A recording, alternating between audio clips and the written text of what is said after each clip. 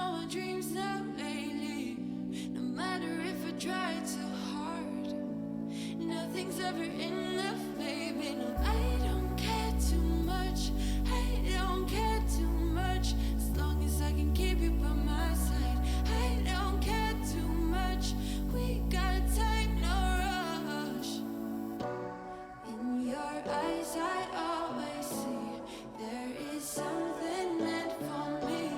In your eyes I always feel different.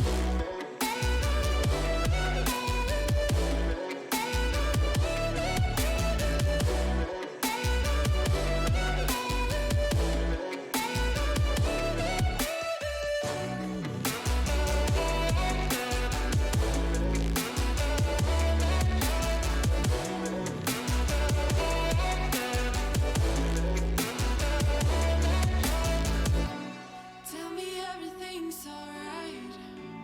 Life is just a bunch of faces, and if it's not, we'll still be fine. I know we're going places. I don't care too much. I don't care too much. As long as I can keep you by my side. I don't care too much. We got time, no rush. In your eyes I always see there is something meant for me. In your eyes I always feel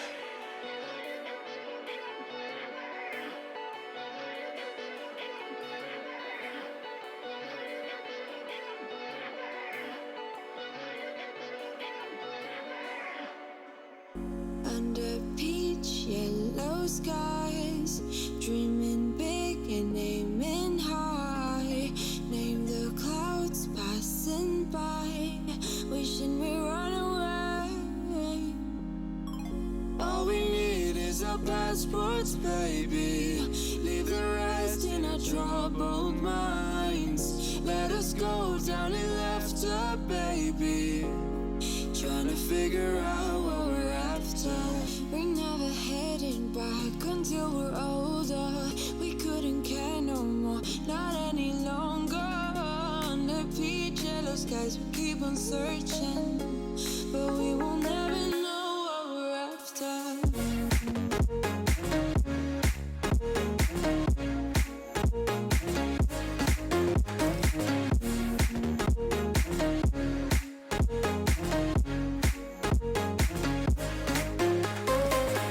Book a plane, fly away. We will never be the same. And as long as you are mine, come on and run away. We wanna run away. We don't need any reasons, baby. Leave it all for the faded hearts. I don't mind if they call us crazy, 'cause they don't understand what we're after. We're never heading back until we're older. We couldn't care no more, not any longer. Under peach yellow skies we keep on searching, but we will never know what we're after.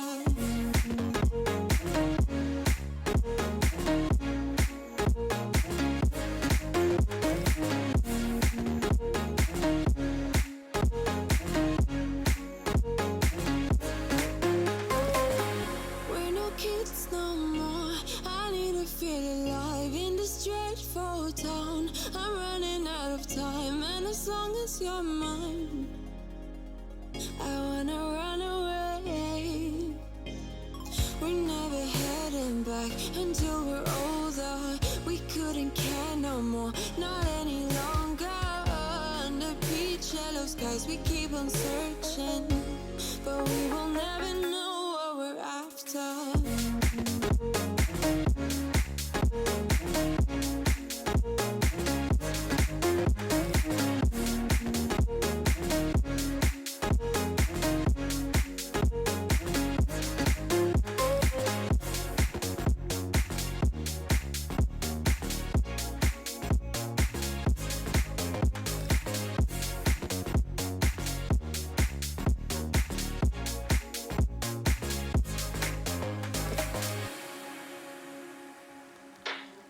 Out of the shadows, I've come to make a name. Ready for battle, 'cause I got a thing to claim. Think that I'll crumble, I'll show you a mistake.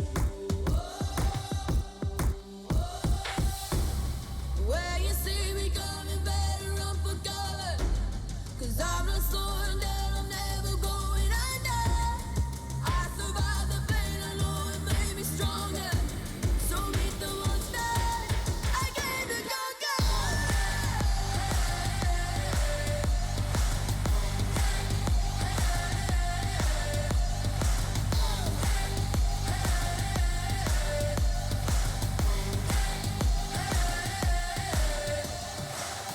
When all the smoke clears, I'll still be on my feet.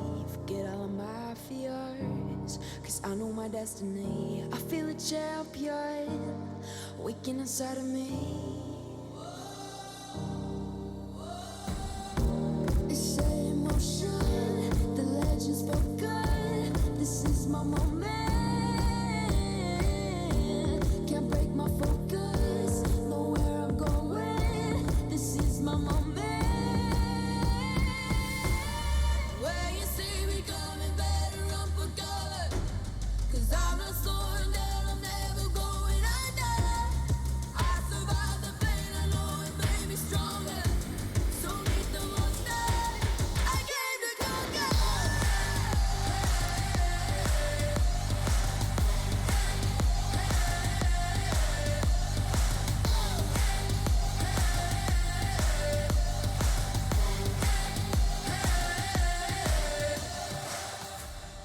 When you see me coming, better run for cover.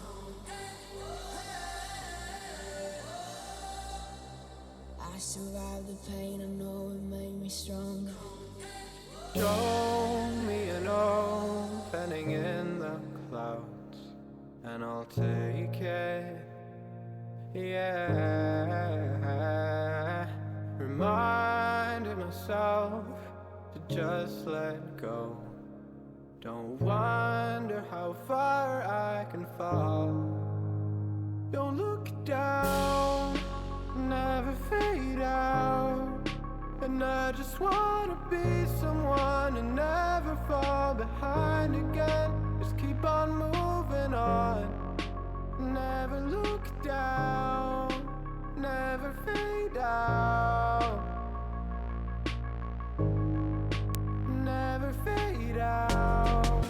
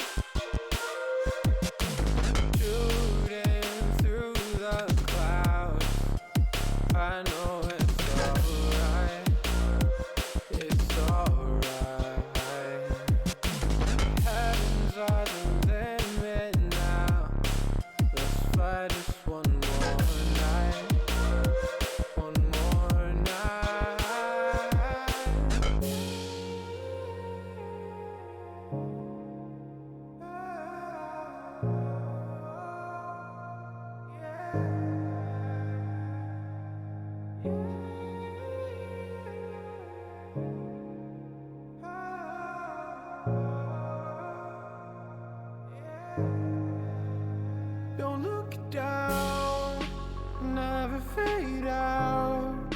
And I just wanna be someone and never fall behind again. Just keep on moving on. Never look down, never fade out. Never fade out.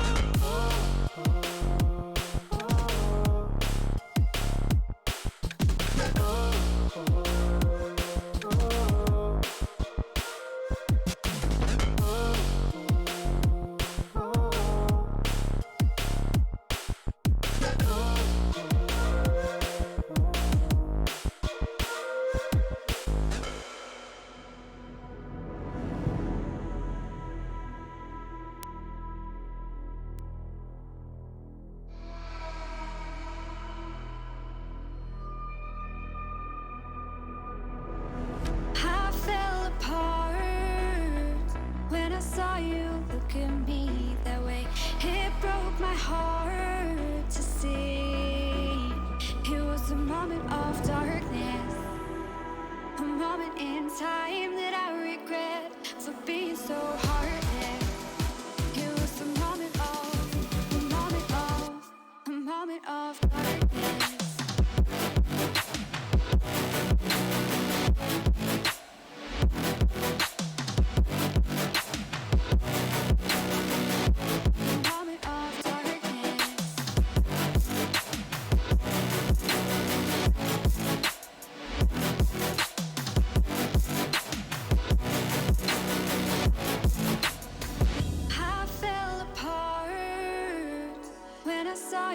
Look at me that way. It broke my heart to see. It's too hard, it don't come easy. I went dark, I lost it right away. And when it starts, God knows what I'll say. In my head, I had good reason. I went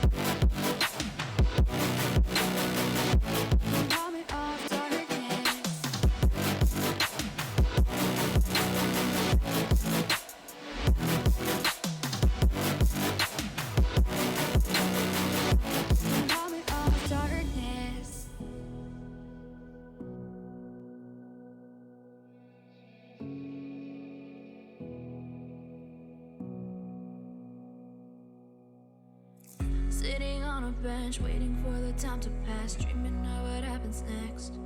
I see what I wanna be, questioning my destiny, only knowing what I see. I don't even realize I've already made a path, and I can change it anytime. I can't take it back. I know what I want, but it seems so damn far away. I know I sound crazy to the ones who said oh. I know I empower those who dream like me. I know I sound crazy to the ones who said oh. I know I empower those who dream like me. And you say you wanna be somebody.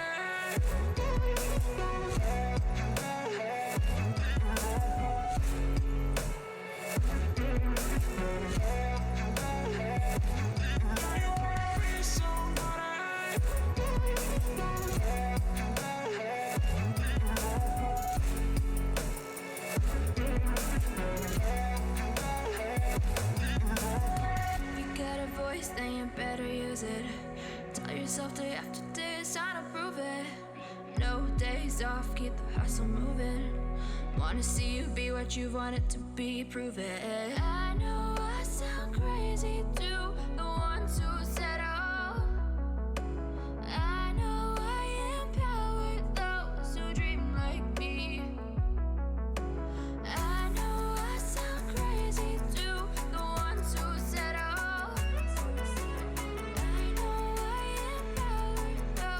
Dream like me.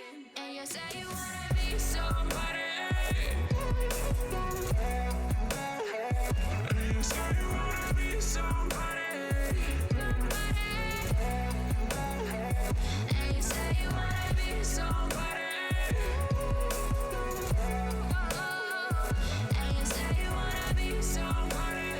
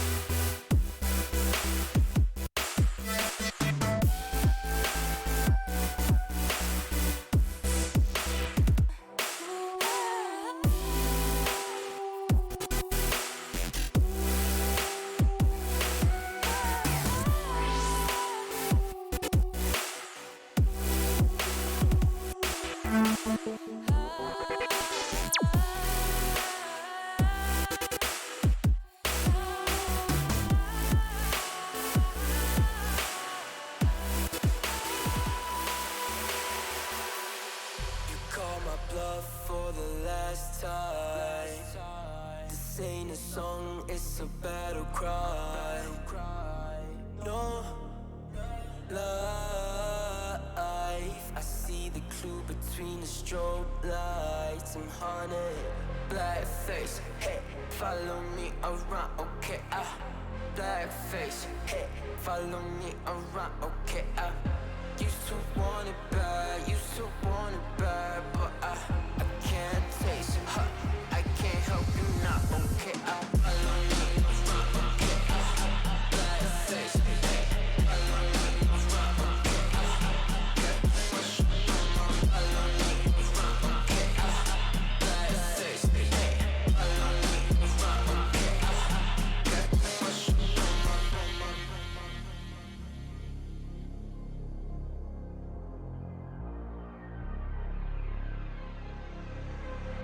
Got too much up on my plate, now I can't think. I said woke up to get X and now I'm feeling this is it. Want the money, want the rest. I do purse, not no cess. They say Donis, why you sad? I said I just need to think. Red tape, got too close, I hate the city. Black face, show you everything you need till you fornicate it bad. Someone said it's sad. I used to want it bad. I know it's in my head, keep seeing you too many times. Yeah. I know it's in my head, keep seeing you. I know it's in my head. Follow me around, okay? Black face, hey, follow me around, okay? Got too much up on my follow me around, okay? Black face, hey, follow me around, okay? Got too much up on my follow me around, okay? Black face, hey, follow me around, okay? Got too much up on my follow me around. These are those moments I don't think anybody else is going to forget.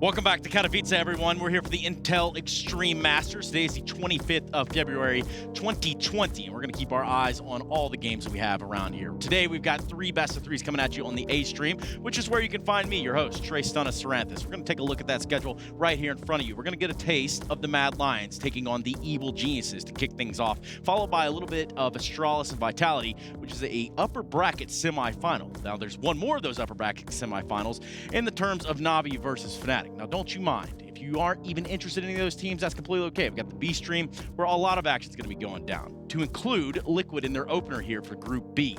Now, we're going to start things off in a little bit of a different gear here today. We're going to start by centering our conversation around the best players in the world. And what a better way to do that than to hear from their peers themselves right here to get things going.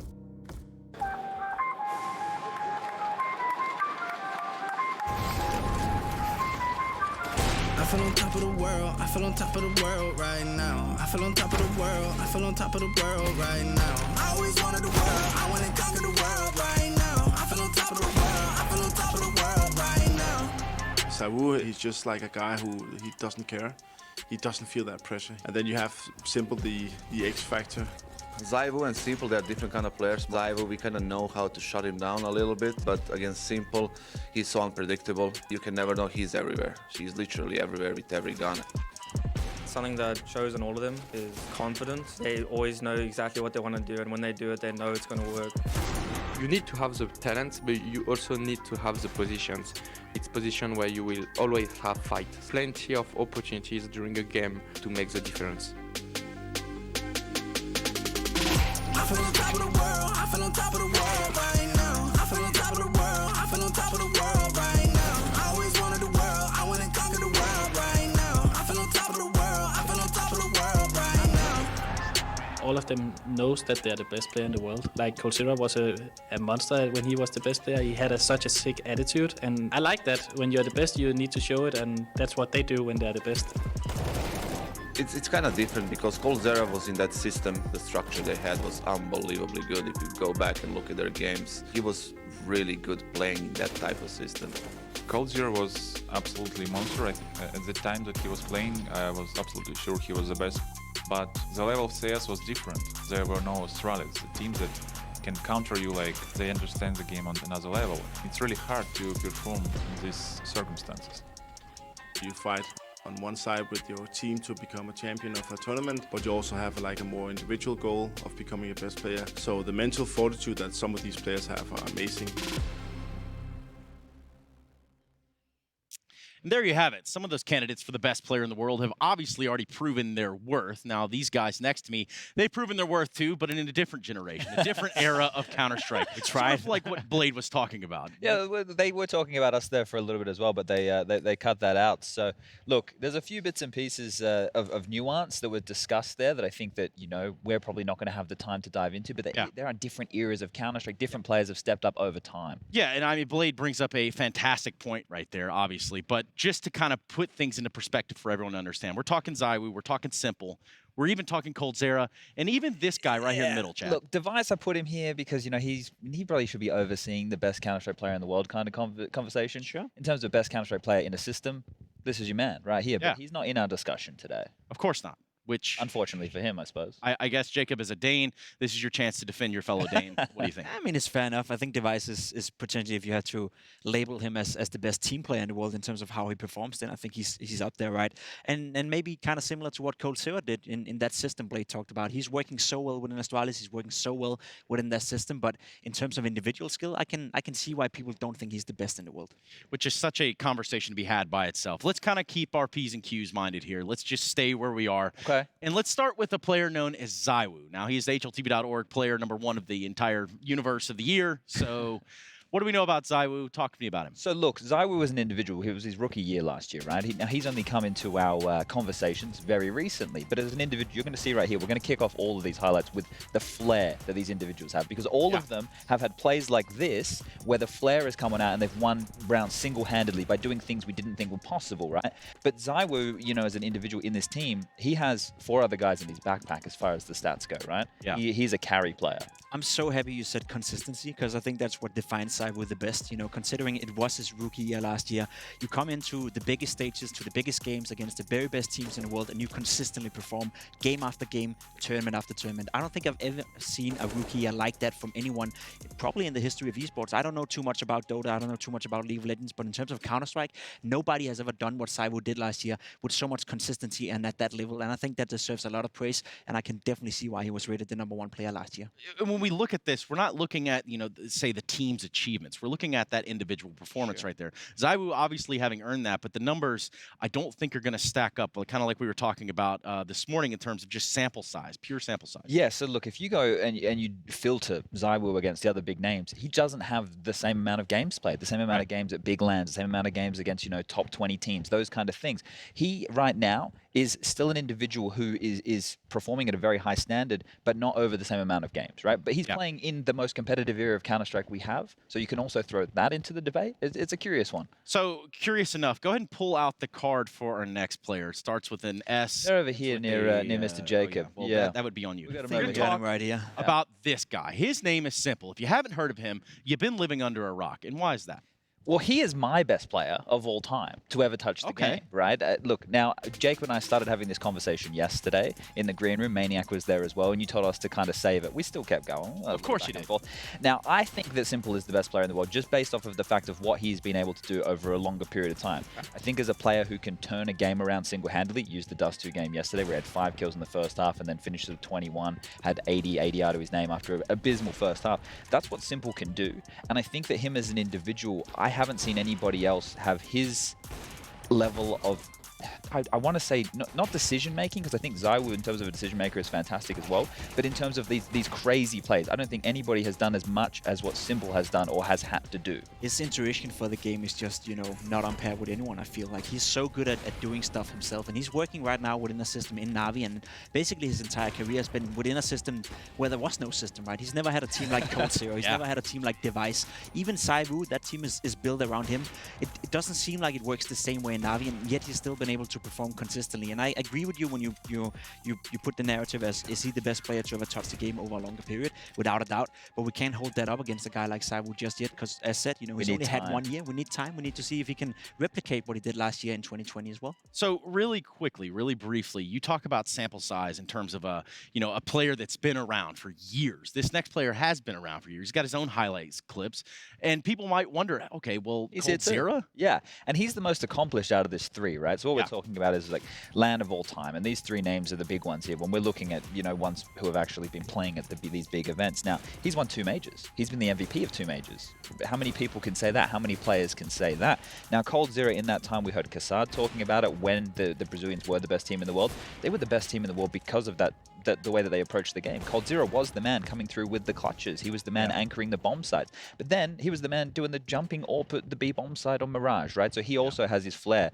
The thing is, I just don't look at him as the same level of I use volatility, but I'm trying to use it in a good way as the other 2 names, right? ZywOo and Simple are volatile, but in a way that they have a crazy amount of impact in any facet of the game. Whereas Cold Zero, I think he has his lane and he stayed in it. So, Jacob, we've asked you to kind of identify another player that could possibly come onto the spectrum here into 2021 that's probably right around the cusp of what we're looking for. Who did you pick? I picked Elish, my boy from Team Liquid right here. I think last year he had a breakout year in terms of his consistency and in terms of his level of gameplay. I think I said it before, and I'm willing to say it again. He's the most talented player that I've ever played with as well.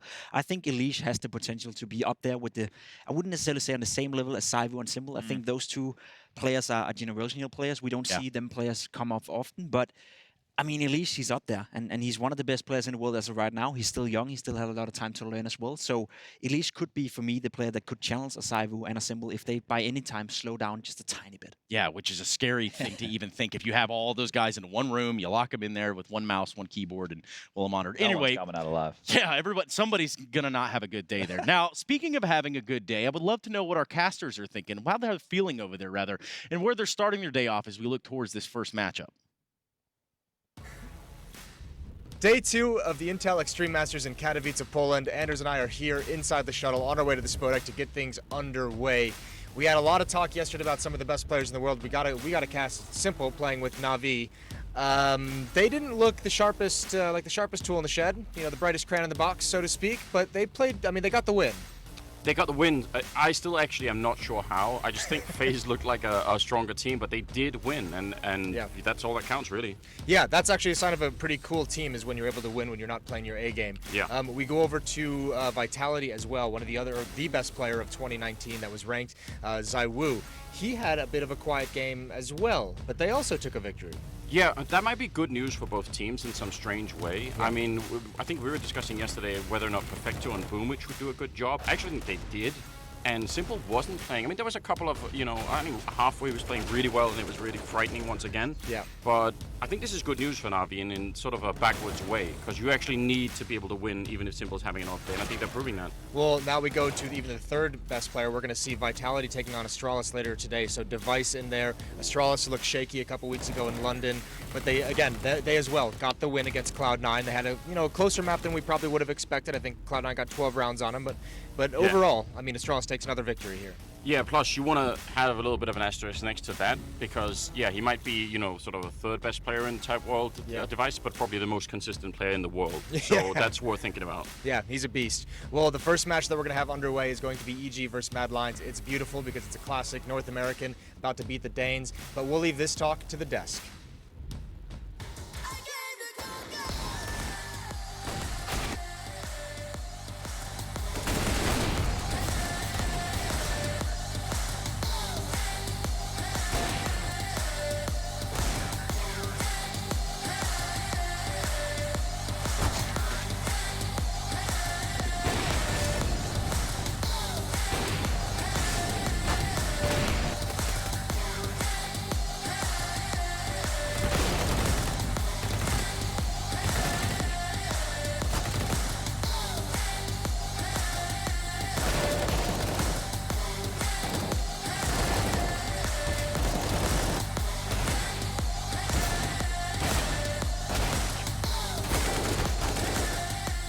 There's going to be so much epic action today, and we're starting off with what's sure to be a fiery competition between Mad Lions and the Evil Geniuses. And one of the most evil boys in Counter-Strike is not Cirque, which is why I'm going to talk to him right now. Cirque, how are you setting up? Are you feeling ready to go?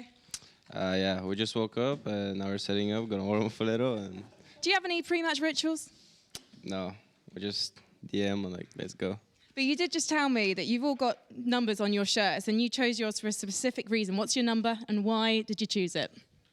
Honestly, don't know. It's just my lucky number since I was born, and that's it. Hang on, give us a spin. Show us the number. Cirque, he's number 8. You're just going to have to imagine it. It suits him very well. Breezy, you're playing a little bit of aimbots by your Letical there. Yeah, for sure. You gotta get ready. So you're not a deathmatch boy? I mean, sometimes. I switch it up. Okay, you switch it up. Well, this morning, aimbots, so if they win today, it was down to this warm-up. Coming over to Ethan here. He arrived a little bit later than the boys this morning. What's your excuse? Feeling a little under the weather, but I'll be okay. Now I feel guilty, so I'm going to come straight over to Tarek. He's being flamed by his team, and I feel responsible. Tarek, you have won a major. You've played with some of the best teams in the world. Oi, boys, doing an interview over here. Tarek, I'm only joking. I've come into their space, and now I'm bossing them all around. I'm terrible. You've been with some of the best teams in the world, so you've had your share of ups and downs. One of the things I'm kind of interested in is how you boys all motivate each other when maybe one of you individually isn't feeling as strong as the others. Yeah, I mean, just throughout the match, you got to make sure you stay positive, and there's going to be rounds where people make mistakes or, you know, you get unlucky, and that kind of stuff always happens in CS, so you just have to keep moving forward and forget about it, put it in the past, and just keep going. Individually, though, can you remember a situation where that happened and how you managed to get out of it?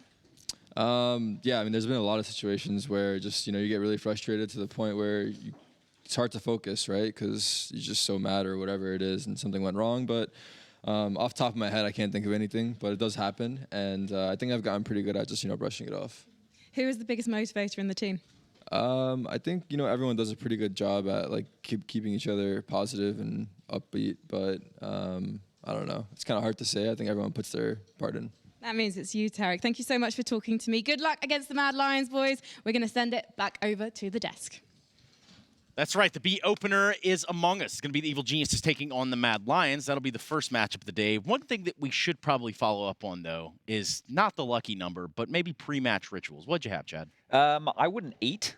You wouldn't eat? It's not really a ritual, but I wouldn't eat. Seems pretty dumb. Yeah, yeah, but the thing is, like, when you want to keep your body, all the chemicals at the same level, you don't want to be putting any weird stuff in. You don't want there, a carb load. Yeah, so what, like, and I was actually talking to Henry about this the other day. He did the same thing. But this was back in the old school LAN days when we would play more than 2 maps a day. I'm pretty sure Astralis, they eat before the games. Yeah, but they're much better than I ever was. Exactly. So here's the reason I'm behind the desk, and they're winning millions of dollars in the Intel Grand Slam and majors and all that good stuff. Well, if it makes you feel any better, Chad, you're doing the best at what you do here. I'm trying. So, no offense. Jacob, I'm sure you understand. I'll be good second. We look at this day, I mean, and with a day full of matches, obviously there's going to be some talk around just about every match you could think of. We're looking at least one match a little bit later today where FaZe is facing elimination against the Renegades. Yeah, they probably shouldn't get eliminated there. I think yesterday's game, they were actually the better team than Na'Vi overall. They played with the better Counter-Strike. They probably should have closed it out 2-0. Unfortunate for them, Simple came online. And then when you move into that Overpass game, I don't think that Na'Vi actually did anything that impressed me for the longevity of the team. They got the victory. The win's a win. So, yeah. I mean, I totally agree. I don't think Renegades should be able to beat FaZe. They shouldn't be able to sweat over that one. So it should be quite straightforward in that sense. And I agree with you what you said yesterday. FaZe were the better team. They just couldn't close it out. And that would have been against Na'Vi. Obviously, if we look at the brackets, Na'Vi has netted themselves against Fnatic. That will be the last matchup for us today. That'll be the Group A upper bracket semi-final. You see right above that, Astralis Vitality.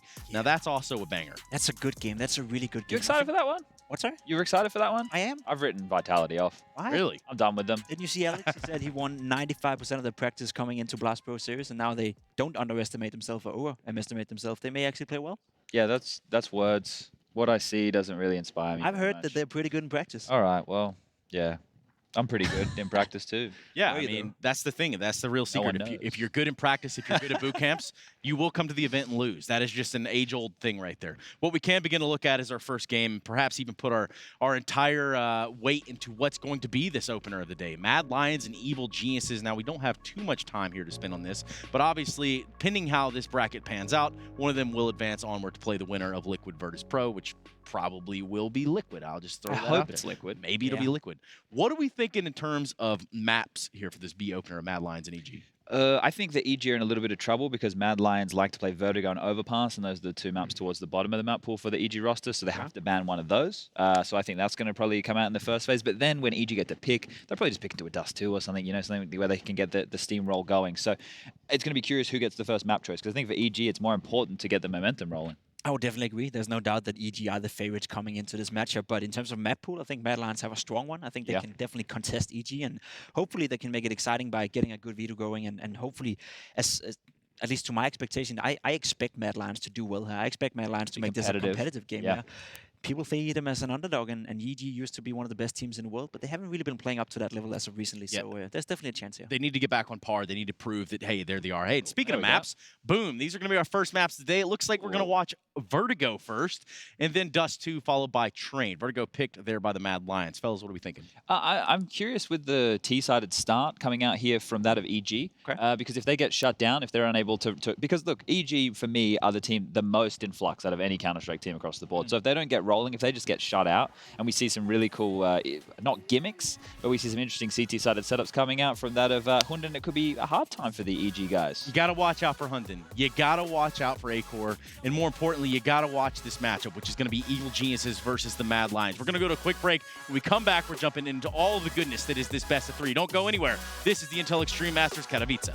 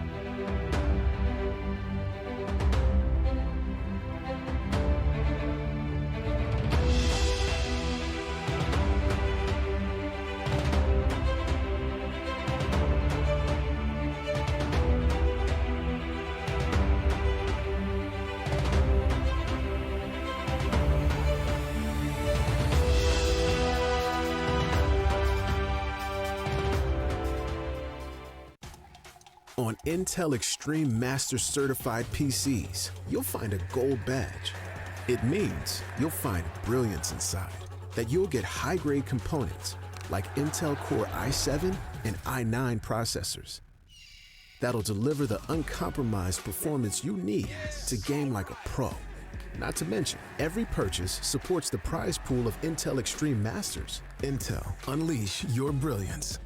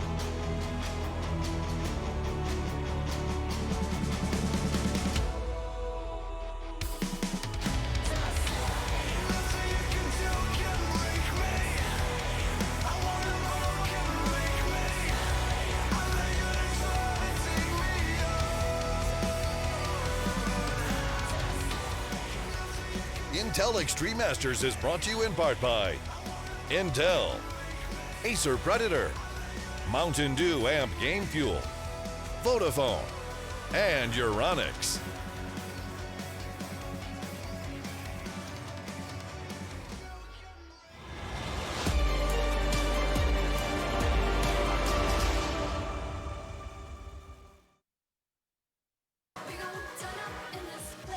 Kicking off this morning will be the Mad Lions and the Evil Geniuses for the B opener, at least of their group. We have seen some B action already, but now we're going to get to see the Evil Geniuses try to bring some form out here in Katowice.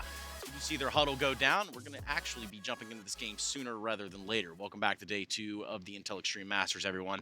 Now, on the other side of things, there is this little team known as the Mad Lions, and they have this guy named Hunden. Of course, Hunden, honestly, you know, he has these teammates. Acor, you got to look at Sush. You got to look at the entirety of this lineup. We're going to start with that with Jacob Pimvinicky and Chad Birchall. A resident Dane. A resident Dane. I think we talked enough about Hunden, though. We kind of know who he is. We kind of know what he stands for. He's a great in-game leader, and he's fostering talent within the Danish big scene. brain. He got a big brain. He got big hair. He got all of that, you know. And he's a great in-game leader, let's be honest. He's not necessarily a great player on the server, but he does what's needed to be done within this lineup. Now, what's interesting about Mad Lions is the way that he has fostered these talents to actually perform on a high level. I'm looking at Acor, the AWP player. He used to be a rifle back in the North Academy. North Academy, yeah. What is that, 3-4 years ago? Forever ago. Exactly. He was playing as a rifle. Now he's the star AWP player for this lineup, doing a good job. Bobsky, he had a time in, I believe there was a trick, you know, they played in before, and he's been around in the Danish scene for quite some time as well. He was playing with Dragonfly and those Danish kids that people don't really know about, but he was doing Fraxters. good. Fraxters. And now he's a star player for this lineup. There's so much potential within this lineup, so much untapped potential. Then you add that up with Acor and Shush. Shush, we don't know where he came from. I'm as a Dane. You don't know about him? I don't know about him. All of a sudden, he was on this lineup and he was doing a good job. So there's so much talent within the, you know, deep sections within Danish Counter-Strike, and Hunden has somehow managed to foster this lineup and actually make them play like a top international team, and that's pretty impressive to me. Yeah, and the introduction for the Mad Lions takes a brief pause here as we do know the maps. We're going to jump into this game soon, Chad. We're looking at Vertigo. Do we know anything that could potentially go in the way of Mad Lions and Evil Geniuses? Well, look, let's look at this for a second, because initially I thought this might be a problem. I know EG, they're not big fans of Vertigo. On social medias, on streams and stuff, I've watched their players, they don't like Vertigo. But then flipping the script here and allowing Vertigo to come through, there's actually a lot of history on Mad Lions on this map, right? They've played it quite a lot with this roster, and quite a lot recently. They played Mouse Sports on it, and they beat them 16-13, I believe. Whereas EG, they don't have any recent games played on this map. November was the last time they have an official. So what Hunden would have had coming into this with Peacemaker behind him, they probably prepped really hard for Overpass or one of the maps they thought they were going to be able to pick. But when Vertigo got left open, I feel like they got baited into that choice, and now all the prep can be done by Chet. I'm a Pet now has the advantage of the prep going into this game. So EG could look to exploit the tendencies of Mad Lions. And I like that point being brought up, because I think that's one of the strongest assets of Mad Lions, the preparation, which they won't have on Overpass. Well, that's a GIF if I've ever seen one being made. Either way, we're going to be jumping into Vertigo, the first map of the day. It's going to be presented to you by that of Andy and Mo. We're going to be jumping into it right now. Fellas, take it away. We'll do our very best here. Evil Geniuses and Mad Lions. Thanks, Chirp. Just for cutting off half the name for no reason. I appreciate it. How are you feeling, Jason? You ready for this game? I'm so ready for this game. This one is. I actually labored over which team I was going to go with, because I really enjoy Mad Lions as like a dark horse at the moment. I think they're a super exciting team to watch. EG though, I ended up going with them. I stuck with my boys. I don't think that's unreasonable. I think it's hard to make an argument any other way. I did pick Mad Lions, but that was, you know, just for the madness of it. I think if you had to be realistic about it, EG probably are the favorite team here. Roy going to be pushing in after a flashbang, but immediately shot down Breeze. And Tarek, what a beautiful return, and that crushes that Danish defense. Pretty much an offense over at that ramp, but it absolutely got shut down. I mean, that whole defense felt predicated on that one flashbang coming out at the right moment, and it was maybe a half-second late to catch that first player, I believe Breeze, who got the initial 2 kills. And if that first player doesn't get blinded, that kind of ruins the entire pop flash strategy, and you can see the result. They just get overrun from there, so that's a very powerful hit from EG. Yeah, we'll go back at one point and find exactly how that flashbang, you know, didn't connect, because that's one of those things that's important. Yeah, it looked like it connected with everyone but that first player who was able to kind of shut the hit down. I'm sure we might be seeing a little bit of a replay. I actually, interestingly enough, when we were at Blast in London, one kind of thing that I kind of thought coming into this year, and I said a couple times over there on their broadcast, was I actually think that EG is going to be a relative disappointment to the kind of expectations we have of them. In terms of, you know, this is a team I think that everyone kind of looks at and says, okay, you won New York, look at all this skill. Breeze at one point played like the best player in the world for, you know, a 1 month, 2 month stretch. People are expecting this team to get like top 4s pretty consistently, and I think they're going to be disappointing in that regard. I don't think they're going to fall off the face of the earth, but I think they'll have a tough time. Okay, well, I mean, expectations, I agree, are just very, very high for this team. That was quite a cool execution of Stanislaw going on there, but he couldn't get away, and he was awkwardly shooting down, so Acor is still going to be dropping. By the way, he'll probably be playing with the AWP later on. You love that. I do like him as an AWP player. They've set up for I think a sort of a surprise flashbang outside of the B bomb site where they're mostly at. I think only Roy is at the other side, and I think that's where they're probably going to come find him pretty soonish. So some interesting setups, I think, for Mad Lions, but I don't think they're going to come to fruition this time. A lot of pop flash setups for the Mad Lions, and they still have 2 smokes to use, but with 2 players missing and like losing complete control of mid, I don't think those smokes are going to go anywhere useful to slow down or delay. You're going to really want Roy to hit some nice shots here, but he's under so much pressure. Ethan really pressing the envelope with the MAC-10. Roy's going to fall back. He's got teammates here with him. Bree's going to consider this, but now a split towards this bomb site is just so brutal, and the defense can't stand up to it. Good shot from Shush. Cirque very low, and he's going to get cleaned up, and I don't know if he has a chance to win this. There's an opportunity here. That smoke is going to be brutal, but certainly just picking up the Krieg. He might even just consider saving it. A Krieg and armor and a smoke for the next round. That's a pretty good trade. Yeah, but he's got plenty of time to go for this. Even without a kit, he can make this work, and Breeze is going to catch him. I'm kind of shocked he actually checked for that. So, yeah, maybe a little bit of a wake-up call for EG, but they, I mean, the split towards A coming from middle, as you said, pretty powerful. Good way to get started anyway. And now they're going to have an easier time of it regardless. Mad Lions just not rich enough to do anything. Not rich enough at all. Breeze has started this out pretty well. That was 200-some ADR we saw down there at the stretch after right before that round ended. He's got 5 kills. Not too shabby. No, I mean, you know, he's one of those players you do want to get fired up in the beginning, right? Oh, hell yeah. Ooh, hold the thought. Look at this stack. This could be beautiful for Sanozal. He could make so much money, but a good peek from Shush, and they're all going to wander into the crosshair of Tarek. He lines him up, knocks him down. Some good stat padding for the Content King. Yeah, and last couple of bullets, I think, for the headshot as well. So almost out. Quick round. We all appreciate that. A-Core will pick up that AWP much like predicted. And we'll see what EG are going to be able to do. There's so much... Talk to me about A-Core. Talk to the people about A-Core, because this guy is like... I think the best way to describe him with you, you really enjoy watching him as a player. He's almost like your little hidden kink. It is true, yeah. I've been enjoying this team for a while, actually. Back when they were tricked. I think about A-Core is his just lack of fear in approaching almost every fight. There's something about that, and we actually talked off camera about this, that, you know, you start losing games a lot, that can get taken away.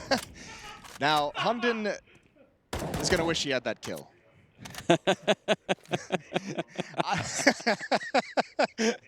Hunden's like, bro, my kill death ratio is bad enough as it is. Could you please just let me no, maybe this is why. Like, people get dinked by Hunden and they just jump off the edge of the map. And it was like, nope, we're out. It's a conspiracy just to make him look bad. Oh man. Well, some comedy early on. Probably not from Stanislaw's point of view. I'm sure we'll get a replay. Don't worry, guys. Hunden is here with the M4, and he'll take down Cirque. Grenade out. That's a bit dangerous, and Tarek won't really take much damage from that HE. It's still pretty good. I mean, it's a 1-for-1, and they're up a man at least from the earlier accident. Breeze technically, it's a 2-for-1. Technically, it is a 2-for-1, yeah. Breeze and Ethan, and now Tarek joining them to try and see if they could do something over here at the A site. And, yeah, maybe why not? But if I think if A-Core has his sort of, just his own morale and just his confidence intact throughout his early career in Counter-Strike here, then it's going to be fun to watch. Oh, he's going to have a chance here. Ooh, that's a missed smoke as well. Breeze a little frustrated, looking up at his teammate. Perhaps blocking him a little bit. A-Core's going to get aggressive. He wants it. Oh, and he just flicked over at the last second.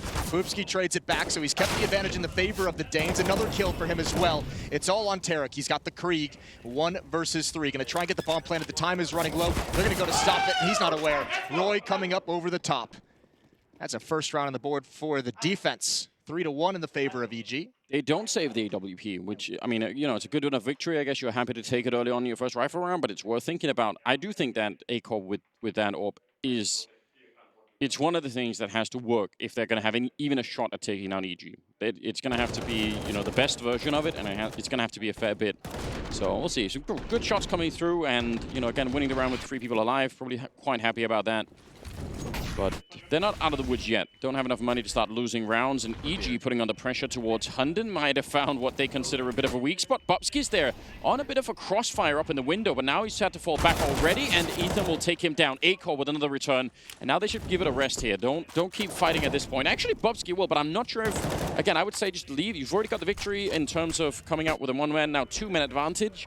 leave that be. Yeah, at this point, certainly. But they had a great read. I mean, Hunden certainly called it over, heard the numbers, and was bringing teammates in, and they just kept peaking. EG was not ready for that much resistance in that part of the map, and it's just Tarek once again. 1 versus 3 in the last round, 1 versus 4 here, and nowhere to really go. Just some kills at the end would be a thing of beauty. But Acor puts him down from the side. Second round now for Mad Lions. I know people have made much about, you know, the stats of Hunden, maybe especially the difference in stats between him and the rest of the lineup. I'm one of them, yes. You're one of them, but I think you guys have just misread the situation. I think he's actually, like, he's playing a next level game. You actually saw it in this round. He's just putting himself out as bait, saying like, come get it. It's an easy kill. You know where I'm at. It did look pretty haggard there until all the teammates showed up. Oh, here we see the run boost. Tarek, you're gonna make the jump cross, only with a pistol, but you have to appreciate it. Hunden is there to take him out, so they only have pistols, so this should be an easier round. But if you are going to run boost someone, make it Tarek for the content. Yeah, but maybe give him a Krieg next time, or an AK. Something he can work with would be beautiful. Here we go. Good shot from Shush, and they're going to clean this up. Yeah, I mean, just so the people listening can and watching can get an idea.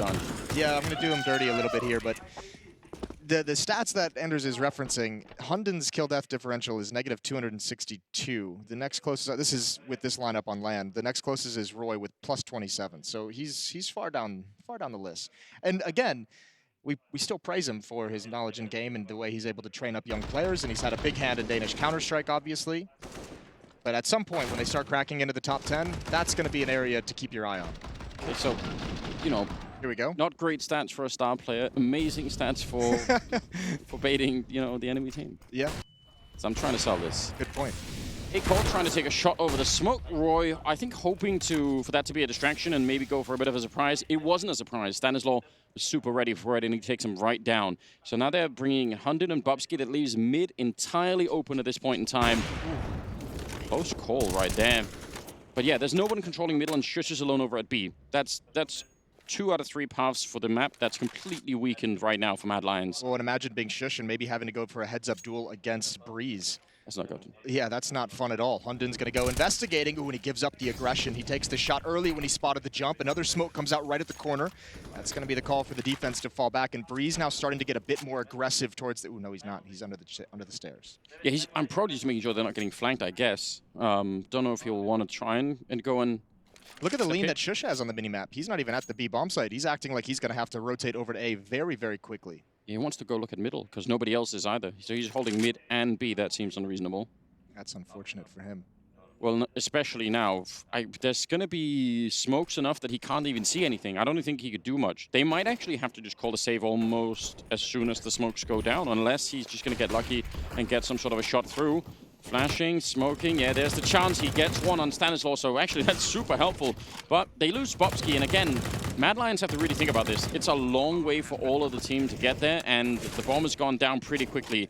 Smokes are going to be fading, but they'll have very, very limited time to do this. Hunden, I think, is actually flanking underneath the map, which is just fine if they had more time, but yeah, they're going to call it off already. I think that's reasonable. Yeah, I think that's a good call as well. You're exactly right. I think they came over with that smokes were clearing, and they tried to find one more kill to even it up into a 3-on-3. And when they didn't get that, you just back out. Tarek just making sure everything's clear for his team. He's going to call it out. So stalemate here towards the end of the round as Mad Lions called an early save. So 4th round, EG maintained their lead. And that is something that I think will be interesting to watch Mad Lions have to contend with, is that kind of aggression towards that A ramp, how fast-paced they can do it. This round, we didn't see Breeze challenging up into the B bomb site, but he very well could in the future up those stairs. That'll be something he mixes into his game plan. I actually put together a... I went back and rewatched NIP playing this map, and they had Twist and Plopsky playing that B bomb site, and the weakness that I think we talked about during the game, but I also went back and watched it again to make sure I wasn't just, you know... imagining things? Yeah, exactly. And that was partly that a lot of the time it would be Plopsky alone there. They would be so far back, kind of like Shush just was, which is why I'm bringing this up. But you see the problem, right? If they don't have mid control, then... you know, it's not going to work out anyway, and they have 3 people over at the A bomb side after losing 1. Like, you have this problem on this map, which is that the B bomb side is left to a single person who, I don't even think it would have made a difference. If Shush was on the bomb side in front of the smokes, he's not going to win that fight killing 3 people or 2 people, right? That's also, you know, also a product of the fact that, they lost a player so early. Stanislav had that opening kill, and that's where you really feel like you have to kind of back off because you want to play retake. You're playing for that 1 kill to even it up and just stay alive for the retake. I think it's hard as that solo defender, especially in a 4 versus 5, to commit yourself into the bomb site and play it real ride or die. Yeah, with the way that RPK was playing over here a couple of times, and I think Plopsky was doing the same thing, and maybe we'll probably see the same thing out of Mad Lions, right? Sometimes you'll just try and jiggle peek towards the stairs with a Molotov or a smoke in hand, and all you want is the information, right? You just want to know if they're coming, throw down a grenade, fall back and call for backup. But I actually think there isn't a team that I can think of that's come up with a very, it's a very good way of defending that B bomb site. It does seem to be very hit and miss at the moment. And maybe that's just the nature of it. It's, still something people are figuring out. But I was going to say the map still is pretty young in its lifespan. So we'll probably see some variations. Perhaps here at Katowice would be something beautiful. Here's some aggression to mix things up. Perfect flashbang-ish. They seemed blind from our screen, but obviously a nice little headshot. And Breeze is taken very low as well, 22 HP. So early big advantage to Mad Lions. I'm not gonna lie, I thought they were both gonna die running down the stairs, but apparently not. Hunting goes down, waiting around in middle. Again, probably no reason for him to be there, unless he got stuck and we just didn't see it. But again, at that point, if you're Mad Lions, you get that early frag, fall back. Don't, just keep an eye on middle, but don't try and fight to defend. You don't really have to. Breeze is very low, Tarek is very low. They should have a good shot at winning this round. He might have gotten pulled over into an awkward position because of the pressure towards those B stairs. He might have just said, maybe they're rushing. There's a lot of footsteps. They've called out a few numbers. Now, the nice thing is Breeze and Tarek are just so low on HP. Yeah. They're going to be easy to double up if Shush can have a decent fight here. Smoke to delay. Molotov into the site from EG. And now the rotation begins. We're not seeing anything through that smoke. It looked like maybe there was even half of a gap there. 40 seconds and backup is being called for. Bubsky's here already. Grenades are coming in and he's actually trying to play right inside of the smoke. I think that's a good idea. That makes it very hard for them to see anything when they're coming through. 30 seconds on the clock and the Evil Geniuses got to try and find a way through. Breeze will get the one headshot, but they line up in front of Shush and he only gets the one. Breeze back in action, finally taken down. And Tarek low on health from earlier. They're going to get the bomb plant here at least. Roy is there with the M4 up close, and he takes the fight to Tarek. He's almost taken him down. 4 health left on him, and Roy needs to do a lot here still. The other rifle is the AWP, and that's really awkward. A-Core back here. He almost needs to use the pistol, but I'm not sure if he even knows that at the moment. So how do you do this? They had a big chance, and they might have just given it away. One opportunity, back with the M4. Some bullets still left in it, so that's good news. But he's going to have to go quick on this one. He's got the kit. Somehow, he's walked right around. Oh, no. What a game that's being played. He's going to find the one. Back to look for Tarek, but he's almost out of time. Goes for it, but I don't think he has it. Oh, this is going to be so close. Oh, it's going to be down to the last millisecond, isn't it? They had everything going for them. You see the lean back. Evil Geniuses. That is a legit attempt, though, in that 1 versus 2. Fair play. I almost felt like he deserved that. That is nice mobility into the bomb site. Had to take some risks. And obviously, perfect movement, I think without even realizing it, from those 2 EG players. So, nice try. I mean, it's the fact that Tarek jumps into that corner even. Yeah. That gave the extra The panic jump. He was like, oh, God, that was the extra half second. Madness. That's a very, very, very close early round that we're going to be talking about at some point later. Round number 8, because that is down to the wire. And, they had a massive health advantage and couldn't find the right way to do it. I actually think Mad Lions is doing a very good job of reading EG in this game. Still, EG just kind of winning out on the trades on some of the battles, but overall, I mean, Mad Lions, you can't get a better rotation than what they just had to get to that B bomb site. They had everyone there ready to defend. Here again, a stack in middle, and Tarek goes down for free, and the boost works out perfectly. And now they can back away. Again, just a beautiful read. And tactically, this is the other side of the Hunden conversation. He's got them well prepared. So I think in most cases, you're going to take the fact that, yeah, individually a bit less, but he's got them playing so very well. Roy, sad that he doesn't have a smoke to try and get out a little bit safer. He just makes a run for it, a mad dash, and able to make it across. I feel like he probably should have been dead. He still might be. Flashed into the fight again. Circle can't see a single thing, and the 5-7 will come out on top this time That's a very good flash setup. Ethan with a beautiful headshot to take down Hunden. He'll follow it up with one more, and Acor will finally put an end to him with that AWP, but it looked like Ethan was about to win that round right then and there. That was actually a team flash on a Cirque. He was going to use that to peek into the bomb site, and he just either peeked too early or didn't really have an understanding of what angle he couldn't look at, but he got blinded and taken down by his own teammate's utility. 1 versus 2 now for Breeze, but he's dinked and there's 20 seconds left. He doesn't have control of the bomb, and he's going to have to back away from this. Save the Krieg. So that's a big win for Mad Lions, considering if you look at their money at the moment, everyone below $500, that would have been a very, very harsh reset of their economy, and they get to avoid the disaster. TG instead, who has to contend with some money issues. Yeah, a very close fight early on in this map. I just feel like we're going to see, I mean, there's not even much of a prediction. We're just going to see a lot of vertigo, aren't we, this tournament? More and more teams willing to play it. Fewer teams, as we were talking about, playing overpass these days. Well, Hunden tweeted it out. I think one of the observers, I forget exactly who, just said, I hate teams who start tournaments out like picking vertigo and nuke, and Hunden just like put like a smiley face. So I was wondering if he was trying to mind game the map veto for the next day, and well, here we are on vertigo. I like that. You should try and mind game people like that. Some early classic smokes coming down deep into the ramp. The MP9 on the other side. Hunden dying first in the round to Breeze with that saved Krieg, which is pretty much what they have. And oh, Roy looks like he's kind of maybe got spotted. He's still trying to come through, and finally they'll take him down. That seemed like forcing the issue. Yeah, I'm not even really sure where Hunden died. On the map, it looks like he was getting aggressive towards middle. Yeah, I think Mad Lions, again, trying to pull out some kind of an aggressive opening. They've had some success. Remember, they pushed the B stairs a few rounds back. They found an opening kill and a lot of early damage. They had that aggressive stack in middle, the AWP and the boost in the previous round that netted them 2 kills in the first 20 seconds. So Mad Lions looking to start these rounds with some kind of creative stacks at the point of contact, and at least this round it's failing them. And they gamble A, because they're down 3 to 5, and they just say, let's just hope that they show up. And they don't. EG with a good call in this round, and for Mad Lions now, surely the game is about saving all the rifles. Just whatever happens, you can't be in a position here where you lose even one, because, yeah, you're going to be in trouble otherwise. It'll be interesting to see what they decide to do in the next round. You can force up 2 Deagles or 2 CZs, around these rifles and still have a pretty dangerous buy. You'll have decent amount of utility as well. So the lead for EG stretches to 2. It'll be 6 to 4 after this bomb goes up, and the hunt is on. Tarek and Stanislaw investigating. Yeah, they're looking. I mean, they don't have a lot to lose with the pistols. Might as well just try and look for anything that you can. I think you're right, though. Especially that push from Roy. We didn't get to see how Hunden played his aggression, but that seemed very desperate. Very much forcing the issue. 1 gun lost. Acor's going to save the AWP, which is a pretty big deal for him. Oh, they get a little bit of a parting kill. At least they're making it a little bit expensive. I don't think EG care that much, but yeah, they're going to have an AWP, a Krieg. That's obviously a lot of firepower, but if they're not in the right position in this upcoming round, none of that is really going to matter, and they're still going to be in a little bit of trouble, I think. So 6 to 4 early on. I think EG are doing a pretty good job. I agree. Mad Lions are, like they're hanging in there and doing the best that they can.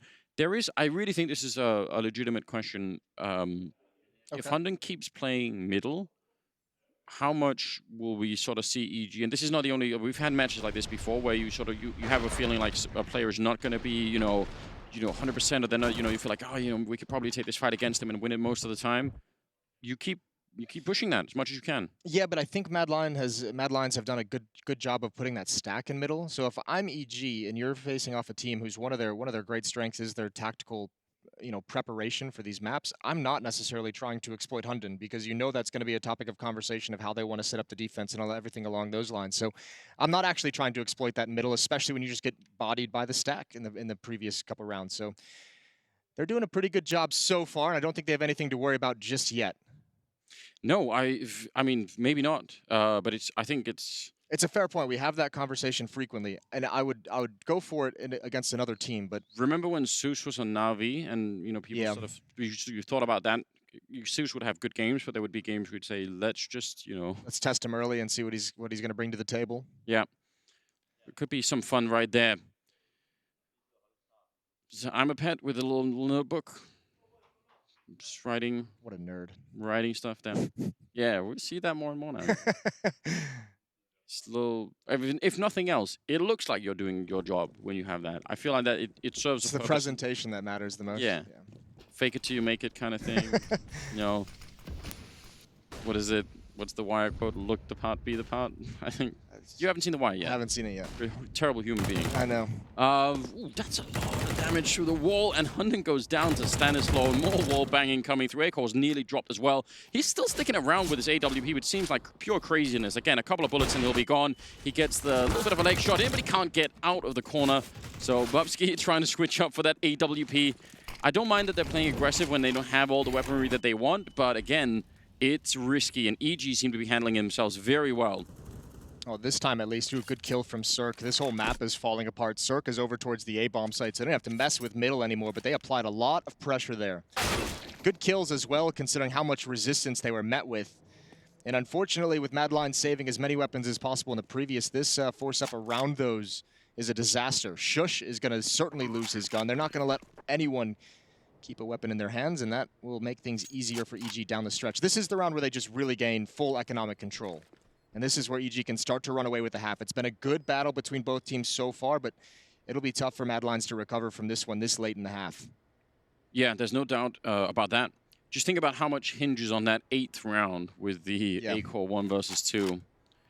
And again, it's, you know, not to put the blame on him, but it's just one of those things that can happen. You have some of those really pivotal rounds. I think that one would be interesting to go back and, you know, theory craft about the potential outcome if it goes the other way.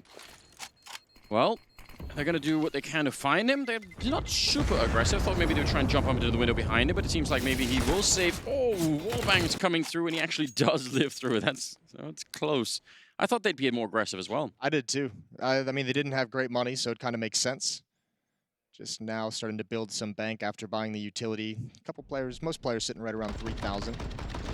Ooh. Why did it have to be Hunden? That's a crappy way to die. It's a bit of a shame, isn't it? And then they get like the close-up shot of him as well. That's cruel.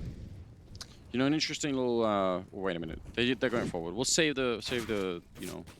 Save trivia time. Yeah, for later. For end of the round. Ooh, Shush leading the charge with the Krieg. Maybe, probably. Could have been second guy in, I suppose, but regardless. Ate the USPs? Yeah, just one of them. Have some guy jump past. It's all, I don't know. Hard to say. Beautiful return. Breeze with a quad kill. Again, doing very well. And Evil Genius is up at 8 rounds. All right, what's interesting? It became public knowledge at some point, but only if people speak Danish, on Twitter, that apparently Hunden's mom is a big fan of Cadian. Oh, really? So this, I thought that was cute in a way. I just appreciate that, you know. It is cute in a way. So yeah. Still, I don't know. I want to see more Cadian. He's such a nice guy. Maybe that's too much, but I just enjoy him. I want to see him do well. He is a fun person to watch. He is a fun person, yeah. Aggressive on the ramp with even more aggression. They thought, you know what, the problem earlier wasn't the aggression, it was that there wasn't enough of it. Yeah, they doubled down. It's a classic. It is a classic. And they haven't gotten anything for it. And they've left Shush alone again, but at this time, at least he's playing slightly more forward, which I think that was one of the things that I wasn't enjoying about NiP so much when they were doing this, is that they were very, very far back all the time. Also, it's okay in the sense that Mad Lions is putting a lot of emphasis on 2-3 bodies in middle at time, and they have a pretty mobile defense. It's shifting quite a bit, so players are going to come over to help Shush, certainly now as well, that he's down so low. He just has to throw that smoke out just in case, but that's going to pull even A-Core rotating over towards the B-bomb site. Hunden has joined up with him now as well. So 3 players on the initial defense here. Bubsky is rotating over because Roy hasn't seen anything down A ramp, so they have the information. Question now, can they stop it? Counter flash coming out, Hunden trying to turn around. He's running into the Molotov, back with the FAMAS. He'll get a kill on Stanislaw, which is not that bad for a FAMAS after all. But it's Shush, again, he was low on health and he gets shut down. A-Core's right there at the inside of the smoke, but they just can't really do anything. That wall that goes down is so hard for them to deal with. Roy will get a kill on Tarek. Very unlikely they could pick this one up. A-Core hoping that Breeze is going to slightly overpeak it and he can maybe get a chance for a quick headshot here, but Breeze is playing this so well. That's good movement. He's just absolutely limiting his exposure at every turn, and more headshots ringing in. A triple kill, landing Breeze at 17 and 5. That's 7 kills in the last 2 rounds as well. He's on a really nice streak here. Tarek at 14-7, and that's kind of what I was talking about earlier. It feels like Mad Lions has the right reads. They're rotating players into position. They have the cool stacks. They've been able to win some early battles, but just the skill of EG as this half has gone on is just overwhelming at this point. Breeze is just death matching and challenging every time he can, and he's winning them all. And if you add to the skill, which is undeniable, and I think one of the great pleasures of watching EG in general, right? You add to that the huge economic difference between EG having all the rifles and Mad Lions having FAMASs and everything else. Not the utility. It gets even worse. That probably explains much of this 10-4 scenario. So right now, Mad Lions they need I don't know if it's a miracle, but they need something to get this last round in here. 10-5, I still think EG are going to be super happy about that first half, but it would at least give the Danish team a chance to do something in the second half, right? Well, and you've noticed as well, EG's made the adjustment. They're being far less aggressive at the start of rounds. They're not trying to gain too much map control in the first 20 seconds. They're saying, all right, Mad Lions is being aggressive in middle. They've been aggressive on A ramp a couple times. They've pushed towards the B stairs. Let's just sit further back and wait and see which aggression we're going to get in each round. They try and push through. They try and do the same thing because it wasn't found last time, and it backfires heavily. A 2-for-1 trade. You see Bubsky had his back turned as he was trying to go through the smoke. He wanted to get flashed in, and they were way closer than they were expecting. So, I don't know. Not doing well for the aggression. Hunden trying to sneak in and be a hero for the team, and Cirque was so ready for it. So now it's Trish and Acor on opposite sides of the map. I don't know. I feel like, you know. Yeah. I feel of two minds about this because I spent all day yesterday criticizing NIP for playing too passively. Okay. So now I feel, you know, like people might not trust me if I start criticizing NIP for playing aggressively. Just the worst person in the world. It has been unrelenting aggression. So I mean, I think there's a point there. I think one nice thing that we can talk about too about EG, because we've touched a lot on the skill and players like Breeze and Tarek having a very good game. I want to give a shout out to Stanislaw. He's 4-4 in opening duels, and it's not that that's any kind of like mind-bending, you know, success rate of your opening battles, but that's 8 rounds in this half that he's been the guy willing to go first for the team. His scoreline isn't anything pretty. He's sitting down at 4-12, and all 4 of those are the opening kills. But the fact that he's just being so proactive and allowing for the trades to come in, providing the opening, being part of that, it's great impact for the in-game leader, for essentially the general, to be leading from the front in that fashion. And there he is right there. He's got his team up with a 7-round lead. Beautiful half from Evil Geniuses. They're going to be very happy about that. We'll see what Mad Lions got in store when they switch over to offense when we return from the break.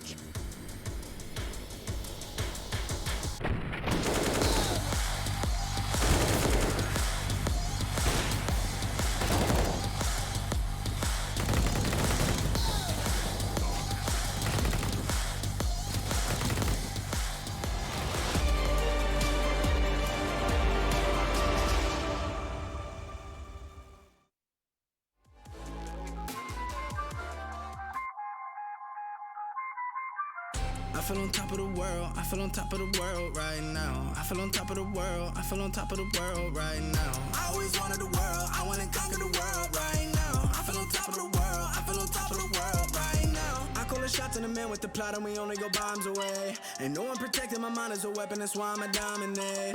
Taking advantage of every second, now I ain't got time to waste. They all tryna sign my name, they want me to sign my name. Counting your blessing while I count that in my winnings. We take 50s and 100s and throw them up to the ceiling. Everything I envision, now everybody gon' witness. Only difference between us is I ain't stop till I finish. I feel on top of the world, I feel on top of the world right now. I feel on top of the world, I feel on top of the world right now. I always wanted the world, I wanna conquer the world right now. I feel on top of the world, I feel on top of the world right now. Savage, you've been distracted, your best my average, there's a reason for that's a fact. So they snapping back, mad at the fact that I don't have a backup plan, I need that. Outworking everybody when I relax, so I ain't tripping about none of y'all feedback. Heard that, wonder when I'm gonna peak at. And that's why you count your blessing while I count that in my winnings. We take 50s and 100s and throw them up to the ceiling. Everything I envision, now everybody gon' witness. Only difference between us is I ain't stop till I finish.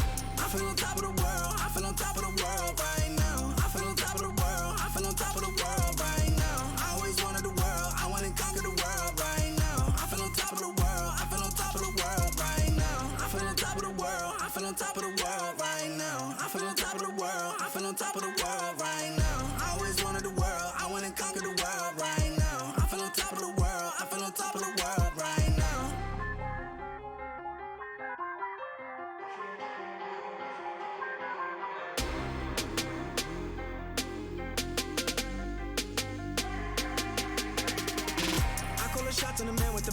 only go bombs away. Ain't no one protecting my mind as a weapon, that's why I'm a dominate. Taking advantage of every second, now I ain't got time to waste. They all tryna sign my name, they want me to sign my name. Counting the blessing while I count that in my winnings. We take 50s and 100s and throw them up to the ceiling. Everything I envision, not everybody gon' witness. Only difference between us is I ain't stop till I finish, yeah. I feel on top of the world, I feel on top of the world right now. I feel on top of the world, I feel on top of the world right now. I always wanted the world, I wanna conquer the world right now.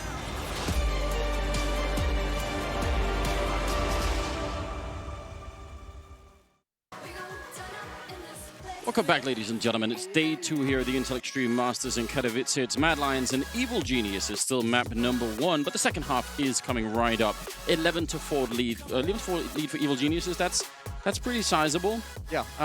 Breeze having a very good first half. Mad Lions getting a pretty hard reset in the 8th round, losing on 1 versus 2. Never really economically getting back into it at all. And yeah, I think that's, you know, the economy and the skill difference. I think those are the 2 things, main contributing factors probably. Breeze being crazy. And the unrelenting, the game plan of just nonstop aggression from Mad Lions. Like hitting that B bomb site, they just realized, you know, there's a weakness here. Yeah. We're going to keep hammering until you fix it, and they didn't. If you're going to push 2 to 3 players at A, 2 to 3 players in mid, you know, pretty frequently we can be pretty aggressive at this B bomb site. Yeah. Yeah, I mean, I think that's the big key, because that kind of the game plan for Mad Lions, I actually really enjoyed it in the first part of the half. I think they did very good, finding some opening kills with those pushes, and then eventually EG's just like, oh, okay, well we can just slow things down. Jason, I'm real proud of us. We just broke that down in like 20 seconds. You didn't even have to watch the first half. You just got it all right here. Yeah, if you guys just tuned in right now, you got the entire half painted a picture for you, like the Bob Ross of commentary.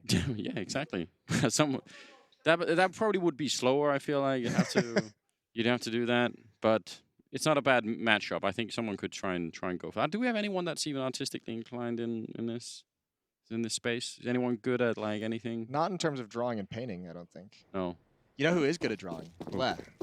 Really? Bleh is a phenomenal drawer. He doesn't artist. That's in. I know he doesn't. You look. I'm gonna research. Yeah. You don't see him as heavy a drawer. metal. It's a heavy. He's a heavy metal guitarist. Yep. Well, here we go. Cirque with the peak, the immediate headshot, and there's Tarek drop as well, and they are way overextended after that first kill. Bubsky with a double. Now they've got to worry about the flank. It's Roy coming up, misses some shots, but those USPs just not connecting. It's all on Breeze, and that's a great snap over. Yeah, all on Breeze, which that's not a bad bet, is it? He's a monster.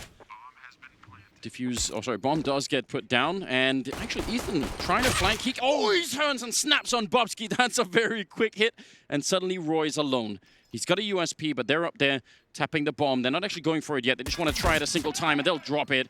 Good round here. Triple kill out of Ethan, and you know, in spite of Mad Lions coming out ahead a little bit, they never really lost their nerve there, EG. There's that skill shining through again. You know, Ethan just coming in and banging out 3 players, quick headshots, the 180 spin. Breeze as well, a nice flick. Those 2 guys, very talented. Can't believe you can't get a better start to a pistol round than this, really. No, it's looking good at this point in time, isn't it? I really want to see, especially the second kill for Ethan. Whoop. That's so disgusting. That's nasty. In a good kind of a way, you know? Yeah, good nasty. Well, Ethan's now up to 13 kills, Tarek at 16, and Breeze at 20 and 7. Yeah, and now they have, again, you know, the economy to work with. At least the bomb went down, so Mad Lions not going to be investing in the Kriegs. Got a lot of Galils in play. Now they got it. I mean, look, they're down 8 rounds.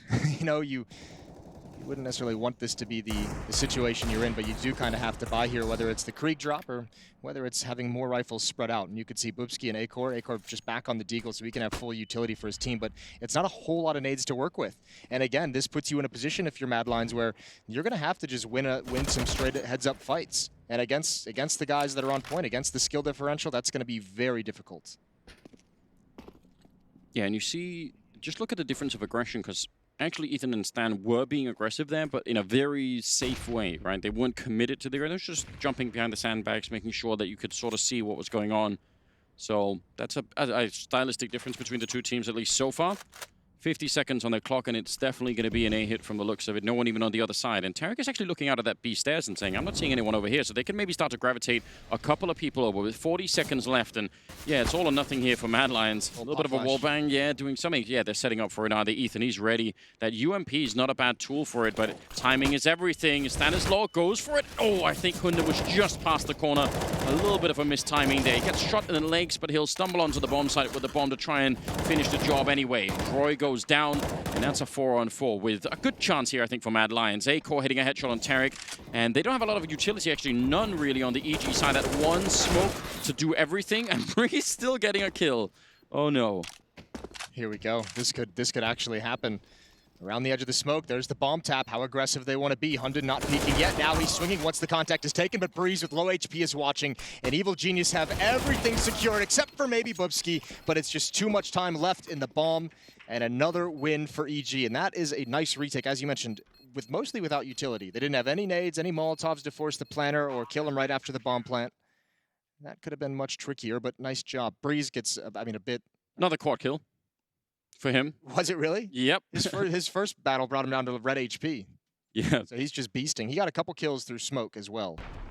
Yeah, this pop flash setup was actually really cool for Stanislaw. It was set up and it would have been effective. They had a huge window for it and just never realized that they could have thrown that flashbang so much earlier. This moment here, right, where Hunden is peeking again as the bomb is already planted, that's timed with a peek from the ramp, so it's a good play for Mad Lions to go for that simultaneous peek. The fact that EG beat that, again, that's just really, a lot of credit to them, because that could have been the moment that could have broken that whole thing apart. It feels like Breeze just having that confidence in his teammates, just saying, okay, listen, there's two of you, I'm going to trust you guys to handle what's coming from this angle. I'm just going to watch your back for a possible peek, a possible flank. As it turned out, Breeze also got that kill on the guy coming from the ramp. Yeah, and then he just gets everything. I'm going to trust you guys, but you didn't do it, so I'll do it myself. Trust you guys to do most of the damage, and then I'll take the kills. Exactly right.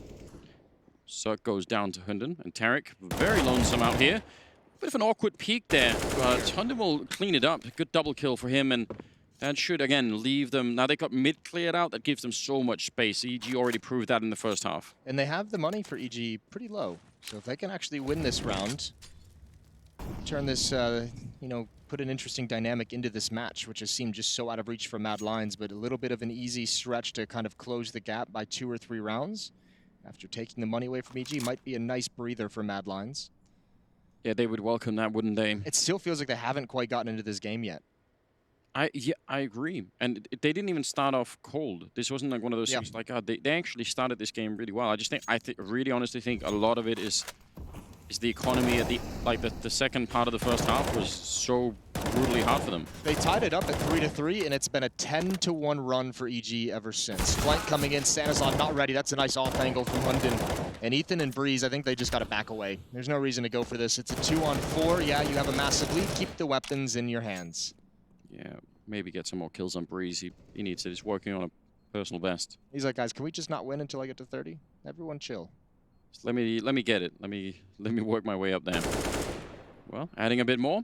He saw Hunden, the other way, so he was kind of at an advantage right there.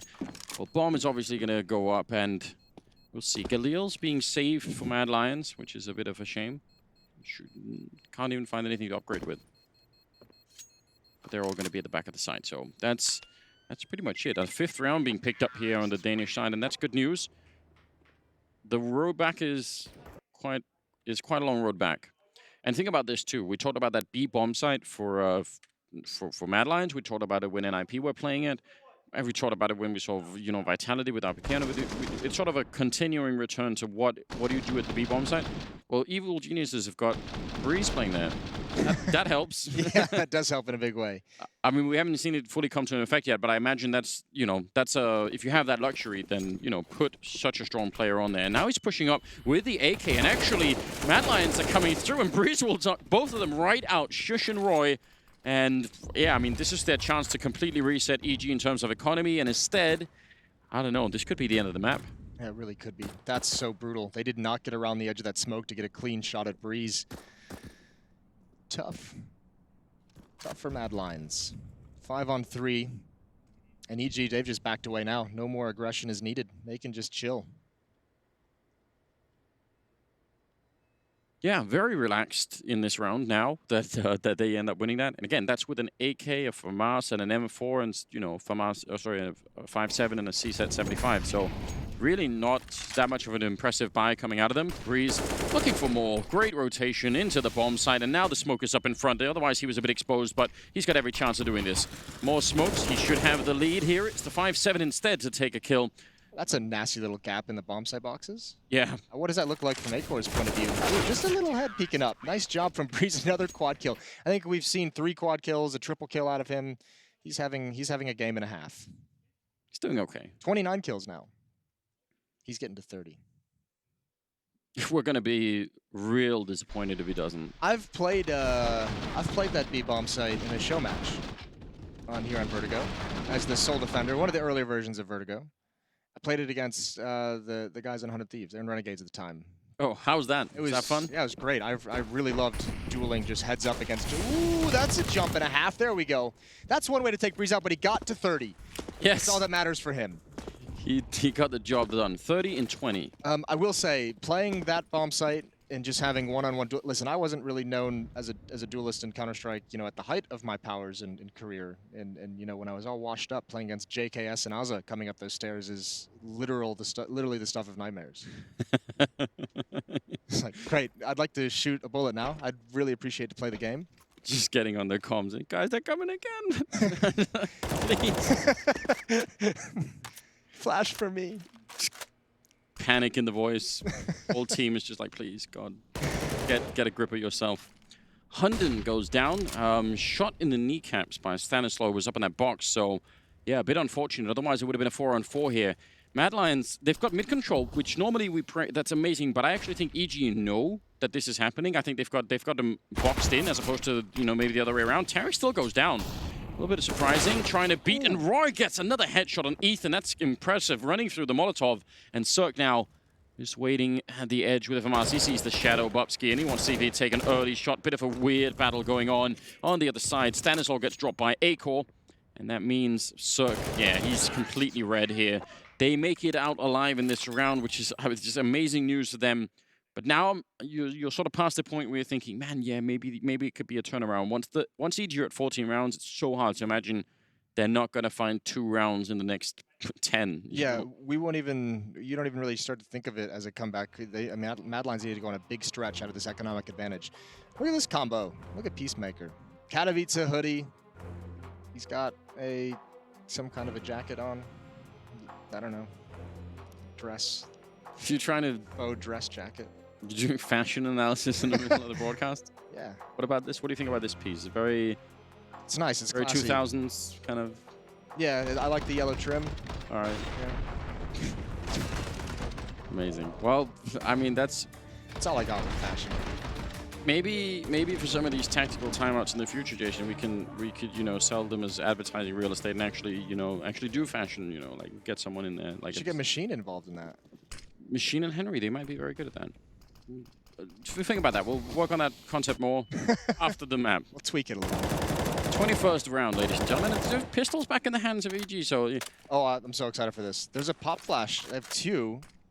When is EG going to use it? There's one deep smoke. There's the pop flash. Oh, I think they might get scared away, but Cirque's come through.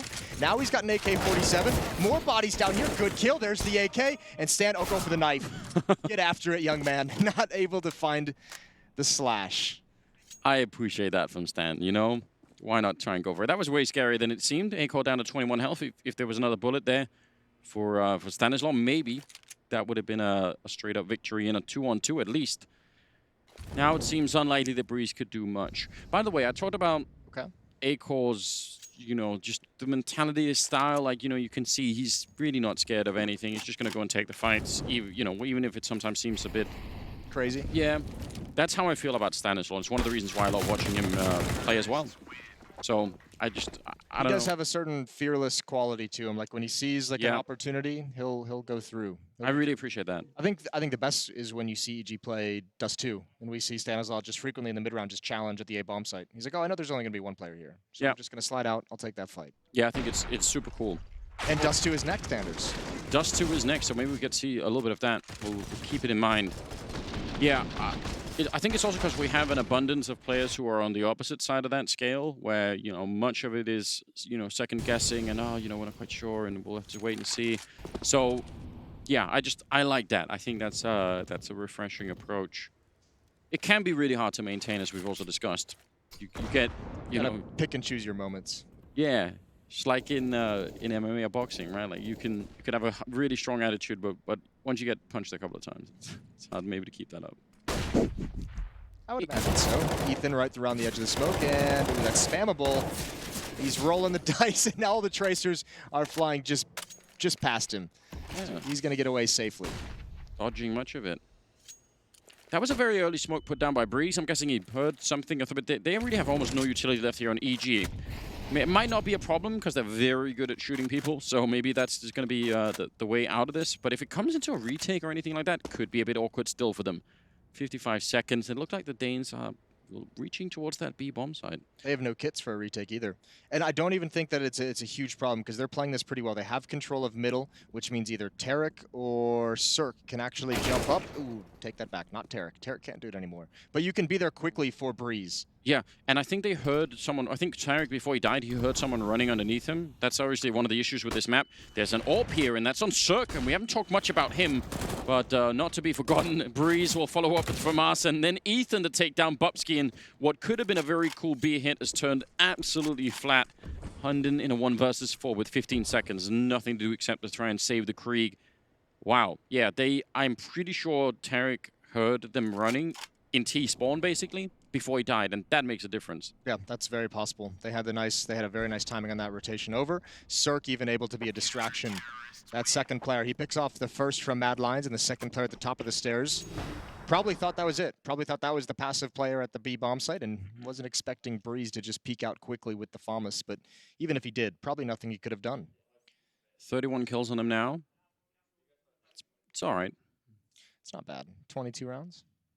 Keep that up, and we might see a return of that, as you sort of mentioned, overhyped. Maybe not overhyped, but you know, just high expectations for EG. They might actually reach some of those expectations if this keeps up. Yeah, which would be equally cool. That nade did not do nearly as much damage as your moan would suggest it was about to. Yeah, I thought they were going to walk onto that landmine, but not happening. Still, I mean, they're softened up, and this is the potentially the last round of Mad Lions, having a really, really tough time against the American side for good reason. So this is a cool version of Edie that we're seeing right here.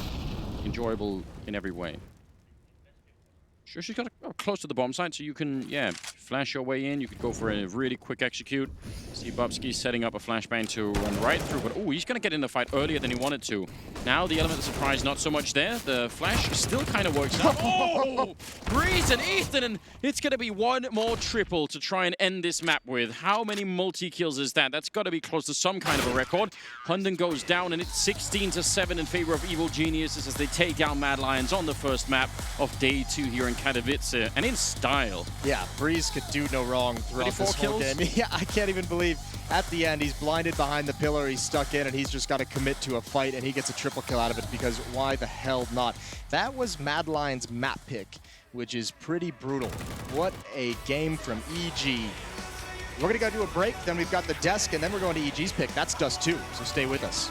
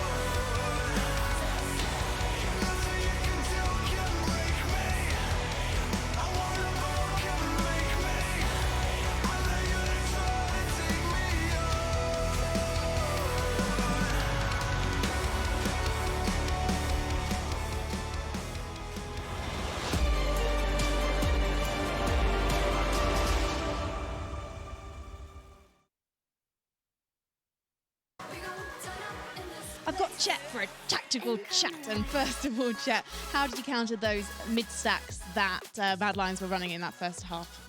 We kind of, well, I watched their game from previous times, like they played Mouse Sports, and I knew they kind of like to orient themselves around mid, and I'm the kind of guy who I think people know that I like to target the weakest player, and obviously, like, no offense, Louis, it's Hunden, obviously, and they seem to be playing around him, like Bubsky, and like was rotating out of B a lot, and A-Core was rotating out of A a lot, so, and then they just started playing mid, so we just kind of like played around that just with that information.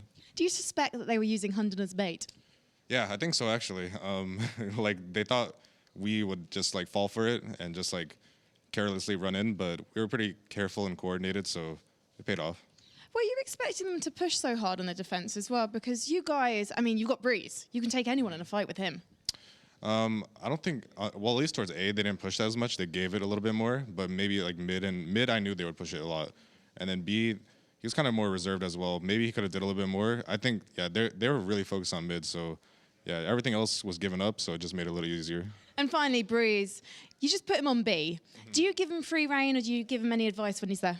Honestly, we've been kind of messing around in scrims, just figuring out what's the best thing at B to do, because right now everyone just jiggle peeks like the left side or the right side box if you're peeking as a T. So we're just kind of messing around, picking different spots, and yeah, it seems to be paying off. Like, we don't know exactly what's the best spot to play right now, but seems like he figured something out.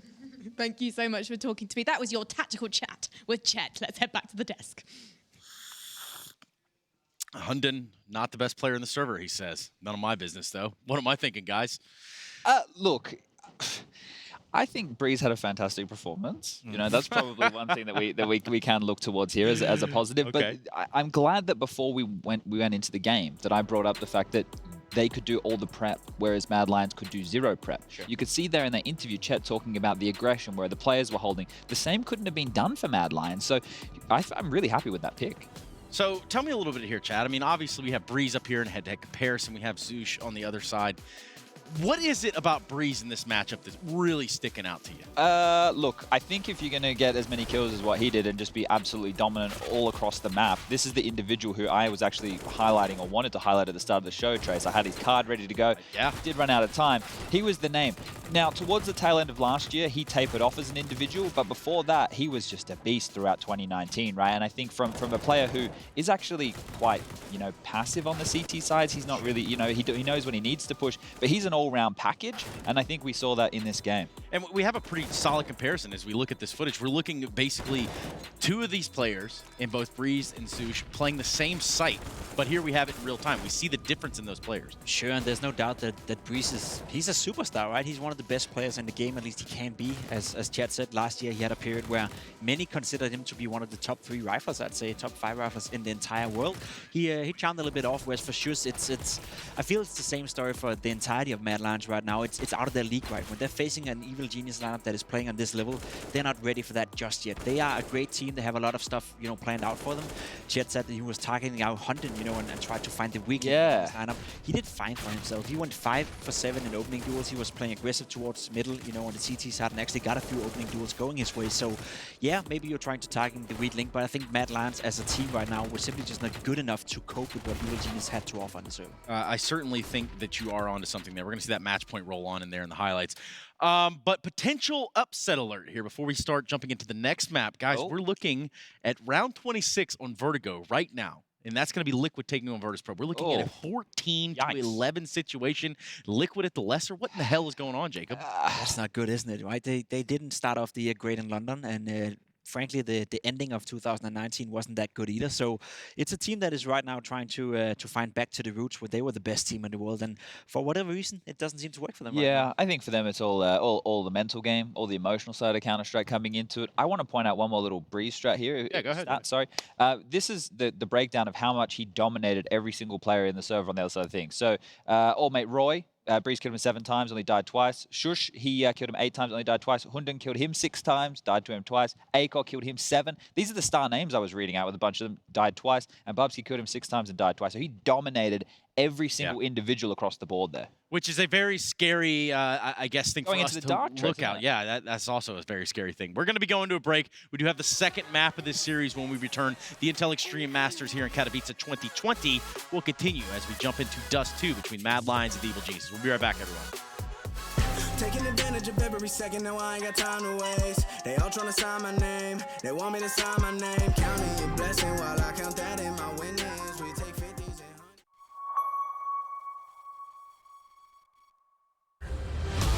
This is your chance to rise, a chance to prove yourself to the world.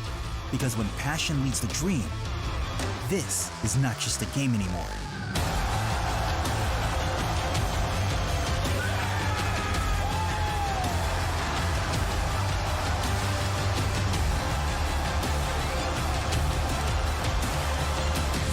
This is the ESL One Rio Major Championship.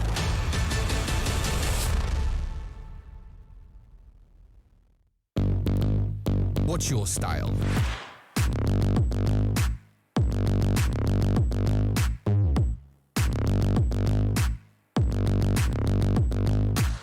Get your merch at shop.eslgaming.com.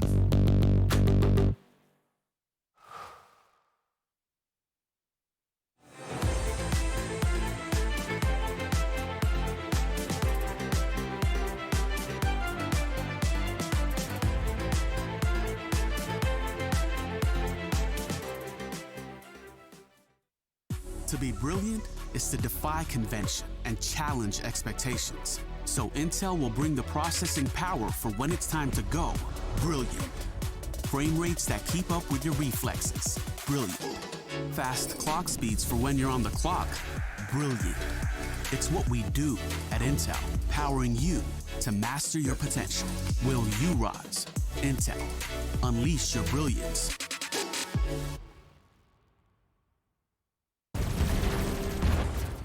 Everybody loves an underdog.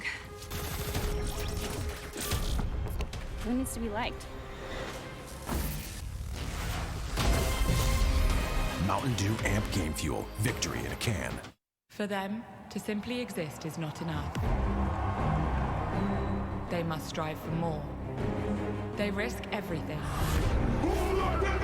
to build a legacy, just to have it torn down. Many have tried to reach the unobtainable, but only a few achieve greatness. They have many names. We call them stars. Euronics, a human touch in a digital world. My name is Jordan Gilbert, aka Nothing. Hi, my name is Sue Lee. My handle is Smix. I think it's important for these initiatives to happen. Empathy really, really goes a long way, and it always means so much to us, and I think that's where initiatives like this really help. I encourage everyone in the community, anytime they see bullying, anytime they see someone getting called names, I encourage you to step up and say something. Good luck, have fun. Good luck, have fun.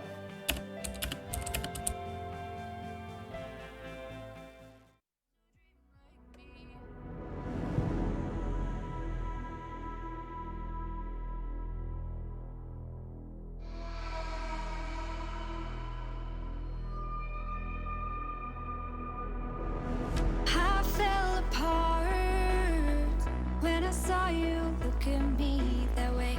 It broke my heart to see. It was a moment of darkness, a moment in time that I regret for being so heartless. It was a moment of darkness.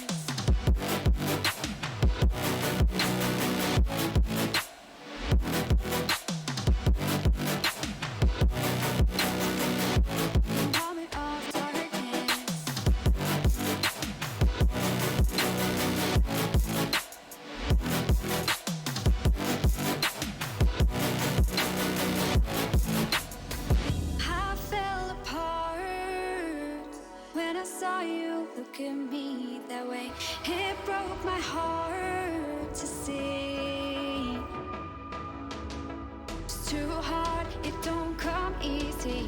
I went dark, I lost it right away. And when it starts, God knows what I'll say. In my head, I had good reason.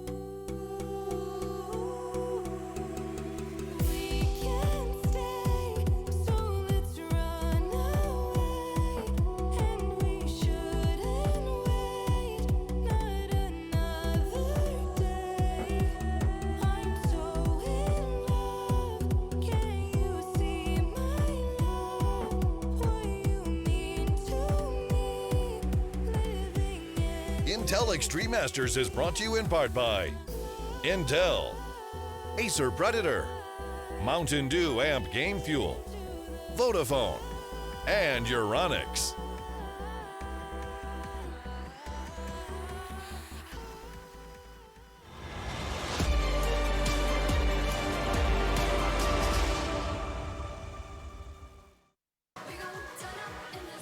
Welcome back, y'all, to Katowice, right here at the ESL Pro Tour, and what is a Masters Championship. This is the group stage, as you can see it all written out in front of you. And for the time being, we're taking a look at what is Mad Lions versus the Evil Geniuses. EG finding their footing there in the first map. Vertigo going their way, which sets us up beautifully for a second map, also known as Dust 2, one of the most iconic maps of all time. I, for one, am ready to get situated and get ready to live on 3 this one. But we need to go ahead and see what Chad's drawing up of there in his little kitchen. What you got, Chad? It's a kitchen now. Well, look, if you guys have just tuned in, shame on you. You would have missed Chad giving a post-game interview saying he likes to target the weaker players. So we're going to talk about the CT hold here of Mad Lions. Well, guess who holds long? Mr. Hunden himself. Now, that could be a little bit problematic for Mad Lions here because Dust 2 is not a great map for them. But let's talk about the rest of them. We got Bubsky over towards the B doing the secondary AWPing.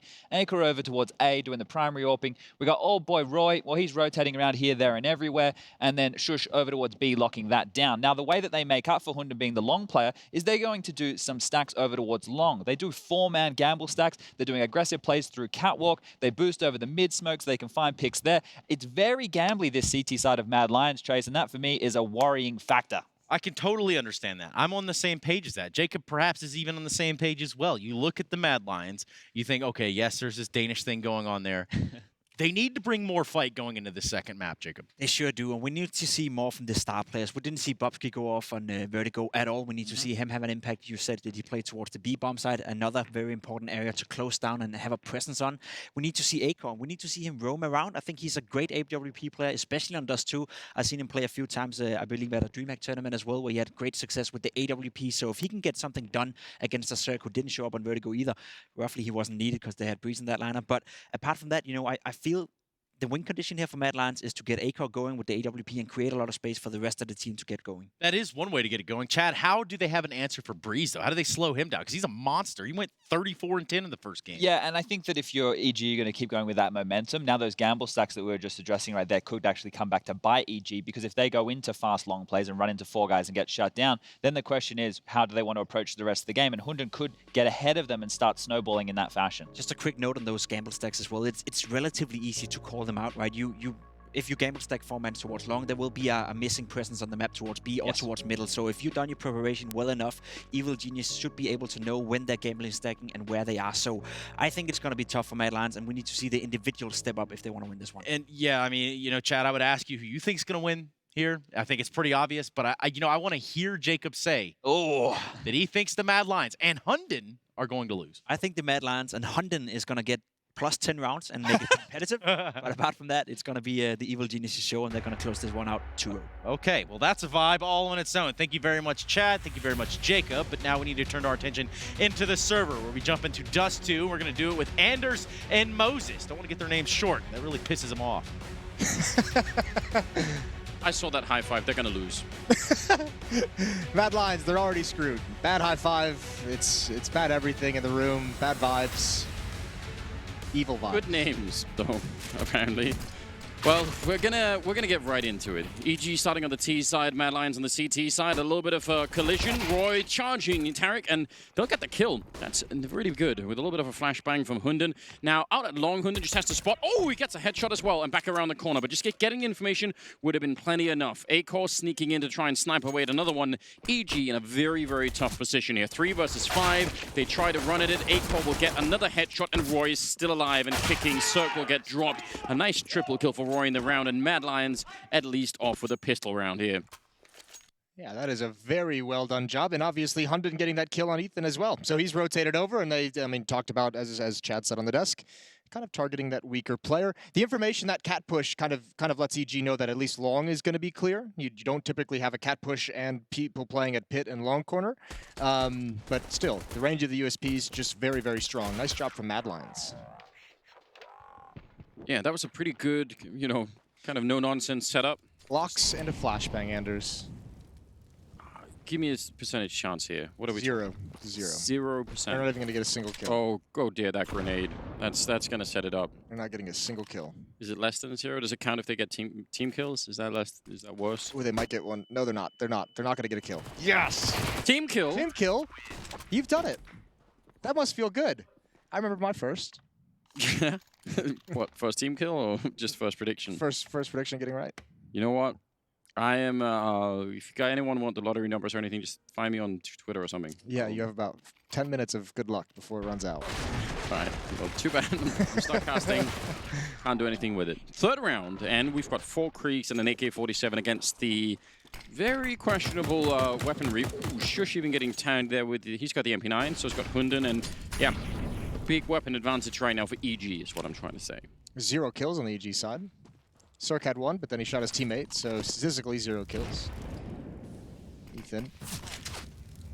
Actually, everyone pretty much looking for perhaps some of that aggression that they saw on Vertigo earlier, just being very cautious. A default setup. They have control of upper dark, peering out towards long. That deep smoke in the long cave might be a bit worrying, although Hunden has backed out of his aggression behind the double doors.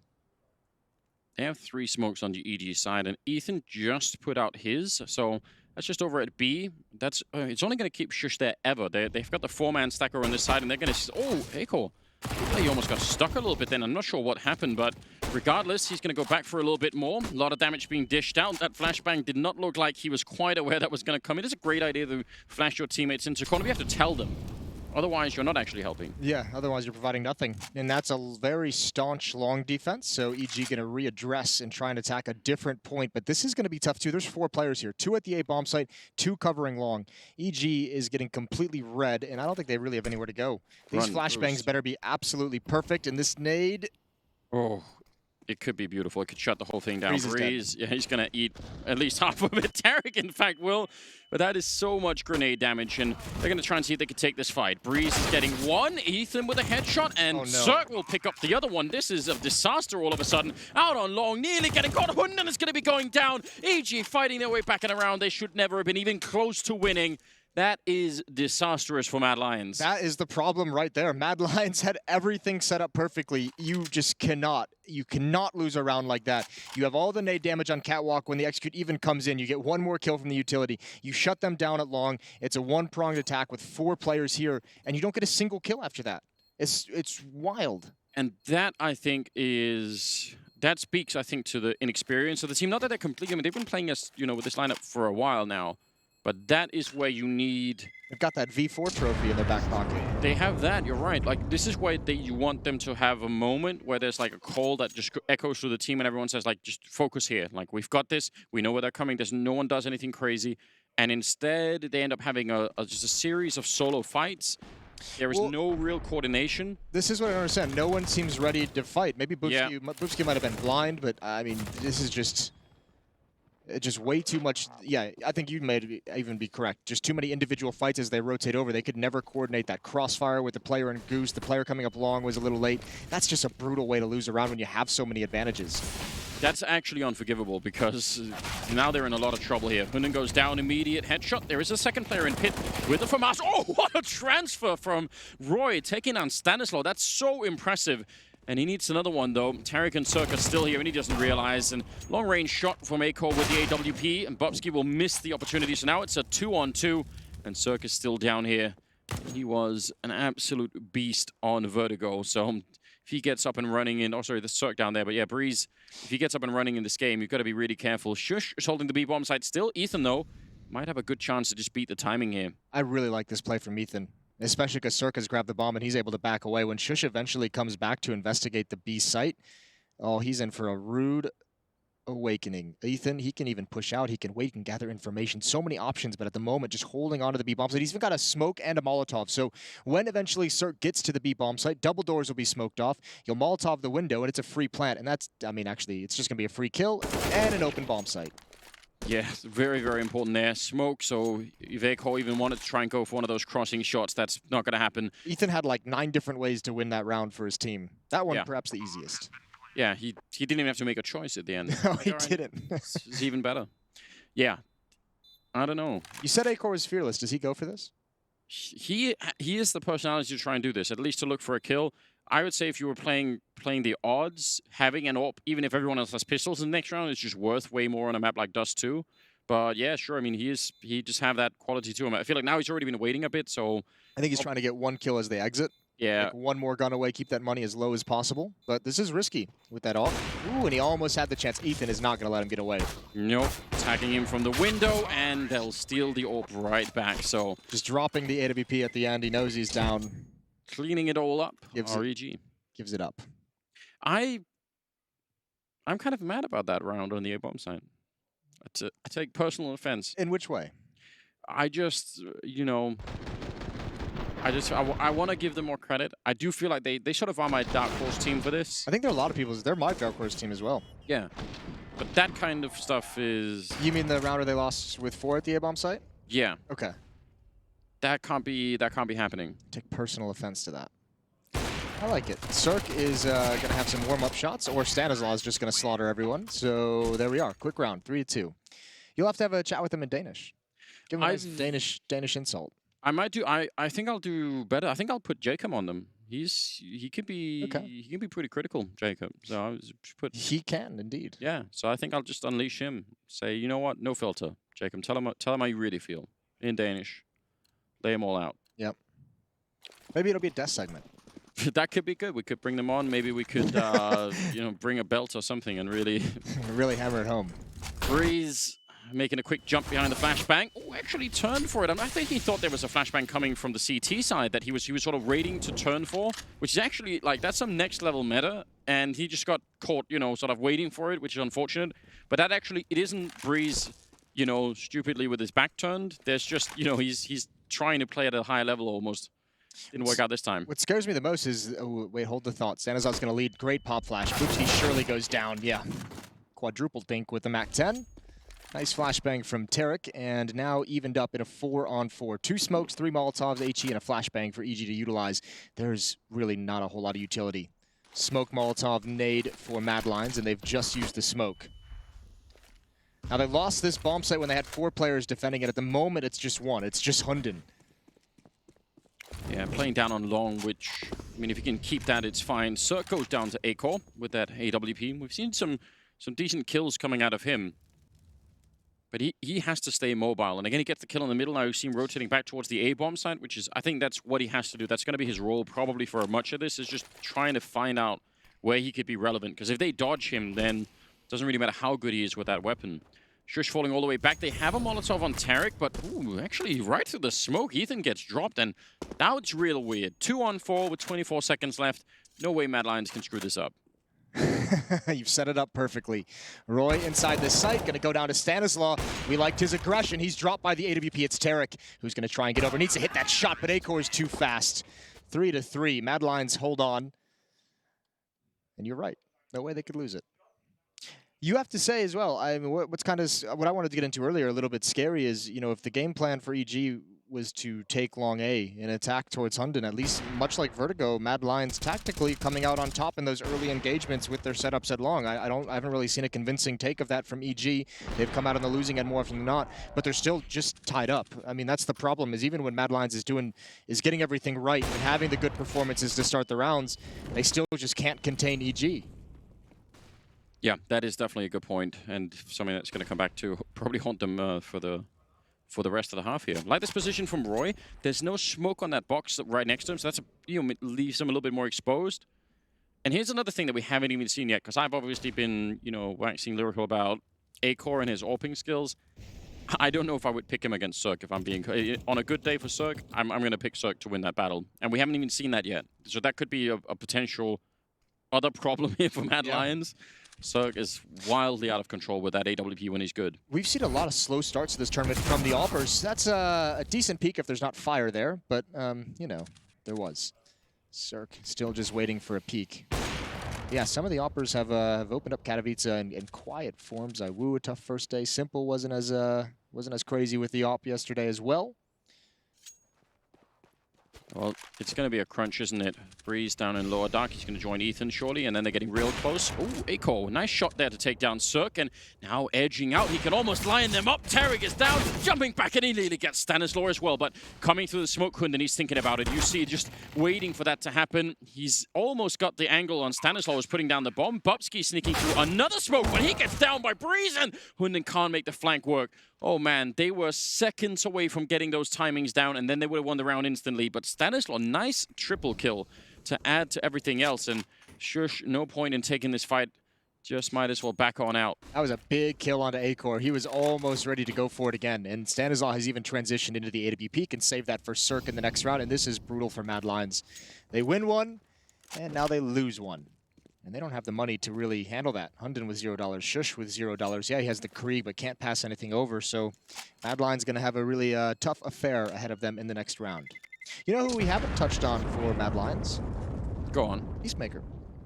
You're right. He was on the couch yesterday. Yeah, I had kind of forgot about that. That's a bit of a shame. We should talk about Peacemaker. Did you have something, or? You brought it up. I did bring it up. No, well, he's obviously coaching Mad Lions. I actually think Peacemaker is just obviously a polarizing figure, I think is a nice way to put it, within the scene. I actually think Peacemaker is very smart in terms of just Counter-Strike game knowledge. Yeah. When you talk to him about Counter-Strike, it's awesome. Could it be an advantage that he's a polarizing figure in the sense that, you know, you get some talk around the team, you know, like maybe we just need more Peacemaker interviews and more, you know, like his side of the stories, I guess. Like, I want to know. I feel like that would be cool.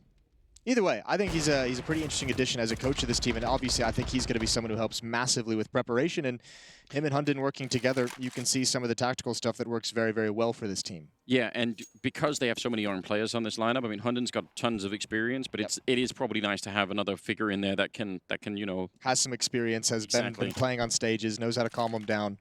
Here we go again, another tactical play for Mad Lions, and again, another good read. They have the Krieg and three players, to back it up. Shush with an immediate double kill, add a third on top of it, and he's won the round. Doesn't even need the help of his teammates. That's an angle that EG never expected. You're already ruling out Breeze in this? 2 versus 5? I mean, you never know. No, I mean, it's possible, but I mean... Give it a low percentage. It shouldn't happen. 0%? It shouldn't happen.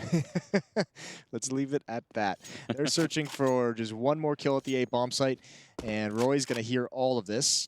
Yeah, we would need, you know, a whole sort of domino type sequence of mistakes out of Mad Lions for this to even be close to possible, right?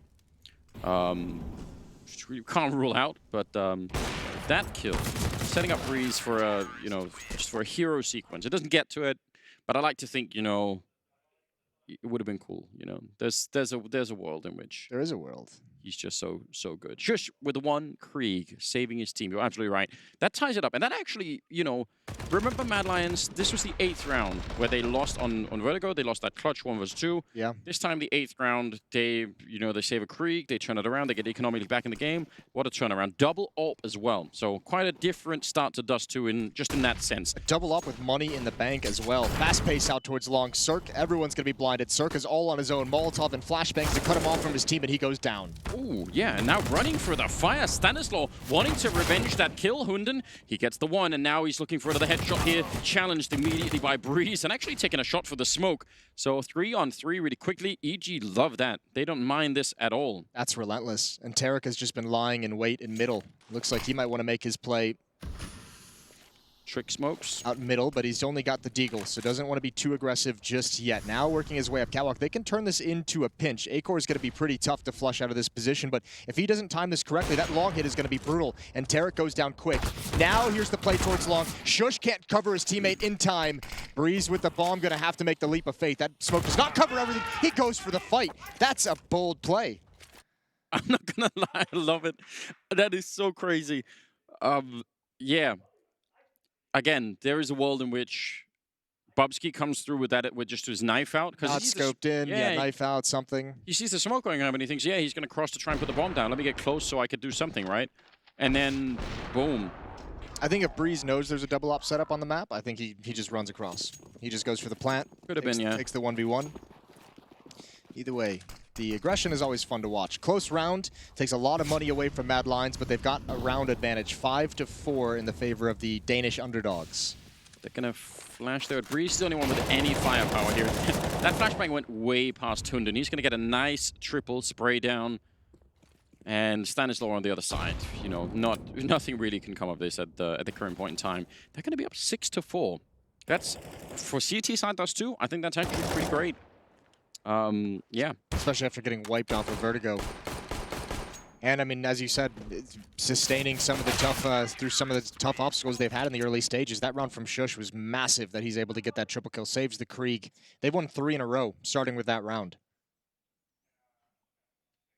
I'm still not over that round on the A-bomb side, Jason. I want to say that. Okay. Like, it's good. I'm liking this from Mad Lions, but they're not forgiven yet. I'm not really over it either. I'm not taking it as personally as you. We can check back in after halftime. We'll see if you've, like, woo-set it out of your memory or something like that. I'm real mad.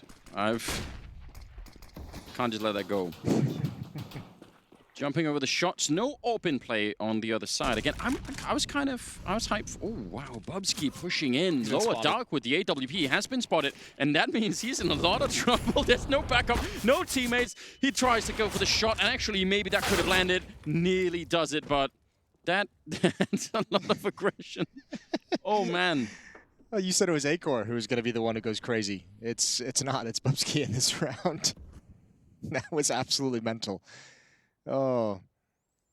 Well, we discovered where the mad part of Mad Lions is entered. I like it. Normally I'd criticize that kind of a play, but I'm fine with it. That was fun. If he doesn't get spotted, he's actually still in a very dangerous position because there's 2 people coming from upper dark. He gets 1, you know. Well, it's just the way that, like, he could have thrown the Molotov into lower dark and just ran back through double doors, or he could have just initially ran back through double doors without the Molotov. Like, he had about 5 different options to get out of that situation. He didn't take any of them. Good shot from Acor. The aggression on Catwalk. The stack works even better. Yeah, and they can read that as one of the attacks towards an A-bomb site, and they immediately think that they're even bringing Shush a little bit closer almost, it looked like. Grenade comes through. Hunden here at the ramp. Oh, they've got the grenades out, and he sprays through. A big double and a triple for Hunden. Perfect timing and a flashbang from Roy to set it all up, and that's 7 rounds now for Mad Lions, even fighting back after losing that initial fight from Bubsky in the middle. Yeah, that's a god-tier flashbang from Roy. Now, give him another op and let him do it again. let him try one more time. It's the, you know, it's the old American foreign policy. You know, the madman approach or whatever it is. Just never know how crazy it can get. I like that. Well, they are pushing. It's not Bubsky with the op. It's Bubsky with an M4 and Acor to cover. This looks much better. This is how you do aggression. Oh, they've just wiped him out. It's a pretty hefty investment from EG, half investment, although they do have the losing bonus building up into their favor. But they're down 4 rounds now. 8-4 in the favor of Mad Lions, looking pretty strong at EG's map pick. It's not nearly as cool when you bring your friends in the middle like that, you know? Yeah. You've got to do it on your own. Go and fight that. You know, the person I always associate with that kind of a play, although we don't see that style out of him ever anymore, is when Shox used to do it. Okay. Shox would sometimes buy that up on the CT side and run up mid, like all the way up top mid, and just fight people. Yeah, I haven't seen that in a hot minute. Since 2014? It's been a while. All my references. You've been crushing it with the 2014, 2013 era references these past 2 days. It would be a fun study in history to go back and find those demos and just, you know, look at the difference in some of the players or even some of the styles, you know. Could be interesting. Anyway, 13th round here, and yeah, 8-4 lead. I actually think this is amazing for Mad Lions. What did Pimp give them? He gave them 10 rounds, I think. They're almost there. Yeah, they're in the first half, which probably was not in his notebook, his equation. Could be. We'll have to see what he can explain. Jacobonomics. Pimponomics. There we go. That has a much better ring to it. Yeah. Probably. That probably is a thing. Anyway, so Acor looking down the middle. Pop flash to set it up. Doesn't want to go for the chance shot. Doesn't really, I can't blame him for it. Hunden out at long, and Breeze hiding inside of the smoke and finding the perfect timing and just, yeah, pushing that potential weakness. I think Breeze is quite happy to take the fight against Hunden all day. I really feel bad that we actually caught that whole sequence from his POV. First the Molotov right into the smoke and then just getting absolutely crushed. And this is a save call. Surely Yeah. Surely Mad Lions isn't going to rotate over. They've got plenty of money if they wanted to go for it. It wouldn't be like a complete disaster, but man, you can't make that call. Bubsky going to try and chase down Ethan, and this is a good call from him because Ethan is there to cut off any players from the B bomb site falling back, watching that flank. Now it's much harder for EG to get a stand. If they want to chase down these guns and hunt the weapons, can't really do it. They're not going to feel super comfortable. So that's a nice escape route provided. Bubsky, again, just trying to find a safe spot by the football up there. Oh, what the hell? Yeah, there you go, Breeze. Scoped in, you couldn't even see it.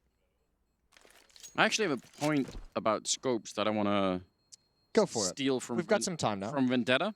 Okay, doing the old Chad strategy. Yeah, stealing opinions. It's one of my favorite things. But yeah, no, I had a whole meta thing.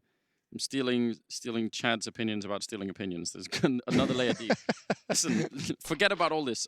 My point was, or Vendetta's point was, that some people have a hard time figuring out how to scope with the Krieg. I mean, they obviously don't want to do it because of the sound issues and all the rest of it. Who was that flanking on Nuke the other day? Was it Rain? Yes. So I think, and that was what Vendetta was pointing out, and I think it's true, we do see that a lot. People use the, and it's not that unscoped Krieg is great, but there are a lot of fights I feel like people are losing when they, when they just don't have that. And it's a bit of a shame. I think Roy might have been in that position down at long. Yeah, perhaps. I think there's also the factor of the scope taking, that extra, quarter of a second to, scope in properly? Yeah. Yeah, that's probably it, isn't it? Tarek looks like he wants to challenge. He's had a rough game. I believe he's still stuck around 2 kills. Long control. This time, one of the rare rounds that EG's been able to get it for free. They haven't had to battle for anything. Mad Lions is going to give it up to him, but because of that, look at the concentration in mid and Catwalk. They've got Bubsky playing close double doors, Roy and Acor on Catwalk. That's a nice setup if they were ever to defend Catwalk. You can have Bubsky go for the flank, or if they attack mid, you can have 2 players quickly getting aggressive to try and help out at that part of the map. So very centralized at the moment is Mad Lions. It's also a way of saying, you can have long, but, we'll keep Catwalk and good luck planting the bomb unless you have a lot of grenades, which they have 3 Molotovs, so if they get across here, get the bomb down, they can use some of these Molotovs if they just keep 1 or 2 of them to keep them off forever and ever. That's a nice fight to win. Breeze looked like he actually had the timing advantage there, but Roy somehow able to beat him with the M4. Grenade, going to be just see if he can time it right on top of the bomb planter. It does a bit of damage, but the bomb still goes down. No more grenades left for EG, though. It's actually going to be hard to hold this bomb site. Acor gets completely timed, and Cirque with a beautiful headshot. The entire flank is gone, and just like that, this becomes an almost impossible retake. They might as well go for it. Mad Lions, the 14th round. They're going to have plenty of money next round, and they're getting all the way shut down. Shush has to run for it. That is, I think Cirque taking half that fight away is pretty much what does it. Yeah, I mean, to eliminate a long flank, there's no chance for Mad Lions to come back into that round and make the retake happen. So really well done from Cirque, and even the bomb being planted for him. That was the plan all along. Bomb planted in that front corner. I just didn't see what happened because we saw the grenade attempt on the bomb planter. Yeah. There were like 3 or at least 2 people on Catwalk. There was a Molotov on Catwalk. This is why they couldn't peek. They just pushed him all the way back. Yeah, as soon as they crossed over, Stan crossed quietly, silently. A second player came over, threw the Molotov, and I think even a flashbang. They had no smoke to put it out and boost or anything. I didn't notice that. Well, you're asking for a lot of details. It was a hectic situation. I know. Well, I want to go back and look at that because, in some sense, that almost should be. I am on board with the idea of giving up long and taking Catwalk. But part of that plan must involve, okay, well, if they actually go for that kind of an issue, are we just stuck here behind grenades? It's also a reason why a lot of teams, when they do have a Catwalk setup and they don't feel enough pressure from middle or from Catwalk from the T side, they'll get players into the bomb site to put that smoke in the plant spot. Nice shot from Cirque, even doubles up onto Roy. He got that quick spawn. A lot of damage dealt there with that initial shot, and I mean, Mad Lions playing with Shush all alone at the B bomb site. He's pretty much in the later stages of this half. This has been pretty much the standard setup on the defense for Mad Lions. Is Shush all on his own, and plenty of emphasis towards long, towards Catwalk. Coming for him.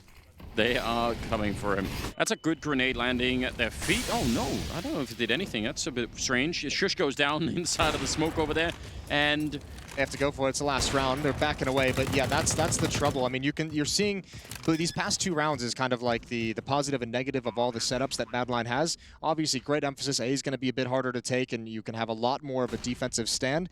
But when they come out mid, Shush's only option is to push in towards the tunnels. It's the only place where he can find safety. Yeah. I think the grenade did damage. It was just a little bit delayed. Breeze lining it up nicely. Bobski should have been dead, and he will be. A 7 to 8 half. So, I mean, not bad at all for Mad Lions. They're going to be happy about that. It could have been probably a little bit better. Very even game here on Dust 2 for the first half. We'll see how it goes second half. That's going to be up right after the break. So, stay tuned.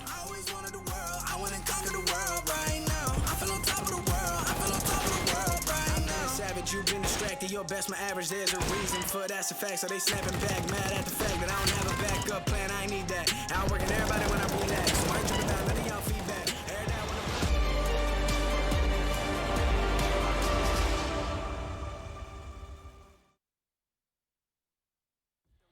Shadows, I've come to make a name, ready for battle, cause I got a throne to claim, think that I'll crumble, I'll show you a mistake.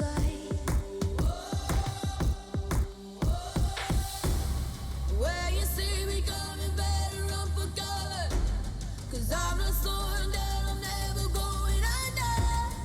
I survived the pain, I know it made me stronger, so meet the monster, I came to conquer.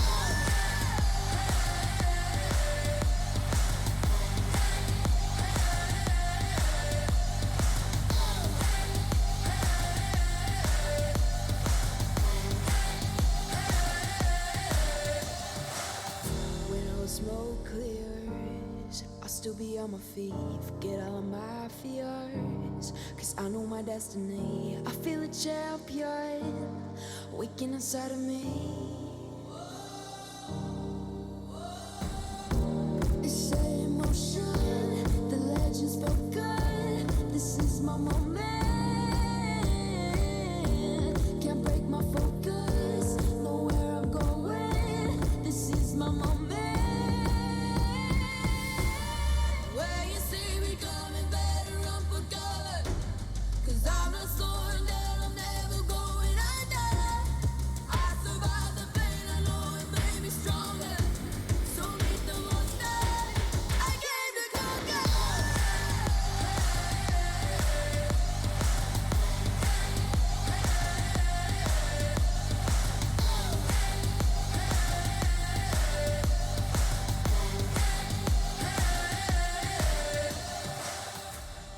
When you see me coming, better run for cover. I survived the pain, I know it made me stronger. Show me an opening in the clouds, and I'll take it. Yeah, reminding myself to just let go. Don't wonder how far I can fall. Don't look down, never fade out. And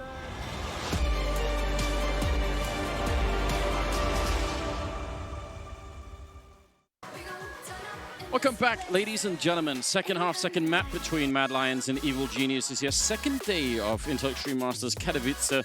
Still got so much Counter-Strike coming your way, and it's been pretty great. That first map on Vertigo was very one-sided. Evil Geniuses showing much of their power and why they're such a powerful team. But Mad Lions have found a way back into this. They're actually looking competitive. They could win this map if they don't make any serious mistakes, and that would be fun. That would be a cool upset. That would be great if they were able to take this map away from EG, force us onto a third one, which would be on Nuke, which would be interesting enough. But I mean, it's the same story from Vertigo. I feel like tactically, Mad Lions have a good read. They're playing very, very well. It's sometimes, I mean, the nice thing is they've at least contained Breeze, right? He's not dropping 30 kills on him in this map. Well, he still has a chance, I guess. He can still make it. He can still make it. 2 P250s on Mad Lions. If you want to, win me over in a pistol round on CSATs, how you do it? Simple man, simple pleasures. Yeah, I like that. This is the old Team Liquid pistol round. Waiting for the catwalk presence. Flash over for Breeze inside the smoke. Dangerous game. He's going to back out of it. Oh, and now peeking down. Easy kill. Oh, a second one. That's a thing. That's a disgusting sequence. If I've ever seen what Acor's going to go down, I cannot believe he just spanked him like that. Got to pay for that kind of fun. Yeah. I don't think they'll have the same level of appreciation that you did, Jason, for it. But yeah, that was real good. He got him. Like what? Oh, it's the way he just completely ignores the entire possibility that someone's at top mid. Yeah. How those P250s work out, Anders? They didn't do much, did they? No. Breeze came prepared. Wow, what a shutdown. What a great start here for Evil Genius in the second half. Mad Lions stayed with the pistol round of the first half, so I guess it's only fair. Now we're back tied up at 8-8, and they've got nothing but Glocks, so again, we could probably have guessed that. Now, who's going to get the kills? That's the thing here, though. Who can clean it up? They heard the scout, so they want to go right at it. There's a tag. Oh, and Cirque, he still had the narrow angle. He spotted them coming out. Oh, great spray from Ethan. Only 2 kills from it. But certainly, oh, this is an awkward situation. And Tarek just tries to bail out of it. It's very dicey. It's very scrappy. It's very disorganized. It wasn't pretty. They got the job done. Down in the mud with the Mad Lions, I guess. But didn't come out. I mean, they only survived with 2 people. That FAMAS at the end, again, they had no armor, so it was unlikely he was going to win a series of fights there. Still. Yeah, there was a lot of frag hunting in that round. Yeah, everybody wanted in. Yeah, everyone wanted to get those free kills. They're like, oh, Glocks and no armor? Sign me up, baby. Yeah, I am ready. So, got a couple of creeks. Peek in the middle. It could be very dangerous against the creek with that scout. They were setting up for long. They got the smoke at the corner and setting up for even more. But now the counter smoke kind of making that one irrelevant. Are they going to try and come through anyway? Might just flash their way in. They will try and do that. Breeze lining up a nice double kill. But Tarek only had the FAMAS and he still goes down. Significant damage on Acor and Shush, though, will make this scout a little bit more powerful. And a 3-on-3. Decent nade. We'll see if any of the damage logs in. That's softened up enough for the scout. Cirque can have a pretty decent impact. Yeah, there's the nade damage. It comes in right at the end. Shush down to 61. That's 3 players at long, and unfortunately, EG didn't have anyone advancing across the map, so they don't realize that all 3 players are here. They don't have them boxed in, but equally, Mad Lion's a bit nervous of trying to fall back out of the long cave. So they're just going to sit and wait for a moment, see if any flank is coming. Stanislaw and Cat, Cirque, and CT spawn. Ethan is going to join up with him in mid. So we'll see. It looks at the moment like Stanislaw is just going to remain the anchor on catwalk and let Cirque and Ethan do most of the movement and investigating. Honestly, I don't mind if you stay long or go back, but whichever option you pick, you've got to do it together. I mean, in 3-on-3, you can't send one person out investigating the rest of the map. So, well, here's the other thing you can talk about too. The utility all the way back being used far back at long is going to give the indication over. Now, Ethan's not able to get there in time. He's far at the B bomb site, and they didn't fully commit to the rotation, being very wary about a flank or a fake. That's an amazing Molotov. Look at the time. Yes. 20 seconds left. That's actually a problem. Not only just because many of the EG players are going to get closer, but it means if anyone was going to try and get a kill here, I mean, they would have had almost no time left. Now, that's not quite going to happen. Cirque setting up for a smoke that they can maybe try and get out onto catwalk with.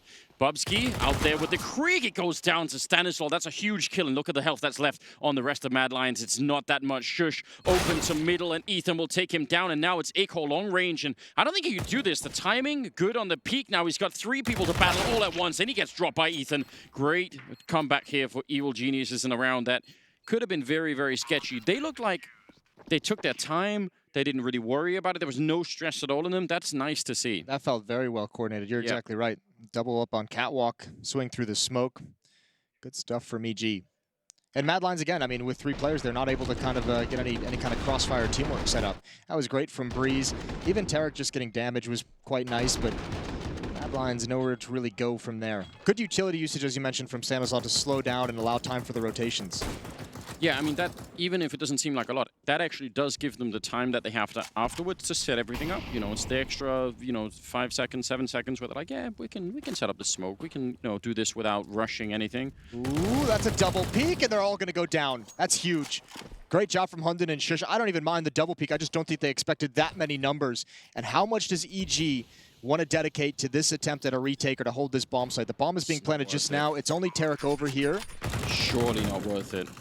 Yeah. 2 creeks and an M4, that's a lot to give away. And it's not like EG have, all cash flow. Yeah, they just don't have it, do they? They're going to fall back. I have a proposition for you. What's up, dog? I think this current meta of Dust 2, it can change, but the way that most teams are playing it right now, if you're on the T side and you get even like one person probably that's somewhat close along, you can have that long corner every single time if you want it.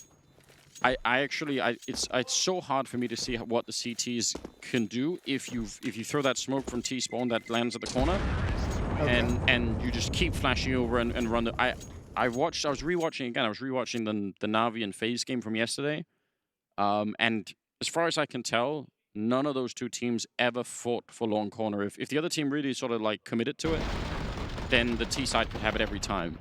And I feel like that's something that's going to be.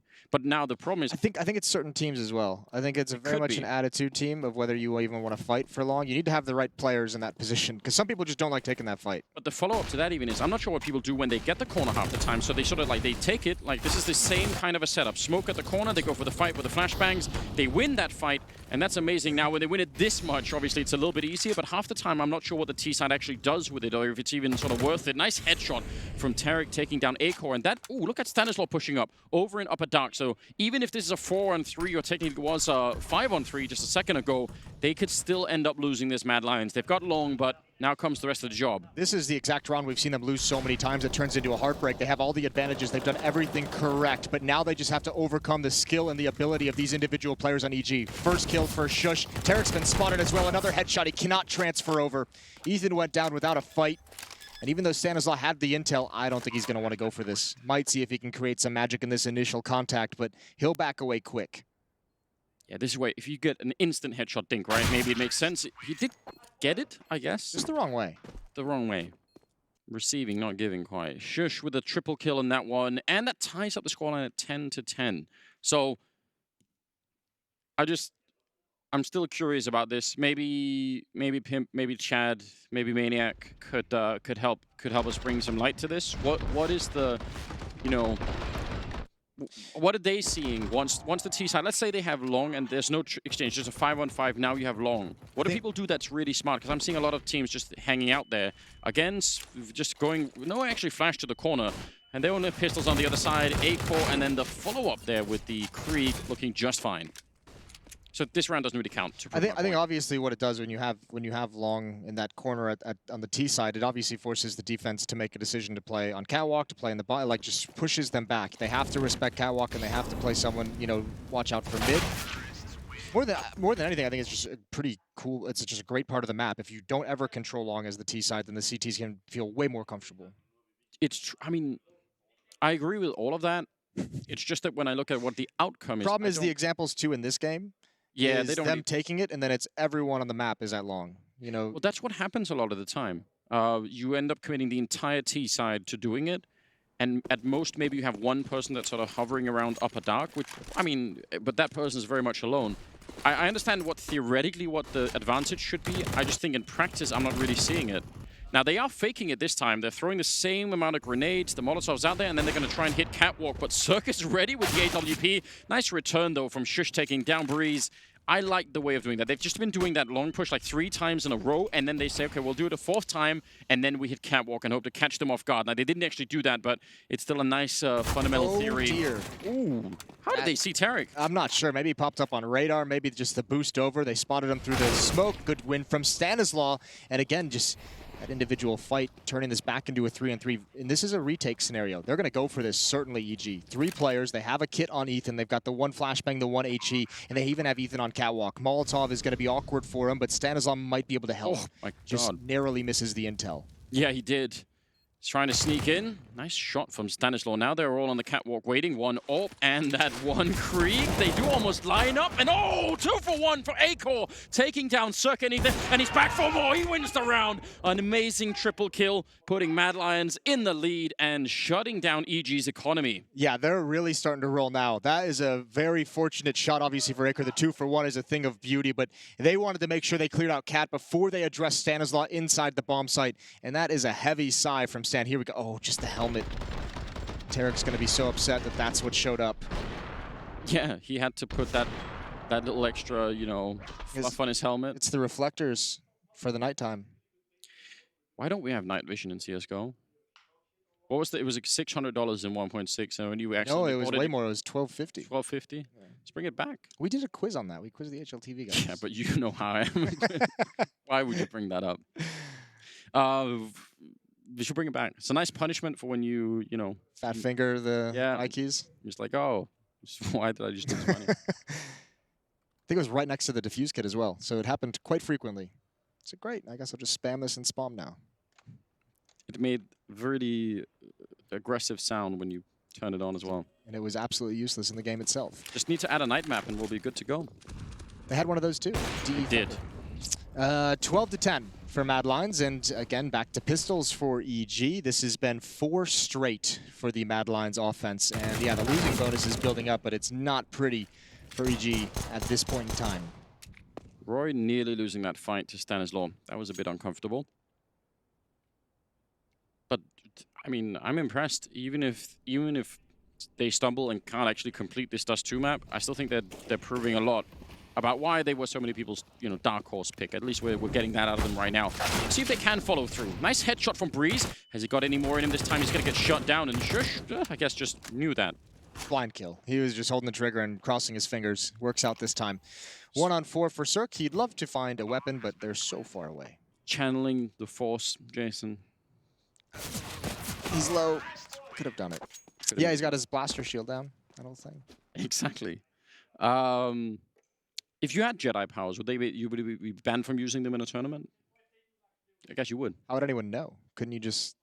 I don't want to go down this nerdy of a route. Jesus. This is best left for when... Listen, this conversation is fine. I don't want anyone to know that I'm a, secret Star Wars fan. I appreciate the fact that you even tried to pick up on that conversation. I assumed you would just pretend you hadn't heard or something. Oh, Jesus. Double ult. Here we go. Molotov down. Breeze wants to, he's just so blind. He's so blind. He's lost the flashbang lottery, and Roy finds the opening kill. He's down to 11, but he'll take it. Trade from Tarek. Meanwhile, up catwalk we go. So much attention, so much utility at long, pulled the defense away, but Cirque has a real chance. He's taken off the head of Bubsky. He knows one's in the sight. That's Hunden who's going to go for the plant. Molotov might force them out, but he's going to play it patient for the retake. 2 Molotovs left here on Mad Lions. That's really interesting. 2 smokes on the other hand, too. And they're all on the sort of the same side of the bomb side. Actually, Shush sticking around. I think that's huge plays coming out of him, because if they're all on catwalk grouped up there, that's not really good for stopping any kind of a retake. Cirque, though, is just waiting down here, and EG very, very concerned about trying to go too much for this, at least early on. Attempt for Acorn, hiding inside of the fire. He goes back for more. He's almost burning. Oh, he gets the kill anyway! What a play at the edge of the Molotov. And now Hunden hiding back here. They don't have a grenade to try and get rid of him. Acorn trying to be a little bit bigger than he needed to be, maybe. And they're going to go for the instant defuse. They do have a kit. It's going to be close anyway here. Down to the last second, and they get it. EG at 11 rounds. That is so close. Not out of it just yet. They've salvaged a double op, but they're going to have to invest everything they've got. And if I'm Mad Lions, if I'm Peacemaker at this point, I'm calling a timeout. Yeah, there it is. You've got to know the money's at a breaking point for the defense. They're going to have 2 ops. They're going to have no cash in the bank. And this is where you call a tactic. And you've had success on both sides of the map at Long A. You did a pretty decent job on your CT side of holding it, but now attacking it, you're finding that 1 to 2 kills at that long corner pretty frequently. And I really enjoy that call in the previous round, even if it didn't work out, the fakes. And 1 player outs and like 3 players worth of utility over the long wall. And then hit catwalk very quickly. Look how many defenders are lured over to deal with just Roje. It was all 3 of them. This is the iconic highlight reel for Acorn. This is exactly the thing that I enjoy about him. How many people could play low health with an AWP at the edge of a Molotov and... Opponent in front, flames behind you, 1 step behind. And still even be functional in any way whatsoever. That is very, very cool. But they're nowhere near out of the woods yet. This double up setup for EG is very, very scary. It's very important as well, and here's the tough part. They're both in mid and B. Ethan's got the other AWP right at the B double doors. Cirque is in middle with it. So an opping the rotator to that B bomb site can be pretty tough if a set piece does come in. If you put Ethan as contact at B, that frees up Stanislaw to be a bit more fluid, which is what we normally see with this style. I think they weren't up a dark for a while there. They kind of thought better of it. Now instead they're regrouping. They got Bubsky out at long and slowly gravitating towards that A bomb site. If they successfully... The weakness. Yeah, it is.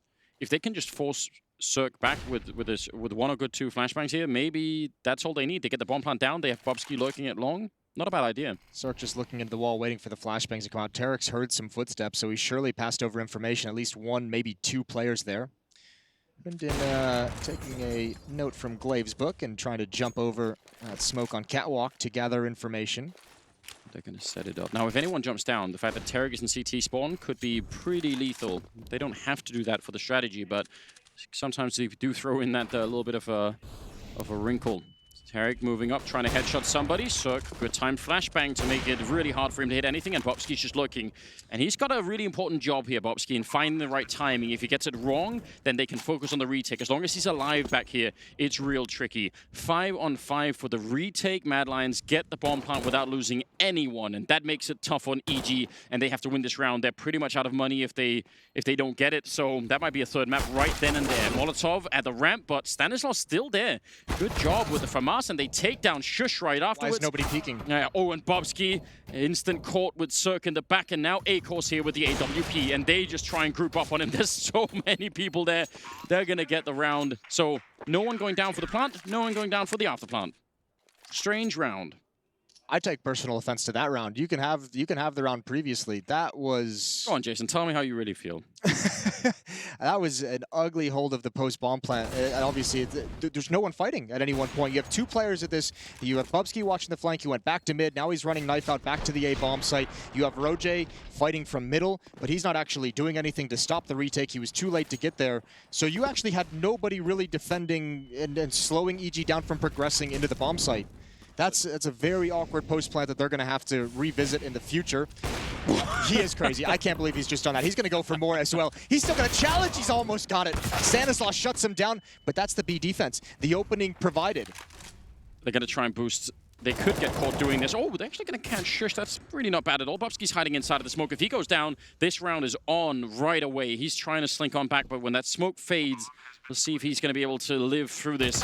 Challenged by Cirque and executed as well. A headshot. And now inside of the bomb site. 2 versus 3. Hunden has a Molotov and a smoke. Oh, but doesn't matter. Breeze will take down Roy, and that leaves Hunden in a very, very tough 1 versus 3.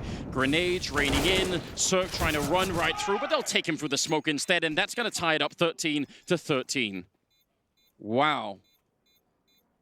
Again, I am on board with A-Core's style of life, I'm not gonna lie, but the follow-up maybe not quite there. I mean, well, that's the kind of, I mean, we talked about this, just the two of us off stream, and actually we talked about it with Peacemaker yesterday in the green room. Was, you know, A-Core, this kind of a style is awesome and it's so much fun to watch, but it's going to get tempered as time goes on, right? As they start to break into the top 10, they play against more of the top teams more consistently. That kind of style is going to get punished. That first pick is great. Fall back after that. Stop trying to toy with the smokes at that point. I mean, I know they're trying to execute a mid to B split very quick, but, you know, let the rifler take up the mantle. They know that you're zoned in on your position with the ult.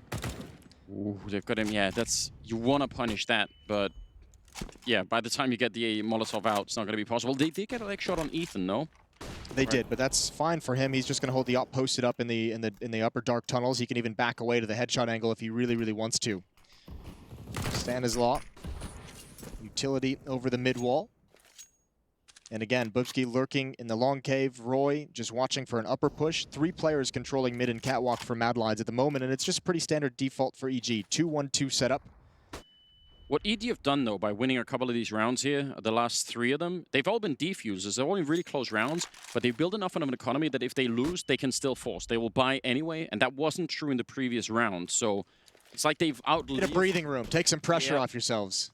They've just outlived that immediate sort of economic reset, and that in itself is actually huge. I have to imagine they're going to do Shush and A-Core, maybe draw A-Core maybe peering into the A-bomb site, but Shush perhaps dropping off catwalk while a mid attack goes on. I'm not really sure at the moment what Mad Lions is lining up for. 40 seconds, just under it, left on the clock. They knew the boost was happening last round, so yeah, they could jump down from the catwalk to try and take out Tarek. That could be really interesting. You can definitely try and do that. Now, Tarek is moved out, so he's not even vulnerable to that any longer. Hunden will take him down with the Galil instead. The bomb is dropped back here. They're in CT spawn, but they've only just picked up the bomb, and now they have to challenge Cirque, and they're going to be running up close. He couldn't see anything with that scope. That was so strange, and from my point of view as well, I didn't even know what was happening, and Cirque certainly didn't either. That's what I was going to say. It's not that he couldn't see him. It's that how many times do you expect an attack at the A bomb site to come from CT spawn? Like that, he's not even looking at that angle. So Mad Lions perhaps improvising a bit there, but it works perfectly. Ethan's going to find a kill. And yeah, even though they'd have the money, you want to keep these two weapons alive. Breeze should be able to do it. That's a tricky spot to clear out. And there's not really enough money on the Mad Lions side to chase down these weapons. That is a very, very interesting strategy, for sure. We've seen B splits where you smoke off CT spawn on the B side, and then you put a smoke on catwalk towards A, and you have one of your players diving in to try and stop whoever is boosted up there. We've seen that version of CT spawn action. This was some other variation that ended up in A instead. We're gonna have to go back and investigate. I honestly, there's so many things happening. I can't. That would be a fun round to just like sit down with Hunden and be like, "What's up? Yeah, talk me through what's happening in this round." Which matchmaking game did this work out in? 14-13. He's doing some silver strats content here at IEM Katowice. Why not? Maybe it could work out. They clearly did not see it coming.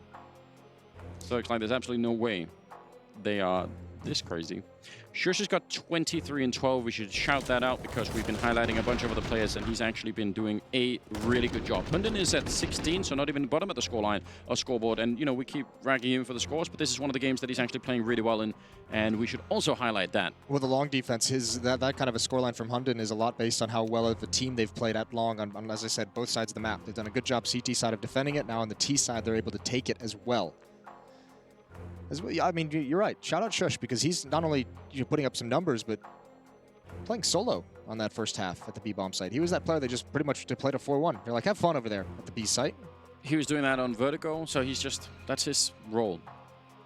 Put something heavy on his back, and apparently he'll carry it. 28th round. EG, again, they had just got out from under, the immediate reset zone. So they get double open this round. They have pretty much everything they could want. Yeah, but if you get broken here, then you're fighting at 13-15 with essentially just some pistols, maybe one rifle or whatever you can save, really. And that's the other side of the coin, is EG might have to make the tough decision of calling for a save when they'd probably want to try for a retake. If they get into a situation where Mad Lion's able to get into a site and get the bomb planted. Sure. Now, maybe that doesn't happen because they have been phenomenal at the retakes. They've had some pretty stellar ones. Yeah, that's a fair point. Breeze is the only one with the kit, so just saying that out loud at the beginning of the round. Ooh, Roy goes down to Stanislaw with an AWP, so that's one of them. They've had Ethan on the AWP. They've always had Cirque on one of them permanently. And Bubsky, that is the good timing. He does get dinked in return, which is a bit unfortunate. Down to 10 health, so it's still a trade. But you never know. And they're going to go the same thing. Bubsky lurking long. They're going to try and see if they can shut down Cirque. Last time, a good flashbang actually put him out of action for a bit. And he doesn't want to stick around. He's probably scared they're coming close like they did the previous round. And that's going to be a bomb plant. Now, can they hold it this time? I can't believe, I guess because there's no player in CT spawn to cover the drop, he just didn't want to mess with it. Santa's thought that'd be a big kill, but a better one from Bubsky. Low HP, immediate headshot. This retake, this is what I talked about, man disadvantage. Do you make the call? Only Breeze can buy and drop for somebody else in the next round. Everyone else is going to have next to nothing. This is a really, really dangerous one, but it's either that or fighting for overtime. We'll see. Ethan going for the headshots, and he'll land one of them. Hunden picking up one, almost a second, but that does leave Bubsky out here with an AWP on the grenade. They're going to... Oh, there we go! Knockout punch, and no kit. Breeze had the only one. They're going to try and go for this fuse, and it's almost there. A couple of more seconds. I think they'll have time for it. What a close call. 14-14. The retake works even at a man disadvantage, and EG hanging on to the game. That one grenade. I thought they threw it close onto the bomb site, and they just saved it for a second. Drop the smoke and toss it out towards Catwalk, and that's all the dink that Breeze had in that exchange earlier. This was a good shot, but I mean, with 10 HP, you just can't do anything about this, can you? Especially because the smoke pluming, and when he hears that, it's going to lure him closer to a peak. Yeah. Tough clutch. 14-14. We're all tied up, and both teams pretty much fully invested. This is the map right here almost. This is the series. Good shot from Acor. Stanislaw goes down quick. Ethan putting up that smoke, and are they going to... It lands way behind them. They try and push through, and I was going to say almost one at a time. Now the smokes are up, and EG again. You have to save. Yeah. You can't do this at the B-bomb site, especially with the mid-smoke already there in CT spawn, so this one's going to fizzle away. EG's going to have to play for overtime. Mad Lion's going to have one chance to take us to a third map. Wow, yeah. Acorb finding some of those openings. That's one of those qualities. I mean, there are so many teams, even at a higher level than Mad Lions, that actually don't have that kind of a player. Well, I have to imagine Acor said the last round San Jose had the op, right? And they'd kind of gotten battered on some of the early contact plays at B by Mad Lions, like once or twice throughout this half. And San Jose just says, you know what, I'm just going to take the op, I'm going to peek in, I'm going to get that pick. Well, Acor just does the same thing right back to him in the next one. He's like, all right, well, if San Jose wants to op into the B tunnels, I'm going to go pick him off. What a game this has turned out to be. Yeah, this one's been just smackdown.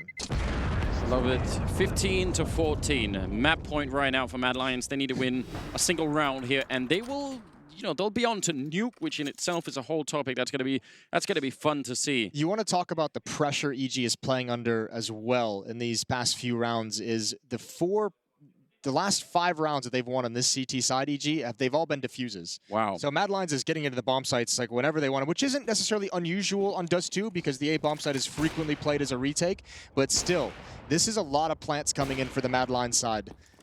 That is giving them so much extra cash. Even when they've had some money issues in terms of what they have left in the bank, that extra $800 is going so far, and it's just applying so much pressure to EG. Speaking of EG, they were ready to fight for long. They had 3 people there. They were absolutely ready to, in case Mad Lions went back to that strategy that they've been doing so much, but they're happy to go for the default, clearing it out. I think they were trying to bait out, they have 2 ops in the beginning. They were trying to bait out someone peeking in the middle, shooting with one of them. And now they've thrown that AWP away and are back to just the one on A-core. So far they've got not much of anything, but they could just go for this catwalk thing again. Hunden trying to make the jump, and we'll see. Last couple of rounds, Circus had a hard time finding the right kill in that moment. He's been flashed back or he's just been run close by, so he's a little bit nervous in this position. What do they do now? They've shown themselves, and EG don't really have a lot of info at the moment, do they? No, not at all. They're really well set up for a B split. Cirque is going to have to flex a little bit in this round. Previously, when they went at him, he kind of gave up that angle out towards long. He didn't even want to fight for it. This time, on railing, he's going to have to stand his ground, deliver some nice shots. Breeze is even playing way more passive over at long as well. He's backed away from the corner, so he'll be able to help out. And he's got 2 flashbangs. But that's almost all they have. They have no more grenades on EG. They actually have to shut this down on approach. If the bomb goes down, they have no grenades to retake with. A missed shot once. This could very well be it. 20 seconds. EG need to get here quick. Another one that's missed, and the Molotov on top, and Roy will take down Stanislaw. They're trying to fight back, and Mad Lions need to control themselves. Acor will take down Ethan. Now a 4 versus 3, and this retake is nearly impossible with a lack of grenades. Cirque gets dropped. Shush doing everything he can to try and get that 3rd map. Breeze, he snuck by. I don't think they've seen it. No, I don't think they can stop it. He's got a kit. He's so far away, Bobski. Oh, but he fakes it. He thought he was closer. He goes for the fight. Bobski crouching down. He needs a headshot, and he'll get it. 16-14. If he'd have gone for the defuse, he would have won it right then and there. I can't believe that he made the decision to tap that and get off. He probably thought that there would be a way bigger commitment from Bobski coming up catwalk right at the end. What a finish for Mad Lions. That is an incredible run after getting battered on Vertigo. They've actually just straight up swept the rug out from beneath Evil Geniuses on Dust 2. We've got a series. We've got a 3rd map. That's going to be Nuke right after the break.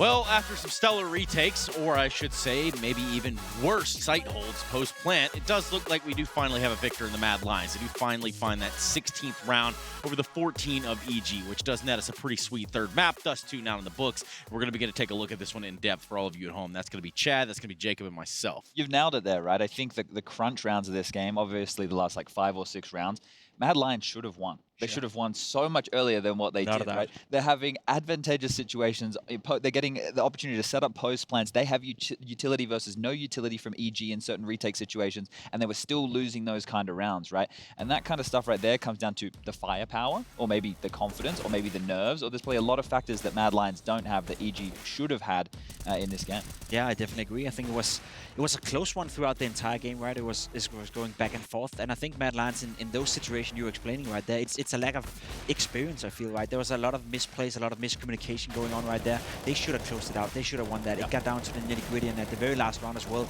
that diffused, that could have gone the way of EG as well. So we saw Hunton, at a point, just scratching his head, thinking to himself, what is going on right now? If they wouldn't have won this map on Dust 2, I think that would have been a big blow to the confidence. Yeah. The retakes were just... they weren't even that spectacular. No, that's the thing, right? It wasn't EG retaking well. It wasn't EG utilizing the utility well or anything like that. They didn't have anything to throw, right? They just went in there and won the duels that they shouldn't have won. We're about to get this last round here, right? So the call would have been made that Bubsky was in spawn after Breeze has found this kill on the bomb site. He had the time to stick it, right? So obviously the communication was messed on up, or something's happened in this situation, because that realistically should have been going to overtime. He should have sat that defuse with everything that he would have known at that point in the game.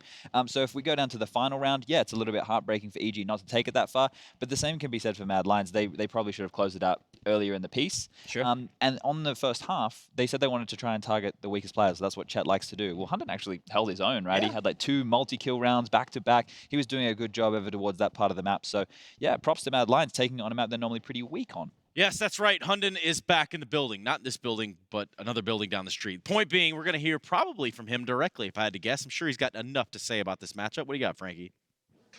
It's my delight and my privilege to get to talk to a deity, God Hunden. Congratulations on pulling the W from that very tense map on Dust 2. I want to ask, though, about the retakes and defending them, because you were able to get so many plants, but why were EG almost always able to defuse? I think we started to get nervous in the afterplans. We didn't take the duels, we didn't talk good enough. And in the end, I just said in last round that people should just play with confidence and take the duels, and then we win the last afterplan, and that was pretty good. And in your first half, you were very, very good at getting the reads on EG. Is that something you prepare for, or you just really attune to them mid-match? We were prepared for them, but I don't think we followed the game plan 100%. We knew when they took long, they would go up long every time, but we thought they were going to change their game plan, but they didn't. So sometimes we get caught, but in the end, we had a really good CT side, in my opinion. It's a funny thing with Mad Lions, because you're an underdog in the competition, and yet everyone's so excited to see you play. No one's underestimating you, so what's the pressure like? I don't think it's good for the younger players to have so much pressure on them. Like on Twitter, everyone is writing that we can beat them and stuff like that. So I think the nerves came out in the end of the T side. So overall, we like the pressure, but it's pretty hard to play under right now. Well, good luck on you. Thank you so much, Hunden. Let's head back to the desk. Plenty of points there made by God Hunden himself, but perhaps Jacob has one that he wants to latch onto real quick. Yeah, I agree. He said that he felt they had a strong CT side, and I would definitely agree with that. Chad mentioned, the fact they like to gamble stack, they like to take certain risk. They did that throughout the CT half, and they were successful with it. There was one round that came into Mount where they, stacked 3 guys up towards Catwalk, and they were successfully holding back the EG lineup. We didn't see anything like that from EG, so I think it's only fair that Mad Lions 1 does 2. They were by far the better team, despite the nerves coming into play at the end. And now we're looking at a situation where these teams have won each other's map picks, which does create a pretty weird dilemma going to the third one. Yeah, we love a good third map, especially Nuke, where it gets extremely tactical, and then you have all the firepower of EG who somehow make it work on this map as well. So this balancing act going forward, I'm really excited to see where we end up. Yes, that is what we're going to keep our eyes trained on, our eyes focused on, but we need to start looking towards what is the break coming up, what these two teams are going to have to go back to the drawing board and figure out. We're looking at Nuke as the decider here for what is this matchup of the Evil Geniuses versus the Mad Lions. We'll be right back, everybody. This is the Intel Extreme Masters. I feel on top of the world, I feel on top of the world right now. I feel on top of the world, I feel on top of the world right now. Savage, you've been distracted, your best, my average, there's a reason for that's a fact. So they snapping back, mad at the fact that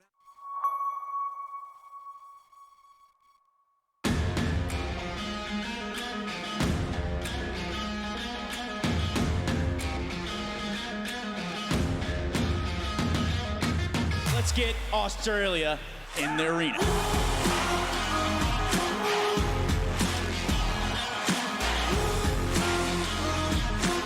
Damage, but a second by Vincere. Provan, he'll find 3 in total. That is something.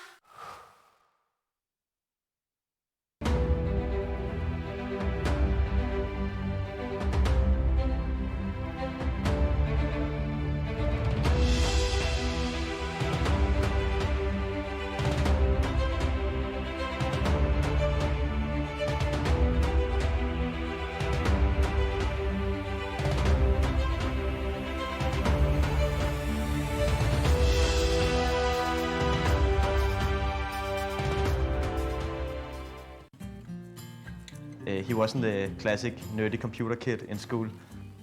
He was one of the ones to get a girlfriend first and a very social person. Typical for Finn is that he is very determined. Ist egal, ob es jetzt beim Kartenspielen ist oder beim Tischtennis oder beim Computer, er gibt nicht auf.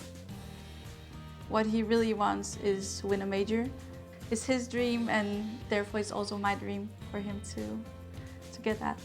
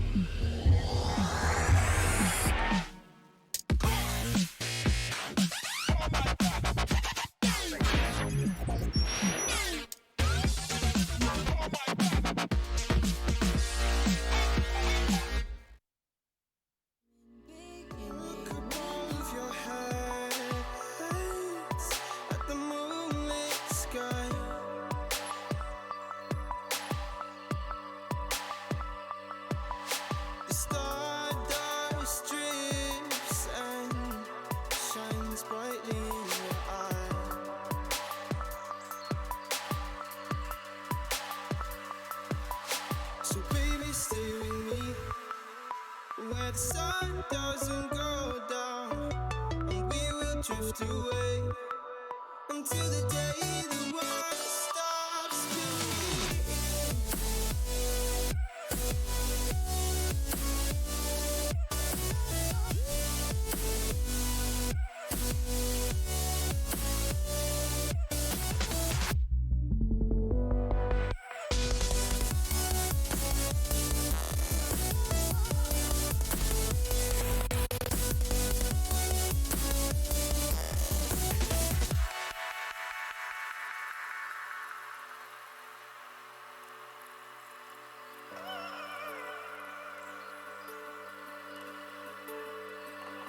Oh, baby.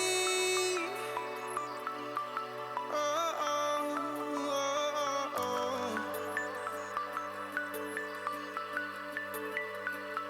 Oh, oh, oh, oh, oh. Yeah,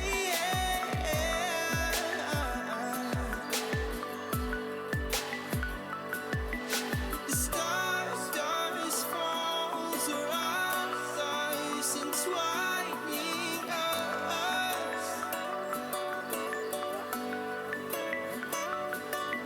So baby, stay with me where the sun doesn't go down, and we will drift away until the day the world stops spinning,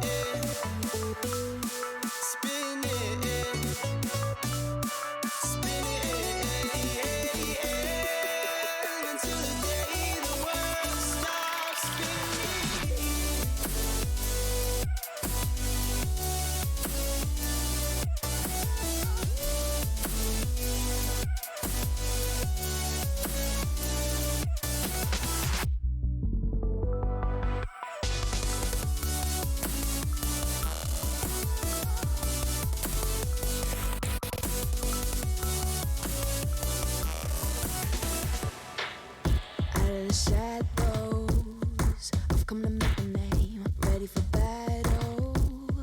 'cause I got a thing to claim. Think that I'll crumble, I'll show you a mistake.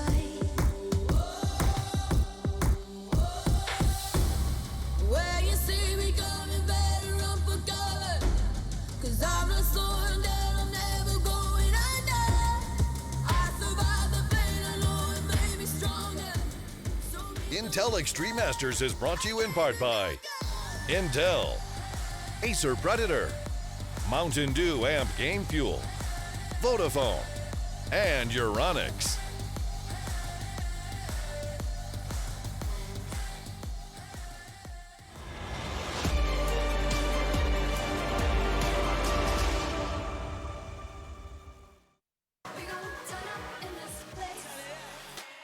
Hello, everybody. How's it going out there? You have tuned in at the right time for the conclusion of this series. Mad Lions and the Evil Geniuses have gone toe-to-toe thus far. Vertigo, Dust 2, and now we're going to find ourselves on Nuke, which is going to be the conclusion of this series, whether you like it or not. It was quite the showing there of Mad Lions to put Dust 2 away.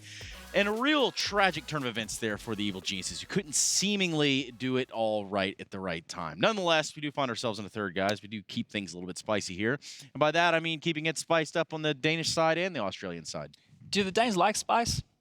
Sometimes, I feel. Okay. Yeah. We've adopted it a little bit more in Australia over recent years. But to Nuke, which is a kind of spicy map, I've got two key factors here that I want to point out that I think are going to, you know, potentially lean this match. For EG, we're assuming they're starting on the CT side, they won the knife. I would think so. They say assumptions. So if they do choose to start on the CT side, my two most important players are Stan and Cirque, right? Cirque's the yard player and Stan is the flex player. He's going to fill in all those gaps. Now, it depends on how much room they want to give Mad Lions, but I would say their best bet is to try and stop them from playing with the rotations, because that's when Hunden can work his magic. On the other side of things, when we have Mad Lions on CT side, I'm really worried about their top hold. Hunden's their main player, Bubsky's their top player, but the EG guys do a lot of really fast pop-top hits. Pop-top hits?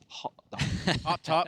I like that. You go on top, you're go popping, and it's hot, and they're quick, and that's why Hunden and Bubsky are going to have to step up when they're on the CT side to lock that down. Got to pop it like it's hot, Jacob. I would definitely agree, and I would like to continue following the storyline between, you know, Chet and targeting Hunden in that sense. You know, he is the weak link in terms of firepower, so, you know, something to keep out for the viewers out there is, you know, is it going to be Hunden that is going to be put under a lot of pressure when they move over to that CT side or not? I think Hunden stood up for himself on Dust 2, had a great game. Nuke is a different, you know, different scenario. I think it's way tougher for him to do something. If he gets smoked out or flashed out, or even Molotov into uncomfortable position, that's where the aim has to bail you out, and that's, you know, one of the biggest weaknesses Hunden has. So I'm a little bit, you know, dare say worried on the behalf of Mad Lions in that sense, but I think this is going to be a close game, and I didn't think this before the series started, but after watching Dust 2, we could be looking at a series that could go the way of Mad Lions. Okay, yeah, because that's certainly not what we said in the beginning, especially you. I made him say it out loud. Remember, if we all recall, I said 10 rounds, you know, and that's you did say six 10 additional. plus, and now they found 16 in that map, which does set them up decently well. I mean, you have to look at it in terms of this is back to a BO1 kind of territory for both these teams. Yeah, and now this is a map that is a lot more, I guess, fundamentally based, whereas a team like Mad Lions, with good utility usage, will be able to control those rotations, can control the pace of the game, potentially a little bit better than EG. Chad, does it end here with EG being upset? I'd like to think not. I think they might bounce back now and maybe play with a bit more confidence than what we saw in that last game. They conceded a lot of territory and they let Mad Lions have their way with that A-bomb site. You're wrong. Mad Lions is going to win. There we go. Okay, well, we're going to keep our eyes peeled. We're going to keep it all locked and loaded right here at the Intel Extreme Masters in Katowice, because it is just about time for this series to finally come to a head right here. Nuke being that decider that we promised. And as you can see, Hunden, well, he's ready to get in the server too. We're going to do just that with Anders and Moses. Fellas, I know that you are ready to see this one in, so let's see what we got on Nuke. Oh, I'm feeling so ready, Trace. I can't wait for it. Jason, you excited? Third map? Did you think it was just going to happen? I actually didn't. But the nice thing is that the reason why I feel like it has gotten here, Mad Lions have beat EG in the tactical game. I think they've outplayed them in the first two maps in terms of strategy, in terms of tactics, in terms of preparation and planning. It's the skill of EG that's bailed them out of some tough spots, and the inexperience of Mad Lions that's allowed EG to get back into some of these rounds. They can't have that here on Nuke, Mad Lions. They need, whenever they find themselves an advantage, they need to be able to close it out. This is going to be a very tough third map. Flashbang, a fake to the upper bomb site. He's dead. He's deleted through the smoke. Tarek's going to drop away down to the lower bomb site. And yeah, ramp room goes the way of Mad Lions. Where do you go from here? They need to just get a kill right now and keep pushing. The longer they wait, the worse it's going to get. Return from Breeze as Tarek goes down. Ethan hunting, and he'll get a quick one there on Roy, leaving Bubsky and Shush in a very hard position, opening the door. And whatever Shush was selling, Breeze was definitely not interested. At least a plant. At least a plant. This could go for the creek drop in the next round. So this is quite nice from Bubsky to be able to find the bomb plant for his team. The extra $800. He's certainly going to go down in this double peak. Stanislaus got him. 1-0 for EG, but yeah, that extra 800 will help. It definitely will. It makes sense for Bubsky, I think, to try and push out and take that fight. Because if he's just hiding back there, you know, you're going to get pinched in so many different locations. You might as well get aggressive, see if you get a quick headshot. Maybe you just find a one-on-one. Unfortunately, 2 players there. Now, the last time we saw a second round that Mad Lions bought into, it wasn't the creek drop. It was actually, that was on Vertigo. They went like 3 Galils. They had an AK-47. They kind of spread things out. Here, a little bit different. They're going for pistols. They're going to have a lot of utility to work with. Shush is going to have an SMG, but everyone else with the upgraded pistols to battle with. I am going to call shenanigans on that shot on Hunden, though. Yeah, that wasn't fair. That was unreasonable. That's not the best way to, you know, like even if he just lives for like 5 more seconds, you know. Guys, I'm faking. Ah, damn. I'm already dead. Bubsky going for the vent dive. He does take a tremendous amount of damage. I think he got lost in the smoke even so slightly, but he's down there. And actually just vent diving can be super annoying for the CT side because they have to figure out like, well, who is going to be at least thinking about that? Grenade is way too late. They meet up with Bubsky down there, and if they can win the first fight against Cirque, they can actually have a pretty good shot at this round, even if it's a little bit sketchy with the buy and the damage on Roy now to follow it up. Tarek, that's an important kill, and he's allowing more people to get in here. Bomb is down, and what a great hold in this bomb site for Evil Geniuses. They shut that down. You mentioned having to win that first fight against Cirque, but he just stayed hidden. He played it passively inside the bomb site. That was a good shift in the defense. Tarek rotated from ramp room. Stanislaus rotated from outside over to cover ramp room for Tarek's the gap that Tarek created by leaving. And there was just a really solid crossfire in that lower bomb site. No access for Mad Lions, and that one's tough. Not enough production, not even really economic damage is the hard part. They didn't get a single kill in that round. So the full investment that Mad Lions had in round 2 does absolutely nothing. Tarek getting that kill and staying on the other side of the smoke allows Stanislaus to come through. If that smoke goes up before Tarek is there, then Cirque actually is alone for a long time. So there's a little timing there that makes a big difference at the end of the round. Cirque having a pretty good time early on with the FAMAS and getting a couple of headshots. They don't lose a single player here either. And clean that round up. Well, already in these first 3 rounds, certainly in rounds 2 and 3, you see exactly what Chad was talking about. Evil Geniuses much more confident, much more assertive in the fights they're taking. This is them just coming in and just saying, we're going to overpower you on an individual level, at least to start this half. And see if Mad Lion can temper that as we go on. Otherwise, EG is probably one of the most snowbally teams that we have in professional Counter-Strike. Yeah, that's so true. There are so many players you don't want fired up on this side. Cirque, if he's going to have that AWP playing the yard, and he's starting to feel good already. He had a tough game with the op on Dust 2. That's kind of the one question mark that EG still has to answer in this series is, Cirque, how much can he flex with the AWP when he gets it into his hands? Because we haven't seen it yet in this series. They haven't really needed it. They had, Breeze getting 34 kills on the first map, lose the second map, but this could be a chance later on in the half. Good kill on a Stanislaus. Tarek is still here in ramp room. 1 kill, and certainly might want to drop down. Molotov going to force Shush away. Ethan right on the edge, and he's got the bomb. Nice kill. Hunden also going down. They're getting picked apart here. That was a very cool off angle from Tarek, I thought. Down on the railing at that ramp. Don't see that all the time, really. And now, Shush and Akon quite far away from each other. I don't know if they can... You know, this, again, would have to be maybe a couple of mistakes from EG where they get picked off into a 2-on-2, and then there could be something. But it's very low percentage at this point in time. And frustrating, I think, for Mad Lions, because this is a round where you don't even get to do what you wanted to do. You actually get picked off before you even get to try the strategy to see if it would work. So, nice enough try here, throwing the bomb on out. They're actually on the bomb side, but can't check everything. And Akon now trapped in there, 4 health left, and he will go down as well. So, Evil Geniuses, perfect start here. 4-0, plenty of money in the bank. So much money, in fact. And they get to steal that AWP. Well, there's a good stat if you want to follow the conversation around Cirque. Highest rating for his opening duels is Nuke. 4-0, and he's got the AWP in his hands now. He's got his AWP, and he's got $10,000 left in the bank. Rich. There we go. Oh, man. Well, 5th round. Not so rich are Mad Lions. They do need something to go their way. A couple of flashbangs, not really provoking even any counter grenades. Just EG utterly unimpressed with a couple of grenades there. So it does see a couple of people. Roy trying to see if he could beat the timing, and he does to get a kill with the CC. They should still be able to recover that AWP, and I don't think they're going to get much more out of the rest of the pistol rush. Somehow the Glock gets a headshot kill. I don't think Breeze had head armor. He got killed way too quickly with that Glock. Yeah. A chance for him to upgrade. You imagine he would after that kind of a sequence. Now's the time. Cirque with the AWP again. It's passed over. Ooh, a double up setup. So Tarek wants to put that AWP in ramp room just to get that one kill and either fall away or he can continue fighting depending on the pacing of it. You talked about snowballing, right? Yeah. Now, this double up definitely has potential to backfire. Retaking bomb sites on Nuke with an AWP might not be that much fun. Two of them definitely not. But if they just... Imagine if Tarek or Cirque, if they'd kill ramp or outside and then just fall back, that could happen like a number of rounds with Mad Lions actually having a pretty hard time with beating it. Damage so exchange. Interesting. Cirque actually got the tag through the vent. Oh, that's an aggressive push. Tarek's got to fall away, though. Shush came over way too quick for him to respond. That smoke actually kind of neutralizes his AWP. I'd like to get that deep angle, an early smoke, though, as he felt some pressure, didn't want to get chased down. So Tarek actually rotates it. And still far back towards T-spawn. Mad Lions now putting out the smoke wall. 3 smokes utilized outside, and that's all for Roy to make progress. Molotov in towards the stairs, trying to establish that there's going to be presence towards Secret, towards the lower bomb site. And we'll see if Mad Lions can take advantage of it. Towards ramp we go. Yeah, Stanislaus here. Breeze not that far away. Could drop down and maybe help out. Oh, he's completely flanked out. 2 people, different angles. But Bobski goes down, and that's... I think Ethan just winning a fight over at Squeak. So now it's a 3-on-4, 50 seconds left, and EG still, again, looked like they're in control of this round. Roy, oh, if he could have got that kill, that would have maybe opened up the A-bomb side. Ethan turning for it. They should know that he's here, and they're still getting caught. Hunden goes down, and now this round is falling apart for Mad Lions. Roy getting a kill and trying to transfer it. He's going to have to do so much work here. Aiko with the AWP is now going to be alone and trapped in that corner yet again. 30 seconds as he walks onto the bomb site, 1 versus 2.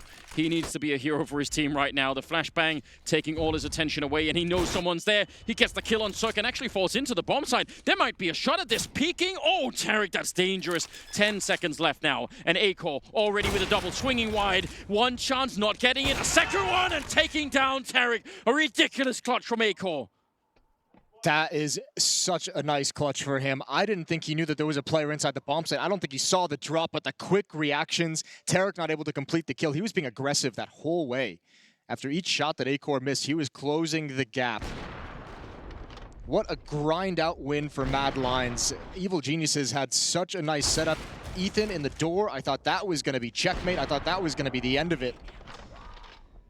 Now, you get a win like that, you have to keep going, right? Like, this should be the moment that springboards the team to do more. That's done a lot of damage to EG's economy. If you can win this one and the next, suddenly you're right back in the game. But you have to produce something behind this, or it's going to feel really flat. And I'm worried because I feel like so many of these rounds are starting off with EG getting really good picks. And if they can just keep doing that, I mean, that's a way to win the whole map. Well, that was not an easy win for Mad Lions. I don't know how many rounds like that they're going to be able to actually keep in their favor right down the stretch. We'll see, though. Molotov again, similar strategy. Oh, Cirque steps in front of it. It's still burning him. I don't think he expected that. And ooh, that last tick is going to be real annoying. I don't think I gave any information over to Roy, but how many kills can he get here? Certainly 1, as Roy walks right into it. But now you're trapped. Flashbang. Oh, that's a good quick shot. Another one. A third onto Hunden. And he's lost Secret, but he's done the damage necessary. That is so shocking. Oh, wow. Amazing stuff. And once again, we have to reiterate, Mad Lions are kind of getting stopped before they get to the end of the strategy, and that can be very annoying. A way to think about this is that you basically have 15 rounds on the T side if you start this way, and you want some of those rounds to even test out where are the weaknesses, what kind of strategy can we get Secret, can we go and get lobby, can we maybe fight for ramp, and if you get shut down before you even get to the end of those strategies, you either have to not run them again, or you just have to come up. It's really tricky, right? This is awesome for Mad Lions. They have the entire lower bomb site to themselves, essentially. One player just now, Ethan, rotating through vents. Tarek was just peeking from ramp room, but that was a gap that they didn't realize in their defense. They didn't recognize it. Hole blown in the door, that had to be a win. Now if you're Shush inside the site with an AWP, you've got 3 angles to worry about. There's the first. Smoke still helps you out. Oh, that missed shot is going to seal it. Stanislav punishes him for the one mistake.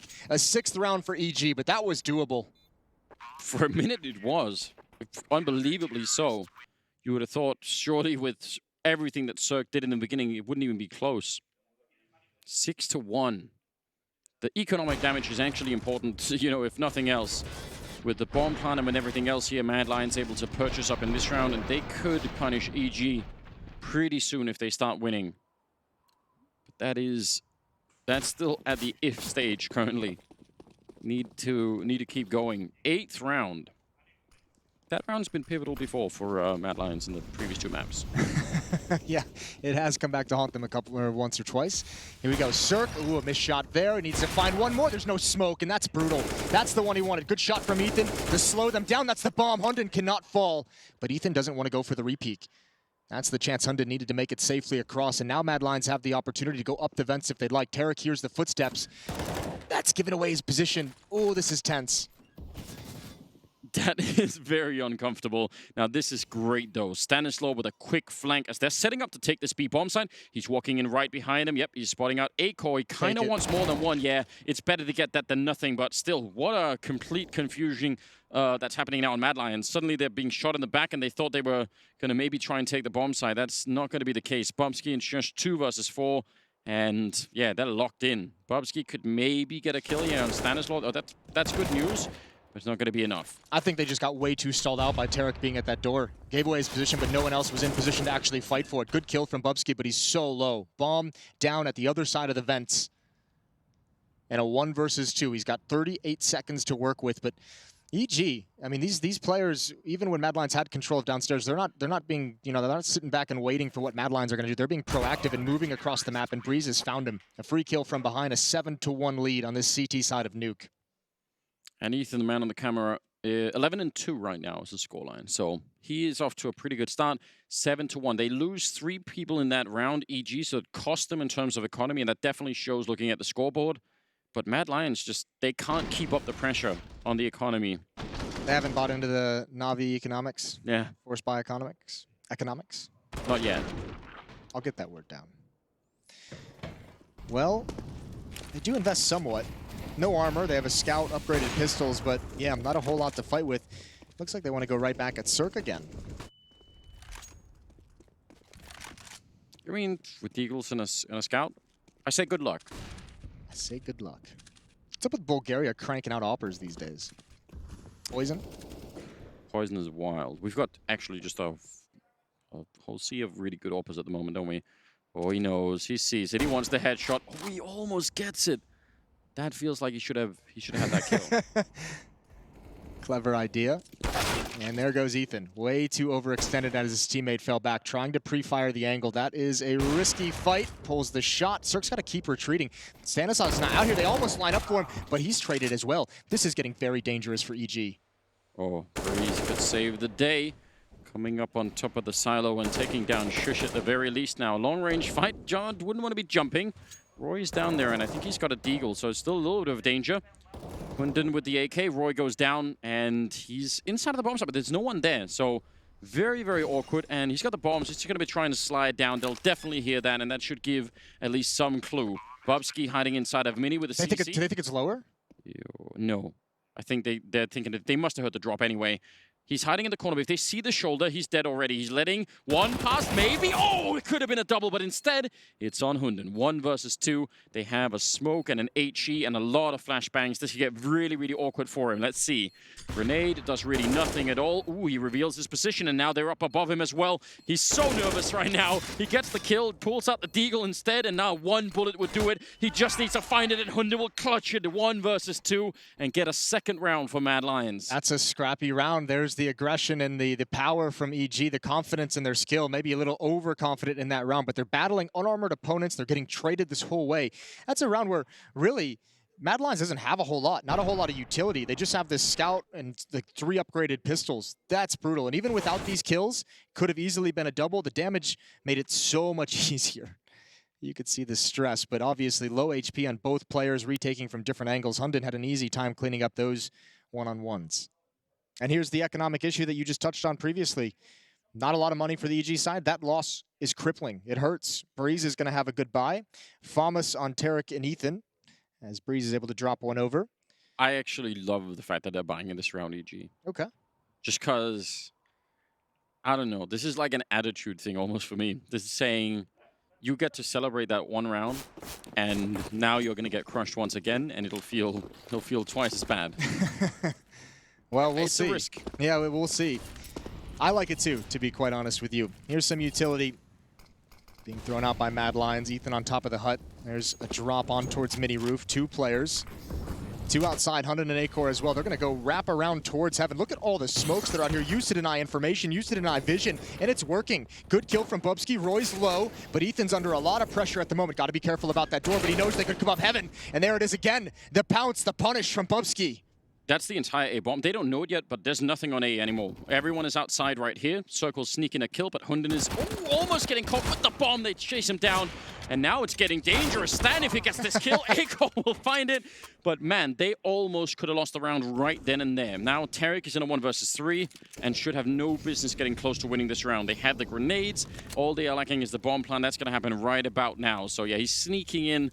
Element of surprise, the only thing, and that's even gone now. He does take down Acor, gets tagged down to 34 himself, and yeah, he knows how much trouble he's in as well. Trying to see if he get the pre-fire shot. Oh, it takes down Roy. Now it's interesting. He's already got the double. Can he clutch it back? Bubsky thinking about it, and he actually does a bit of damage, but an instant headshot and a triple kill for Bubsky in the round will give them another one, and that is the EG economy gone. Yeah, deleted, taken away from them, ripped out of their hands. That's an admirable effort out of Tarek. I liked everything he did. The smoke towards door, even baiting out the peek from heaven, the low HP player there. That's a wildly aggressive round, and Stanislav might have been the hero. I think he just mistimed the reload of that CZ. Yeah, it does have that extra reload time onto it, but you'd think they'd be used to that by now. It takes a while, doesn't it? I don't know. Did he use all the bullets on the first one? I didn't see. Well, there it is. Unfortunate. A single flashbang and a lot of USPs. Tarek is going to be throwing it from far back if they get any kind of contact out there. It's a good call from Mad Lions, though. They've had so much presence outside throughout this half, throughout these first 10 rounds. This time, just stay away from it.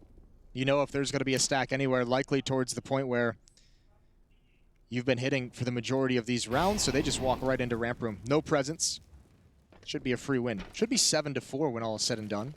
That makes me sad. I wanted to see that flashbang in action, but fair play. Yeah, you've had enough good things go your way. Have I? I don't know. Is there an upper limit on that? I just don't think so. And who knew the Mac 10? So yeah, they had the right call. All the Molotovs. They really made sure that there was nothing left to chance in that round. When they might even get a chance to clean a couple of kills up here. Just holding down Mouse 1's pretty aggressive, and he'll get the double before he goes down. That's just fine. I don't think they're not going to be even excited about saving that Mac 10, are they? EG, they want better weapons than that. Getting a kill with them, though, that would be nice. Okay. That's a cool tap. Shush. Styling on them at the end. 12th round is coming up, and EG could buy. This would be such a weird turn. If EG loses next round, then suddenly this game is wide open. Yeah, well, I think Mad Lions has done a great job of tempering that aggression and kind of putting EG on the back foot, being able to rip that out of control. I mean, it was, what, 7-1 at one point. It's now been 3 in a row for Mad Lions. So the fact they're able to stop them, halt them in their tracks in such a fashion is phenomenal. And you just said it. You win this round, you reset them one more time, all of a sudden that score is as close as it possibly can be. Acor is going to lead the way with the op, which is madness. He's just running this whole way. Not even worrying, not even believing there's going to be any danger. And looks like towards ramp room, we're going to go. Acor challenging again. These are those smokes previously that caused so much confusion of an attack towards heaven. And you can see what it's done. It's actually pulled the ramp defense away. He's alone. He wide peeked the red container alone. Again, it does seem crazy. Well, ramp room is open, so they're going to go straight for that just running down. Tarek is waiting for Acor around the corner. I think that's surely a fight that Tarek is going to win if it actually keeps progressing. They have no one else downstairs, though. It should just be a straight-up free plant. Ooh! Outrageous that he wins that. Now he's back looking for more. He's going to take down Cirque. That's a one-man army. No one should play this way. If kids at home, if you're watching it, don't try and do this. It's just not worth it. It'll almost never work, but for some reason it does for him. I think they have to save. They don't have the utility. Well, the bomb's just, it's about halfway. Yeah, there's no way they can go for this. They have no kits either. And that is just, that again, I mentioned at the start of this map, Mad Lions throughout the series has played a better strategic game, and they've done it again here. They used those same smoke execution where they attacked Heaven and they attacked towards Locker Room previously. That pulled so much defense. It pulled Tarek downstairs to commit to Secret Stairs. All the attention was taken away from Ramp, looking towards those smokes, looking for those players to attack the Heaven position, and it just gives you, it nets you a free win. A free bomb plant with no resistance and no way to retake. I would even hesitate, like, if I said this out loud to you, well, if you didn't already, you would think I was crazy. Hey, Jason, how about a strat where you put one guy with the AWP on the Secret Stairs and the rest, they're pushing ramp, and then he just takes, you know, then he's just there. Like, if it was any other weapon, you would be like, okay, yeah, you can have one guy lurking out there, and it doesn't seem reasonable in any way. Peacemaker giving him a pat on the shoulder, and you can understand why as well. And you know, we know from talking to him, one of his goals when he came in as the coach was to start finding ways to give players like Acor a bit more individual freedom. Ooh, some decent nade damage. Aggressive outside for EG. Stanislaw is committed behind this blue box. Yeah, that was close to, I think, a little bit over 80 damage on two players there. It'll update in a second. Same smokes again. Out towards Heaven, out towards the locker windows. And he's just not scared of peeking this. Cirque could be out there with the AWP, but Akor's just saying, yeah, well, you know, bring what you got. And they're going for it again on ramp. They've left Bobski behind, so there's a little bit of a variation in it. We'll see if Akor's going to have similar kind of success. Bobski goes down, and that was over at the squeak door. And now they're kind of going to change it around. Acor drops outside. That was Cirque finding him. Much better defense for EG this time. Now he's going to be walking back into a bunch of people, and Hunding gets dropped. That was actually from up the ladder instead. Bit of a no-scope, and he's got no more chances there. Shush will find him at the end. Ooh, Stanislaw has to stay alive here, and he will. And that should be the round. Shush in a 1 versus 2. He's looking for the ace clutch, and he gets the headshot on Tarek. He's down to 1 health left, and Ethan is inside. He doesn't have an HE, so at least it's not going to be that. He's up on the HUD, in fact, waiting. Shush, how could you possibly do this? He has got the bomb, but even falling down from up here could be dangerous. He's sneaking in. 35 seconds. He makes the drop down, goes for the instant plant, and Ethan is sneaking close, just waiting for it. Shush, because he got the stones to do this. It's already a quad kill. Oh, the flick, and he almost hits it. Ethan instead will save EG, and that is so close. Nearly an ace clutch with 1 health left. EG's playing way too loose at the moment when they have such big advantages. And yeah, you're going to get fist bumps now, but that's something that needs to get cleaned up as you go deeper into this tournament. That's what, they had like a 5-on-3. There's just way too much individual fighting after that. No one ever tried to calm it down. It was just, where's the next fight? I'm going to take it. And Shush almost delivers. That's, yeah, it's I mean, this right here from Cirque. Going for that repeat after the quick shot. Stanislaw as well, committing after the initial battle, had the safety of the box. And this one here from Tarek, full commitment in that swing, leaving Ethan alone in a 1 versus 1. That's all very stressful. And here's the consequences as well. Still not able to build up any money outside of a victory. Yeah, they need to be real careful at the moment. Molotov instant on top of the hut. They run in, and a very narrow choke point. Breeze loves that, and he's going to get a quick double kill. Does get taken down, but again, they should calm down here, EG. They won the round, but I would say again, just learning from the previous round, that 5 versus 3 or 2, I guess, just leave it at that. There's no point in fighting any further. They win the round anyway, so maybe they're not going to be too upset. That's 9-5. A chance for Mad Lions with the economy to at least get a 6th round on the board, and I don't know. This is still kind of an open map. Ethan, though, 15-5, is still doing very well. God, Mad Lions would love to just have 1 more round in this half. Just get up to 6. That would be so massive. I mean, and it's a testament to the tactics that they're bringing out and how well they're working on EG at the moment. Hunton's got 4 kills. Roy has 3. Acor only has actually 9. I mean, he had that 1 cool round of the triple kill towards Secret. But, I mean, other than that, it hasn't had too much of an impact. And that'll happen on the T side. But still, to have those numbers and 5 rounds, that's a thing of beauty.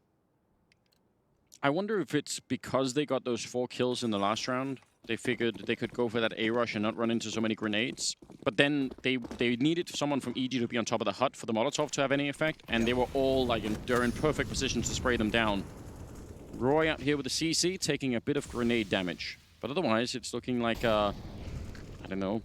It could be an early crunch towards the A-bomb side from Mini and Lobby, but they're sort of waiting around, so I'm guessing they're just going to see what comes from EG's side. And Roy checked for that aggressive positioning from Sanazal, but he didn't fully clear it, so still the intel isn't there. Actually, Sanazal is just on an island all on his own.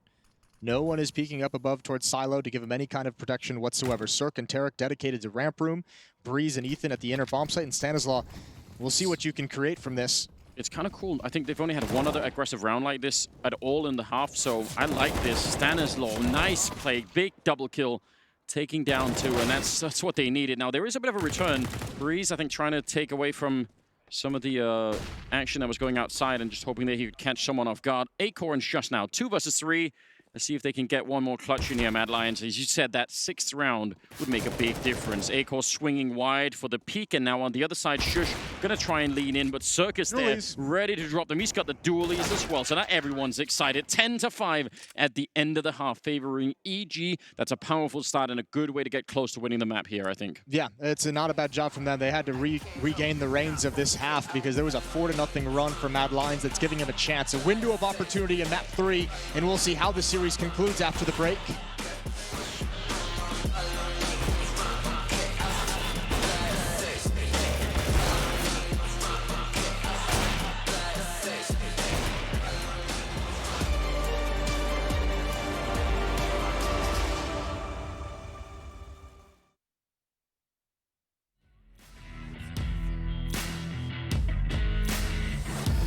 Embrace your destiny, slay your enemy, raise a legacy. No more apologies, trust your abilities, gather the energies. Pull yourself back together, been staying off track forever. Child of the nation, will seek redemption, time for salvation.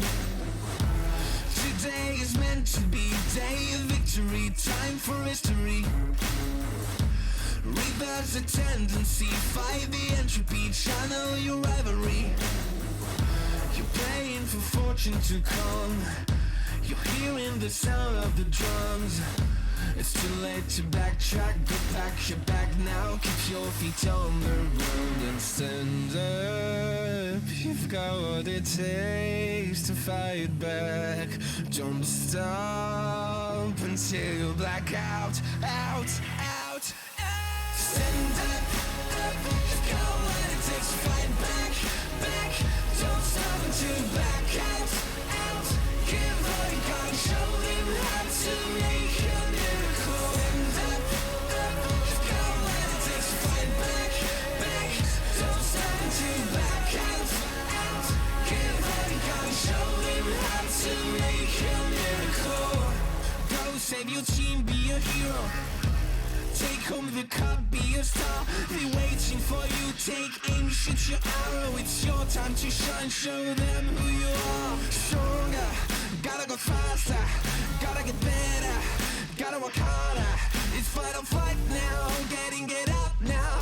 Go with the move, go for the goal, lead up the stadium, you know how it's done. Stand up, you've got what it takes to fight back.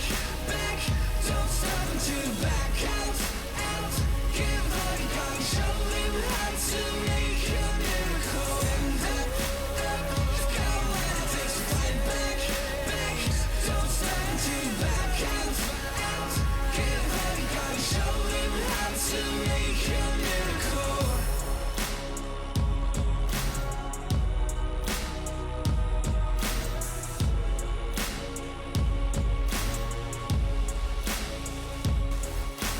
Stand up, you've got what it takes to fight.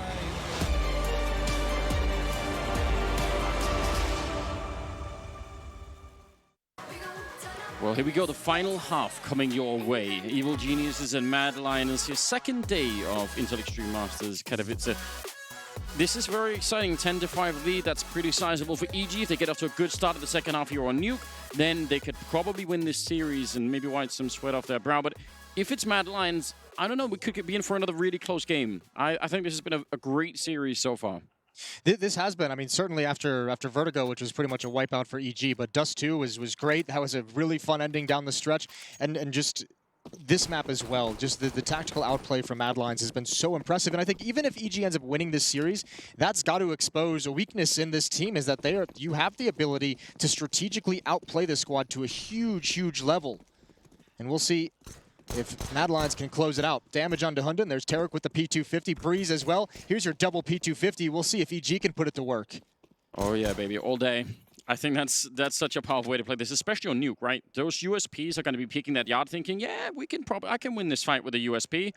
And then you get shut down. Shush in a lot of danger, and he's going to die. Second P250 kill. Acor wants to fight it back, and he turns, swings for Breeze, and a big double kill to come back into the round. 3-on-3, or they would have already lost it, and Bobsky lining them up. Another double coming in, and that leaves Ethan hunted everywhere. And I don't know how you get back in the round right now. They need to calm down here, Mad Lions. They're going to go and fight him. That might be a mistake. He gets one more headshot. That is the third double kill, and he's looking for it. He wants to take away Acor too. Up on that high ground. He's low enough on health that a single bullet would absolutely drop him. Bit of a jump there, just faking it out. This is dangerous. They need this round, Mad Lions. EG, they might shrug if they lose it, but Mad Lions, they might be out of the series if they do. He's gunning for it. He's certainly looking for it here. The bomb, though, he's got it picked up, and he's got 35 seconds, and if he runs, he could be anywhere on the map, and it would make it very hard for Acor to go for anything. He's playing a time game instead. Acor making it down the ladder, and Ethan, oh, he's thinking about it. Yeah, he wants to make a run for it. Noise has been made, and Acor, I think he knows, can he beat the timing? This is a bit of a race now, opening the door and running up behind the silo, but now he's stuck in here. And this could get very, very awkward. He's all the way up there. Oh, a little bit of burst fire, and he wants to swing again. Ethan, can he take it away from them? He's certainly trying. One more shot rings out, and Acor, all of the panic surely must be hitting him now. 30 health left, and there's the headshot. Ethan has done it. That is a stunning 1 versus 3. Well, they say 1 versus 3, you have to count on some mistakes from Mad Lions, and they gave him the opportunity. Ethan takes everything. 5 bullets left in the chamber. He should have never been in that. They could have had him boxed in. They had the bomb down. They did not have to chase him at Squeaky Door. But this is just beautiful shooting from pretty much everyone on both teams. This is stunning at the end. It's not just the fact that he wins the clutch. It's the disadvantage of fighting at that range with the Glock and never committing until you knew you could win the fight. I mean, Ethan just taking pop shots, keeping Acor at bay that whole time. And that has got to be crushing for Mad Lions. Absolutely so. And it's one of those moments where, again, in that 1 versus 3, you need someone to yell, calm down, don't do it. I know, he's just one guy back there with a Glock, but it's a pistol round, and it means a lot. Now, just to point this out, Ethan is 20-5. This is outrageous. What a way to clutch your way into a second half. That is beyond impressive. 34 kills on Breeze and Vertigo. Here on Nuke, it's Ethan who stepped up in a big way. 20-5, as you said. It's a lot of individual Herculean efforts coming out of EG that Mad Lions just cannot match. Now a man down in the second round. They've fully invested. They've got the shotgun. That's right next to the hut. But this is a very slow and calculated second round from EG. They're trying to use the range of the rifles to clear things out. That's going to be a scout to challenge up against Ethan with the AK-47, but he's not looking at the proper place just yet. Shush will have a chance. Yeah, and he's a pretty quick headshot to make this one work. I hope that EG will stay a little bit grouped up. Circus alone in hut, and he's just hoping that someone will go and peek it, and maybe that's fair. Yeah, this is the kind of group that I want them to play in a round like this. They're going to smoke it off, and then there's no warning. They're there as the smoke goes down. That's actually could be a bit of a shock if you're inside of the bomb site. Hunden up here with a deagle doesn't get the job done, and now Acor 1 versus 3. They have plenty of smokes that he should have pretty much no chance to do anything in this round. Wants to see if he could get the headshot. That would have been great, but yeah, not really happening. Dangerous. I thought he was going to throw the grenade as well. He got Sanazar with it. I thought he was going to throw it, bounce it right into his own face. But a 12th round for EG, 12-5. And even though Acor pretty much saved, or did save in that last round, 4,100 on him for the AWP in the next. This one is, they're going to have to sit it out. Although they're buying some HEs, Anders. 2 more. Just need to. There's 4 HEs. Come on, Roy. Come on, Roy. You could do it. Come on, baby. Don't be that guy. There's always one. There is always one. Well, okay. Your choice then. Cut. 4 HEs. They are. There's going to be a couple of people here, but they fall back in time. The carpet bombing does not work out. Shush is down. Roy is next. And yeah, you're just avoiding the damage. We like the drama anyway. We appreciate the attempt, but not this time. A little bit of a dink over the top of the smoke. It's just the one player, Bubsky, left alive on top of the hut. So just a matter of time. It's going to be 13-5. And Mad Lions, man, it feels like they've played this map so much better than a 13-5 scoreline. I agree, but there are some of these rounds where, you know, when they have the man advantage and they don't quite manage to call the slowdown. And that's one thing we said right at the start was, especially on this third map, like when you get the advantage, you can't let it slip away the way we saw them do a couple times on Dust 2 in a victory and plenty of times on Vertigo in a loss. Yeah. And that pistol round right there is them giving up a huge advantage. 3 versus 1 with bomb in your control. That cannot be a pistol round that you let slip away. So now they've got to deal with the consequences and try and come back from an 8-round deficit. No easy task, is it? But we'll see. No AWP on Cirque yet. 4 kills on Hunden, 3 kills on Roy, so they're going to need both those players, I think, to have a bit more to say in the second half here. Looks like they're going to take outside this everyone here, so it's going to be slightly delayed. Look like Cirque might want to be trying to throw that smoke, not at the most forward position by the red container, but a little bit further back. So that creates more space for you to work with, and we'll see what happens. Roy is super far back. Acor is down in the tunnels, and he's going to maybe want to try and push up. This is interesting. Of course, he's going to be aggressive. They have Molotovs to get rid of him, and I'd be surprised if they don't throw one. Oh, there we go. But they're just listening right now. I mean, Roy is just out here just making sure no one crosses to hell, basically.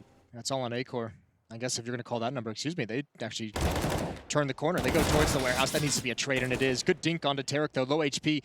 This one, the Kriegs are dangerous at this range, and Acor still hasn't budged. He's waiting for someone to come down secret, but it's Shush who's under some trouble. Because Evil Genius is progressing towards Locker, progressing towards jumping up into heaven. Actually, it's Breeze from behind ramp room entirely clear. That's an assassination of a massive level. And it's time that happened because there's only 40 seconds on the clock. If they don't get this heaven part now, I don't think they have time for it. Acor sneaking down, and that might have been the wrong time here. Hunden and Bobski, they're about to be reined in, I think, from up on high. That's the bomb up there, and they're reading this one wrong, Mad Lions. They're taking a bit of a risk. I think they're moving more people towards that B bomb site. Shot in the back is Bobski. It's again Breeze assassinating people now, the second time in the round, and there's nothing left to fight for here. They're going to be in with the bomb plant. There's no point in even trying. What a sneaky round out of EG. I mean, obviously, Breeze gets a lot of props for those 2 kills that he gets for free. Lurking in towards ramp room, silently walking the whole way, getting a free kill under heaven, opening up that avenue, and then obviously walking back and getting fortunate with the timing, getting a free kill in the hut. But the decision to, once Breeze gets that kill underneath heaven and you open up that angle into the upper bomb site, there's what, you said 40 seconds left-ish? Yeah. You hit pause and you're quiet across the map. That would make those 2 upper defenders so nervous. You feel so uncomfortable not knowing when or where that hit is going to come from, especially because there's 3 choke points in which it could come from. And you make them make the decision, and it's the wrong one. Acor commits to lower, 1 more player drops in vents, and you got an easy time and an easy plant. So 14-5, and I think the comeback is... Well, now it's unbelievably unlikely. If you replayed this, if you don't know what's happening on the map from Mad Lion's point of view, they have Roy seeing 4 people outside. So when Shush is playing hell like that, you can understand why his immediate thought isn't, oh, maybe someone's sneaking through ramp room. Yeah. Because that's almost the entire force out there. So he's just so focused on that, right? Usually you'd assume like 1 person's going to be in lobby. It's like in your brain, you just have it mapped out, and you're like, oh, well, they certainly have got to have someone in lobby to make sure we're not pushing that. But Breeze just changes the way he wanted to play this round, perhaps. It's one of those things where, you know, if Roy would have got a kill and was traded by 1 person instead of seeing all the rest of the 3 of them, actually you know, just in terms of the internal communication on Mad Lion's side could be so different all of a sudden. But I actually think that could have been part of it there. 14-5, and yeah, this is it. We're sort of hoping for a comeback in terms of how cool this series has been. And as you said, 14-5 doesn't seem like it's you know, the scoreline that should be. Well, but I guess it is. See what they could do. Yeah, I've been pretty impressed with Mad Lions, even in this battering here on Nuke at the moment. On the other hand, yeah, 25-6 on Ethan, so he's a bit of a freak show. Yeah, it's wonderful. Not the first time we've been saying that lately about Ethan, but it's cool to see him have his own resurgence. Flashed into yard there, goes down immediately. Easy enough shot for Acor, does not run away, sticks around. Could be dangerous if there's some sort of rush coming, but he's just ready for more if they show up. Oh, this is a really brutal position. Stanislaw outside, being able to lurk, and he's got a lot of map control to work with. Breeze holding the angle. Good shot from Acor. He's going to get away as well. He's doing everything at the moment for Mad Lions. But this one, Stanislaw, it's all down to timing again. Shush might just get caught looking the wrong direction. He's peering down towards ladder. Stanislaw turns the corner. Immediate headshot. Shush even gets the first bullet. Now it's Hunden on top of the hut. He doesn't complete the kill, and he's given away his position. He somehow drops on top of Tarek. And now Stanislaw almost has to commit to that fight. And Hunden just backs away. Yeah, smart play staying alive there. Very important, the timing. I mean, to get on top of that and just jump down from the hut. Acor, a little bit nervous that someone might be waiting for him up there. But Cirque and Stanislaw, 2 versus 3, and this would be soul-crushing if they were able to win this clutch right here. Stan jumping down, dropping Hunden immediately, and now he's on the low ground. He gets killed by Bubsky instead, and it's all on Cirque. Can he do it with the Creek? He knows that someone's up there, and I'm sure he knows it's the AWP. That's oh my God. One hell of a flashbang. He has to fall away. He's got one of his own, though, and he's going to try and see if he can pop it out. He gets a headshot, now runs for it, and he's going to win it again!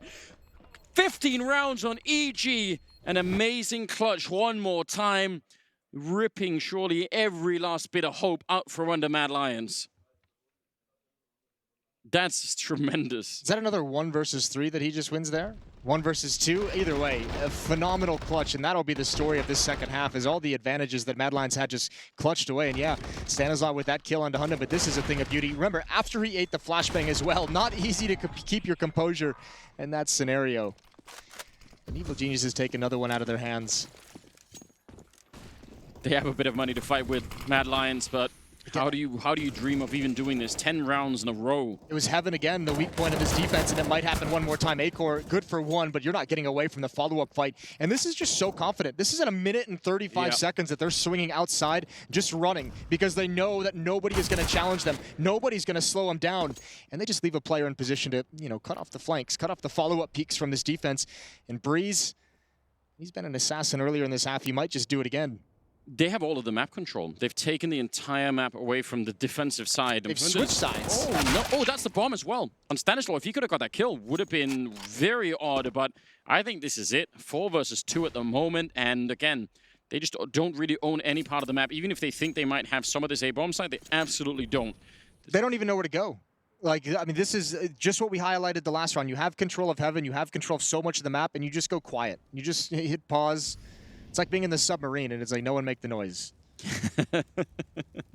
Mad Lions just so nervous, just running with knife out, trying to find something. They hear utility downstairs. They have to check it together, and now they're going to realize when the bomb does get planted. Actually, it might not even matter. Ethan's just going to finish it. 2 quick headshots, and that is the game. That is the series. A dominant 16-5 win. A dominant map from Ethan. I think he ended at, what, 27 kills? 5, yeah, or 6 maybe.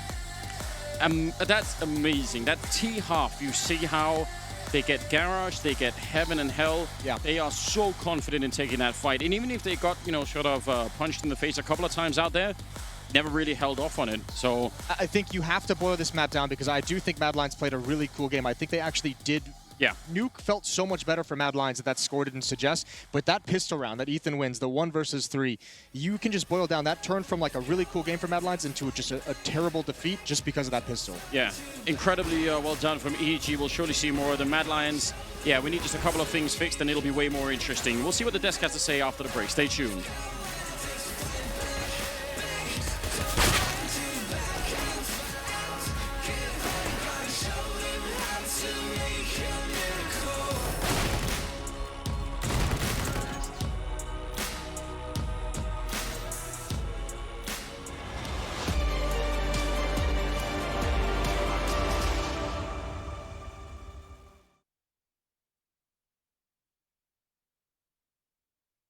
I ain't stop till I finish, yeah. I feel on top of the world, I feel on top of the world right now. I feel on top of the world, I feel on top of the world right now. I always wanted the world, I wanna conquer the world right now. I feel on top of the world, I feel on top of the world right now. Savage, you've been the distracted, your best, my average, there's a reason for that's a fact. So they snapping back, mad at the fact that I don't have a backup plan, I ain't need that. Outworking everybody when I relax, so I ain't tripping about none of y'all feedback. Heard that, wonder when I'm gonna peak at. And that's why you count your blessing while I count that in my winnings. We take 50s and 100s and throw them up to the ceiling. Everything I envision, now everybody gon' witness. Only difference between us is I ain't stop till I finish, yeah. I feel on top of the world, I feel on top of the world right now. I feel on top of the world, I feel on top of the world right now. I always wanted the world, I wanna conquer the world right now. I feel on top of the world, I feel on top of the world right now. I feel on top of the world, I feel on top of the world right now. I feel on top of the world, I feel on top of the world right now. I always wanted the world, I wanna conquer the world right now. I feel on top of the world, I feel on top of the world right now.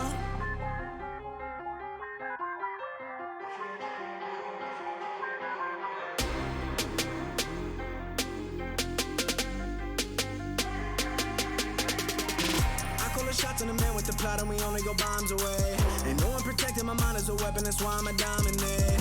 Taking advantage of every second, now I ain't got time to waste. They all tryna sign my name, they want me to sign my name. Counting a blessing while I count that in my winnings. We take 50s and 100s and throw them up to the ceiling. Everything I envision, now everybody gon' witness. Only difference between us is I ain't stop till I finish, yeah. I feel on top of the world, I feel on top of the world right now. I feel on top of the world, I feel on top of the world right now. I always wanted the world, I wanna conquer the world right now. I feel on top of the world, I feel on top of the world right now. Look above your heads at the moonlit sky.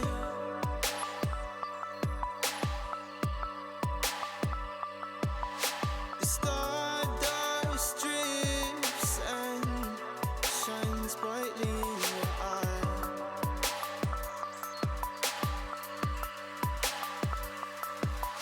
So baby, stay with me where the sun doesn't go down, and we will drift away until the day the world stops spinning.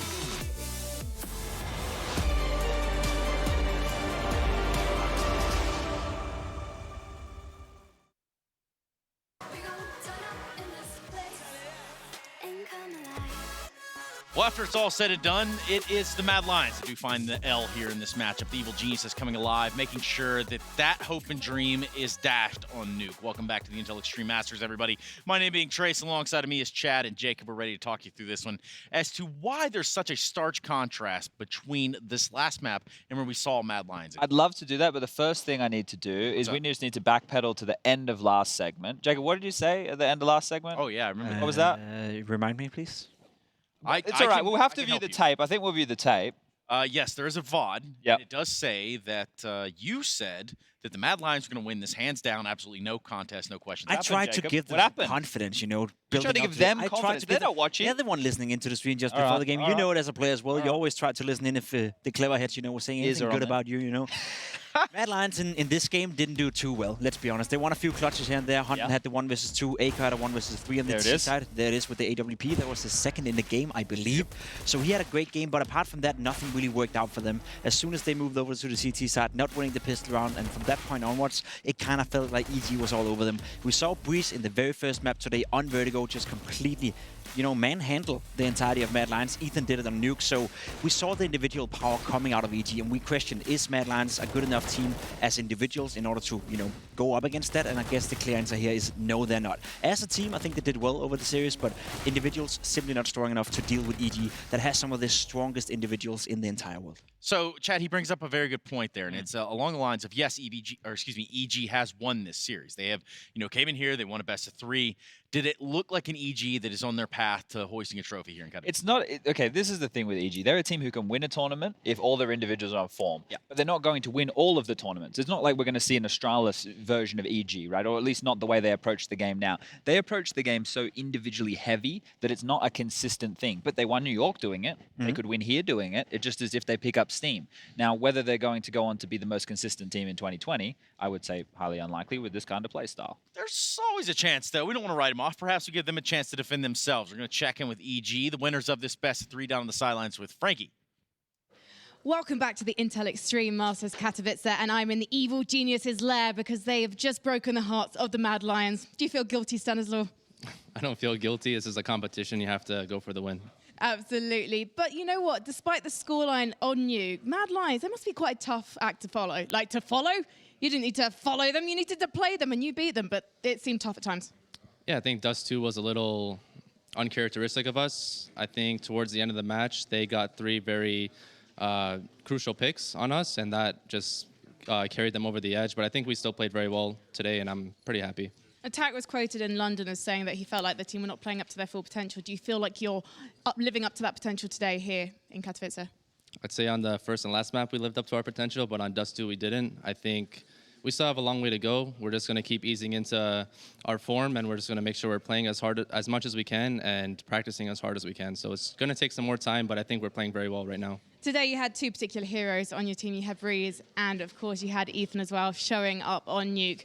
But we didn't get to see much of the playbook because these 2 were just slaying. So how confident are you about that? That isn't the playbook. I just tell them to go slay everyone, and that's how it is. Sometimes if the strats aren't working, someone's going to have to just pop off and step up. And today it was Vince and Ethan, and tomorrow it's going to be Tarek and Cirque, and then maybe it'll be me the next day. Who knows? But we just got a lot of skill on this roster, and that's what I love about this team. We can either beat teams with strategy, or we can just outskill teams. But can that beat the best in a best of 5 here at Katowice? Absolutely.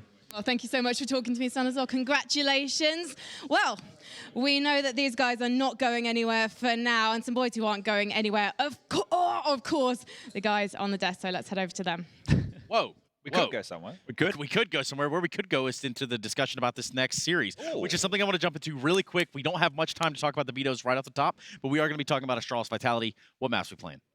Oof, I hope we get more Nuke and Vertigo, so Rush nice, to observe some more of that. No, I really enjoy those maps. Overpass, okay. Something that Astralis have been leaning away from. Got your Vertigo. There we go. Astralis picking it, right? So that one right there is actually going to be a pretty good game because Astralis picked Vertigo into who am I thinking? It was one of the names over there. No, that was it. Complexity. They hid the map, and then Astralis picked it into them, I believe, and it was a trap, and Astralis lost. So I don't think it's the same kettle of fish here. It might be a little bit different this time around. First of all, who's trying to eat a kettle of fish? I just need to know. I don't know. Something about fish in a barrel, kettle of fish. Okay, yeah, I can understand. That does make sense. What is your take on this one, Jacob, before we go to a break? I think it's going to be a close game. I know that you and Matthew probably lean towards Astralis in pretty heavily fashion. I think Vitality is a great team, and I think Saivu, when you have him on the server, and he's been playing well throughout all the games against Astralis, it could be a close one. Given the map as well, we're probably going to see all 3. Ooh, no. 2 well, maps. If we're looking at Jacob's predictions for the day, probably not. What's your problem, dude? I have no problems. I'm just stating the facts and looking at the VODs, which is what we're going to do, or what you can do over there at ESLCS on YouTube. For the time being, though, we got to go to a quick break. We're going to have another best of 3 coming your way. It's going to be Vitality. It's going to be Astralis. Holy smokes. Come back when we're here. I feel on top of the world, I feel on top of the world right now. I feel on top of the world, I feel on top of the world right now. I always wanted the world, I want to conquer the world right now. I feel on top of the world, I feel on top of the world.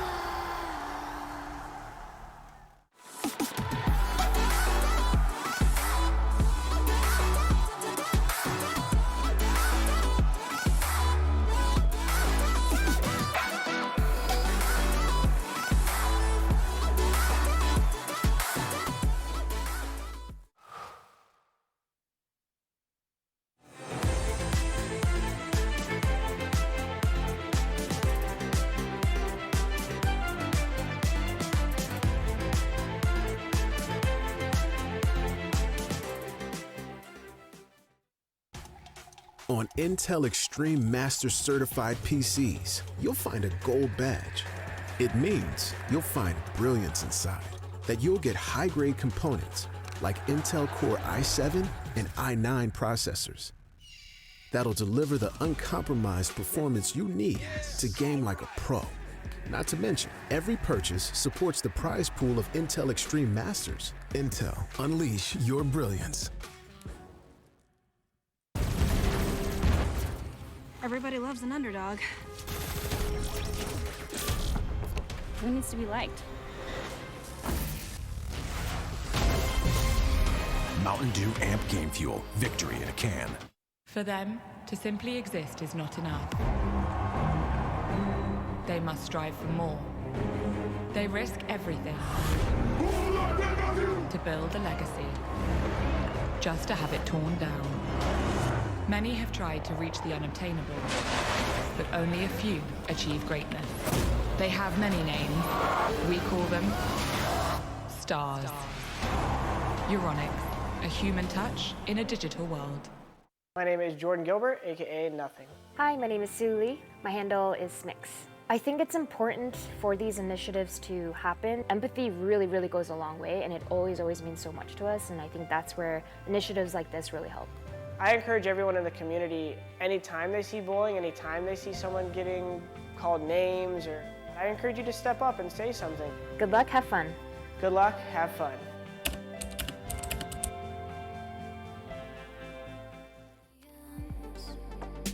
Keep telling us what we can do, but here we are, showing them, making them wish they were you. We've heard the most when it comes to this, yeah, every shade of blue, but don't even care what they'll say. They think we're out of control, yeah, truth be told, we know it, it's just the way we live, we own it. Can't stop, we love the thrill, we know it.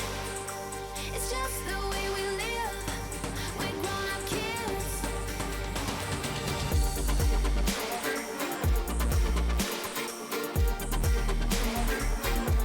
We love the thrill.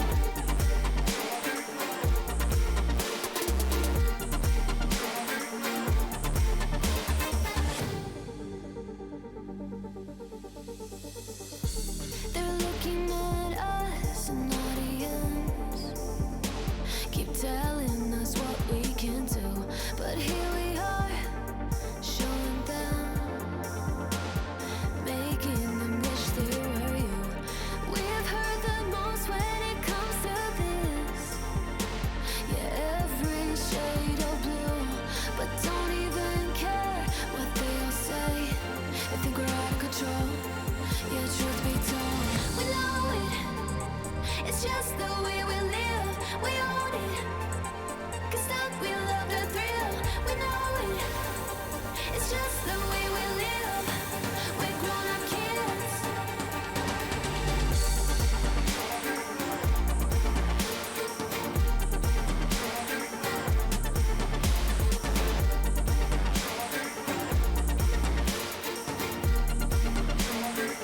It's just the way we live, we know it. It's just the way we live, we own it. Can't stop, we love the thrill, we know it. It's just the way we live, we're grown-up kids. Lonely, bending in the clouds, and I'll take it. Yeah, reminding myself to just let go. Don't wonder how far I can fall. Don't look down, never fade out. And I just wanna be someone and never fall behind again. Just keep on moving on. Never look down, never fade out. Never fade out.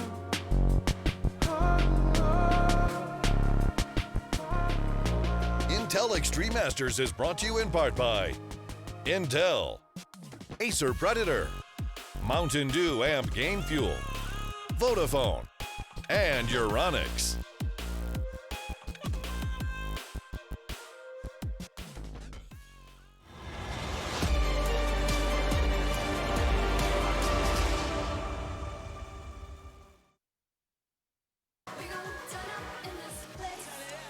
We finally arrived at our second best of 3 of the day. A little bit of Astralis taking on that of Vitality for another Group A upper bracket semi-final.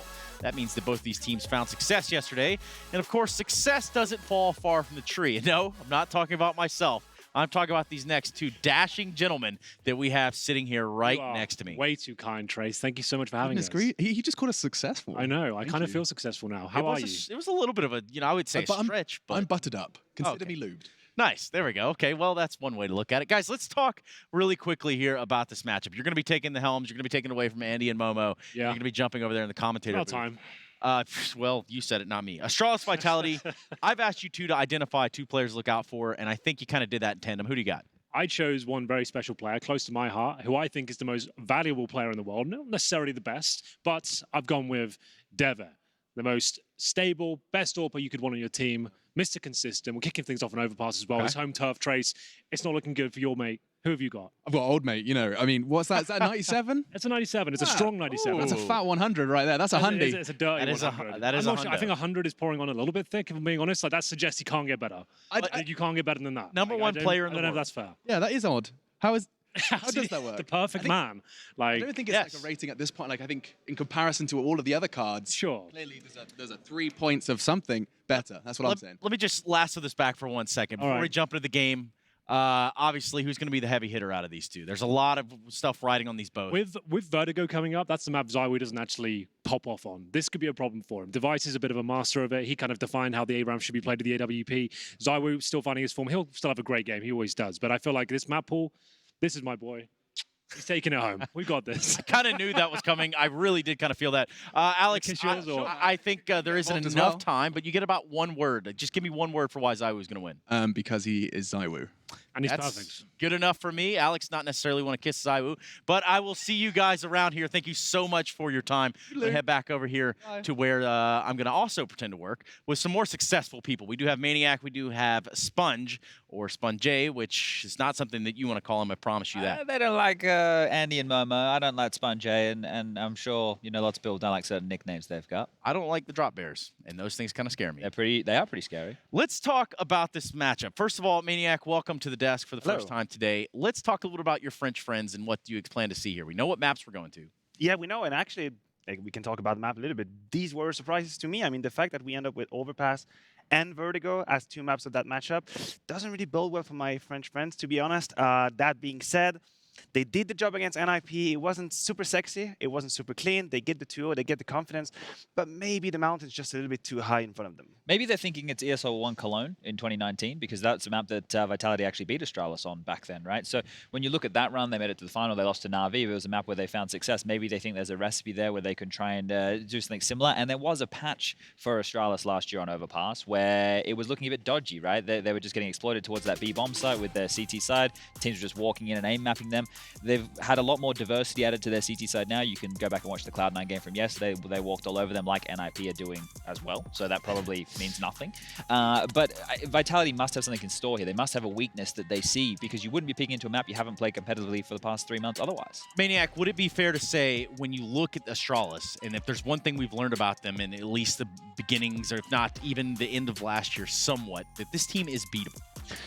Yeah, but I don't really agree with that. I think they're beatable when it's okay for them to be beatable, right? I think Astralis is the best team in the world at being strong when it matters the most. And there is no point arguing that whenever they hit like a major, a tournament that is extremely important, IEM, there you have it, they're always good, right? And this is the fact. I expect Astralis to be Astralis when it matters. And we are exactly here. And yes, the beginning of the year wasn't that pretty. They go to London, they drop 2 series. To me, it plays into their hands because they come in here and they're ready. Chad, I want you to briefly tell me very quickly why Astralis can walk away with this one, if that's where you're putting your money. Yeah, I think them getting to start on the CT side here and seeing how assertive that they can be now, you're going to see a lot of different mixes here, spawn-based stuff where they're using all these setups they have and using the map to their advantage. And that's going to be a way that they can lock Vitality out of this. Vitality's way to open the door, obviously through ZywOo. I'll just point 1 player for you at home for Vitality. Keep an eye on Shux, right? Because on the B side, when he's T-sided, then that's when he used to have the biggest impact. He used to have a lot of freedom, a lot of opportunities, a lot of responsibilities, and he's the player, when you look at the stats in the past 3 months, he's the least performing player in Vitality. He's going to have a lot of responsibility, and if he doesn't show up, that's going to give a lack of balance to the map. Would you agree, Chad, with what Henry said about Vertigo and the AWP in ZywOo's hand? Look, it's a more difficult map to have free reign with the AWP, but it's still a map where the AWP can be potent. It's a map where actually I start to worry about Astralis because of how they define the way they want to hold that A ramp, and teams seem to be working that one out. So knowing what they do, if they're not continuing to evolve, if they're not continuing to adapt, first of all, that's not really Astralis fashion, but that's one way that teams can actually beat them if they're just doing the same old, same old. People are up to their level now. That blueprint they've set, well, it's ever been copied by everybody, and I think Vitality have even more support staff than they do. Yeah, Astralis having just that capability to set the tone, give the presence that they are in the server and they are here to play. That is certainly something to look out for. Overpass, Vertigo, Nuke.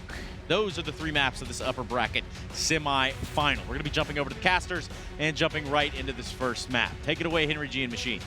It would be my absolute pleasure. Thank you very much. That's, of course, your analysis, setting the scene so perfectly for Astralis versus Vitality. I'm Machine, I'm joined by Henry, and this is a much-anticipated matchup. And Overpass. We haven't even seen Vitality's Overpass as the desk have covered. It's time to see if this curveball pays dividends early. First shots traded out as Zywoo will start his advance towards short. It's a full commitment towards B at this point. You can see Vitality just trickling through. It's only Alex is on the bomb side, though. He is isolated at this point, trying to find that first key frag towards the side. Not going to happen for them. It's a 4 versus 3. The flanks come in as well. The bomb goes down. Dupree, he pretty much shuts the entire round down here. RPK removing the equation as well. It's a very clean round from Astralis. Both teams focusing on aggression towards the B side. It's Astralis pushing off towards short and only giving 1 frag away.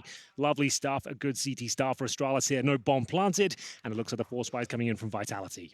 Yeah, that looks so convincing. I mean, it's rare you see so many CTs charging short so early in the round, and even more rare to see 3 Ts battling them. We had a very early brawl towards the water pipe, but into the second, and as you've already acknowledged, the force. It's the Deagles, Kevlar, and a stack of nades. 4, in fact, seems to be the priority nade of choice. Yeah, it's going to be interesting to see where they use those towards the end. You can nade towards the boost spot towards B, see if you can get an opening frag. We'll see whether they got that in mind. There's that grenade just mentioned. Ooh. And it's not done any damage, but the M4 certainly will. That's towards Monster. Glaive will find Apex. He'll be taken out of 0 and 2. Now 5 on 4 and long. Under the remit of Vitality is going to be Alex, in-game leader, who sends his teammates up towards short, but they are going into the meat grinder at this point. Dupree has got a low HP. Shoxy in front of him. Should be on for the 3K here, no problem. Bomb goes down, and the round is now done. There we go. It's going to be a clean one from Astralis once again. Only giving up 1 frag. It's got a lot of money going forward. It's a full eco for Vitality.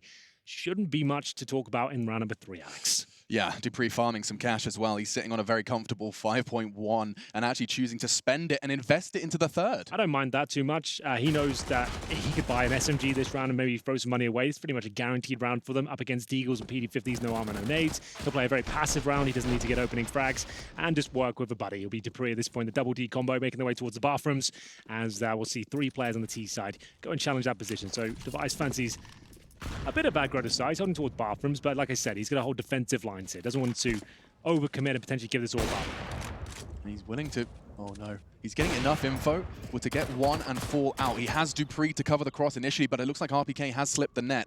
Steps, however, being made, and Device is all too aware of it. And Astralis, they can just slowly, methodically pick apart at these unarmored Frenchmen. Apex does manage to claw one back with his Desert Eagle, certainly not a weapon to write out of any round in Counter-Strike, and that's why. Yep.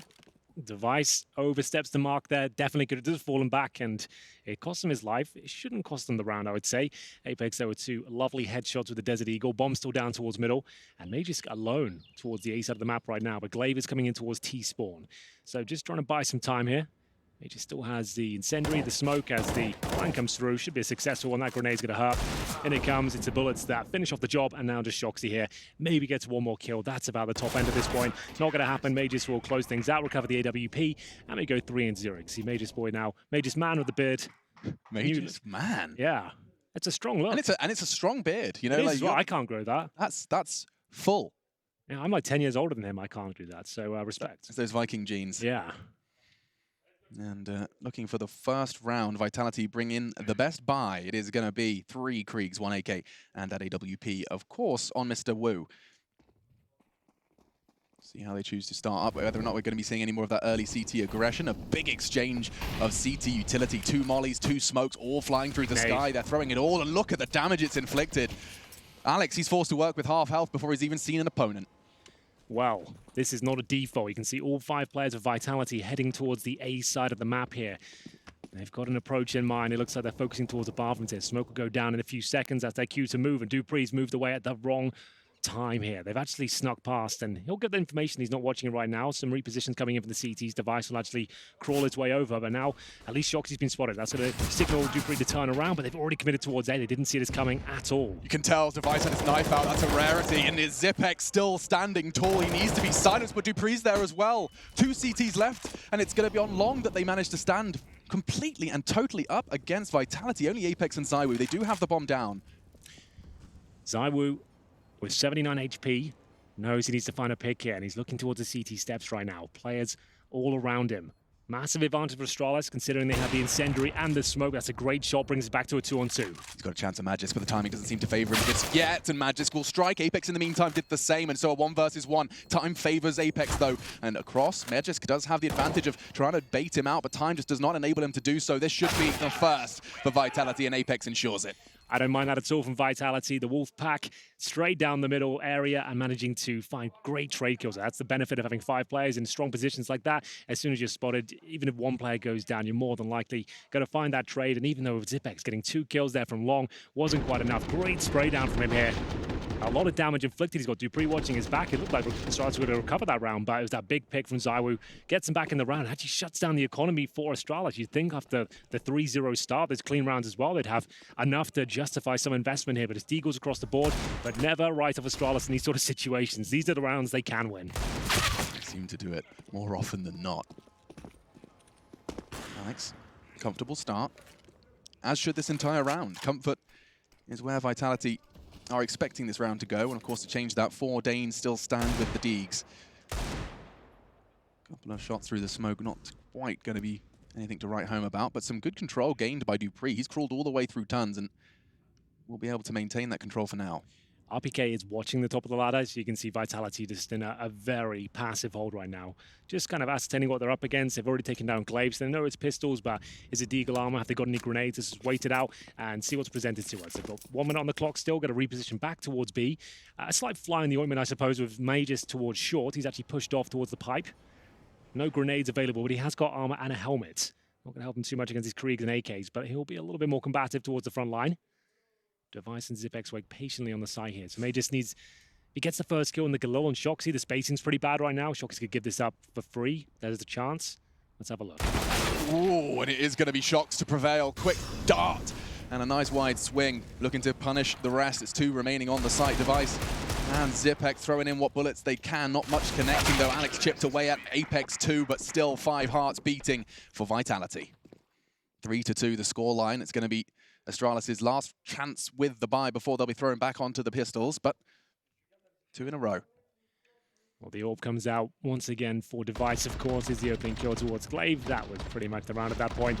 And then as soon as the Galil strikes towards short, that confirmed things. RPK to close things out. 3-2, Vitality clawing their way back into this one now. This is the pick of Vitality. Move on to Vertigo next. That would be a very interesting map. It's developing every single time it's played, it seems. Back to a default now. You can see, oh, maybe not. RPK is actually high-tailed towards B, so they could just be sending 1 player towards middle. That's Apex. It's worked out quite nicely for 1. A 4-on-4 does favor the Ts. And if they go for a B execution now, or even a contact play towards short, this could be enough. It's going to force at least 1 rotation for the B side of the map. Magis. Oh my goodness. That was his chance to slow them down. Glaive finishes what he started, but there's more where that came from. RPK, he can't do anything, but ZywOo can. Zipex, as he descends from heaven, he's sent to hell. Now 2 versus 1. Device to stop Shox and ZywOo from securing the 3rd. Smoke still on the site to guise the retreat. And they look to be leaning for that Monster side. Flexible now, they can move and maneuver between short and Monster. Keep his eyes split between 2 priority locations. ZywOo's waiting, and that will be 3-3. Very basic counter-strike from Vitality, but it's working quite nicely for them. 5-man approach towards A originally to get them on the board, and now 5-man, well, 4-man, I suppose, towards B. Just working together, trading kills, getting it done. It was Apex that was working towards middle alone. That was the key factor there. If he gets no kills and they can rotate quicker, that could actually fall apart. But the fact he gets 1, pulls 1 player outside the B bomb site, and ZywOo just plucking players out of the air. Very important indeed, and it's going to be a pretty much full eco for Astralis here. A couple of USPs out there. dupreeh with the Zeus. No armor, no nades, and no real stack coming through. Just a couple of players sent towards the connector. It's going to be Glaive and dupreeh.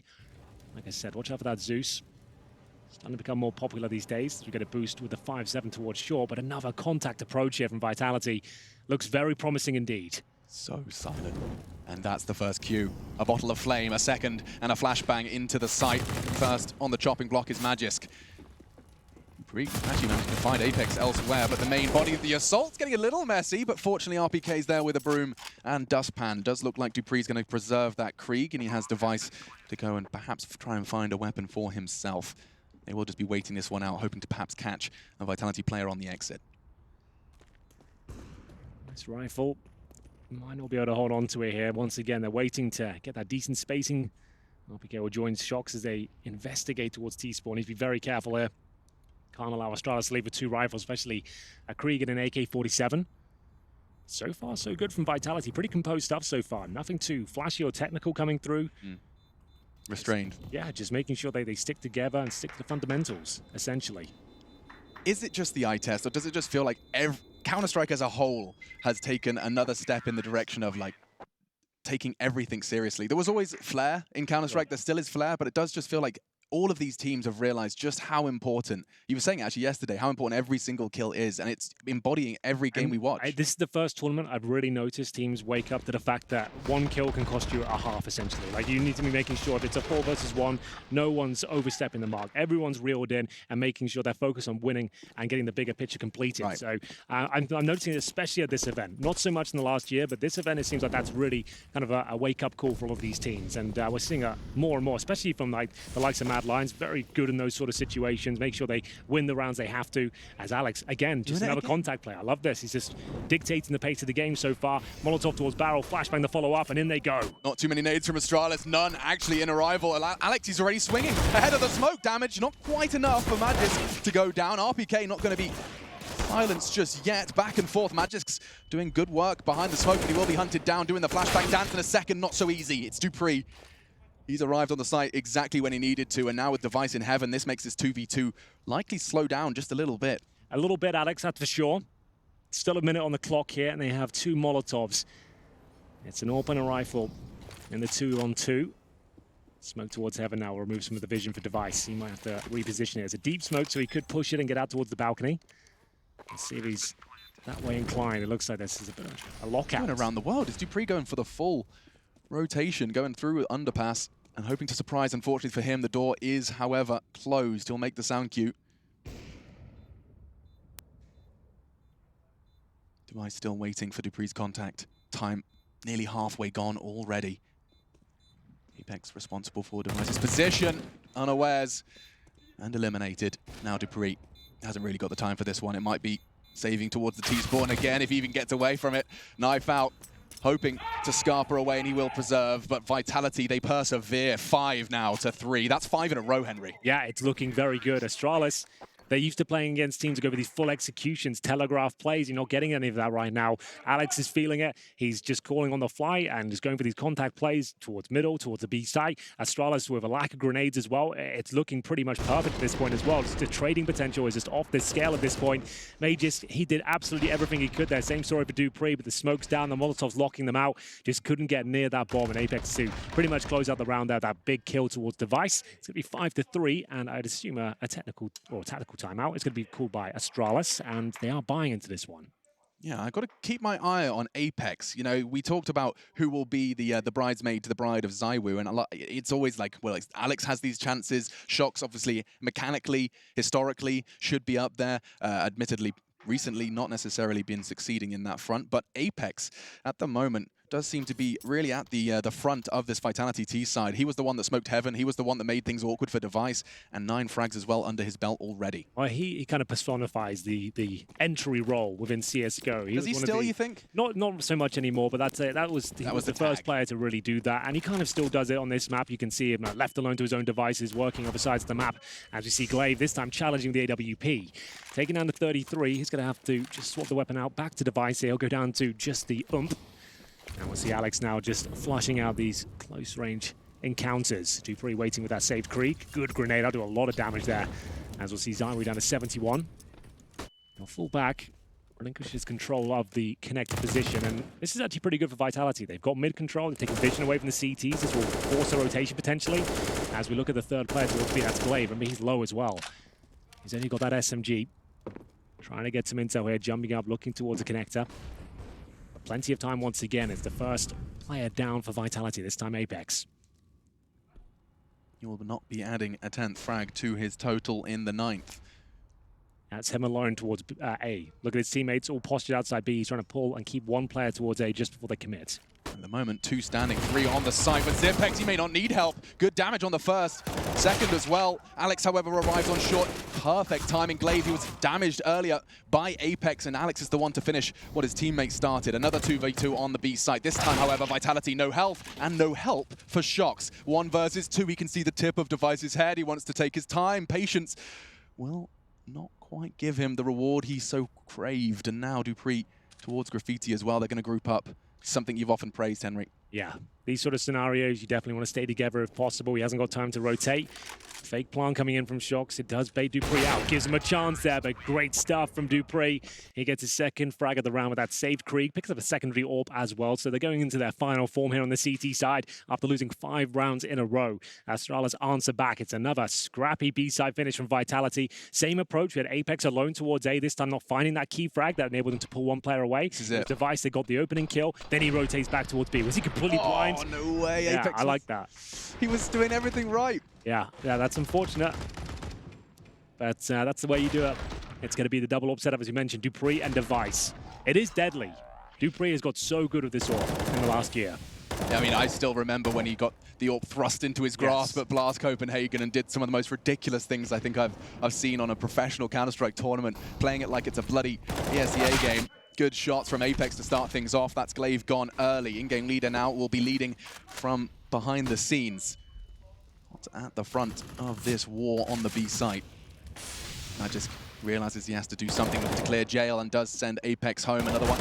Alex challenging and Magis keeping this site under lock and key. Around the smoke, he's able to reposition once more. Yeah, Device makes it 2. Great shot from Device. Magisk will continue to find kill after kill here on the B-bomb side. That's 3 for him. Might be on for 4. It's going to be Shoxy, the last player here. Known for his clutch ability in the past, but this seems a stretch too far for him as Dupree will close things out. Both AWPs coming online at that point. Device and Dupree a kill between them. And then Magisk with 3 as the B side looks a little stronger now. They've got grenades and T-weaponry on their side. They've got 2 Kriegs, 2 AWPs. Glaive will have an M4, I would assume. But lovely stuff here. You can see them really adapting to the fact that there's a lot of contact plays coming through, not so much telegraphed executions. Yeah, and they didn't let the fight get brought to them so much that time. Magis can see every single one of these fights. He is peeking into them. Alex, of course, on short, perhaps an exception.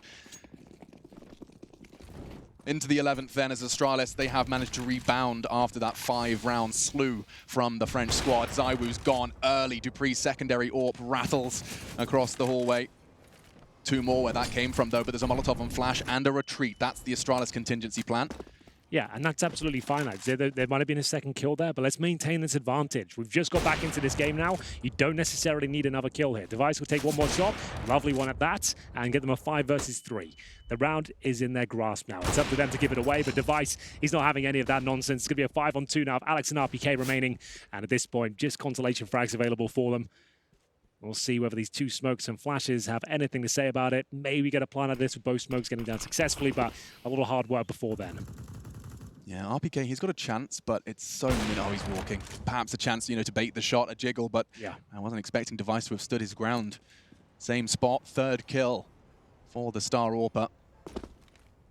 And Alex not quite going down just yet. Takes one with him. Magis caught. Very precise headshot.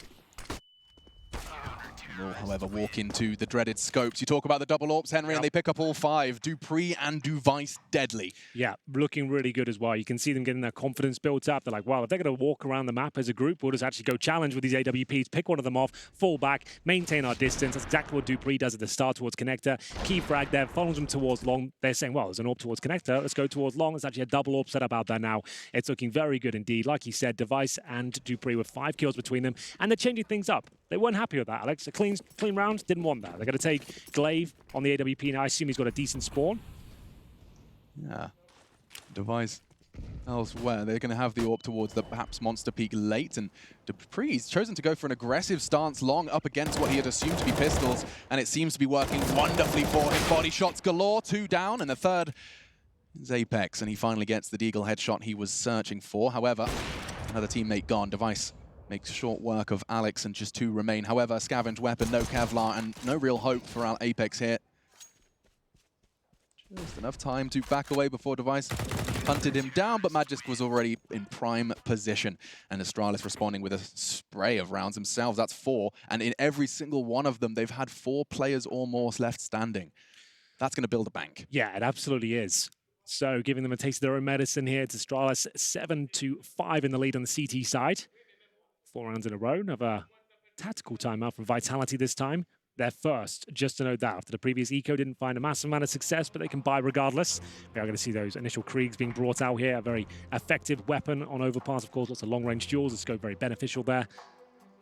Now, do they want to start changing the mentality up? They could go for a rush here, potentially. They could go for a full-on execution. Maybe fake towards B and end up at A instead of the other way around like they have been presenting so far. Remember, this is the pick of Vitality as well. It's a brave one to go up against Astralis on, but they haven't been amazing on it in the last few months. Maybe feeling themselves like they're on the T side right now. 5 rounds is serviceable. 7 or 8 would be ideal. But so far, there hasn't been anything apart from those surprise walks. We've seen Alex coordinate early. They worked, and that was where Astralis got caught out. However, the answer, the remedy has been found towards the closing stages of our first half of our first map of our second series here. Blaze does manage to go aggressive and a very out-of-character push straight into Shox. He's having a nightmare right now. Well, yeah, Shox has just basically told him, you fully blinded me here, come get me.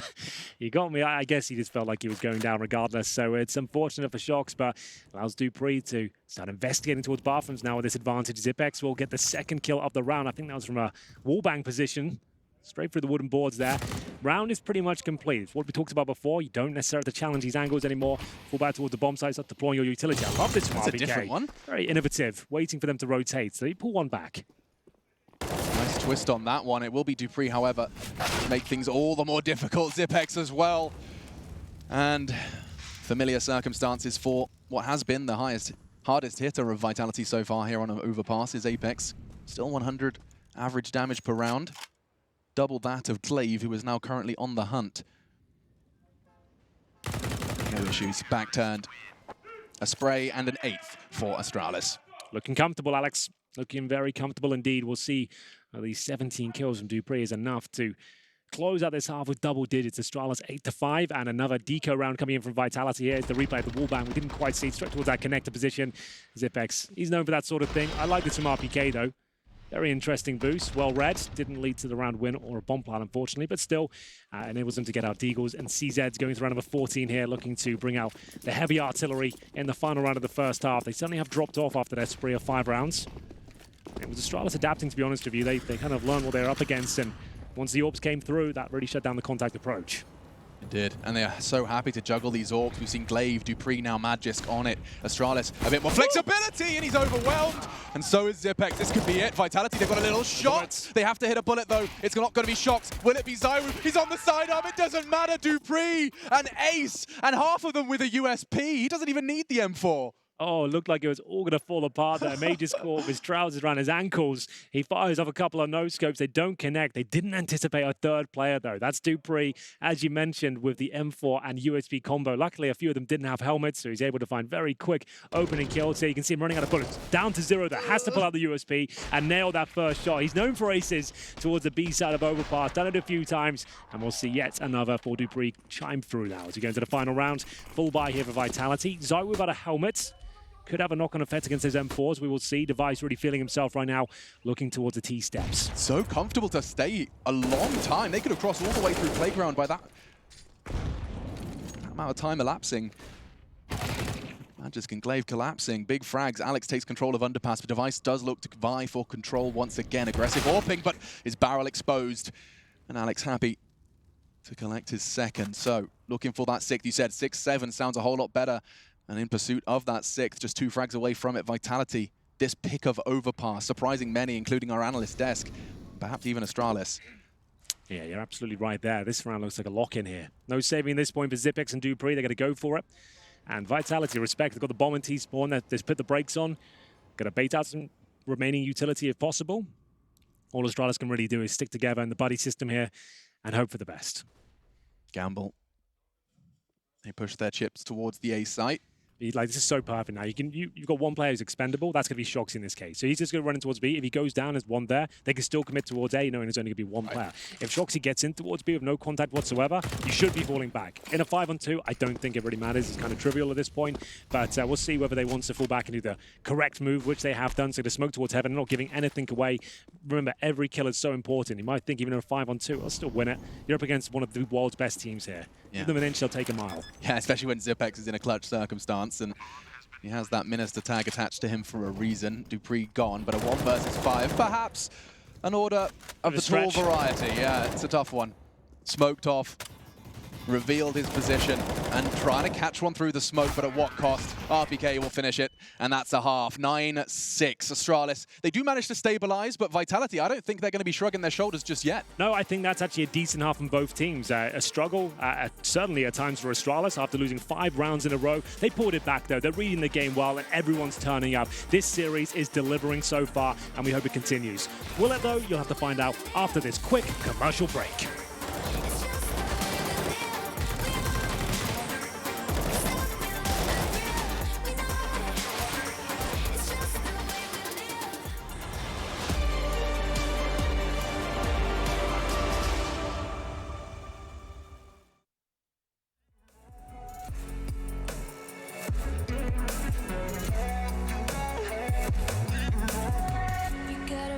Then you better use it.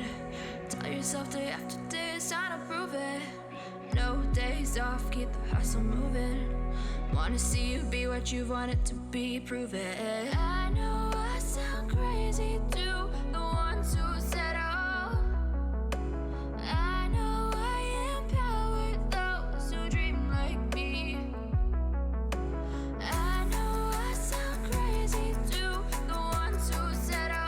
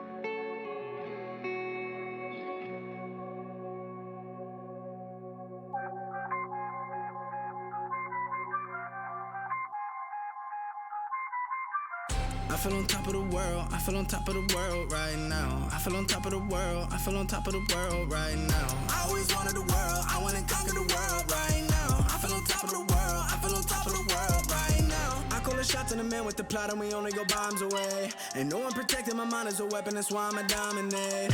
Taking advantage of every second, now I ain't got time to waste. They all tryna sign my name, they want me to sign my name. Counting your blessing while I count that in my winnings. We take 50s and 100s and throw them up to the ceiling. Everything I envision, now everybody gon' witness. Only difference between us is I ain't stop till I finish. I feel on top of the world, I feel on top of the world right now. I feel on top of the world, I feel on top of the world right now. I always wanted the world, I wanna conquer the world right now. I feel on top of the world, I feel on top of the world right now. I'm not a savage, you've been distracted, your best man.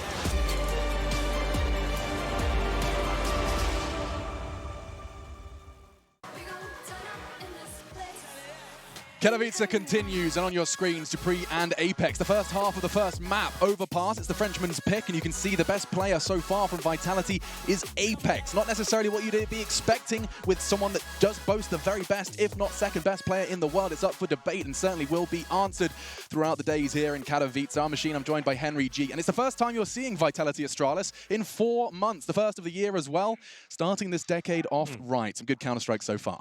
Absolutely, really enjoying that first half, and Apex might not have a boatload of kills, but he was alone by himself, isolated on the other side of the map, with 4 teammates on the other side. He was more often than not finding kills, openings, and being a real nuisance for Astralis here. Can they keep it up though? 9-6, still anyone's map here as we get into the pistol round for Astralis. They're going to be sending 5 players towards middle and connector here. They've got 1 smoke, couple of flashes, no upgraded pistols, so a basic approach in terms of a tactical standpoint. We'll see if RPK can fend them off though. It's a great couple of Glock headshots there. RPK jaws to the floor, and we'll see whether they can capitalize upon this. The bomb down towards T-spawn. This is aggressive from Shox. He's going to get info, but not quite any bloodshed just yet. He's lodged a couple of bullets in the elbows of the Danes, but they're not really complaining just yet. And instead, staying grouped up, a pack of 5. Start their assault. Looks like it's going to be Glaive who's going to be throwing, I think that's a Heaven Smoke. I think so too. Flying in, a flash over the top, and we are going to be seeing ZywOo to receive. He has to find more than one here. We need a multi-kill trying to position, but the flash and the steps really catching him. Alex can't do much more either. They're overwhelmed, and it's looking so good for Astralis. Yeah, it's looking very good indeed, but here comes Shox. He does deny the initial plan, and Apex pulls it back to a 2-on-2 as well. He's at 20 HP, however, and starts to rotate back towards A. So dupreeh recovers the bomb, Zipex pushing towards CT spawn. So there's a real chance here, but Shox, he's trying to get information. He needs to do the heavy lifting here, and Apex is aware they could come backstabbing towards A, so he's repositioned towards the bomb site itself. 20 HP, remember. He knows he's probably not going to win the round with this position, but 1 kill then going down could be enough to set Shox up. 1 kill, a 1 and done. dupreeh's low, Zipex. There it is. Oh, that's fantastic. He's even done damage to dupreeh. He's done enough. Apex, we talked about him, we highlighted him, and he's come into this pistol frothing at the mouth. 3 down. And round yet to be confirmed, despite his best efforts. dupreeh, though, with 8 HP, 2 kills, 2 scalps affixed to his belt loops, but 1 more he needs, and he gets! He steals the round away from him with such low HP, 3 to be precise, and he finds the necessary frag. Double digits found in the pistol. Oh, that's so huge. It looked like the bomb going down. Okay, fair enough, you got that. You're not going to win the round, though, but of course, he finds the instant headshot towards Shox. He just can't catch a break here. It looked like a great round for Astralis from the very get-go. It was devised funny, a couple of kills, 1 towards middle in the B side, not really missing a shot, and then Apex, we said if he gets 1, it should be enough to set Shoxy up. He got 1.5. He took him down to 8 points of health. Shox had to land 1 bullet, but there it is. dupreeh, knowing he had to play heads-up Counter-Strike there, gets stuck in and finds double digits. A forced buy and response in, a quick round coming up as dupreeh sends it towards middle of the MAC-10. Look at his stats right now. 25 and 6, that's insane. He's only died in perfect correlation with Vitality's 1 round. I mean, there's an indicator here. That's a good point. 25 to 6, closing in on 150 ADR. Let's see if this MAC-10 can continue to add some numbers to that stat packet. Shox going to reveal his location, an underhand smoke, something for them to stop playing the headshot angle on Bin. Actually, that's very powerful. Stops them from tucking in. They have to play wider. Unfortunately, yet to see much of a punishment from Vitality, and caught in the smoke, Shox does go down. ZywOo will rattle off just 1 shot of his deagle, but this one looks like it's reaching its logical conclusion. Yeah, I would like to start to maybe slow things down here, but they're finding every single kill. It looks like it's all under control. ZywOo with the final player, and this is the correct call. You got ZywOo left, sure. You got everyone there. Let's think about the dollars here. Let's don't give any kills away. This is the #1 player in the world as of 2019. Let's chill. Let him just stay on the B side, or the A side, sorry, with the Desert Eagle. And Zipex and try and get $600 with the MAC-10. Yeah, he's got his mission. He's got his 1v1. And even then, he's not willing to give ZywOo an advantage in the fight. All pressure's on him.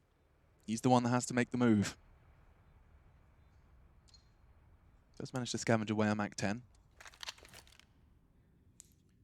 Just to note, that's now both pistols and the follow-up conversions going in favor of Astralis. They got the 3-0 starts on their CT side, then lost 5 in a row. They've now got the 2-0 start on the T side, more than likely going to be 3-0 with no weapons being saved here. The final kill comes in as Majors with the Galil, and Vitality left about 2,400. So you're going to have to take an eco on the chin at this point, just knowing you're going to need all that utility. The ZywOo AWP to kick things off potentially, and we'll have a pretty easy round here for Astralis, looking for 12-6. More importantly, looking to keep those numbers alive. Even the SMGs would be great. Knowing they're going to have a hamstrung buy into round number 19 here, the SMG is very viable. We saw it from Vitality. Once they got into the game, they ran that money down, knowing there weren't potentially helmets out there, a lack of grenades. It's grouping up on overpass can be very powerful if you can trade that effectively. And 1 clear group is destined for B. Zipex actually a little late to the party as he went on a bomb retrieval mission. Unlikely to cost Astralis too much. You can see this is a rather spread assault, and it's working wonderfully so far on the short contact. That forces ZywOo into the line of fire, and Magist fire he will. Holding down Mouse 1 into 2. Shox not only finding the headshot, but finding a way out, and now Apex aggressing on long, finds another. That's rifles at least. Eventually retrievable. Apex manages to get his hands on 1. Well, they know they've spotted 2 players now. Sure, a couple of nice kills for Vitality. The bomb's going to go towards B. They've recovered an AK. That's going to be their mission at point, try and save that weapon, see if they can find another rifle for Shox. But still, as I mentioned, every kill has a knock-on effect, and Astralis will be cash-rich going forward, but it will slow them down going forward. We are going to have a Mac 10 for Zipex, Glaive on the UMP. You'll certainly keep those for the following round. Apex will tuck himself in at this point. We'll see whether he can hold on to the AK at the A-bomb site. Just waiting for any inquisitive players from Astralis here. Not too much of a reason to go hunting here. Gonna see them just wait, confirm things, and there it is. It's gonna be the 3-0 on both halves here for Astralis, but round 4 is where it fell apart in the first. Can Vitality replicate it? I do need to kind of once again draw people's attention to the closing in on a 30 bomb in 18 rounds from dupreeh. Yeah, that's single-handedly ensuring this victory is not close. 12-6 the scoreline. 27-8 dupreeh's. It's time to jump into the 19th. This is where Vitality, they've been biding their time. They swallowed their pride in the 3rd, and now into the 4th. They look for their first defensive round. Talking of SMGs, still a UMP for Glaive to play around, and the full CT buy, even that preserved AK. Like we said, this will be a compromise buy. Apex, no helmet. Same story for ZywOo and Alex. ZywOo actually has no armor, so that UMP, that Galil, very effective. You just want to do a 5-man approach to this point, really try and punish the fact they're not fully equipped. We'll see if that's the way they're inclined. It's going to be Apex with a solid grenade there. A couple of them from Vitality successfully landing at the doorstep of Glaive. It's not enough, though. There's the helmet we talked about, Alex. It comes back to haunt them straight away. Despite being wall-banged, he still gets that frag. The UMP bullet doesn't matter if you've not got no helmet. I can melt you. And he did. Close range, SMGs thrive. RPK, however, keeps the dream alive. Does get Magic down on monsters. More where that came from, and now it's one of the hardest hitters. dupreeh, the spearhead of this assault bomb on his back. As is the pressure of securing this round. RPK looking rather lone wolf here, and he gets more than he bargained for. A dink into dupreeh. Goes down. This is where Astralis need to play with the clock. They don't need to commit and rush in towards B. You've got 2 players low. It's a 4 versus 3. You've already confirmed their money is tight. There's 1 player towards short, had no helmet. They've got no grenades remaining.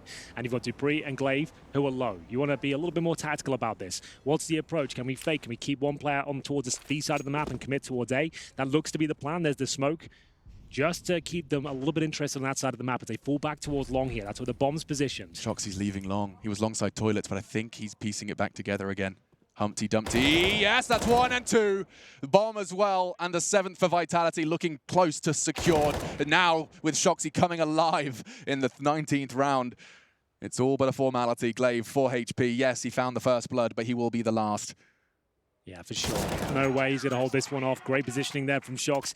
A nice attempt from Astralis. I could see what they're doing there with 2 players so low, and really well played from Shox there. That's the best play he's had all map. Takes himself up to 12 kills. It's a very, very big round. We did say after losing both pistols, need that first gun round. They lost his first pick towards shot. Look at Glaive, 26 HP, down to 4, but he gets the instant kill because no helmets on Alex, but plenty of firepower behind Shoxy here. 4 kills in total. Real nice stuff. Locking Glaive out there towards the end of the round. And it's a double AWP setup now. So the same approach we saw from Astralis in that first half. It's very powerful on the CT side of Overpass. Allows a lot more freedom for turrets to be positioned towards monster, towards long, bathrooms, connector.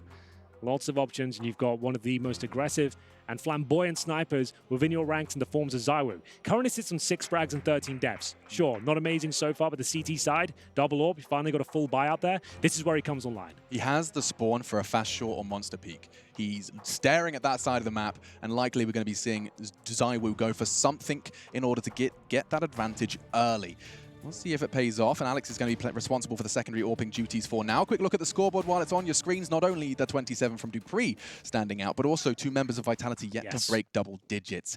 One of them, as you've highlighted now, is ZywOo. Looking to change things. This is his round, though. He has everything he needs, even armor with that AWP, a treat, considering the round prior. Yeah, this is huge. If Astralis get a clean victory here, all 5 players going down to Vitality, you might be able to call this game done. There'll be no money to reinvest. They'll be in a lot of trouble, but it's the same story. If Vitality can win this one, they shut down the finances of Astralis, and they're actually right back in this game. This is a massive round here. The flashbang is spot on. Apex didn't see it coming, but Alex certainly does. Joined by RPK, they take the man advantage back, and they find themselves in a 4 versus 3.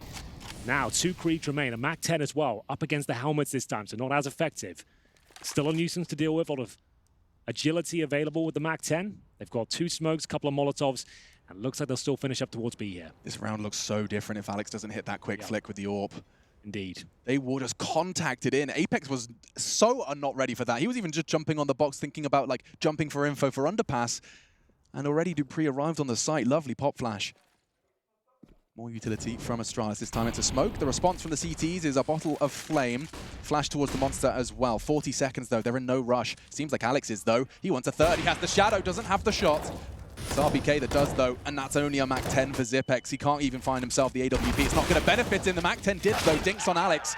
4 frags from RPK. They're taking it in turns to come alive here, Henry. Yeah, round by round, it's done a little more convincing. We already attached a preface to this saying if they've Vitality to win this round, they're right back into this map now. It's going to be 12-8. Has to be the eco for Astralis at the very top end. They can bring out P250s as their money sits at around $2,500. It's just on the nose of being enough for next round, but not quite enough to justify much more than the entry-level pistol. So P250, no armor, no nades, and Vitality knocking on the door of double digits now. As we enter round number 21, there's going to be 3 Glocks out there, a couple of P250s. Should be a comprehensive victory for Vitality and Zywoo. Starting to feel it now. Nice shot to open things up, and he'll fall right back. Yeah, he shouldn't have any issues here, especially with Shoxy to hold his hand. We'll see how long Shoxy can hold on, though, because he's getting pressure from behind all directions. He will fall. M4 in grasp of Device, but likely only for a moment. Nades and bullets coming his way fast. Nade misses. Device escapes. Fresh mag and a fresh chance, but 2 versus 4 and no armor at all. Just hoping to perhaps find an aggressive CT. There is one. It's Apex.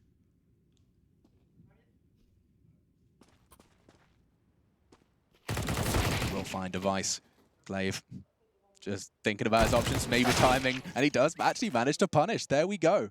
Another body drop from Vitality. It's considering what Astralis brought into this. Every single frag is a win. So getting rid of that Krieg, knowing you obviously cannot buy that on the CT side. He knows he's lost this round. He's not going to do much with it. He needs the money for next round. So saving the Krieg not really an option, considering his chances of survival are very little. And he doesn't want to give that Krieg up to the CT side because it's so powerful on the CT forces. So 3-on-1. Glaive, he'll run this flow. You can use it as like a tactical timeout almost. You can discuss your options for the next round, knowing this was an eco. Bait out some grenades. It might not sound like a big deal, but a smoke's $300. Get an incendiary out of them, that's $600. Every dollar counts. So you might as well bide your time, chat to the team about the next round and see whether there's one more kill available. Now that makes a whole lot of dollar and a whole lot of sense. Yes. We'll see whether this is enough. He knows he's going down. Might as well dump this incendiary as well, making sure the CTs can't pick it up. Another very small factor there. You're going through it. Yeah. Every bit of detail we're looking for here. I love it. 12 HP, no armor, and a dream. It will actually, you know what? He even goes down to the AWP, Henry. Minimum kill reward. Exactly. He's calculated it all. Very, very efficient. I like that, Glaive. I respect it. And we'll get into round 22. It's the second time out for Vitality. Double AWP setup has paid dividends for them. That's 3 rounds in a row after losing the second pistol. And their money's looking strong as well. $7,000 coming into this round for Apex. Similar story for Shox. And it's going to be Alex, Zywoo, and RPK all hovering around $4,500. It was the full eco from Astralis before. It leads them to a full buy here, but no AWP available on the T side. Not a big deal. It's not required on the terrorist side at all. They are going to have 3 AK zones instead of the Krieg. So a bit more of an old school focus here. And will there be a strategy deployed at the start of the round? They want to go back into the defaults. Zipex, the last player to buy. Currently the Glock in hand. You'd assume he'll get the AK in the next few seconds. Maybe not. It's just going to take just a Glock round. Cheeky one. There it is. The Krieg comes in, and we'll see the smoke, Molotov, and flashbang follow. Interested to see what Astralis will bring to the table here. 3 players towards B at the start, and a 4-man stack from Vitality towards B. So they're expecting a B approach here. They've got grenades in hand towards short again. We've already seen those land a couple of times. Shox trying a Zipex wallbang. We've seen that ridiculous double kill from the Dane through those. And now RPK to be tested. Molotov does get extinguished. He can continue to hold his ground there. His team throwing a second smoke, a wall of smokes perhaps, designed by the CTs to funnel them all in, or you walk through gray screened. Zipex, though, does find just one. Shox clawing one back, and it goes... Ooh! advantage. Glaive, and he extends it. A double kill. That transfer's ridiculous. All onto ZywOo. Was a 1v2, but now a duel between the two AWPers, star AWPers of their respective squads. Yeah, this is a bit of a standoff. With 1 minute left, the device of the bomb on his back, he's in no rush to get that planted. He's trying to sow the seeds of doubt within the mind of ZywOo here. Open plant. Reeling it. That is ballsy. ZywOo. Quite gonna have to adjust so quick, and Device saves it for Astralis. That's the 13th, and they break their silence after the 3 from Vitality. It didn't look like Astralis had it in them then. They really had to work for that round. It was an absolute shutdown from Vitality. You're right, though. Glaive gets his 12th frag of the game. He has had a very quiet performance by his standards so far, but that is a roaring success. This was the kill that opened up their opportunity towards the B side. Apex has been such a nuisance for them. Big double kill there. Leads in a 1 versus 1 between Device and ZywOo. A tantalizing prospect, to say the very least, and great open plant. Balls of steel from Device. Challenges the one-on-one and nails the headshot. And Vitality limp into round number 23 with an MP9, the FAMAS, but more importantly, double AWP still. They can still make this one work. Got to get those AWPs connecting early before the pressure is too much for a FAMAS and an MP9 with no nades. Charging up long, they chose. ZywOo's not quite in a position to challenge it too much, but he can perhaps catch the tail end of this assault. It was Glaive lingering by party, Zipex even later. But Shox with just an MP9, not a Molotov, not a flashbang, nothing but this SMG, the sewing machine. It's a good position for it, Alex. This could actually work out. You can see him using the smoke to his advantage here. This is going to swing around in a few seconds when he hears the footsteps, waiting for the cue. Here it comes. It's ZywOo to strike first, but Device, he'll answer back. Bomb not planted, but headshots found. It's a 4 versus 3 now. No kits available, and bodies are hitting the floor left, right, and center. Still a minute on the clock. Astralis can apply the brakes at this point. Alex picks up the AWP, and RPK will get one more to big Mitch from Alex. Can he recover? Certainly not. The perfect weapon for that sort of duel. The MAC-10 straight down the throat of Alex there, and that's going to be the money absolutely ruined on the Vitality side. $2,000 per player, looking down the barrel of map point on their map pick. Running out of timeouts and running out of chances all the same, 14-9. It did look very promising when the AWPs arrived and they strung together 3. But Astralis immediately return and seize that grasp. But not forgetting, it was a 1v1. Yeah. That Device win put Astralis back in the driving seat, and they are continuing to press down the gas. 2 now, strung together. Shox had a real chance at that one. You highlighted it perfectly. Look at this. They actually managed to catch, I think ZywOo wallbangs the plant. So that was the chance, I think. Like the big swing, that's when you need to go for it. But Device obviously just really plays it quite well. Mantles up. Very easy jaw for Device, and a nice quick clean up with the double for Zipex. So 14-9. And this is Vitality's best bet. Breathe it in. Can you break it down for me, Hank? It's 2 MP9s, a 5-7, a double Digo combo, and we've got 3 smokes, 2 flashes, no kits. It's not looking good, but Vitality have done a lot more with a lot less in the past. We'll see if they can find an opening dig. They know they need it. dupreeh knows they've got next to nothing on the CT side. That's why he's got the MAC-10 in hand. Allows him to be the scout almost. He can go in towards the B side, detect the stack, give good information, but he needs to be set up. Alex doesn't have a helmet, and he's solo holding B against a potential MAC-10 from dupreeh. One bullet from that MAC-10 could throw him off completely. And now looking to reposition. Interesting smoke choice.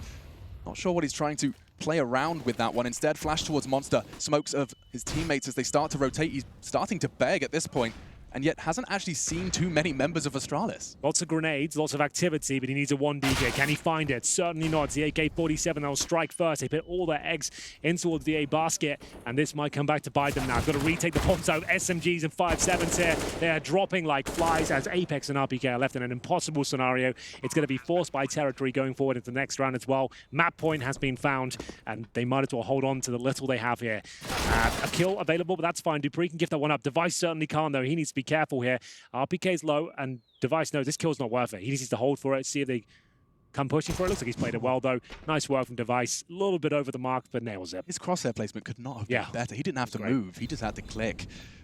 Glorious. The reason I say it's not worth going for it, because you know at the very top end, he's got an MP9 or a MAC-10. Oh, yeah. That's all he could have possibly denied. And you could be gifting them the big green. He realized he had got himself in an uncomfortable position. Instead of swinging and panicking, he just stayed reserved. Absolutely fine. Apex will save armor in a 5.7. Not looking good. 6 rounds in a row required. Money completely broken. I think they have 1 pause remaining, right? You might as well take it. See what you can do. Yeah, you can discuss your options. Apex will be able to get out FAMAS for himself. Drop the 5.7. That's something. So he's given the 5-7 over to ZywOo. Okay. He's bought the FAMAS for himself. Same story for RPK. Alex gone for the MP9. And it's not the timeout from what I can see. Looks like they're going straight into the next round. So off we go. Could be a quick finish here from Astralis. I mean, they won both pistols, 3-0 start in either half. So scoreline might be a little bit skewed from that. I'd say this game has been a bit more competitive than what the scoreline suggests. If it does go 16-9. Definitely. But we'll see now if they can close it out here. Good a chance of any to do so. Won't be the end of the world if they don't, but I would say it's done here. Good start from Alex Adink and actually converting majority of the second. Dupree hamstrung.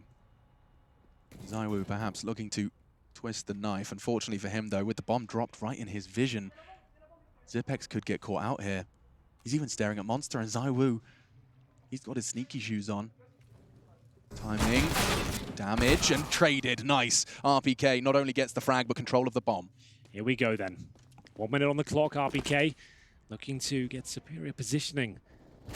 Up against the AWP there of Dupree. He's got 6 HP, but Magisk making this one work. This is the kill that might decide the round here. Shocks. He'll pull one back, goes down to 20 HP, and RPK knows he's in a compromised position here. Dupree just waiting for a mistake. Don't do it, RPK. Does he want to go any further? Does he need the intel? Timing working in his favor now. He does swing around. He gets away with it. As soon as he unzooms, Yep. what is that? It's and enough. now he jumps into the crosshairs. A chance for a second as well. Can he tidy it up? Neat and tidy. Don't forget, Shocks is low. Device's duel earlier made sure of that. And I think he's realized he's such a crucial component of the remainder of this round. 30 seconds, Magisk. This is so winnable. He can secure overpass for Astralis right here, right now. A smoke is his first choice. Nice one as well.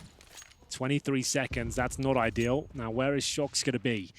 He'll hold towards heaven. He's got a Molotov. He'll probably want to deploy that in the next few seconds. And as soon as he does, that could be enough here. It's an open plan as well.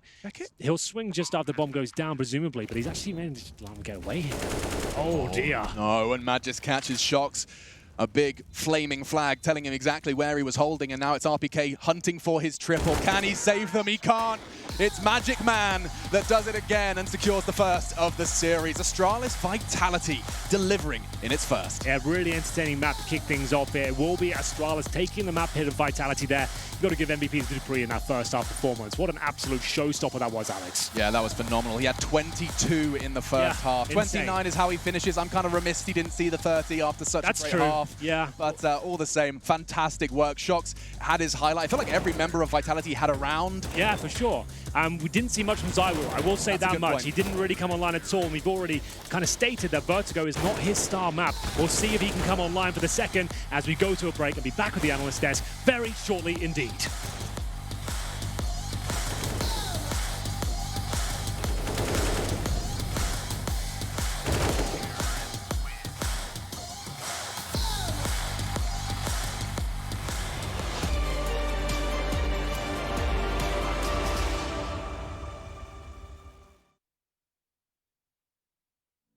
Chasing all my dreams now lately. No matter if I try too hard, nothing's ever enough, baby. No, I don't care too much. I don't care too much. As long as I can keep you by my side. I don't care too much.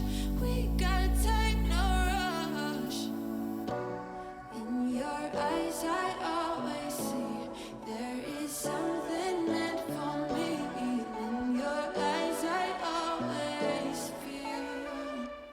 Different.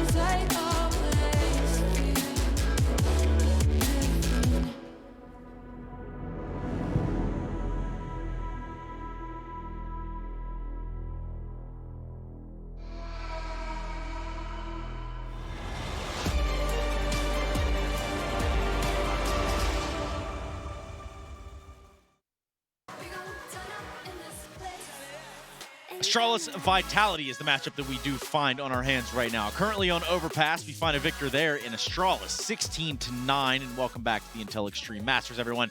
This is Katowice.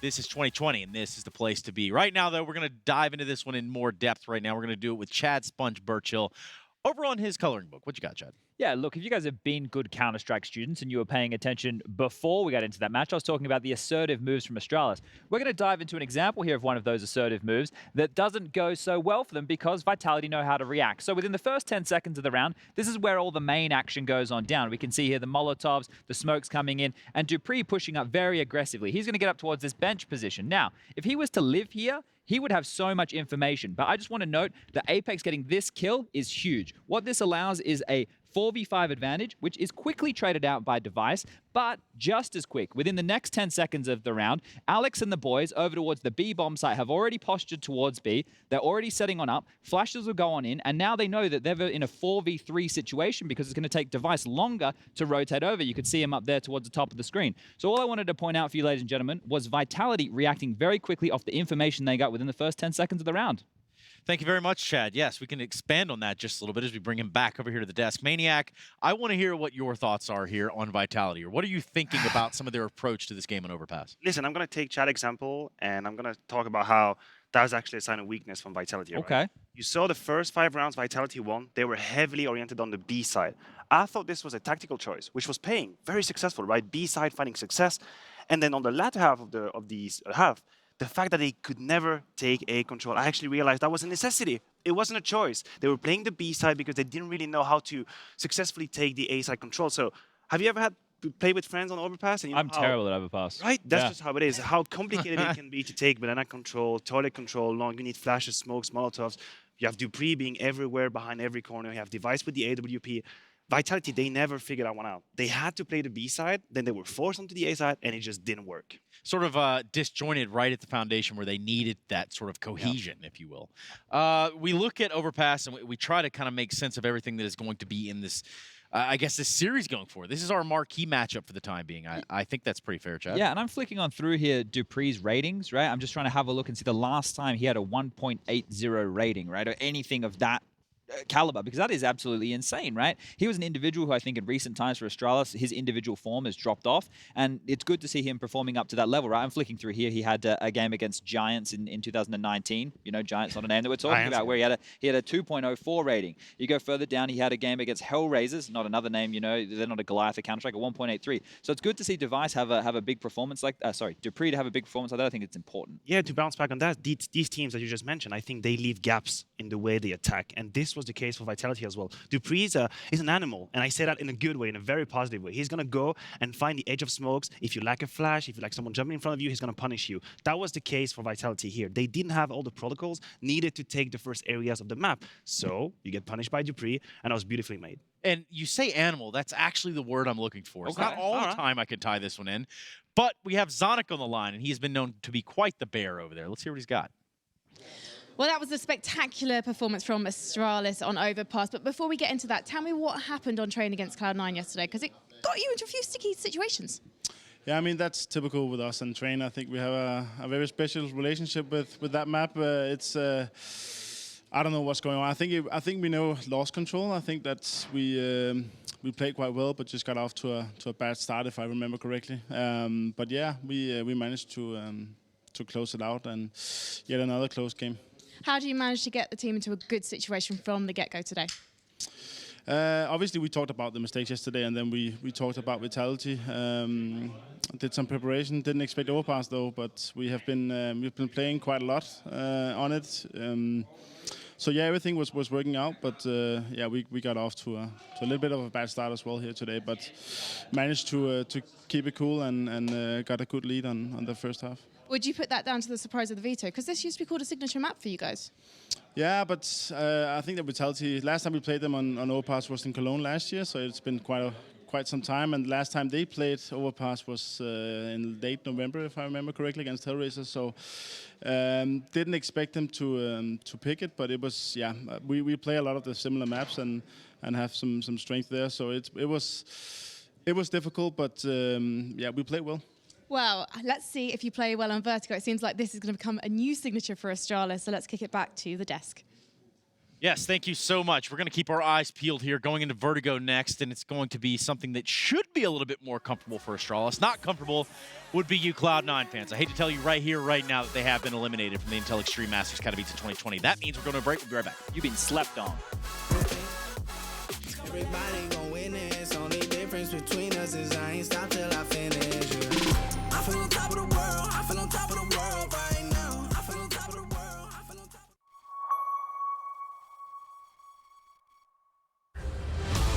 This is your chance to rise, a chance to prove yourself to the world. Because when passion leads the dream, this is not just a game anymore.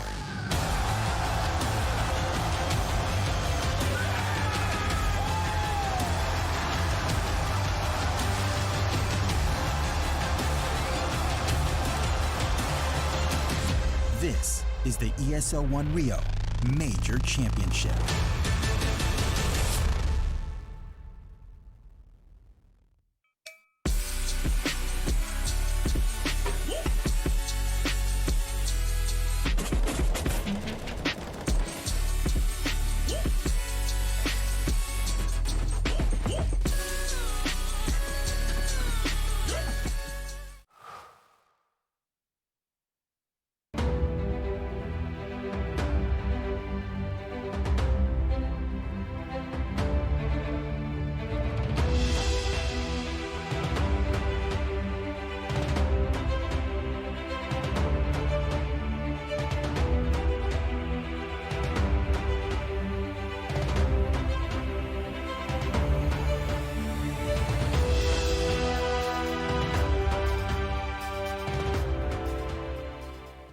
To be brilliant is to defy convention and challenge expectations. So Intel will bring the processing power for when it's time to go brilliant. Frame rates that keep up with your reflexes. Brilliant. Fast clock speeds for when you're on the clock. Brilliant. It's what we do at Intel, powering you to master your potential. Will you rise? Intel. Unleash your brilliance.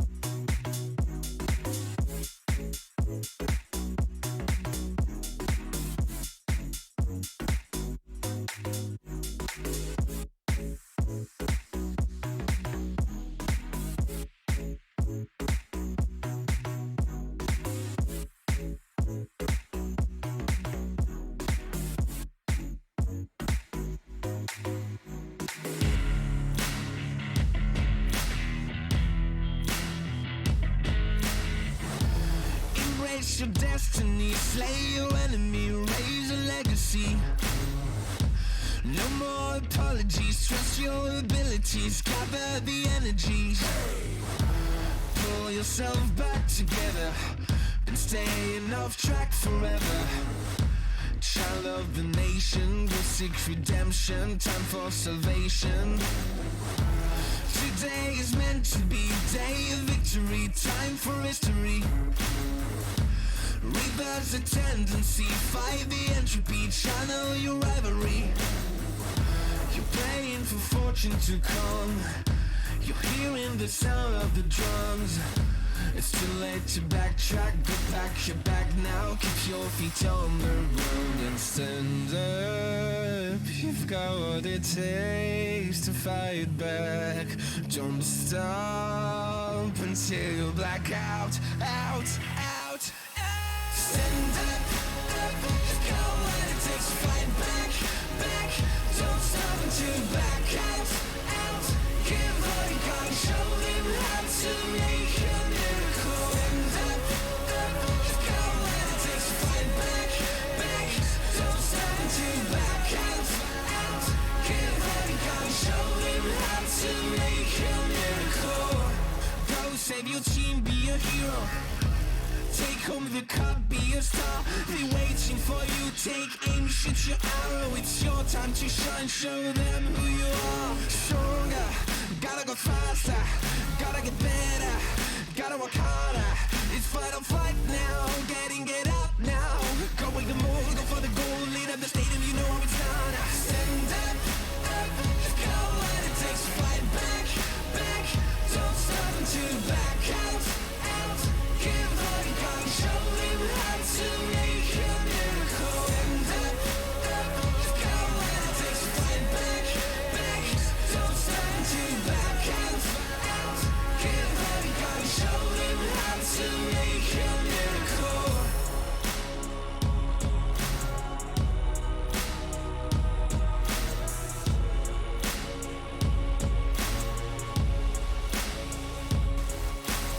Stand up, you've got what it takes to fight back.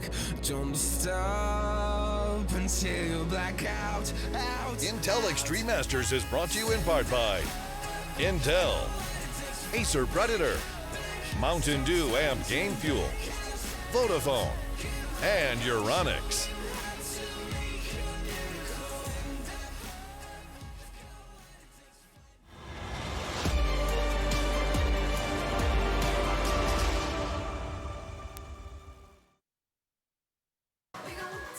Don't adjust your sets, this is normal. I'm kicking this one off with a bit of Vertigo. My favorite map here, ladies and gentlemen. I want to give you something that we actually call in the pugs we play at home. It's called Glavenet. Now, what I want to do is run you through one of their setups here. We got old boy Magus, he's going to hold middle. Zippy, he's helping over towards A, throwing some utility. Dupree's locking down the B bomb site. Device, he's helping out with the AWP. But Glaive, the guy we want to focus on here, something that he does is taking this short or alley position, and he loves to drop this smoke towards the top. What that allows for him to do is come out behind the top of it and peer down the ramp. He can get a combo with Device, Dupree, whoever. Magus can come over there from time to time. And if we flick over the view for you guys, what they then follow this up with is they'll drop another smoke a little bit deeper down the ramp, and they'll push an individual down to play on the scaffolding position. This forces the T's to have a very difficult time to clear this one out, and something that Vitality are going to have to be aware of going into today's game, because Astralis, they're the ones that invented this type of a hold. We're going to get back to the desk, ladies and gentlemen. There we go. Just a smooth mic drop. In fact, I'll do it for you. Boom, there it is. Mic dropped, and we are ready to get into the game, but not quite just yet. Vertigo is what we're going into. That's what chat said. Maniac probably has something to say about it as well, but I kind of want to pick your brain while we have this opportunity to talk a little bit about some of the support staff. We know what Astralis has brought to the table, how they've kind of revolutionized what it is that the approach is for orgs within the game. What do we know about Vitality? Yeah, well, what is actually very interesting is that Vitality are in the same process right now. If you look at them at the event, they have actually 4 staff members with them. Obviously, they have Extus, the coach, that we all know. They brought in Matt, the analyst, for the oldest of us, WCG 2007 1.6 Seattle. Well, damn. That is old school if I ever seen one, right? But they also have 2 former tennis players, which are Terry Assione and Pierre Gauthier. They used to be professional tennis players. Okay. Mr. Assione actually was the coach of Tsonga. If any of you know a little bit tennis, this is a very high-ranked player. He'd play sliding around the court, wouldn't he? Exactly. Play court player. He'd do that. But the thing is, yeah, they have this approach where sports professionals actually come in and try to optimize what they're doing. Obviously, this is interesting for the matchup here because Astralis, they've been the first one to do that, really. So you have Vitality kind of going into their tracks in that regard. And I'm hoping to see the same results. Now, this is just the beginning of a process. Sure. Yes, and that process is going to take some time, no matter what team that it's applied to. Chad, the time is now for you to tell me if Astralis is winning this right here, right now, or Vitality brings it back. I think it's a 2-0, and mainly because all those support staff coming in from Vitality took my seat in the shuttle when we landed at the airport. So, yeah, this one should be an Astralis victory here. They wouldn't be picking it if they weren't confident. They're trying to make it towards the top of their map pool, that's for sure. Yeah, and again, Astralis, the defending champions here in Katowice. And Matthew, I'm sure you don't want to say that, but do you feel the same? Yeah, I mean, I think Chad's logic about the seed, absolutely fine. This is Astralis 2-0. Okay, well, we're going to keep our eyes peeled on that, as should you, because now is when time we're going to jump into the second map of our second series. Astralis Vitality will continue right now. We're going to be doing it with Henry G and The Machine. A prefix I hate, but a game I love. Vitality versus Astralis. We have got ourselves predictions for 2-0. Hank, I imagine you're feeling similar vibes? Yeah, I echo those sentiments, I think. It's going to be a T-star for Astralis, but Chad's right. They wouldn't pick this unless they were feeling confident on it. It's been a bit of a staple for theirs for some time now, as we'll see dupreeh challenge towards the B steps, and there's aggression from middle, and it's going to be an absolute disaster there. It's going to be ZywOo and Shox taken away from the round at the very start, trying to probe towards middle. They do a little bit of damage towards Device, but RPK doing a lot more here. Yeah. He gets them back in the round, and so does Apex. Bomb dropped here. They've got an entrance point. And with the bomb on Jenny's, Apex has chosen to push up. He wants to make this fight really awkward. If they choose to double peek, one of them's low. It's not a viable strategy. Instead, they wait for Zipex. He arrives, jump peeking, trying to draw the crosshair, but dupreeh beheaded. A second, perhaps, opportunity. Device does find Alex with that low HP. 3 frags to Device's name in this pistol. Started in middle, but looks like it could finish on B. Apex, he knows he wants to finish off that low HP player, and one bullet wasn't enough with just 1 HP. Device, his heart's still beating. Fight from Zipex as well. He can't finish it, and Device, how does he get away with that? 4 kills in the round and 1 single point of health remaining. There was certainly an option to grab the bomb and hightail it towards B, but Zipex, he didn't want to leave a man behind there. That's a good teammate. He's making sure Device survives that round. They guarantee the victory by painting Apex into a corner there. Some great shots landing from Apex. He had a great performance on Overpass, but not quite enough. A decent effort considering they lost those first 2 kills at the very start. Now, will we see the force buy in the second round? It doesn't look like we will, to be honest with you. If we take a look back at the finishing shot there from Device, clean as you like, and it is going to be a pretty much full eco now for Vitality. 1P to 50, nothing else purchased, means they're going to be focusing on round number 3 here, so pretty much a foregone conclusion that Astralis were picking this one up with 3 MAC-10s, a UMP, and a Krieg to boot. 3 MAC-10s, 4 SMGs total. That's pretty much a guarantee that Astralis are going to start building quite the bank on this T side early. Oof. Boost from Vitality and a little bit of nade damage does seem to be enough to dissuade them. A couple of shots from Zipex makes them hunt, but it will be a 4-man push towards this SMG. There is, however, the support. Device is there, and oh my goodness, Zipex thought he got caught out. His back was turned, but the USP couldn't quite find the head. Well, there it is. That's going to be round. Alex left in a 5 versus 1. Astralis, pretty standard. Go towards A. It's a 5-man unit. They might give away 1 frag here. Doesn't look like, though. Alex now down to 34 as he'll tuck himself in the corner. Nice little spot. Not going to work out for him, though, as dupreeh will jump around the corner, face checks it, and it will be a clean sweep for Astralis, meaning they have 4 SMGs going into this first gun round. Now, we talked about it in detail before. The fact that Vitality buy into this round, it's still compromised. They won't have the AWP. Some players will help you without helmets as well. You can see Alex and Apex. They will be suffering that fate going forward here in round number 3. The MAC-10s are going to be incredibly potent going forward now. Is Astralis just going to drop a very fast A play again? That's pretty much standard these days on Vertigo. Time will tell. Maybe they just want to go for a straight-up B rush. We'll see. It's up mid. And it's fast. Molotov towards the toolboxes. A flash does tuck Shox in. He can't drop in aggressively. He can still hold this line, though. Second flash avoided. He has to be precise. Quite the opposite. Just body shots. And 2 frags already to the good for Astralis. Good grenade as well. That's going to be RPK down to 56. Astralis known for their efficiency with HE grenades, and you really see it coming to full effect there. It's going to be Mages just showing some presence towards middle, jumping, making some noise, firing some shots as his teammates coordinate themselves towards the A bomb site now. It's going to be Device joining them at the end. Glaive already picked up a kill, but down to 7 points of health. You can just watch the flanks. We'll see the Molotov deployed towards the short position now. That's to flush out anyone close range. And off that Molotov, Zipex can progress towards the bomb site. He's got the Krieg in hand. Needs to be very careful. He can't give that one up. But it looks like this bomb site might be wide open. Just ZywOo here. He's being overwhelmed. He does pull one back. Smoked out, but maybe he's got a chance. And that smoke does enable him to at least try and throw some bullets in the right direction. But the molly, good enough. Spreads deep. Can't get back. And Device not only doing it with the Molotov, but the bullets as well. Apex shut down towards that sniper's roost.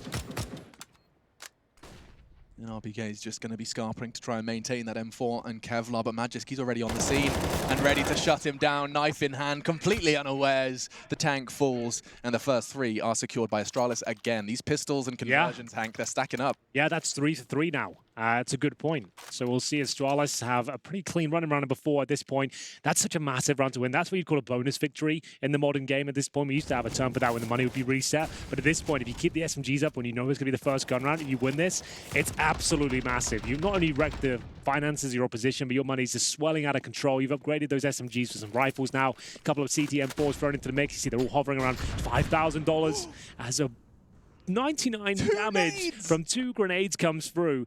Mages somehow survives that one. They'll have no idea they did that much damage, so he is so lucky to be alive at this point. That's 2 members of Astralis in 4 rounds that have had 1 HP and survived. Yep. That's insane. Let's watch Magic. Oh, hi. Well, hello there, and goodbye. They can win this. Looking good. Mages still up. And let's not forget that one of their players has only got 1 point of health. This is essentially a 5 versus 2.1. That's it. Let's see whether they can edge their way back into the round. It's Alex just trying to get a bit of intel. He can see got Zywoo right on his person now. We'll see whether Device will be able to flush out any close range CT players. Incendiary or Molotov in response. Trying to buy some time here. Vitality have plenty of manpower towards the A side. Most importantly, Alex towards the sandbags. Doesn't look like going to check this position. It might be round over already. Yeah, it's unchecked, at least for now. And Dupree, first one to go down. It's body shots to the spine. Magisk, 1 HP, even gets a frag. Similar to that of his teammate, but I feel like there's just too much damage echoing in this round. And yeah, confirmed, great shot from Shox just onto Magisk, and he still stands his ground. 2 kills with the lowest HP you can have, but it will still be the Vitality first. Well, there it is. Astralis leaving a few holes in the defense there as they're waiting for the pistols to push through. Shoxy somehow getting up the ladder, managing to get the shot in the back there, and it all kind of falls apart very quickly indeed, as we'll see ourselves get into round number 5. Here's Mages trying to avoid these grenades, but they land right in his pocket. They're down to 1 HP. Here's the opening frag from Shoxy that really got them into the round. You can see Astralis didn't even consider the fact that sandbags could be under Alex's control. So we'll be 3-1. Vitality right back in this now, but a full buy, of course, for Astralis and a decent HE at the start. This time making sure ladder is covered. Dupree has cleared that one out as they go towards middle now. You talked about that dream of converting the bonus round. Well, Vitality winning that. Yeah, it's a dream right back. Yep. Dream wars here in Katowice. Apex with some very early aggression towards those B stairs, locks them out. Astralis, there is absolutely no room at the inn. Head to the stable. Not sure why I'm getting biblical with them, but still 5 hearts beating on either side. Bomb loose. They plan to take their time here, Astralis, poking and prodding and catching some nades as well in the process. So mid-control obtained. They've dropped the smoke to deny vision, as you can see from Shox's point of view, but it's still a very effective booster. There's commonly pre-fired. Xyp9x more than aware that this is a boost that could be possible. You can see him just taking his crosshair up there. Doesn't want to spam just yet, but he probably will eventually.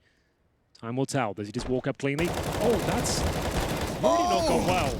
He'll get away with it and does significant damage towards Xyp9x, but he couldn't have jumped at a worse time. Oh. It's one of those ones it's so hard to watch with X-Ray on, of course, from his POV. Just curse by the clock. Timing did not favor him there. First frag does, however, favor Astralis, and they continue to make things even more promising. And Alex, nearly 3. They're low as well. He's single-handedly keeping this site safe. The rotate can come in. Device, low. Xyp9x, similar. Bomb loose on the site. They have to commit to this eventually with only 18 seconds as well. This could very well turn around on Device's AWP. He's holding firm and holding strong. 2 kills. And Shox from behind. It's only going to be a couple of seconds before Astralis piece this one together and say nothing elevator.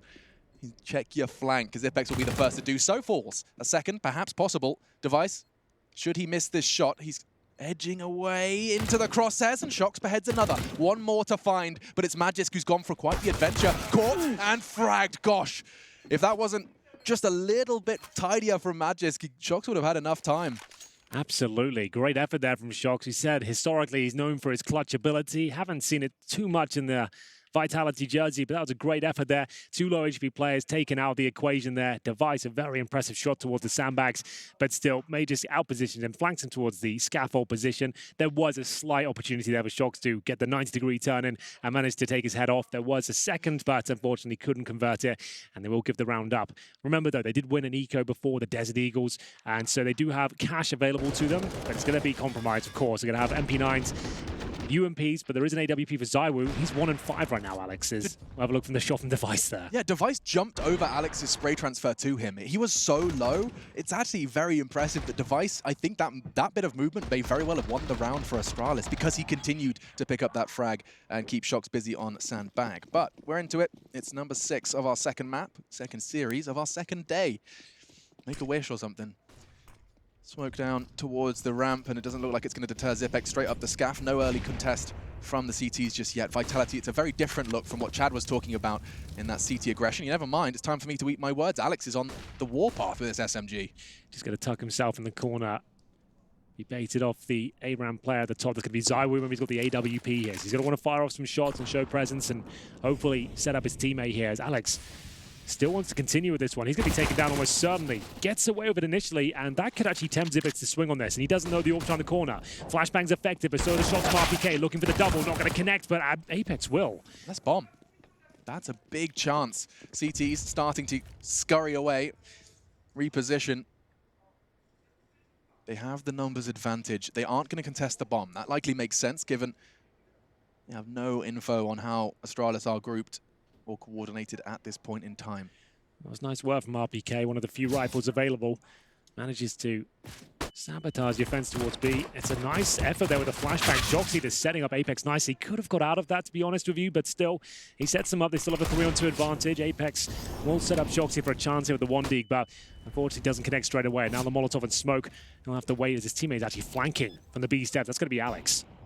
He's got a real chance here. Device, however, finding his double kill. That's the flank from Alex. It's connecting, and it's doing more than enough. Maybe not. It's Zipex. Another clutch added to the tally. ZywOo had his signature weapon, and he couldn't get off the starting mark. Yeah, he's struggling out there. He's 1-6 right now. ZywOo, you would expect him to just hit that shot, no problem at all. We didn't see it from his POV. Could have been awkward for him. It didn't look like an ideal situation, but still, all the aggro taken away towards those B steps, and it's going to be Zipex, the clutch minister, as you referenced earlier. Yeah, he definitely should be in that, right? He's not flashed. The smokes not averting his gaze at all. That was on a plate for him. He's having a rough time out there.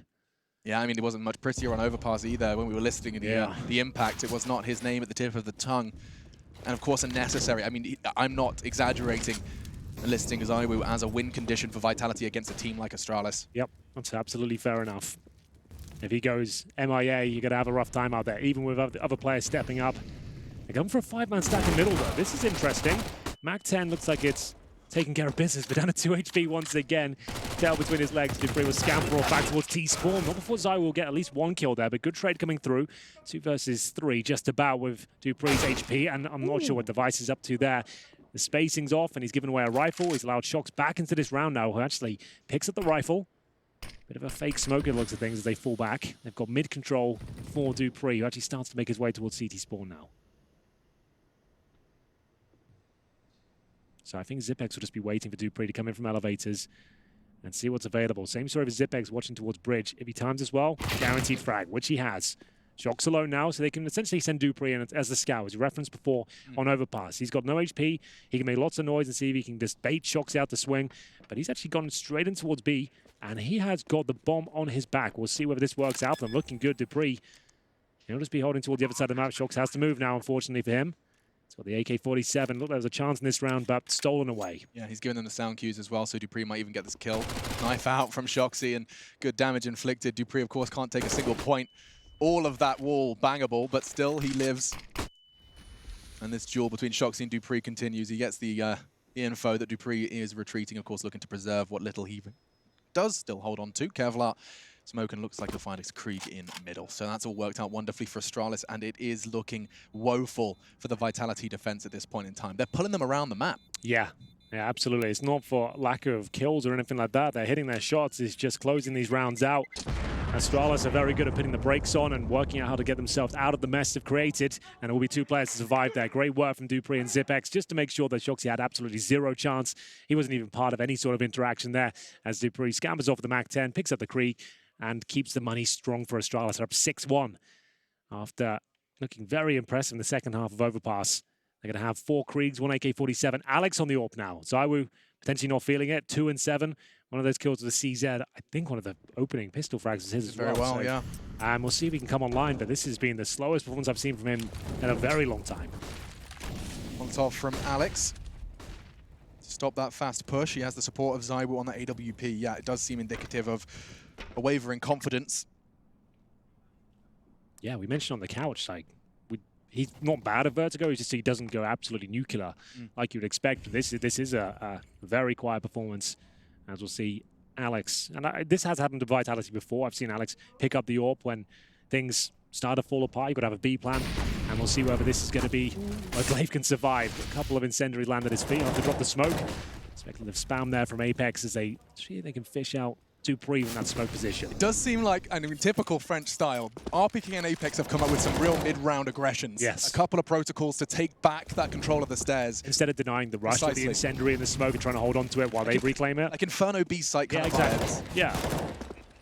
So 4 on 5 in favor of Vitality here. Low HP device once again, but that hasn't really stopped them before, to be honest with you. That was a gamble. Alex presents his cool new cap. Wants to show his Danish friends. Zipex does walk into the ZywOo short position. Does put them down to a 3 versus 5. This is the best shot we've seen from Vitality in a while. They cannot let this slip, and with knives out, Shox punishing the rotate, catching them on that bridge ahead of the flash. Magisk will be able to claw one back, but it's all on him. And with only 18 seconds, yes, a bomb, but not Apex. Has to be precise, down to 7. RPK can surely finish what his teammate has already started. He's just looking for any frags available to him right now, just seeing if he can just continue to beat down on their economy. He'll save the Krieg knowing his money is not amazing. Actually goes for the rest of his teammates as well. They're going to be in a tough position now as he'll save the Krieg. $2,000 in reserve. His money's about equal with his teammates. That's a good save. If they do want to force into this round, which is certainly possible, they'll actually have a pretty decent bundle altogether. I would expect a tactical timeout here, and which is called right now. So nice work from RPK. So the double incendiary, the spam, flashes, baiting one of the players up, and then nice positioning from Shox as well. Funnels him back out of A. He's ready and waiting towards the bottom of that ladder. So it will be a tactical timeout from Astralis. They are going to buy into the round with that saved Krieg. It's not going to be great, though. It's going to be pistols, maybe a couple of SMGs with 1 rifle in the hands of Magisk. To return to that B aggression while we have this timeout from Astralis, it was that Molotov that landed on Glaive 100% forced the smoke. Like, it landed so square in the middle of where you would be playing to watch that balcony. You know, the T gap in that fence where you can peek towards the catwalk. That Molotov combined with a flashbang, no less. So Glaive had to not only get away from the flames, he had to do so blind and deploy that smoke. It really was effective and did get them that early advantage they were looking for. So that's the second and the first real buy-round victory for Vitality. 2 on the board. Of course, we did see them pick up the 4th round as well, with 3 players surviving. Well, let's get into it then. The Desert Eagles are out. Glaive quickly up the ladder here. We've got Alex boosted towards middle. That's a nice little position there on the toolbox. You can see him looking in towards ladder room. I dare say that's going to guarantee a frag momentarily. Spam from Device with a lot of kills in that position over the tournament so far. At least a couple. See whether that Molotov will flush the CTs out. They're going to smoke and suggest someone's still there. But remember, just 1 rifle here on the Danish side. That Magisk Krieg's scary, though. ZywOo's losing all of his health to those Deagle bullets. 50 caliber lodged in both of his toes. Still he stands. Alex still hesitant with all of his nades. We've seen 2 rounds in a row there. Still gets the Molotov out in time, trades it out, so they'll have an advantage. They'll be able to take control, but he can still hold the line over their flame. It's not going to give them too much of an advantage. Here's Magisk's rifle. Chance for Alex to take away the hard hitter, and he does. There is still Kevlar in play, though. That Krieg's going to be handed around like a hot potato. And Zipex, just hot, catches him. Shox onto Device, and dupreeh, another dupreeh Deeg, delivering. Yeah, Shox has been trying to force the issue with these flanks time and time again. And now They won't know the B's necessarily open, but, well, it'll be Glaive who walks in towards A. His teammates were getting ready to go towards the B bomb site. They certainly will now, but it's RPK. Great position for at least one kill here. That's all he needs as his teammate rotates in. They should be absolutely fine unless something disastrous takes place at this point. AK in hand. That first kill needs to be clean. They'll get both. No problem at all. Denies the bomb plant as we go 6-3 now. And remember, that was a full investment from Astralis there. With the save Krieg, they went for Deagles and a P250. Didn't work out for them. No plants, and will be another partial buy on the agenda going forward. Here's the great shot from Dupree, waiting for Shoxy to come through. A 1 dig as you'd expect. MP9 for Shox. He's brought perfectly into this round. Read it very well. Should better farm some cash here as they invest pretty much nothing at all. 1 P250, a Deagle, no armor, no nades. Should be a good chance for Vitality to start stacking some cash. Yeah, I'm kind of intrigued to see where they put those SMGs, you know, just how aggressive. You know there's no armor, it's only P250s, and holding middle is Shoxy. Gets the first and the second with an MP9 and 1,200 bucks in his pocket for the future rounds. Alex has also managed to get a little bit of a double kill reward, in contrast to that of the rifles. And his back turns, Ifex takes his hands off the mouse and keyboard, accepts his fate, and knows that that is the fourth for their opponent, Vertigo. It's a second map, and it was Astralis' pick. I will reiterate that the first map was Vitality picking Overpass, trying to catch Astralis unawares with a surprise pick, a map we hadn't seen Vitality play in over 3 months. But it didn't quite work out for them, and now into the Astralis domain with a relatively convincing T side. 6 rounds already accrued. Astralis back into full buys here. A couple of compromises. Device only with 1 single smoke here, and Shox at the MP9 push middle. It's a crowd favourite. He'll go towards T-spawn. And he's got no contact whatsoever, so he can call rotations towards A already. He'll be chomping at the bit to get stuck in on this one. We've seen plenty of flanks from him. They've got the man advantage. Great shot from Glaive. It shuts down the AWP of Alex, who will be stuck in no man's land there. And Glaive now just wants to get stuck in. Can't find that quick second kill, though, and that's the bomb going down. This is a nightmare for Astralis. Express delivery, and ZywOo finds form, a triple kill. That might very well be his first multi-kill round of Vertigo. Magisk, however, doing exactly the same back, and this time it bites just a little bit harder. RPK to clutch. 2 to find. Damage inflicted onto the Astralis members, but Magisk, if he goes for a straight-up plan here, he can get a double. They line up, and RPK, the tank, rolls over 2 in a split second. 5-6, Vitality equalizing. Oh, great scenes there. It looked like Shox had actually given the round up with the ambitious push with just the MP9 towards the A ramp. Mages with 3 kills in the round, but they didn't anticipate the B player in the form of RPK to be ready and waiting on the A site. And that comes from the push from Shox. The fact he gets down towards that T-spawn position, he's confirmed that B's clear. Of course, RPK is going to rotate. That's all about information gathering at the very start. And that's why on defaults, you'll have someone at the generator and T-spawn watching for that push towards ladder, so no one can get that quick information. But they were doing a set piece at the very start. Astralis didn't have it covered.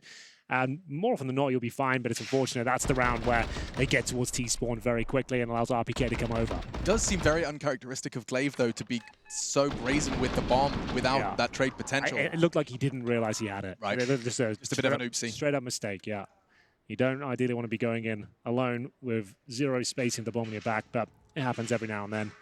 We'll see a partial buy into this round, number 12, as Vitality starts to string some rounds together here. That's going to be 4 in a row for them as we go 6-5. Another A finish looking likely with a couple of smokes and some flashes. Oh, sometimes Vertigo is so good, like this new map design, I can actually hear the construction like just around me. It's very engaging, isn't it? It really is. Immersive. Very immersive experience. CSGO on the up and up. ZywOo on the tag and frag gets it, and a second. Magisk shut down. These armored Deagles landing rather flaccid. A chance perhaps for Device to behead one is just the one-on-one versus Shoxy in middle, but he waits and he connects. 6-6, we level the score. 12 rounds of play so far on our second map, and Vitality, I mean, on their defense, would you still be expecting them to be coming into this half with a lead to stay competitive? It's difficult to tell. Like, Vertigo is such a weird map right now. A lot of people are saying it's T-sided, but it's still, I think, such a small sample size to really work that out. We're seeing an evolution in strategy almost every single tournament we see it played.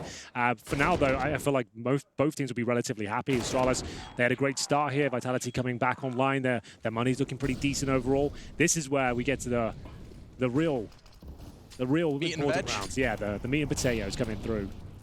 This is going to be a big one. We're going to see Alex back on the AWP. Interesting.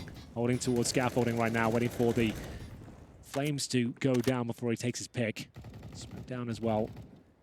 Inch by inch, he'll get a bit more info. As we'll see, this is more of a default approach from Astralis. There's a boost from Shoxy towards middle. That looks like a kill to me, but Glaver's ready for it. Great shot.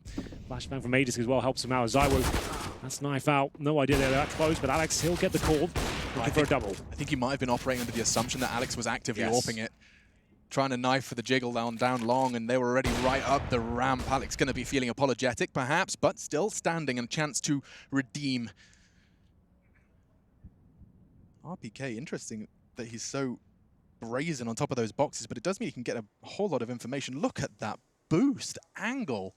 Okay, that's a cool one. He can catch them on the way up the stairs, and he can even probably jump on that head to jump peak middle. Yeah, that looks like a guaranteed frag to me. They're going to walk up and have no idea that's a thing. Give me that X-ray back. Thank you. dupreeh wasn't quite on his way just yet, and here's the tip of the head, a tap. He was not expecting that whatsoever. That's really cool. Well done by RPK.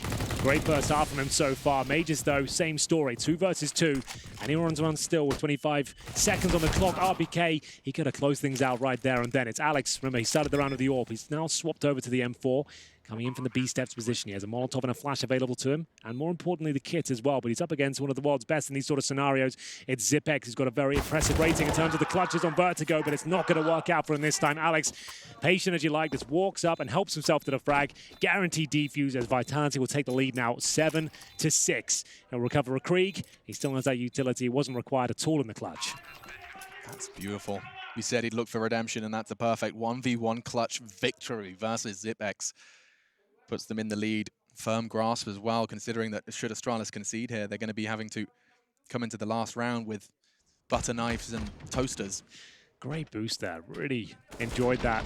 Like, it's a boost I haven't seen before, and you can see how advantageous that angle is. You can get the same sort of shot from the bomb side boxes himself and just have a very difficult shot there, but that gives you a few more inches just to have a bit more of an off angle. You see dupreeh wasn't pre-aiming that whatsoever. It was like his whole head, a perfect T-head shape. He like took, what, three clicks just to make sure he got it and nailed it. Great stuff.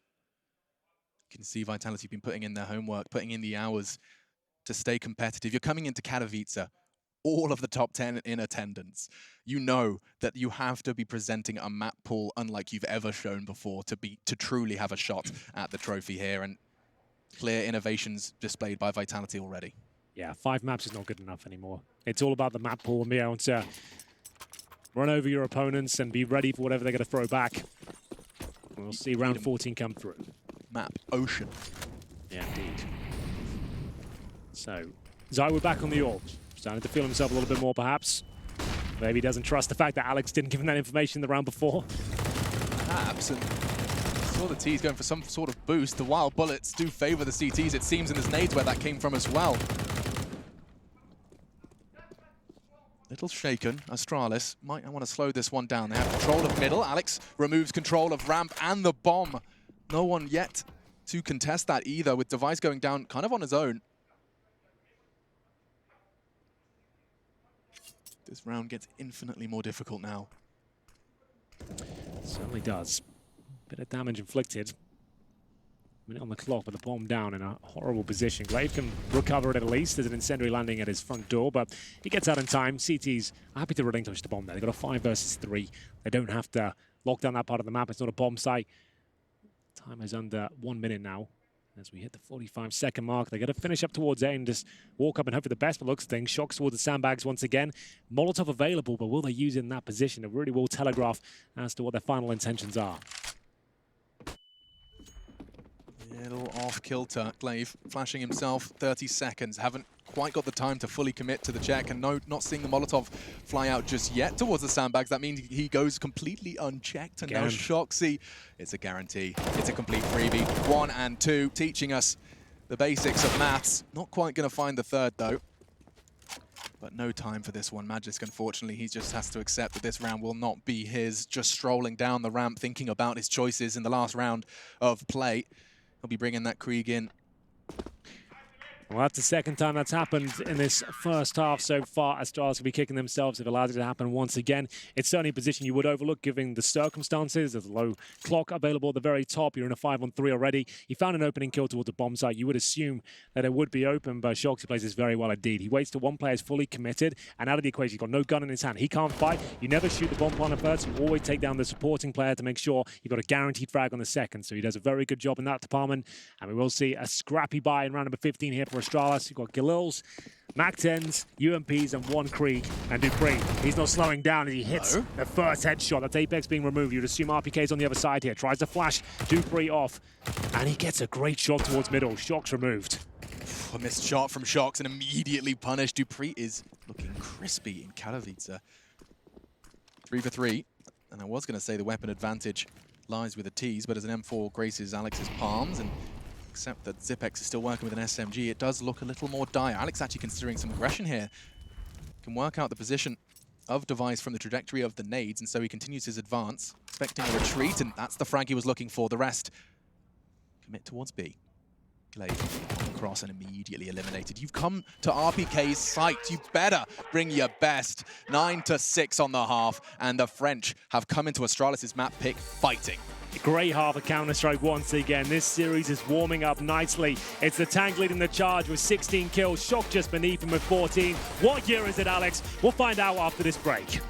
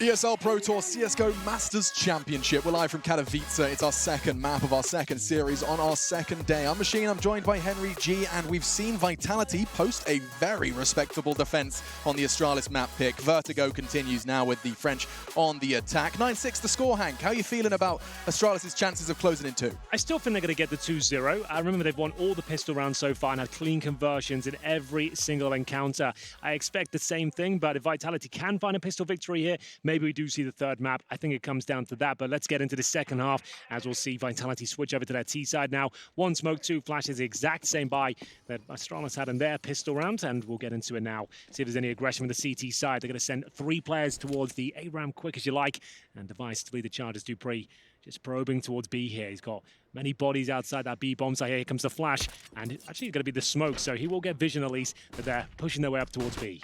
Yeah, and the second flash does catch him perfectly, and doing the dance, ZywOo does get the first. Glaive tucked in to catch. And here's the drop of the boost. He knows one's in the corner, and Alex can't challenge either. He's gone down. ZywOo's willing to challenge as well. A lot of players utilizing the jump to try and exploit their opponent's crosshair placement, and it's working wonderfully. 4v4 though, and the nade doesn't do too much. Just tickles the tank. See what can be done here. Everything slows down for a second. There was a chance there for ZywOo, but caught on the reload of the Glock. Does upgrade to the USP now. They're going to start transitioning over. Fantastic shot from RPK. He hasn't missed many today. ZywOo continues their rampage on this side of the map, and that should be it. The bombs can be planted. No kits available right now. They've got a smoke and a flashbang, but Apex, there's no way he's going down here. It would just take a missed shot from him, but he absolutely nails it right in the back of the skull of Zipex, and that's going to be their first pistol of the series so far. That's Magisk saving the smoke and flashbang potentially here. Not many options available to him. God, there's not much of a sadder sentence than saving the smoke and the flashbang here. That's pretty damn depressing. Yeah, it doesn't go too well for Astralis there whatsoever, but very well done from Vitality, making their way up towards the B side. Is bullying their way in with a very effective flashbang to kick things off there. It was Glaive answering back with one, but then ZywOo coming online now. He'll get two big frags and survive the round as well. One will go off. Nice positioning on the post-plant situation. That's Apex watching the flanks, making sure there's no funny business going on. And double digits found early on here for Vitality. And we just will survive, just to note that. So what we see the force buy in the second. It was Vitality that opted against it, went for the buy in the third, if you remember. So we'll see a Desert Eagle for Mages. So he will be confirming they're going for the force here. So Deagle Armor, a Scout for Device, UMP for Glaive. Here's a replay. RPK, great shot. This one maybe even better. Long range, one bullet, clean as you like. Same story for this one. Apex makes no mistake there. This could be the 10th round in a row. If my maths is terrible, it's actually not. It could be the 9th round in a row for Vitality. 10th, the one following. They really strung them together at the end of that CT half and now into the T side, winning one of their first, in fact, the first pistol of this series so far. However, that's a big advantage gifted by Apex. Glaive finds him with the UMP. Dupree's hearing the steps. They're charging towards B. A full commitment once again, and the Deagle doesn't connect. It's Zipex's, however, does. Just the 1-for-1, though. Alex is on a double at the moment and tucks in on quad. Once they get that smoke to slow them down, it's a Scout, it's a Deagle. Utility holds a whole lot of power here, but they are low, and that Scout can punish. Certainly can.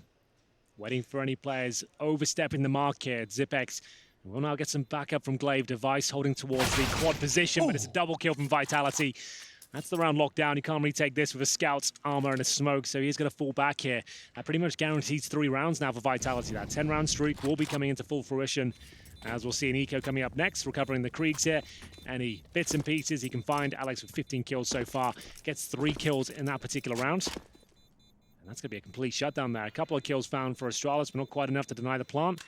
Quick access towards B found, and then a nice clean finish. Device making his way back in towards B. He's going to see if he can find the Galil potentially, but the bomb has thrown it off the map. So he'll go into Nectar of a Scout and maybe some P250s around him. And that's at the top end as well. Potentially just USPs. Not again. But this is the sad tale of the CT side. It can sometimes spiral, especially after a half. You know, a 9-6 doesn't sound so bad, especially when you win the pistol, but should you concede, margin for error can get ripped from you very, very quickly. Vitality looking very flush for cash and starting their assault now into the 18th. Device will be smoking off ramp aggressive and also taking that Scout up towards the crane. Very good at taking these fights, Device. He actually wants to finish it with the nade. If Apex doesn't move, he does. And lives to fight another day elsewhere. Shox has managed to connect, and looks like so have the entire Vitality squad into B. Rinse, repeat. B site successful again. Open Device manages to hit 3 shots of the Scout so far. Only yields 1 kill, but still getting warmed up nicely. He's almost certainly going to go down here, seeing if there's anything else available to him. Another Scout shot connects, but do need to hit either cleaning the head or a couple in the body to find the kill. Another chance here. Great stuff. They might consider their options here. They want to fall back. He's actually doing a little bit too much damage for their liking. And there's finally a shot missed, and that should be it. He's going to go down here. Not quite. The HE just tickles his back. Anyone else? Yeah, maybe. I think they've just given it up now. It's like, you know what? Let's let him keep his Scout. Like, that's fine. You know what, mate? I've changed my mind. Yeah. So he has RPK patrolling that rifle now. Should be able to finish things off, which is the correct thing to do. Make sure he can't get a Krieg into the next round. We saw how powerful that was in the hands of RPK towards the B bomb site. Enables the Anchors to feel a lot more confident by themselves, especially towards B. That's a really good point, yeah, of course. The scavenged Krieg on RPK did make the B site look like, I mean, just his score will tell you how hard the B site was for them to take. 20-7. Yeah. You said, what year is it? Well, it's 2020 and 20 frags for RPK. Big performance from him. He's the kind of name you need to be turning up in spades if you could have a chance to take down Astralis. They haven't had to rely on ZywOo so far, but they've got a pretty convincing lead so far. It's 12-6, but they've lost the aforementioned ZywOo. At the start of the round there, we said Device's calling card is playing that A ramp, finding the opening picks, and he's delivered. 5 on 4, repositions back towards short. He's really done his research on that sandbags battle versus that AWP boost over the box, peeking the side of it, the wallbang damage. He's likely spent many times in the lab working that one out. You can see the protocols in place. Apex, he's got his 3 nades flying through the sky. And Device, he's flying through the frags. 3 now as he catches Apex's bottom. Finally, will be silenced, but Shox has been thrown to the wolves. 4 Danish wolves, to be precise. Has got the bomb and has got time, so he's going to look to inflict as much damage as he can. $50 in the back pocket of dupreeh. He's desperate to keep hold of that M4, and Shox has an opportunity to try and take as many as he can away. Looking very good for the first round here in the second half for Astralis. Shox, yeah, not much he can do with this one, but a couple of kills, considering they've got 0 money right now, would be big. But dupreeh holds on strong, confirms a clean round there, only 1 player going down. It was Device, but he found 3 kills. They've recovered the AWP, so no problem at all. They're going to want to keep that up. Watch out for Device being a dynamic AWP, but that's something he's known for. He's very good at this repositioning every single round. You never really know where he's going to be. Now he's shown such a strong presence towards A. He might consider options towards middle at this point. We've seen a lot of T-spawn picks towards the middle area with the AWP. That seems to be a very viable option these days. I want to see more of that. I love the aggressive plays towards middle on the CT side with calculated utility. I remember watching Fnatic CT side on Vertigo, but where they would just straight up walk in. Brollan would just Krieg it out and just stroll into middle. There's so much control and info, and of course, if you keep your ears perked up, you'll be able to hear so much information from middle. That's the shot Device hit. He had 3 targets, and he still was able to choose in the fraction of a second, the third as well, just before the flash popped. Yeah, great stuff from Device. Money strong, though. Maybe not, actually. Looking like it might be a little bit of damage. Going for a partial buy. So they could have actually brought a few rifles out, but they've gone for the more conservative approach, which is absolutely fine. They've got a 12-7 lead. They can still win this round for sure. We'll see if Glaive will blink at all as he gets a bit of backup towards the B side. dupreeh will be joining in at the top of the steps. Good damage. Headshot through the corner there, and that's their cue to strike here. They can get an equal trade at this point. They're in a great position, but from the window, just a barrage of bullets there spraying down. The incendiary, once that's confirmed, they should be safe. They've got time to reposition, rotate over, and the chaos will stop for a few seconds at least. dupreeh was jiggling for that exact peak, and the bomb sent back to spawn as Alex throws that one off the map, or dupreeh makes sure he does. It goes back to where the bomb went off. Where the bomb went off, excuse me. So it used to go back to T-spawn, which is really weird. You could drop it off and go back to T-spawn. Now it just lands exactly where you left. Okay, fine. Haven't gone. I mean, I jump off the building a lot when we play Vertigo, but I don't take the bomb. That's usually. I mean, I'm not usually taking the bomb. My favorite thing about our Vertigo games is just the silence before you go down. And I look at the top right, and it's just like the room's quiet for a little bit. And I was like, do I want to laugh at this? You want to talk about it, Alex? Is it an awkward moment? It's averaging 1 every other game you're right now. The ratio. It's impressive. Yeah, I mean, I do have this habit of saying jump off if you're cool. That is a good one as well. When you jump off your cool at the end of the round, you never timed it correctly. Let's never say never, Henry. I have got it a couple of times. It looks pretty cool. Well, RPK, that is the opposite of cool, really. Through the smoke he goes. And there's a good trade, so fair play. ZywOo now has control of the B step, applying pressure towards dupreeh. I don't think ZywOo's done. Apex posted up for the A-ramp push, but it won't be getting too many fights there at this moment in time. Just Device patrol. Hello? He's crashed at them, something. That must be something funny going on, something fishy. Unless he was lining up the grenade. Could have been. When the bullets started being fired, though, you just move out the way, right? He didn't move at all. Maybe he was so engaged with throwing whatever smoke he was lining up. It looked like to me he was not moving at all. Nothing in the chat, though, so... yeah, they've put also crashing in chat, question mark. So something happened there. That looked too odd. But still, they might win the round. Damage inflicted, we have to play on. 3 versus 3 as Magisk ensures level odds for this take. The bomb on the back of Shox was the one for the first contact. It's good damage, but the trade is not swift enough. And the smoke towards window as well. He's giving himself the perfect room to maneuver. A new line found and a frag as well. Zipex onto Apex. So even with a player crashing at the top of the B side there, meaning he was just removing the game, he couldn't do anything. Sometimes it happens, computers and all that. We're going to see somehow, some way, Astralis picking up the round with Magus just absolutely going ham with that creep. We see how powerful that is towards B. We mentioned it before, and it's kind of really encapsulated there as one kill found for Shock. Still got a good chance in this one as he brings it back to a 1 versus 1 now. Device the AWP, no kit available, bomb to go down. He is at the scene of the crime here, but the smoke allows Shocks to reposition back towards the B steps. This could be for Vertigo. A round that Astralis were gifted. They took it by force. 3 players falling to Shocks. 2 so far. 1 last on the docket. It is Device closing in. He's still got the AWP. No sidearm in his grasp. Trying to draw the fire and hits the shot. My goodness. Cold as ice. Didn't look like he even broke a sweat. A sigh of relief perhaps, but that's the 9th for Astralis. Damage control complete. I didn't think Device stood a chance there when he had no kit, the AWP, and it was close range encounter as well. He could have been absolutely done for there. Maybe Shock's giving him a bit too much respect at that point. We all called the technical timeout. It was a crash there. 2 PCs, 3 people crashed on the Astralis side apparently for a good 10 seconds or so. So somehow they win the round. A sigh of relief for sure. I suppose the right team won in the end. They had a good advantage, but it was still on a knife's edge. So well played to Magus to bring that round back in their favor. And of course the Device, he finds his 21st frag there and maybe even saves the map. As you mentioned, that would have been an absolute disaster if that one goes awry. But in terms of money, Vitality, they struggled with the buy in the previous round. They've got an average of $3,300 right now. The very top end, you got Shocks at $4,100. That's about it. You might just want to take a partial buy here and allow Astralis to get to double digits. This technical timeout, they're not going to discuss anything at all. This is the moment. So you can see, after those shots, you're out of there. So he's obviously crashed at that point. Yeah. I mean, it did look so peculiar, seeing that elbow just stay completely static. But it does provide good context of how monumental this was for Magus. They've lost a player by virtue of a crashed PC and somehow win the round. Shox did its very best. Let's see it from Device's POV. It just looks so calculated. Catches him.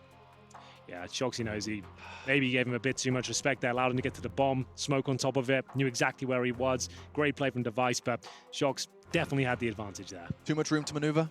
I feel like he could apply more pressure, more shots when the smoke went down as well, just making some footsteps, making things awkward. Just kind of dry peeked after the bomb was touched. Pretty standard stuff. Really didn't toy with him at all. Didn't see if it was a fake defuse going on. He completely baited out with the smoke going down. Assumed he had the defuse kit, I suppose. But great stuff in Device as we get back into the action momentarily. As mentioned before, Vitality don't have many options going to round number 22. It's make or break time now. Vitality give this map up with the series completed. Astralis, great performance on Overpass from it. They did pick up both pistols and conversions here. Finally given one up in the second half here of Vertigo. They actually gave it the 0-3 themselves, but now won 3 rounds in response. So looking to make that 4 and looking very likely to do so. So Shox is just inquiring how long he has to wait. Wants to get back in there. He's definitely feeling hot after that last round, despite, of course, Device's heroics taking the victory away. That would have put 13 on the board. God, it could have been 13-8 had Device not made that look easy. Loading back in shortly. Into the action then, round 22. If you've just joined us, Vitality tried to throw a spanner in the works with Overpass, but it seems it's the second map, Astralis' pick, where that spanner truly arrived. 12-9. Analysts still touting Astralis' favourites, and we'll see why here. Just the pistols from the French. Half buy. Looking to make it costly for Astralis. Thinking big picture. So first, no issues for Dupree to reposition as well. Double AWPs on Vertigo. Henry, not your favourite though? Not my favourite, but I don't mind it. It's the same story for Nuke. Like, it's not my first choice, to be honest with you, but a lot of teams make it work. Like Team Liquid run double AWPs and CT side of Nuke all the time and look very, very effective with it. And we'll see if Astralis can do the same. In this particular round, it's a little scarier considering up against the pistols, but very well held there at the start. You get the opening kill, drop your utility, reposition, set up the crossfires, and put the ball back in their core, as it were. Your turn. Oh, I like that. Some 80s robotic effects there. Yeah, that sounded sick. I feel like Skrillex is about to drop a whole new track on us. That was, a little sneak peek of what's to come, potentially. Wow. 40 seconds remaining, no nades. Vitality to seeing if there's Any overzealous CT players pushing in towards their crosshairs, but everyone's saying very patient. Look at the bomb. Okay, so Alex has the bomb right now towards the A ramp. His teammates are just going to run in towards B. Hope for the best here. Make it look like this is a full commitment. The bomb won't be spotted. You will see after you kill each player, the bomb's still not there. So you're going to keep one player towards A at least. Maybe not. We have got Device who's left A, so the bomb will be planted. Decent effort here. This was a partial buy from Vitality. It gives every player on the T side now extra $800 going to that next round. Maybe even gets a kill out of this. He does not, but like I said, that's extra cash that they desperately needed here. They had $1,900 after that partial investment per player. Loss bonus certainly racking up, but every little helps. It means they get full buy across the board now, and that's reflected on the money. You can see 5,500 on a couple of players there. Wouldn't have enough for absolutely everything if they wanted to get an AWP out. So every dollar always helps out. Like I said, great stuff from Dupree. Gets that first kill, doesn't overcommit, drops the utility, back towards the quad position, and just hits shot after shot. No problem at all. Looks very comfortable when you watch it from his POV. The last shot, though, spectacular. Transitioning to that USP and just shrugging off Apex's push.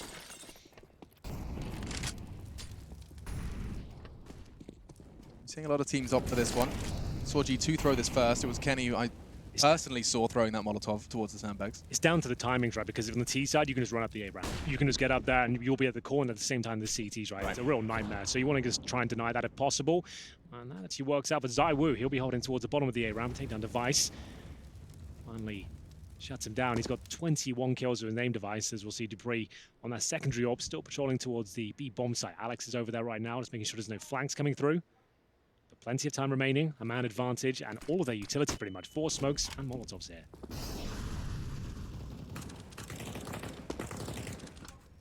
ZywOo could get a taste of lead here. Zipex playing that close angle. It always seems like such a risk. Unlikely, and I'm unwilling to describe it as a one and done, though, when Zipex is the one playing it. Apex, he's making it clear. He's right around the corner. You can hear the pins pulled. That's the word I was trying to say. And Zipex, he's fragging a whole lot better than I'm talking.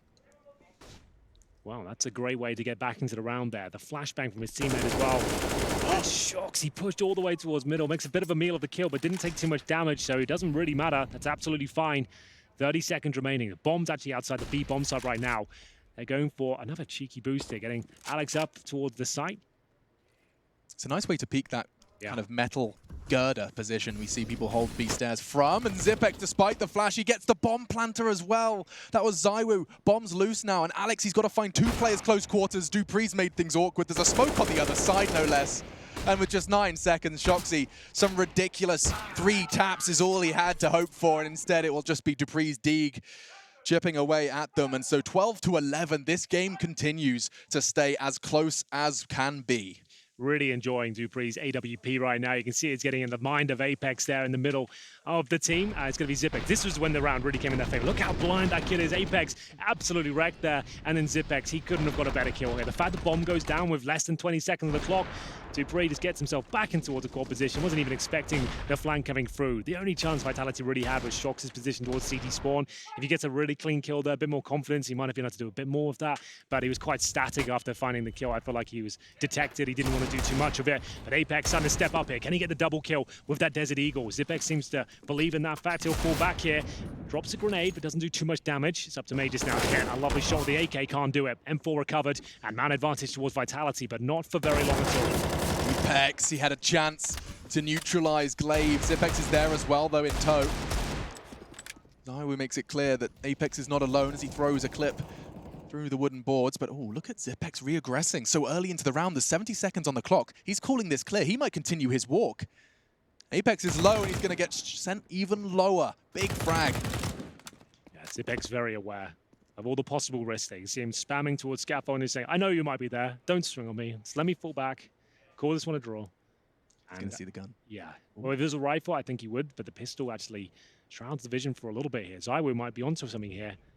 Is he going to check the corner? I don't think he is. So ZywOo didn't even have to take that quick kill, but he does. 2 on 2. Right back in this round now. What's Shox up to during all this? ZywOo's on ramp, Shox just behind him in tow, looking to be responsible for that flank. And now at M4, gaming. One of them has armor. ZywOo will be working with the favorable Krieg. Of course, he has no armor, so we'll be treating that a little more patiently from the flank. Speaking of patience, is Dupree. 20 seconds, though, to stop the plant. There's only one man for the job, and it will be Glaive. They're going in silently, just walking into the site, and they'll start punching the digits, but it's the frag that Glaive was hoping for. Now, all onto Shoxy. 1 versus 2, looking to cross back and gets the first. His first clutch was stolen from him by Device, and now it's dupreeh to dash his dreams once again. He has an opportunity to do so. Health advantage for him as well, but only the sidearm. Yeah, he knows damage has been inflicted, and he got the information from his teammate, ran towards short at least. He has got the smoke and a kit. Shox has not won a bucket load of clutches on Vertigo so far. Can he close this one out? He certainly can. Great positioning, good shot there, and it's going to be Shox coming out clutch as he recovers the AWP, gets a 20-second frag on the board. Astralis give one up after winning 5 rounds in a row there. Right down to the wire, and that was ZywOo just getting back into the round there with the picked up Krieg and somehow finding a little bit of space there, and the round tumbles apart here. This was the moment. Zipex trying to get information for his team, gives it up. Glaive was trying to buy as much time as he possibly could for the flank to come through, but Shoxy delivers on all fronts here. Very well played. Shoxy's decision with half health to just play in, standing in my mind in the open, does that, you just said the off angle? He's just theory crafting, dupreeh's coming in. You don't want to hold the most obvious position where they're going to be planning. You want to, like, if you can jump on him before he even touches the bomb, like he's not going to be anticipating that. Well, Alex will just have his shoulder spotted, not too much damage yet to be inflicted. Instead, the majority actually of early damage from the nade is Glaive, down to 68.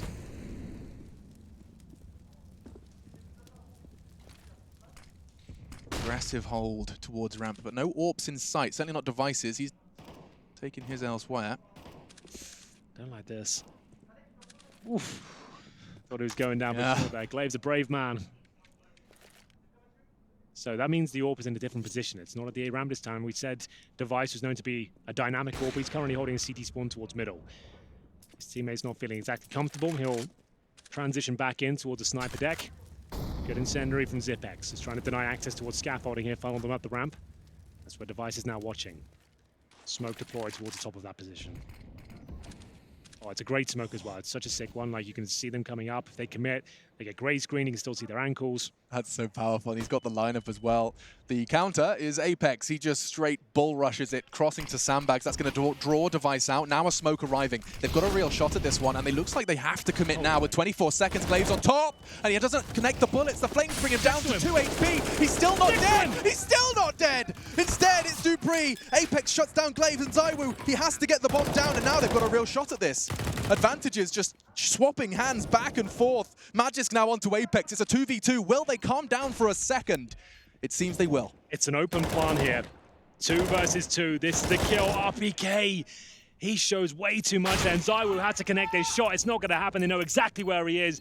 One of the scrappiest rounds so far, but certainly one of the most exciting. It wasn't clear who was coming out on top. Everyone was blind, sitting in smokes. No idea who's going to win the round, but it comes out in favor of Astralis as they'll bring things to 13-11 now. Make it 12, as we'll see plenty of money available for Vitality and a tactical timeout called by Astralis actually after winning that round. It was a very chaotic one. Adrenaline's pumping. Communication could have been a bit off there with all the chaos that was ensuing around the map. But they've got an opportunity. This is where they can tie things up at 13-13 on the CT side. Money's good for Vitality, though. They're happy this call-out has been made. So we'll see 8K on Shox. Same story for ZywOo. They haven't invested just yet, but there's certainly a buy available. Do we see that double AWP setup coming again? He did slap. This is Zipex. You can see this chaos. Just watch as the perspectives jump. That could have very well have been the Vitality round if he sprayed. He ran through those smokes in his screen right now, through the flames, while blind, and had 3 players in front of him. That could have been a disaster for Astralis, but they held it well. He jumped on top of the sight boxes, then jumped over the smoke. Spraying wildly at sandbags, landed in a Molotov and still survived just to live another day. The frags kept coming, and so do the rounds. It's time for round number 26. As they stay inseparable, 12-13. Glaive considering Crane, but some speculative shots dissuade, and now actually Apexes are the ones to be caught. Look at this position from Zipex. He's gonna...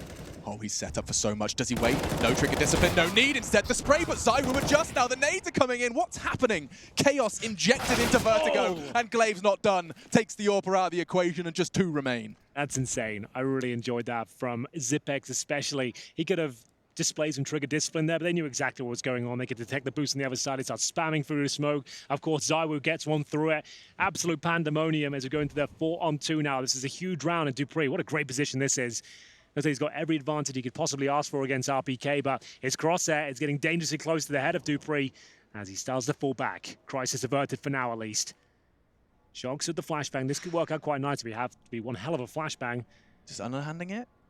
Or double peeking it. That seems almost better. Draws the attention. RPK does it all on his own. No need. Shox yet to reveal his hand. Device about to use his to pull that trigger on the cross. Nothing to stop it other than Molotov, and I think that's done enough. Now RPK's fight is with Magis. Can a double kill so far from the bearded man. And another triple kill from Magis. 13-13 and a roar from Coach Zonic. Keeping things as close as can be. What's the Vitality money situation, though? I'm reporting in now live here from Vertigo, Alex. It's not looking amazing, I'll be honest with you. We have got a serious situation of all 5 players being beneath $4,000. So we're going to see a partial buy here with Desert Eagles and Armor as we tie up the scoreline 13-13. It's a great start from Zipex at the start of this round, pushing them back towards the B side, closing things out in style with Magis, who's just an absolute rock at the B bomb side. Could you imagine if weather forecasters actually delivered it like that? Maybe weather forecasters and shoutcasters, there's something there. And well, this round has been and gone. Triple kill from Magisk up against the Armored Eagles. And missed shot from Chance. Device, and quite the opposite from Apex, a weapon as well. Oh, Device, you're a brave man, my friend. Warp on his back. He's going to throw the molly. They're going to push that for sure. He's in trouble. And he's not. I changed my mind. Actually, it's the USP. Double kill, 2 taps into the skull of RPK. He could have been punished. That could have spiraled, but no. So stable. Device. Yeah, as soon as he gets that incendiary down, he knows he's getting at least one more there. They was certainly going to commit off here. He was quite lucky to get both of them, but it was great shots regardless. Impressed by that. It's going to be the lead now for Astralis after winning 3 rounds in a row in this second half. Vitality in a lot of trouble here, but that was the eco. They are going to have plenty of money here as their final timeout is called. Krieg's coming forward. We'll have a look at the scoreboard while we're here. At the very top, still Shox and RPK. The latter with 24 kills, Shox with 23. ZywOo having a better performance in this map, at least with 17 and 20. Apex, after a strong showing on Overpass, now down at the bottom with a 12 and 20 showing there. Device, of course, at the very top with 24 kills from their Mages. They are looking very strong indeed. Always enjoy it when Device is popping off, especially on Vertigo. Absolute master of the map. We'll get into round number 28 here with a ZywOo warp. See what he can do with it, especially considering the amount of prep, and Device has already displayed his affinity for taking these fights. Starts with a slow left crawl, has the close wall held with that tight line, and can pop the head off should he need to, but they bait and switch. Yep, that is so coordinated. That's hot. Yeah, there's so many mind games going on towards that A ramp right now with these AWPers especially. So they just show him at the top of the skull there, just so his crosshairs. Just moving okay, up. I'll have a look at that. I don't think you know I've seen you, but then of course the swing from beneath. It's all calculated. It's all by design, and we'll see a nice opening kill there for Vitality. They'll have a 5-on-4. Oh, I love that we watched that from Device's POV though, because you can see that lust, bloodlust, tip of a head, quick adjust. And Apex completely covered by the guise of the scope. Here we go. More utility exchange. Now bullets as well. Apex onto Zipex. X gonna give it to you. 5 standing for Vitality in order to keep things level. Shox has mid-control, but only for a second. Magisk relinquishes it. A single frag was all it took, and now Vitality looking a little bit more one-dimensional until RPK arrives on the scene and maintains mid. He is towards middle, that's for sure. No one towards B at all here for Team Vitality. Dupree's going to take a bit of a gamble here and join his comrades towards the A side of the map. Molotov's being deployed now. RPK gets another frag. It's going to be a massive advantage for Vitality. They hightail it back towards the B side. Great call from Alex here. That should guarantee things. Apex can stay on this side of the map. That's usually his role regardless. If he gets 1 kill, call it done, and we will do. It's going to be 14-14. And remember, we've kind of run out of timeout, I think, on the Vitality side. I think Astralis potentially have 1 more remaining. So they will buy up. Money's not great. We've got Glaive down to 3,800, 4,000 for Zipex and Mages, so there is a buy there, but it's compromised to say the least. And this is how things open up. Remember, with the bait at the back there, Device, it's Crosshair flirting with the back boxes, and then Apex can punish with 2 opening. Massive frags there. Retro Apex. 4 frags in that round, but the first 2, just glorious sequence of movements. Checking Scaff, swift into the ramp peak, and now these next decisions you make determine whether we see 3 or not. Vitality, they've got everything they could desire, but are they ready for this? Last time, ZywOo just slapped him with the scope through the smoke, and he does fire a bullet this time, not going to quite connect, but I think that's enough. I think ZywOo said it. There's 1 close, pushed up ramp, they don't want to contest it, and so we slow right down and pull pull all that utility out of Astralis. That's a molly flash thrown already. You can see Glaive is trying to back up Zipex any way he can here. He's in a really compromised position. I don't think he survives this one unless Glaive can save the day. He's up against the AWP now. Zai will have to take his scope away. He's in a lot of trouble here. Astralis have found a round out of nothing. It looked like they were absolutely done for there, but the flashbangs, the timing, somehow it all works out. The kills they choose are so precise at that point, and only the AWP. All of a sudden, Zipex gets the advantage, but not for long. It's a 3-on-2. Bombs on Shocks. Little later to the party. RPK is going to try and take this site. He's only got a Molotov, no smoke for the cross on Jens and Device. He's inflicting some damage, but taking some as well. All members of Astralis beneath 50 HP. A bullet will do. I feel like Vitality have got this. It looks too good for them. Such low HP. An MP9 for Zipex as well. The Molotov deployed. That might even take a player down here. It's bouncing! Okay. Where was the damage? Oh my goodness. Well, a 2-on-2 now. No kits available, of course. This is a back and forth run, to say the least. No bullets connecting there. Bodies aren't hitting. Bullets aren't hitting. I don't think they're just going to back away from this one. I think everyone's accepted. You know what? This round is not the one. Vitality quite the opposite, though. Bomb plant and RPK, a crucial frag onto Dupree. A little perhaps overextended for that kind of circumstance, but he catches that AWPer and takes the site. Wow. It looked like Astralis had done more than enough there, but the round crumbles around them. In towards B. Vitality with the high HP there, meaning Astralis couldn't really challenge it on either plant. Great utility usage towards the end of the round. The Molotov really segregated them. They're going to have to save the AWP and the Krieg, which is absolutely fine. They're going to play for overtime. It's a bitter pill to swallow, that's for sure. You don't want to be giving that sort of round away, but you've got to look at the bigger picture sometime, and this will be the final timeout now from Astralis. As we mentioned, they save a lot of heavy weaponry here. Vitality will obviously reinvest into the round as well as they coordinate their final push here. How can they close this map out and get a clean 16-14? They do not want to go to overtime here, but if ever there's a team to pull it off, Astralis might be the ones. One round away from Vitality securing a third map. It's Nuke, for those of you wondering what we get to see, and this is the success. You said they pulled it from nowhere. That spray from Glaive, just enough to find the frag onto Alex, and then Zywoo, he felt the pressure of that MP9. This was the frag I was talking about, though. RPK's first catch onto Dupree gets him into the site. A second onto Zipex confirmed the round. But can they pick up the map? It's time. Round 30, overtime or nuke. Those are your options, and they're going for the big BDA. I can't say that on broadcast. Going for some rather fast play straight towards the B site. Charging it. Well, it's the UMP to strike first, and it's going to be the Krieg in tandem there. We are going to see the B bomb site open, though. Alex just makes his way towards it. Could be the double kill here, as he does so much damage. This could be the map in itself. They can't find any footing at all, but Mages through the smoke will strike back. Bomb to be planted, but HP so low on Zipex here as Device rotates him the AWP. Not an ideal weapon here. They're all coming from the same direction. That Molotov looks fantastic and not deep enough. Would have kept two of them at bay, and now instead, pressure mounting. Zywoo's not ready for his flank. It's not being held. It's all onto Apex. So good, but not enough. Overtime. Astralis, they make it happen. There was a slight gap there in the smoke. They had no idea they'd already passed the Molotov at that point. It's the MP9 threading the needle. Zipex can't believe his luck. He's found a Apex there. Low HP in front of him. Manages to take him down. That's the opening they required, and they've reset everything now. We're going to overtime. 16K, MR3. It'll be Astralis to remain on the CT side. That was the push there. You can see Apex had, or Zywoo, I should say, had no idea he was going to be coming through, and Apex to go down in the end as well. I don't know how they pulled that one off, but they've done it. They've reset everything here, and now they get a nice, healthy buy going to the first round of overtime. A double AWP set up for Dupree and Device, just what you want to see. And we'll see what the response is from Vitality. Zywoo will pick up the sniper as well. Currently sat at 17 kills. I think that's been for a while now. Yeah, perhaps taking somewhat of a slowdown. But our first round sees a very different duel. A fight in middle that Glaive has no issues winning. Didn't need his partner in crime behind him, Magisk.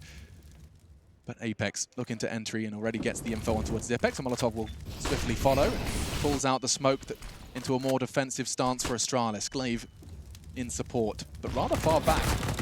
And already losing one of the many prongs of this defense. Device, however, makes it clear that there is more on short. Ooh. What? Magisk was ready for the boost of B from the T side, no less. And the first goes the way of the Great Danes. Yeah, from way downtown. Long-range spray from Mages there. Looks very, very crispy indeed. And that's going to be around confirmed for Astralis there. I like that from Glaive. Found his confidence now, knowing they've got the reset there. They finally got some heavy weaponry to work with, pushing towards middle. And that's where Shocks will be on the default there. Manages to take him down, of no utility deployed whatsoever. Just a nice change up there as we enter overtime. See, Shox didn't see that coming at all. And Device holding strong once again at AWP. Fantastic on this map. Always seems to deliver as he gets a 26 frag, but it's Magus at the top, the anchor of B with 27. That aggression. First it was Glaive, now dupreeh. He went for not only the peak, but the drop straight down. He had the teammate throw in the smoke to support him should he need to retreat, but not just yet. Instead, it's Zipex to go down. Apex continuing to find these first bloods.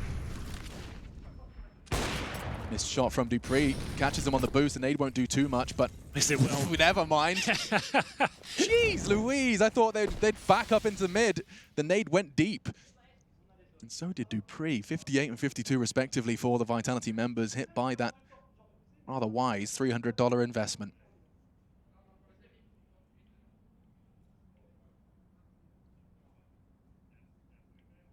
There's no way Apex can win this without some form of utility, but look at what remains. It is going to be in the hands of himself.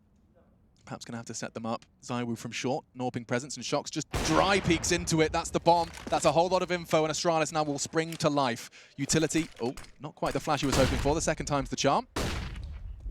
Yeah, they've regained control now, stabilizing somewhat there. With the flashbang towards short, they've confirmed there's not at least 3 Ts ready to bellow in, so we're going to see a 4-4, but that damage from the grenade at the start of the round is still rings true as we come to the final commitment here for Vitality. They'll smoke towards short, flash up. They have to commit here with 25 seconds. There's no one towards the B side of the map. Magus, bit of an off angle here. Baited out though by RPK, shoulder peek. Lovely work. It's given them some sort of access here, and Device might have to fall back with a boost. Who said the veterans can't jiggle peek? And that's a shot from dupreeh. Apex. Gray screen, no issue. Bomb not down, 8 seconds. ZywOo's trying to find it, but Device is in the smoke. He's in the deagle, tags him up. 4 seconds, I don't know if he's got time. No, he doesn't. He's going to have to back away. And that's the round. A good frag. ZywOo keeping it going, and it's all for nothing. 17 to Astralis. Back-to-back rounds on their defense in overtime. Right down to the wire there once again. Astralis holds strong after losing the first pick, no less as well. It's Device that gets them right back into the round. Strong pick towards the A-Ram, takes matters into his own hands, gets himself on top of those boosted boxes here, and starts hitting absolutely everything with dupreeh. Fantastic work from the AWPs once again. The double orbs have found a lot of success today for Astralis, I have to say. On Overpass was impressive. This is one of the few teams that never actually had a double orb setup. They never did. It was part of the meta for so long, and now dupreeh can bring this out. It's looking fantastic. Does seem to have given him a new lease of life. ZywOo, however, does shut down the aforementioned AWP of Astralis, and with great success. 4 split evenly now across the map for Astralis. And Zipex takes the gamble play. Could see he even preemptively holding that smoke. He knows he's going to have to drop it immediately upon Molotov's arrival. There are 2 in play for Vitality at this point. They've had plenty of opening picks that have slipped by the wayside, Vitality, over both maps. Vertigo especially. Apex, though, has been very successful in pretty much all of his campaigns, and once again he is. The Kree connects to the head, but will they make the same mistake as Astralis? This position was overlooked so many times before. It might happen again here. Not a double cool lineup, the X-ray a little bit misleading there, but Zipex does find one back. Surely goes down into the AWP, which he will. ZywOo just about catches him. Now it's down to Glaive. It's going to be a 4 versus 2. He's down to 50 points of health here, unable to inflict any real damage in the final round here. It's looking good for Vitality. Yeah, he's just trying to hope for some random shot through the smoke to connect, and well, he brought Apex low. But ZywOo does find his third actually, from that sandbags position. We were praising dupreeh's AWP as he inspects it, but this one just for the style points. Well, there we go. Final round, and indeed, just going to be looking to find a few kills, pad the stats. There's one, pretty much all he's ever going to get. So nice work for Vitality. Wasn't a clean sheet there from Astralis. Great opening picks from Apex, like consistently getting them as well. It has to be said. Towards our A side of the map, 20 kills to his name. Everyone's turning up. Like, this doesn't feel like there's any players on the server right now dropping off at all. It feels like everyone's kind of contributing and having their moments. This one from ZywOo especially. That's a big kill towards Zipex. If he misses that one, they're in a lot of trouble. He continues that momentum. His AWP's looking much sharper now, as we'll see him just find kill after kill. Extend his total as we'll move on now. ZywOo waking up is going to be a very... It was a couple of rounds ago, he said he's on 17. He's now on, what, 24? Yeah. On the T side AWP, no less, where he finds that quad kill. But yes, if he's to wake up, and if we were to see 3, that's a very exciting prospect. Quiet on the first, and now definitely starting to find his voice in Vertigo. A 2-1 split, solid from Astralis on their defense, and they actually managed to pull both of those out with aggressive CT moves. Will Vitality take a similar page out of the book? It looks like the double AWPs that we've been having such a conversation about on one side are coming out on the other. Well, here we go then. 1 round for series points. So all Astralis need is to confirm double overtime and maybe even the series itself. HE's towards the top of the ramp here in terms of aggression. It's ZywOo. No open hand this time. He's got the M4. Trying to use the flames and smoke to do some damage initially, but nothing found just yet. So more of a default approach here. dupreeh watching for the B push. It's actually 3 players towards the B side of the map. We've got Shoxy towards the middle window. It's funny that, you know, Counter-Strike, it's always changing, but the ramp smoke it didn't have a counter, now it does. It's the boost in the corner over the top of it, stops the CT peak from Scaff and Sandbags. And now what will be the counter to the boost? I mean, that's just the world of Counter-Strike, and now back and forth, 4v4. With 70 seconds on the clock, there's absolutely no rush for the Astralis squad, but 3 members, make it 4, all find themselves gathering towards ramp very early into this one. Oh, this is great. ZywOo has been tucked baited in real nicely here, and Astralis, twice already they've overlooked this position, it's costing them round. Will it happen again? I dare say it will. Waits for it, and looking to strike. It's good damage, but it's not what he hoped for. Zipex down to 57, Glaive a little lighter. Huge shot, had to hit that one.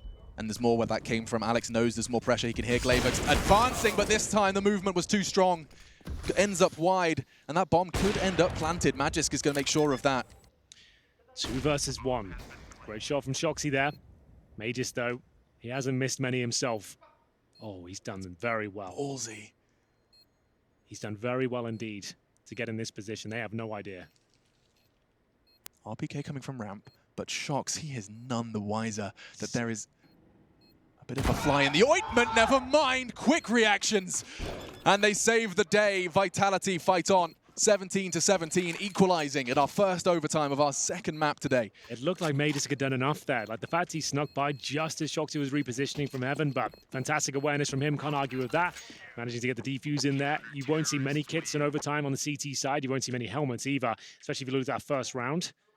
But regardless, they will hold up to an AK-47, the AWP. Alex, it's a very crucial shot there towards short. He missed the second, but luckily for him, Shoxy made up for it towards that upper ramp. So nice work from him. Just aware of the prospect of heaven and manages to take him out of the equation there. So we get into round number 5 for a couple to go. Who will be posting map point first, and in Astralis' case, series point. Pressure mounting with every round. Still inseparable. It went 12-12, 13-12, and we continued, and now all the way locking horns at 17 apiece.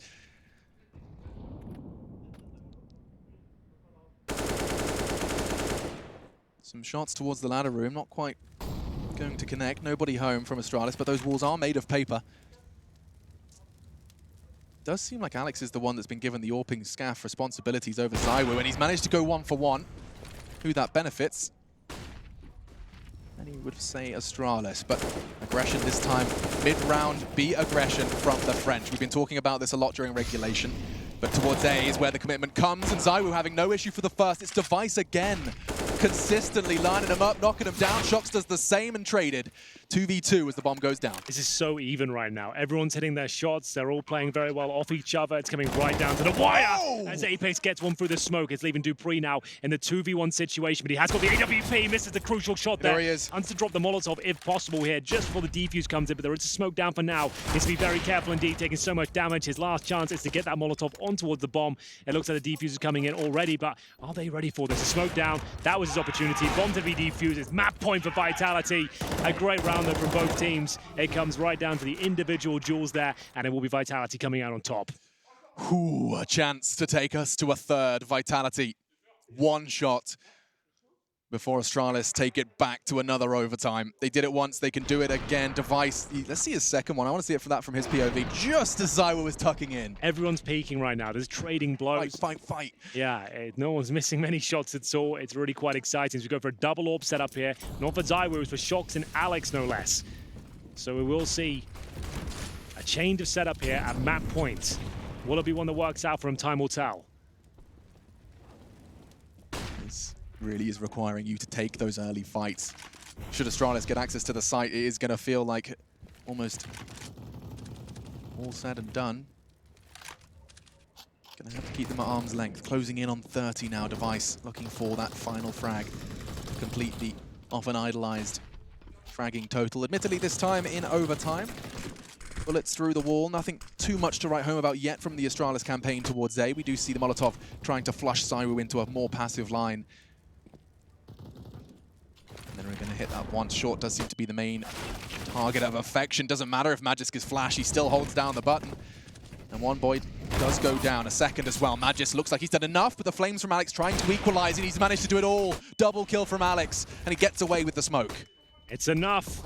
We'll see whether they can rotate back into position. That's a big shot that doesn't land here. It's an opportunity for Astralis to make their way towards the bomb site, especially the Molotov going down in such a strong position here. That should enable a plant. And now already flanks coming through. Apex still towards B.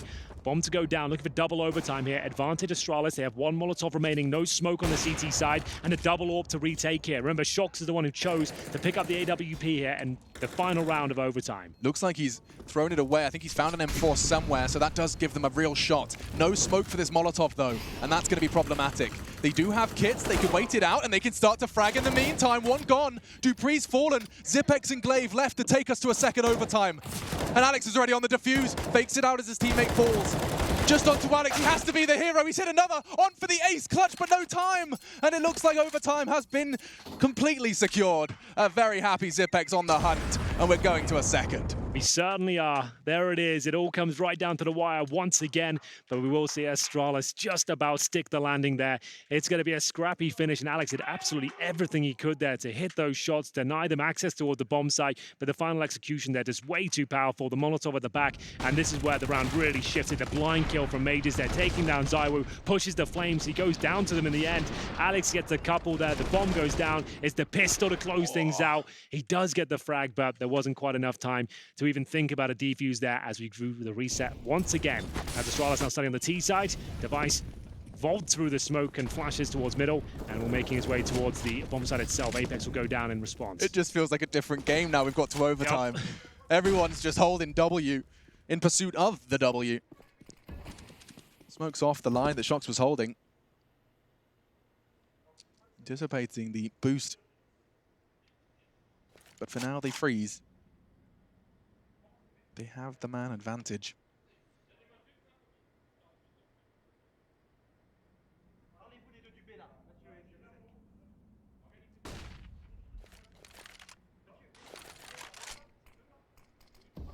The 60-second mark, some CT utility lands in middle. Will give Astralis the conversation. Then it will be relatively unguarded, but just a sound cue for now, nothing more.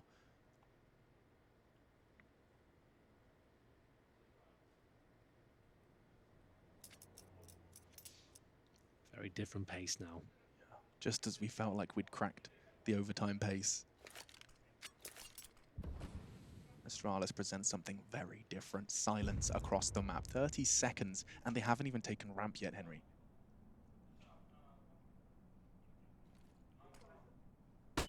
Anti-flash and connects. Brilliant from Alex, and now backs away safely. This could spiral though, because Magisk has the flank. They were ready for this, or at least Alex is, with shots like that. A smoke as well, the hero that Vitality need. He's going aggressive! He kills the bomb carrier, but Magisk has got time to plan. Another clutch opportunity for Magisk here. 2 versus 1, Krieg in hand. First shot absolutely connects it, but he didn't anticipate ZywOo to be there so quickly. Such a crucial round there, right down to a 1 versus 1.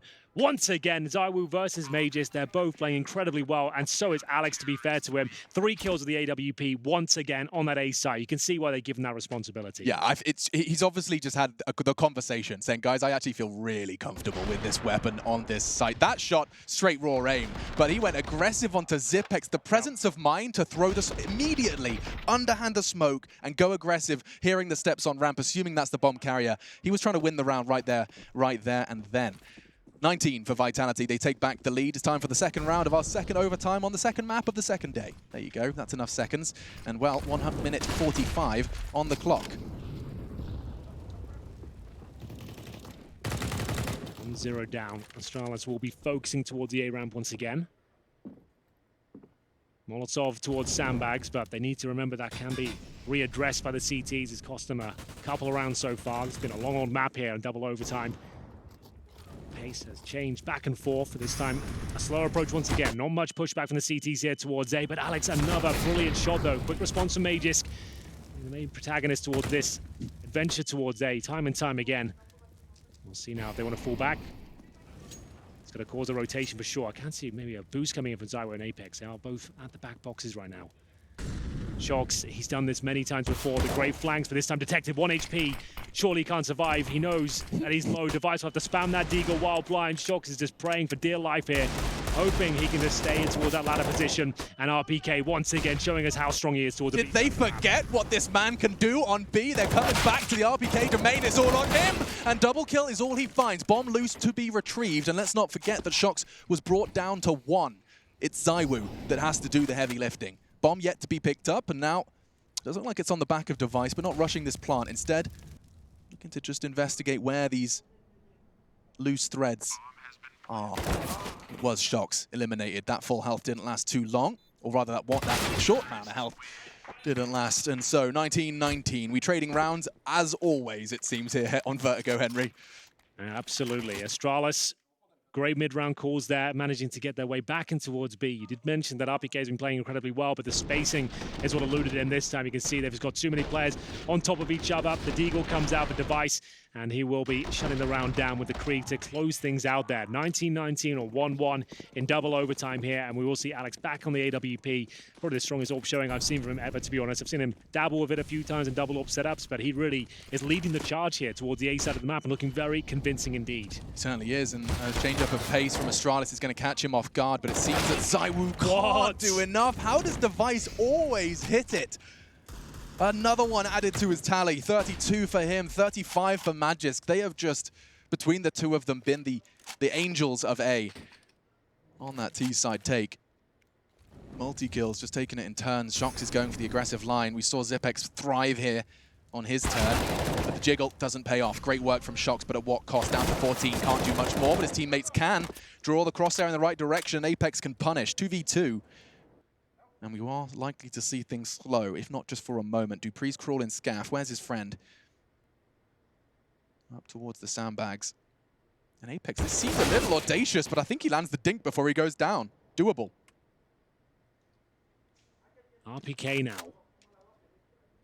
Alone in the 2-on-1, but the damage has been inflicted as Dupree and Device, known for their clutch ability, working in tandem together, and it yields yet another round there. Device, he closes things out, and you're right. The shot he's hitting so far, it don't even look possible. We're seeing it from his enemy's POV, and he somehow finds an inch, somehow gets the headshot every single time when his teammates look like they've been removed from the equation. This is the one I was talking about. Zywo felt like he'd outpositioned him, outplayed him, but no. Device does it once again as Astralis take the lead 20-19. No timeouts available anymore. That doesn't reset, so we're just going to have to keep on trucking here, as we'll find ourselves in a double AWP setup again. Dupree and Device this time once more. 5 mollies, 5 smokes. Should Vitality take their time about this one, they could get locked out. Aggressive warping from Zywo, and if Glaive does challenge from Crane, that would be exactly how he punished. But you can see, oh, it's so rehearsed, all of that. Doesn't expose himself to any of the AWP lines. The pre-fire lands square in the jaw of Alex. One of the most influential players, down to 15. Yeah, that's great stuff from Glaive. He's actually landed the grenade towards Zywo as well, so he's done a boatload of damage. He hasn't even seen anyone yet. Does he continue with it, though? Needs to be very careful. He gives him his kill for nothing. At least he's done damage on top of that, so it's a 1-for-1 trade, which has pretty much been every single situation in overtime so far. No one can get a convincing lead in terms of manpower. We haven't had many clutches, though. 1 versus 3 or anything like that. It's always 2-on-2 or 1-on-1s. Absolutely. Just keep trading back and forth. Advantage.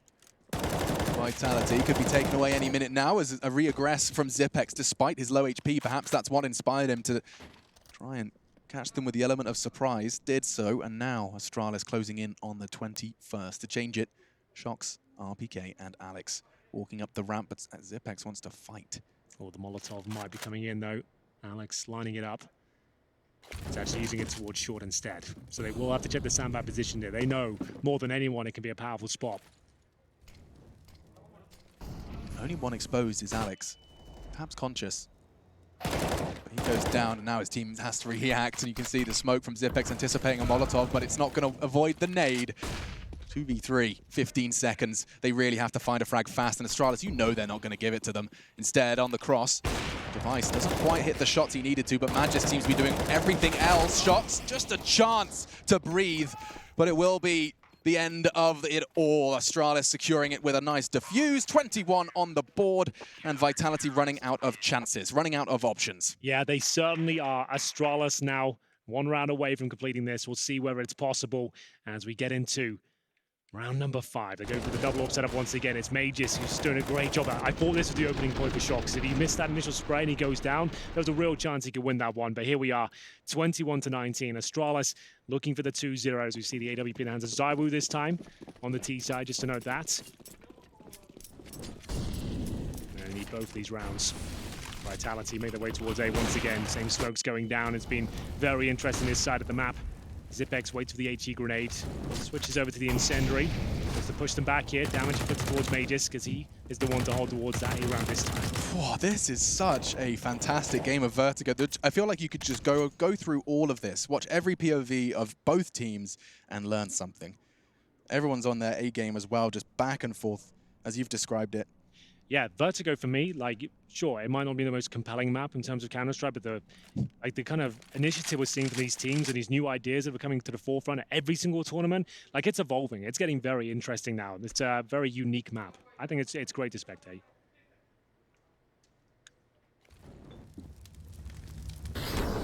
SoundQ as well, down to 44. Very effective use of their nades, and it's more where that came from. You can see they're lining up the deeper one to force Magisk into the site even further. He's opting to play around that smoke while it still lingers. Zipex, no Molotov for short. It's only bullets and a flash. That's all he can throw down towards the hot spot. But great shots. Apex gone, and his teammate was just a little too far behind, leaping through the sky, still down. Great fragging from Magisk, just 2 frags away from Astralis doing it in 2. To change things is Shocks. He does get the smoke down. Does he get the bomb down? To cover is RPK. 4 versus 2 to survive. He's missed his first shots, not the second, but likely traded from the sniper's roost. It's Dupree to connect.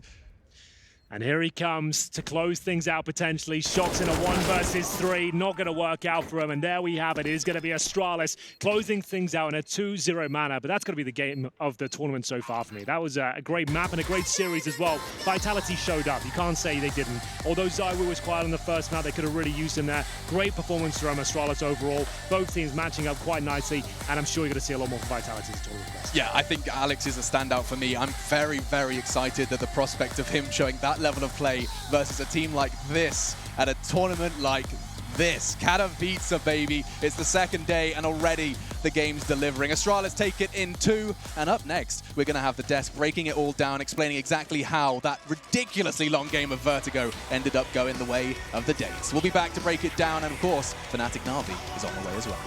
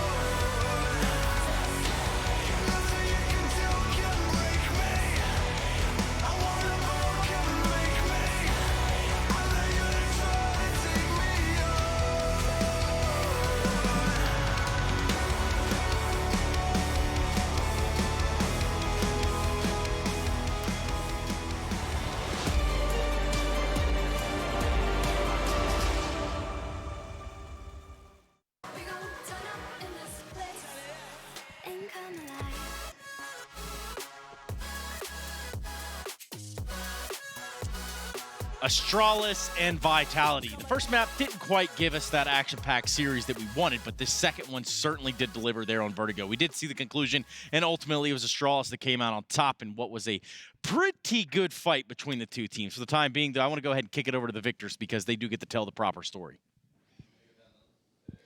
Welcome to the Astralis booth, where I've grabbed an exhausted dupreeh. That must have been mentally taxing, that last round.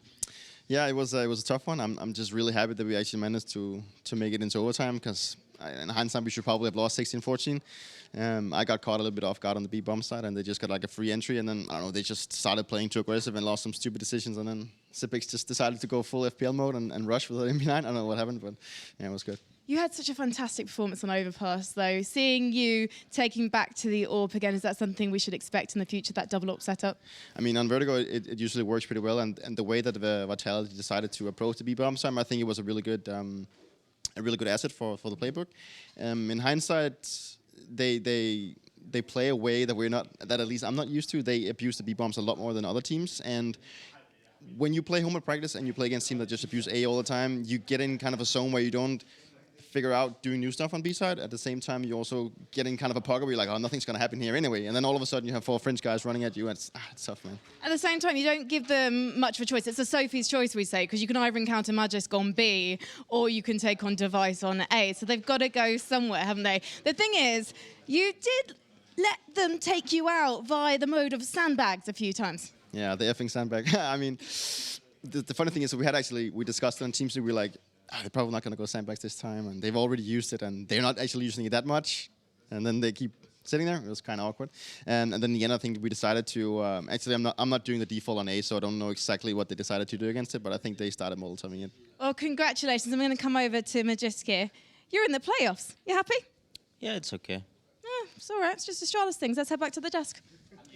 It's okay. I suppose it's just something that happens normally here for Astralis, especially in this town where they have already hoisted this trophy several times before, and that being that Intel Extreme Masters Katowice trophy. Now they're well on their way into it. As we just heard, they are in the playoffs. We are going to see them in the arena.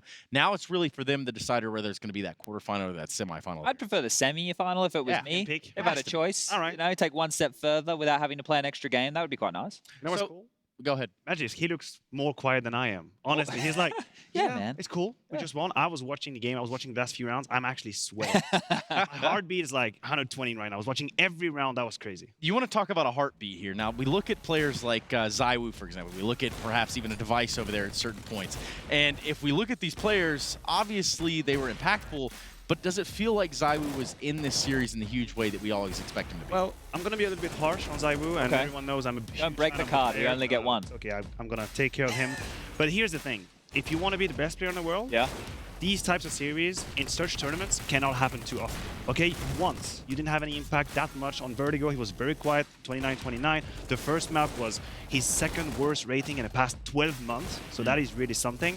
This cannot happen. This is where you need to shine. This is where you mark your legacy. So this is one game. That's okay. The consequences are not so big, but that cannot happen anymore. One thing that we won't get an answer to because Vitality didn't win the map, which I would have loved if we could have heard straight from the camp, was why Alex was doing the primary AWPing over towards the A site. There's no way that Alex goes to ZywOo. Hey, mate, I'm taking the AWP this round. So the way it has to go, that conversation has to be ZywOo going, I'm not feeling it, or they think there's a setup where Alex is better suited with the AWP and ZywOo is better suited on the rifle.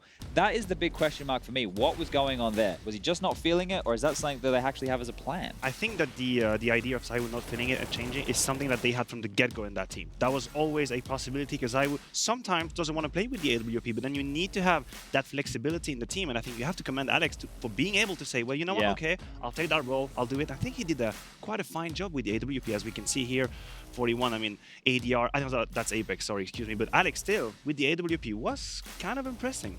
And I also want to give a little bit of credit here to a player such as RPK, Shox. Yeah, it seemed like they had pretty good impact, and consistently, too, within this series. They were breathing life back into them when their chips were down, right? We had that, what was it, 2-on-5 situation, or 2-on-4 situation where they finished over towards that B bomb site. There were some other scenarios as well where, RPK especially, when you're hearing about dupreeh saying, oh, I got abused over towards that B bomb site, I think if you look at the kill matrix, RPK killed dupreeh 14 times. right? 14 times? 14 times. He definitely did. That's actually exactly what I'm looking at. So when you look at that, like that individual right there opening up that site. Now, obviously, he didn't open up the B-bomb site 14 times, but you have to go back and watch the demo. That's a lot of impact from one individual. So RBK is one of the older players. You know, we're starting to expect guys like him to be tapering off, and he continues to deliver these kind of performances. Maybe not game after game, but a nugget like this is fantastic to have in your back pocket.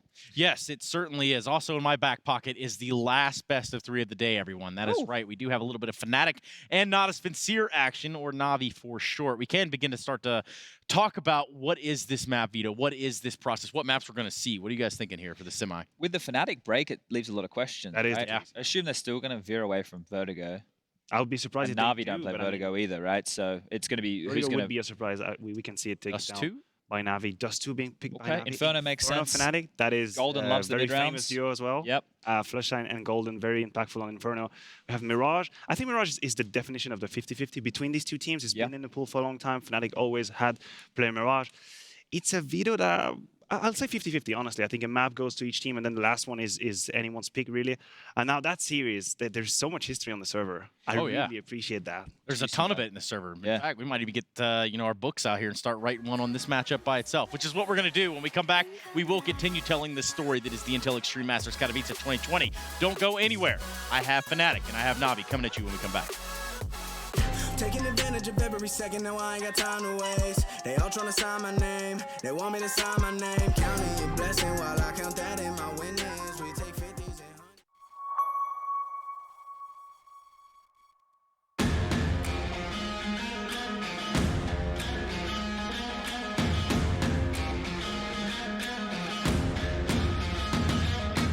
Let's get Australia in the arena.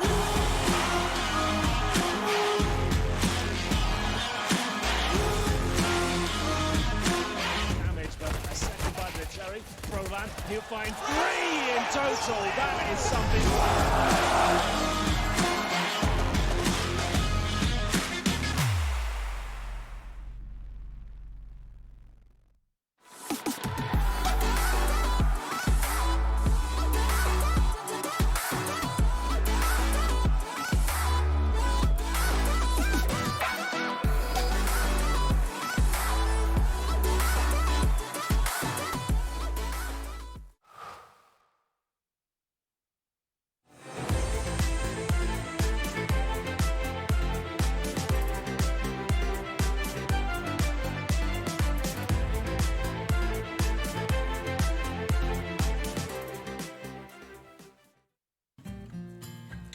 He wasn't the classic nerdy computer kid in school. He was one of the ones to get a girlfriend first and a very social person. Typical for Finn is that he is very determined. Ist egal, ob es jetzt beim Kartenspielen ist oder beim Tischtennis oder beim Computer, er gibt nicht auf. What he really wants is to win a major. It's his dream, and therefore it's also my dream for him to get that.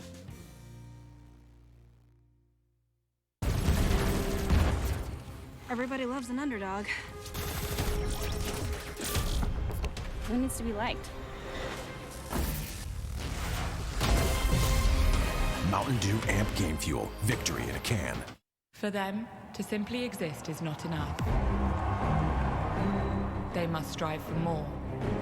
They risk everything to build a legacy, just to have it torn down. Many have tried to reach the unobtainable, but only a few achieve greatness. They have many names. We call them stars. Euronics, a human touch in a digital world. My name is Jordan Gilbert, aka Nothing. Hi, my name is Sue Lee. My handle is Smix. I think it's important for these initiatives to happen. Empathy really, really goes a long way, and it always means so much to us, and I think that's where initiatives like this really help. I encourage everyone in the community, anytime they see bullying, anytime they see someone getting called names, I encourage you to step up and say something. Good luck, have fun. Good luck, have fun.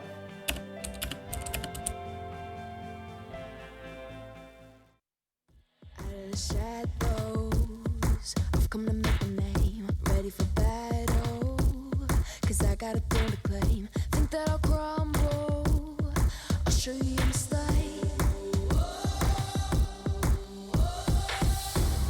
Where you see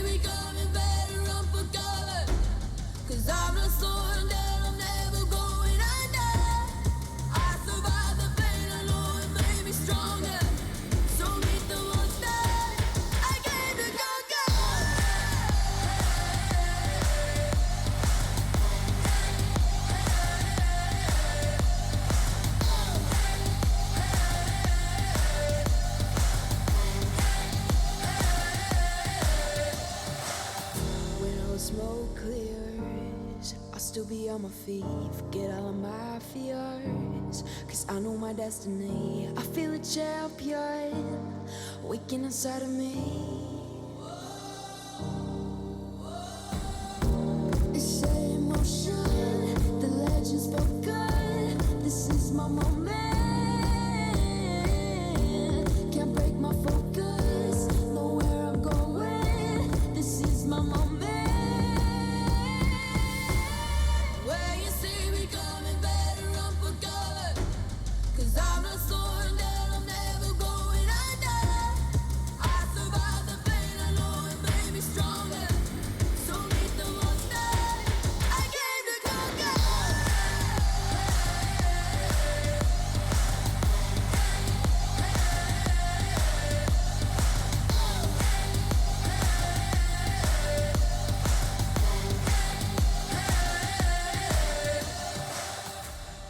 When you see me coming, better run for cover.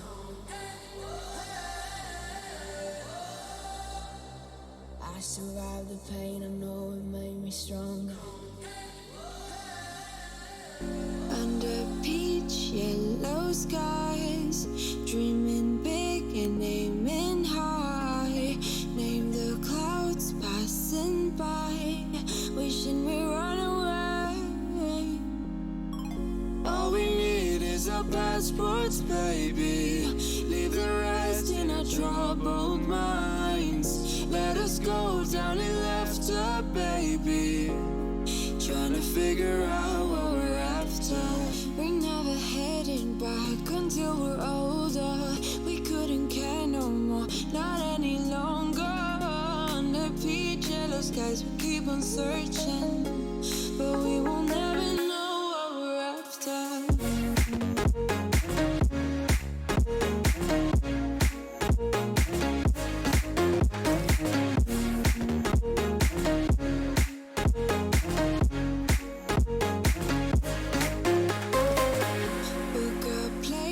Intel Extreme Masters is brought to you in part by Intel, Acer Predator, Mountain Dew Amp Game Fuel, Vodafone, and Euronics. We don't need any reasons, baby.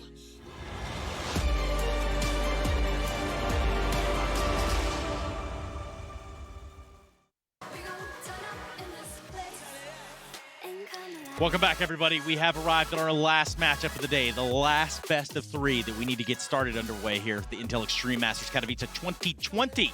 Our ESL Pro Tour continues on right here, right now. We're going to be taking a look at what is Navi versus Fnatic. In the meantime, I want to go ahead and kick it right over to Jacob Pembinicky over on Telestrator.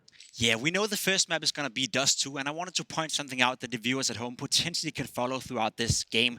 Now, if we just look at this map overview quickly, we can see that Perfecto is playing towards the B bomb side. Mainly, Flamey is over there to help him. Electronic being the rotation, Simple towards A, and Boomage towards Long. Now, the two players I want to focus on is Simple and Flamey, because they do not dynamically switch around throughout the CT side. Simple likes to be all over the maps. That means that he likes to play towards middle, spot up here, he likes to go towards B, and he, of course, also likes to be towards A and spotting over here. That requires that Flamey is able to rotate around. So basically, when Simple goes towards the B bomb side, Flamey has to play A and vice versa. Now, we saw yesterday against FaZe Clan that is a big of a weakness now. I feel that, as I move back to the desk here, that we have a problem with Flamey being the secondary op, right? Flamey is a great player, but as a secondary opper, is he good enough to go against the very best teams in the world? I think we saw yesterday that the answer is no, as of right now, and I think that could be a potential weakness here. It could be. Do you agree here? I agree. I mean, Flamey is with the LWP. He had a few scenes left and right on the B side, but he's not that experienced. He's not that efficient, and he's gonna get tested by JW, for example. So yeah, I agree with you that that could be a problem. Now, what is very interesting about Simple, and it reminds me of the pre-show you had this morning talking about how it's hard to play against Simple. You've just shown me he can be everywhere. Yeah, that is how mind-blowing it is to play against Simple. You cannot, when you plan your game and you try and prepare and do what you say, you cannot know where he's going to be. He will be short, peeking at you. He'll be middle. He'll be long. He'll be peeking through the doors. He can do everything. He's very much adaptive in terms of, you know, he needs to plug holes where obviously Navi sometimes let those slip right through. And in case you are just joining us, I do need to remind you that we have done the map veto. You are not absentee. We will catch you up right where you need to be. It's going to be that of Dust 2. It's going to be going into Inferno as a second, and Mirage should we get there. And Jacob, I see the look on your face. Yeah. What is it, my friend? I mean, just to follow up on the conversation we're having in regards to Simple, the fact that he's roaming around all over the map. People often think that, yeah, of course, he is the star player of Navi, so he should be allowed to do so. What people don't think about is that it requires a lot from his teammates. Flamey needs to be able, in order to go towards A and be efficient, he needs to be able to be efficient on B as well. So yes, Simple being the player that he is, he can roam around, but it also requires that the teammates are available and ready for it. So Navi or Fnatic? Fnatic. And why? Navi. Oh, well, you got tricked on that one. Okay, I had to say why Fnatic. Well, no, why for your own pick? Like, you can pick. All right, cool. I thought I had to justify Jacob's pick. Now, listen, the fact that actually Perfecto yesterday impressed me a lot. After the first map versus FaZe, I think he was a little bit absent. I was worried for him, but then you move on to Dust 2, and he's had very, very key clutches, and that is not something that you expect to see from a rookie when you play in a tournament with that importance, right? So the fact that Perfecto actually can step up, and you add that to obviously the most explosive duo we have in Counter-Strike, which is Electronic and Simple, to me, that seems to be enough for Navi to just go through the finish line. And weirdly enough, when you talk about that duo, sometimes it's hard to say who is the Batman and who's the Robin. You know? I mean, because sometimes it is Electronic that is really just flying around. One day, I think we'll have a meme where you see Electronic is like 75 and he's thinking, what kind of career would I have without Simple? Why should we wait for the memes now when I can just ask everyone to use hashtag IEM with their best Photoshop skills? Batman and Robin, Electronic Simple. I'm only going to ask you once, and that's completely okay. As we do kick it into the game, Dust 2 is where we're going to be going first between Navi and Fnatic. To do that is going to be Alex Richardson and Henry Greer.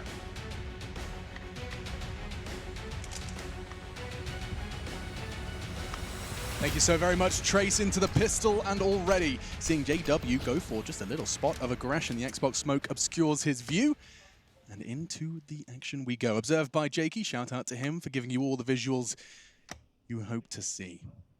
Split through tons in middle. It will be JW getting caught out, but he actually uses the smoke to escape. Dips in and out, and he shakes it all about. Still 5 alive for both sides.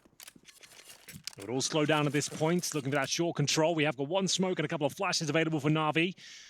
Big matchup here, Alex. A little bit rushed to sit down, but we're here now. Yeah, ready to go. Just in time for the action. Smoke towards CT spawn. Bit of a ruse, though. You can see them just trying to take some attention away from the A side. It's going to be Crims and JW. Lying in wait towards the A side. Crims may be caught out of position. The flashbang's effective. They try to play down towards spawn. That's Electronic removed, though. And JW now got a bit of a shooting gallery in front of him. He has been so active and yet 0 ADR. He's been shot at. He's been on every part of the map. Simple, however, with a P250 Kevlar. A gift for him to find 2. He actually upgrades in a way to the USP, but the bullets aren't connecting, chipping away, and JW will finally fall.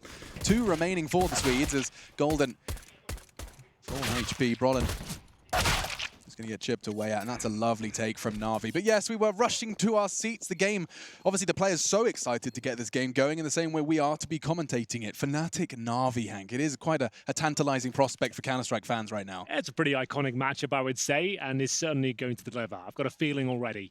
As we see Simple, that P250 armor, a couple of crispy headshots there towards the A side. No problem at all. It all started with a bit of a deficit, though, as Electronic that's jumping down towards CT spawn, but that actually works out. Think about it, all the crosshairs then down in CT spawn, just as 4 players swing out from short, that's when they can start landing their shots. So sure, Electronic's a bit of a martyr there, but overall they win the round, only giving up 1 kill. So that's very impressive indeed. Not much found at all there for Fnatic. It's only Crims opposed to single kill. It's Simple coming out towards long, making sure that he hits every shot possible. Brilliant stuff from him. Perfecto to close things out, as we'll see.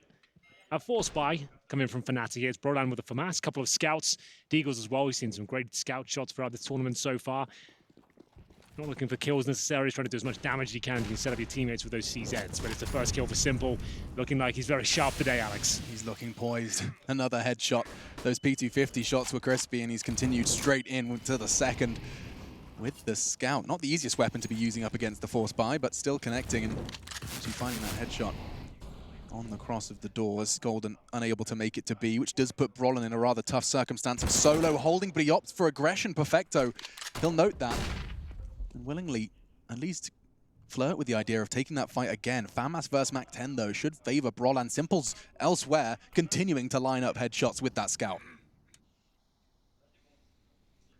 What can they do in response here? Fnatic with their backs to the wall here. Crims, he will sit in the smoke. It's a bit of a common play these days. You don't usually get two lovely headshots like that, though. There's Flasher coming through the smoke as well. This round's starting to collapse on Na'Vi here. It's going to be a 3 versus 2. Simple and Flamey remain. They have the bomb and control of the A site, but a 3-on-2 deficit here. Bomb to be planted, 2 players in CT spawn, Flamey to cover. Simple hasn't missed many shots so far, 2 to his name already in this particular round, and down he goes finally. Removes down to just Simple here. And surely nothing can be done. What a fantastic round from Crims especially. So just to touch on that point I was making. So you can sit in the smoke, a lot of players are doing these days, and if you sit in the smoke, you get a slight advantage when the smoke finally dissipates. You get vision being the player set in the smoke than the player's looking at it. So you can see why Crims sets in the smoke. He manages to get 2 kills initially, then a third as well. And it will be Fnatic answering back with the force by 3 players surviving no less. But they're going to have to deal with that themselves going into the next round. Na'Vi with the bomb planted. I'll get a force by here. We're going to see a couple of rifles potentially. Simple even open things up with a skull cracking shot towards the double doors and towards the A side. Still wasn't enough. Crims comes online and manages to get 2 great kills, reminiscent of Nexa. Yeah. Sure, but not 4 this time. Not 4, but you say 2 necessary, and they deliver. Crims lining up their heads and finished off, of course, despite the best efforts of Simple. Found 2 kills to match his pistol round fragging total. Into the third and flashing out Electronic, trying to break into long. He does have the supporting flashes, but the CTs do too, and he's doing the full dance. White monitor. Flasher shuts them down. A little bit of a crawl here from Boomich, though. He will be checked by Crims and Krieg v Deeg. We know how that one ends. Not very well, apparently. Simple and Flamey remaining again, but now in a 5-on-2. Doesn't look like there's many options for them, but you should never discount Simple in any scenario, really, especially when he's got an AK-47, time and HP. Smoke and Molly available. He'll have to put Flamey in the end of the fishing rod, as it were, as he can't really do much with just a Desert Eagle on low HP. He's going to have to get intel for Simple here. They'll drop the catwalk smoke and see whether there's anything available. Maybe boost behind it could be an option for them, but it's pretty obvious they would be doing that. Trying to use the gap in the smoke. Flamey looks towards the car. Molotov at the ramp and is trying to bait out any CTs from the middle doors, for example, see if there's anything available for them. But there's no real reason to fully commit to this if you're Fnatic. It's holding positions, it's looking pretty good so far. Backstab from JW, and the round should be over momentarily. That's the key frag there. It's a low HP Flamey remaining. Crims will take care of him. Clean sheet for Fnatic. After losing the pistol, should find themselves 3-1 up. Yeah, and there's absolutely no complaints, I'm sure, from the Swedish side. A couple of interesting lessons learned from the interview JW recently gave with HLTV, talking about some of the issues, of course, of the Fnatic roster. The roster changes is in particular where the team really did kind of lose its identity for a while, and it seems that the identity crisis in his mind, admittedly it's going to be a personal opinion, hinged on his AWP. It's back in his grasp. More JW AWPing action likely to be seen on the CT side as this game continues. JW informing and Simple on Dust 2. I would watch that. Boy, yeah. I'd give that a go. Sign me up. Like we said, looking like to be 3-1 here, considering there's no money available for Na'Vi to invest anything at all, really.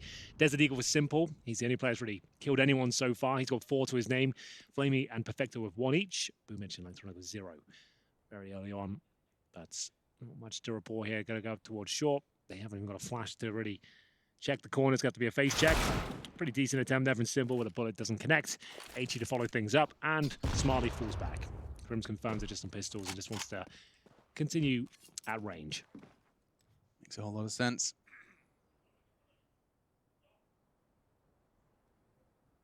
Crims should just be tapping away at this cross, and it does seem to go well. The first and stabilizes, lovely.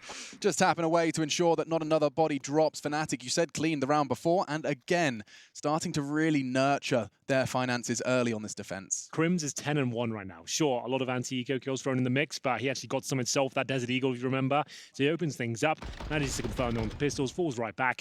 And you can see his new addition we got to the HUD. I just want to point this out. You can see exactly how many people are alive. Don't even need this anymore, really. We don't have to do anything. No. Just watch the number. Exactly. Zoom in. So, Scout is Simple. And Deagle, in the previous round, cost him a bit more than he realized, I think, because it's not the ideal weapon to enter this round with. Pushing off towards short.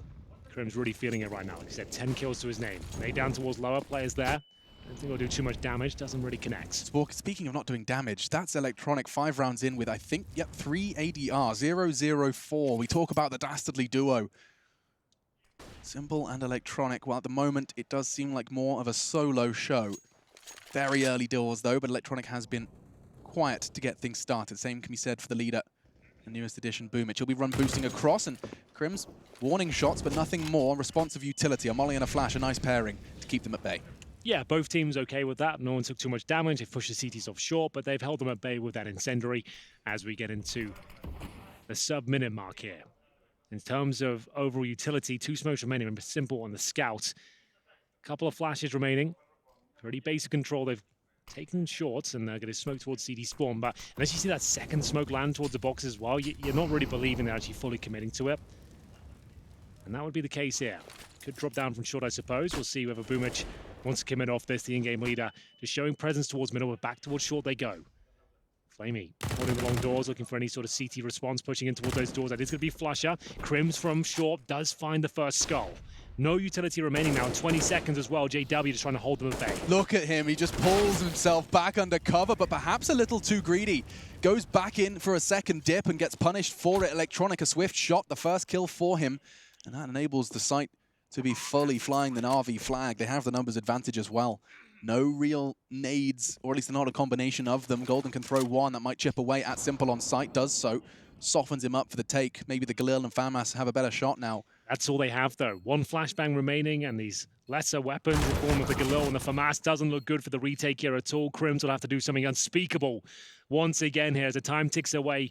He'll have to look towards long, nail a shot. His teammate throws that flashbang in, needs a quick headshot. It was a decent effort, to say the very least. Couldn't quite find the head, though. That's going to be around for Na'Vi. It looked like it was a great advantage there for Fnatic, but doesn't convert. Brolan with 3 kills in the end. He will survive with the FAMAS. Their money's still very good indeed, and they do punish Na'Vi, taking down a few players towards the end, but the round on the board nonetheless, as we'll find ourselves with a 3-2 scoreline, and it will be Flamey who carries over the Krieg to the next round. They still can't get the AWP. You might even see a double orb setup from Fnatic now. That could be an option for them. They've managed to farm so much cash. Brolan doesn't go for it yet, keeping the money strong, holds on to the FAMAS, and we will see JW, as you mentioned, bringing out the sniper, looking to cause some damage here, and Simple, presumably by the AK. Gone for a scout again. He's actually bought the scout. Yeah. Then this is the first real test that we get to see Fnatic, the desk, of course, covering it, but game versus Renegades isn't going to be all too telling, but versus Na'Vi, we get to see if those 78 days between their last LAN events, it's going to haunt them in any way, shape, or form. Looks pretty damn good from there where I'm sitting as a nade lands in the top pocket of Electronic, and another one straight afterwards. Magnetic straight to one of the stars of the Na'Vi show. Backing away, Simple does manage to recover the bomb and a weapon, so we slow things down. And perhaps Perfecto can tuck himself in on short and catch a CT going sniffing. Perfecto and Simple remain. That long take doesn't go well for them at all, barely causing any damage at all. Brolan actually took that damage on the cross from the scout at the start of the round. So they haven't actually landed a single shot so far. JW, almost one as well. This one not as dramatic, as they will still have to negate this smoke. The incendiary's going to land as well behind it. Not much they can do here. They've got a Molotov and an HE for themselves. Sure, they have a minute on the clock, but how many mistakes are Fnatic going to make to even make this round possible for them? It does look helpless. You can see those 3 bodies littering long. And towards A they go from short. Can't quite find a single opportunity. There it is, through the smoke is the only way Simple could find something in order to make damage into this round. 30 seconds though, he's not going to be in any rush to charge on in and take those double peaks. Instead, just hoping Golden gets a little too anxious. From behind, Brolan waits, and he's making that FAMAS look deadly. Yeah, he really is. Might as well hold on to it. He's got a Krieg now as well, so the investment pays off. He's got himself $10,000, a 4-2 lead, and plenty of kills to boot as well. 4-0. Brolan hasn't gone down as of yet. Brilliant coordination here from the CT side. They've got 3 players fighting, combative towards long. HE grenades landing in the pockets there of Na'Vi. They didn't even inflict any damage whatsoever on the T side as they enter round number 7 with just an eco here. No armor. 1 flashbang, some upgraded pistols. Looks very good for another Fnatic round here. Simple feels the heat towards the long doors, going to fall back here. The bomb remains outside long, so they could feign maybe a mid to B push here and have the bomb going up towards A. There's not really much you can do on Duster in that manner. Yeah, you kind of just have to put all your eggs in one basket in circumstances like this. You're not quite going to be able to pull the CT rotation in the same way you can in other maps.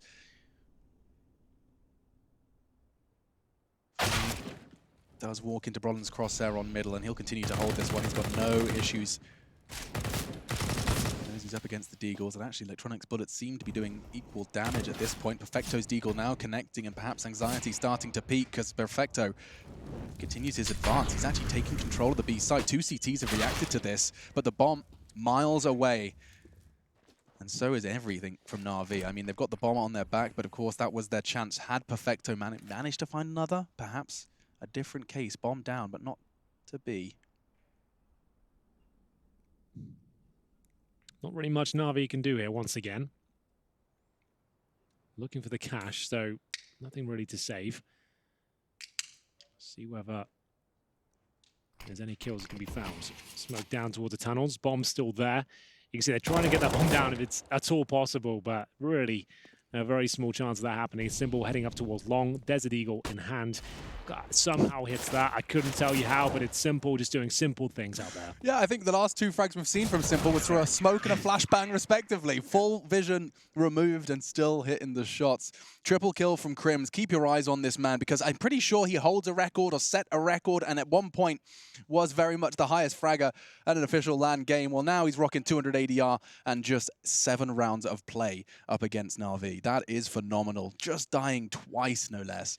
Get to see that Simple shot again. Gobbles the flashbang. I don't know how he does that. It's kind of Sit insane. down.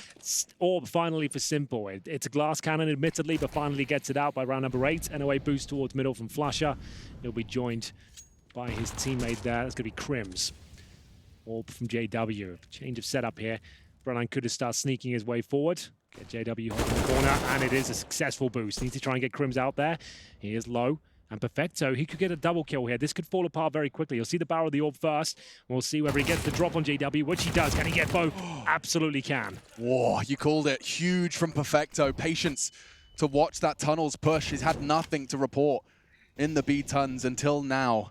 But look at what it has done. Flusher, Crims, they're so low from the early engagements as well. This site should be theirs. The only man that can say anything is the hero of Fnatic. He's got 16. He needs to find at least 18. And already the first added to the tally. Boomich to challenge. They're going to double peek. And Crims is still going. He's made it slightly winnable. Flusher's got no HP, but he's getting away. And now all onto what looks to be Flamey. Tucked in on the bricks. Golden has full HP. Flamey's done enough to at least find the first. The transfer's not there, and Fnatic, they will take it. Crims, not only is he winning them rounds, but he's doing it with style. That double kill. Yeah, that didn't look possible. Like, he would have done well to get even one there. That round was Na'Vi's. It was tied up. It was pretty much done there. They knew Crims was painted into a corner. He somehow gets 2. They didn't necessarily do anything wrong there as well. He's just peaking out of control right now. This is very, very impressive. So the first kill, he knows he has to swing eventually. They got to check this position. He gets the shadow on the second. Does damage to a third as well. Great play from Fnatic as well, just to stifle the opposition. There was a chance that Flamey could have won that round, but they swing out at the same time, kind of using Flusher as a bait there with low HP. Really quite impressive stuff. The fact that Flusher even gets one, I feel like his intention was purely to draw the crosshair, but he managed to even get a frag out of that. Fnatic, solid form, and puts Na'Vi into the circumstances you see before us. 5 men gathered at short. JW lying in wait and misses the first. Is he really going for a double peek? That's ballsy as hell, and still gets away with it. Barrel to the belly of Electronic, traded by Flamey into the site. A chance, though, for Na'Vi. The site is open now. They've got a rifle, a Molotov available as well. Quick bomb plant to come through. Flusher just biding his time. Doesn't want to give up another frag here. The retake looking good for the CTs. AWP for JW. He holds towards CT spawn right now as a Molotov is thrown towards short. It's going to buy them 7 seconds to reposition. You can see them actually posturing towards that position now. Perfecto with the Desert Eagle. It's Flamey with that M4. Here come the CTs, though. And for short, Perfecto. Exceptional Deagle shots, and Simple's doing the same. And Na'Vi, with only the pistols, looking poised to collect this one. Flusher, yes, he's got a kit, but 3 standing on the site. He's going to have to wait for Simple to put his head in his crosshair, but time just is not on his side. Boomich with the rifle converts.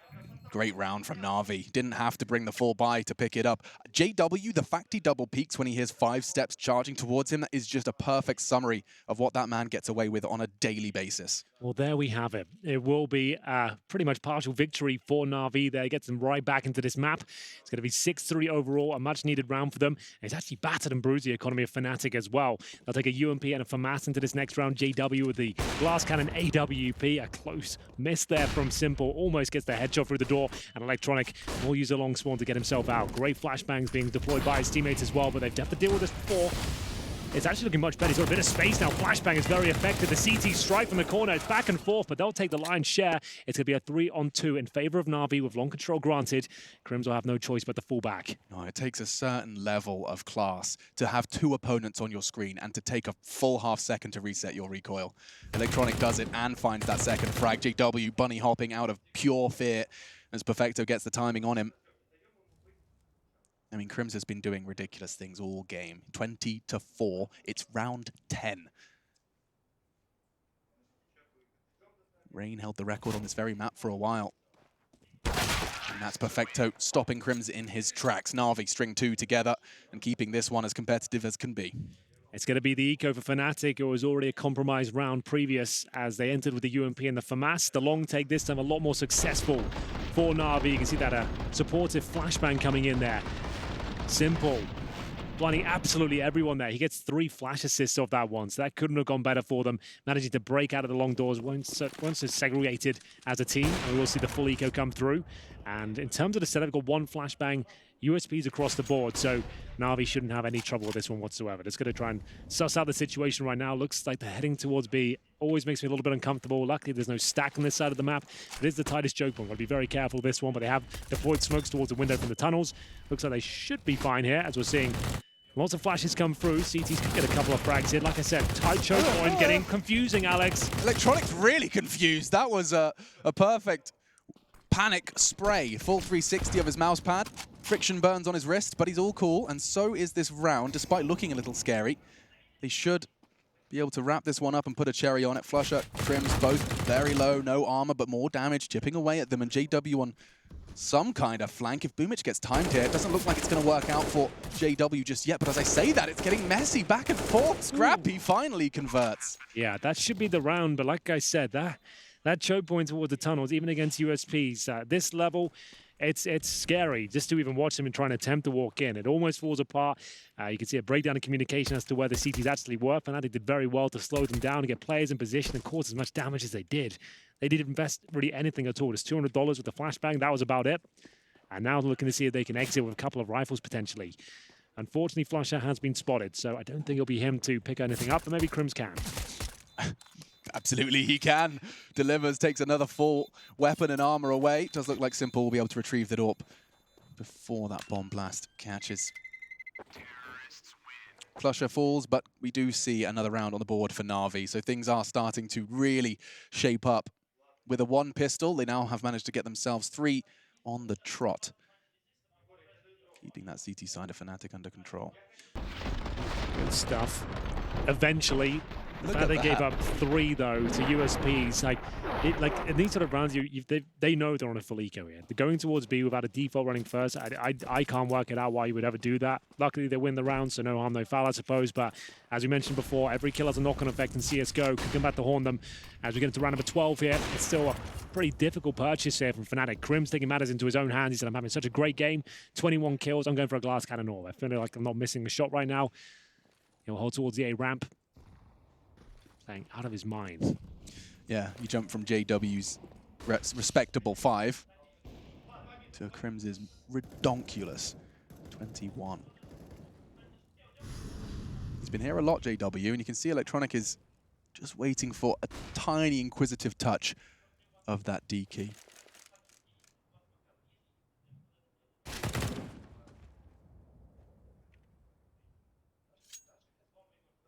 The default will continue. No one towards B whatsoever. Suggests will be an A split here, focusing towards those long doors. Now, will they be smoking the corner or going for a contact play? I like this. Simple to set up a nice flashbang once again. Flusher will respond, but unfortunately unable to land any damage whatsoever. The FAMAS not dealing enough whatsoever. It's going to be JW isolated towards the A side. He's not got much to work with here at all. He's got an M4, no grenades. Surely this round falls apart. Golden will get 1 back. Brolan, a scrappy kill towards the short area. Leaves JW with a bit of time here, but the Krieg has been found, and this is his signature weapon. Roland and the Krieg, and you see exactly why first head found. Jumping away in enough to at least extend the round enough for JW's antics. You talked about the smoke bank, and in the smoke he lies, and JW does find 1. Simple, 15 seconds. Bomb has to be planted. That pressure is on him, trying to draw the fire. Repositioning all the way to ramp. JW doesn't even need to move. He's loving it. Brolan, little bit of a fluff of his lines, but still a nod of affirmation. He knows he's done it. 7 for Fnatic. Yeah, really well done from Brolan there. As soon as he gets the Krieg, you start to think there's a chance here. I don't say it lightly at all when I say it's a signature weapon. They've put so much stock in this young man. Such a young player, but he's the one, whenever they're going for a partial buy with a cheeky rifle in there, he'll always be the one that gets the Krieg and always seems to deliver as well. So precise with his aim. One of those young guns that seems to be lighting up the scene right now. Yeah, and that was the bomb down as well. Like, that was just the perfect way to decelerate Na'Vi's pace on the site. Into the 13th. Simple, a delayed peek into long. He stands his ground on the molly for a moment. A team smoke enabling him to hold the line. And of course, had he caught a glimpse, he would have pulled that trigger.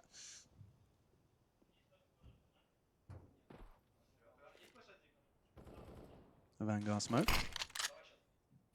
Enables it to cross. The VP smoke now? Or VP smoke, excuse me, yeah.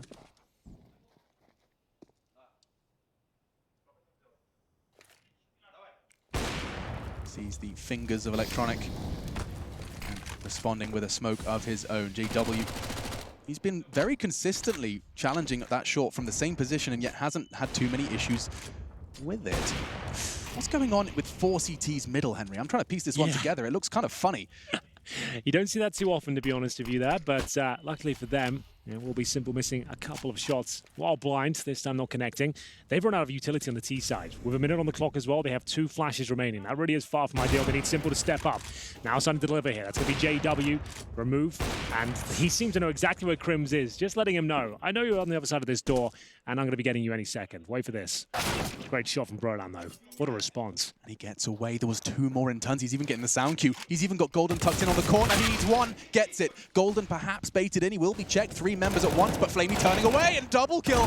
Oh, it's all 3. Golden, magnificent work from the in-game leader to secure a crucial 8th for Fnatic.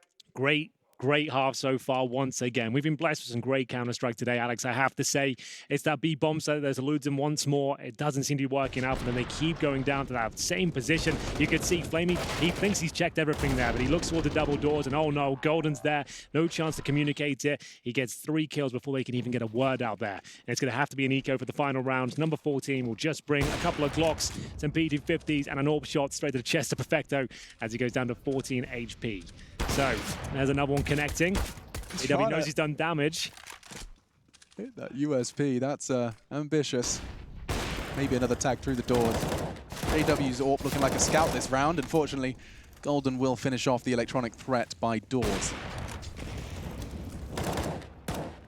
They've even put the MP9s out there, just gonna have that freedom of movement if they even require it. Golden's done a great job of taking down 2. Perfecto, of course, with JW's bullet still lodged within him. Flamey down to 10 as well. This one, just a chance for Na'Vi to catch their breath, perhaps talk through how they plan to find the 6th in the final round of this first half. Not much to report now. It's just up to Na'Vi. See if they can maybe steal a weapon away. These MP9s probably won't make it to the next round regardless if they survive or not. See these final couple of kills come through. Just trying to farm some extra cash if they can. Only giving up 1 kill again. Looking for double digits. Fnatic enter the final round of the first half here. Remember, they lost the pistol. Had to answer back with the force buy in the second round. And it's been back and forth since, but they have got the majority of the rounds here. It's 9-5. Money not amazing on the T side here. Simple will be down to that scout once again. He hasn't really had the AWP too often, I'll be honest with you. 8 kills to his name. No one in double digits so far, which isn't the end of the world or a massive talking point, but it suggests that no one's really stepping up. We haven't seen much in terms of big opening impact kills with that AWP. Yeah, I mean, you asked him to step up and he got a great catch in mid, but so far, minimal AWPing from Simple. Don't get me wrong, he's amazing with the scout. It's not a huge deal. No, it's more of a statement of Na'Vi's current situation. Certainly not a critique. 3-2 split. Lion's share of defense on A.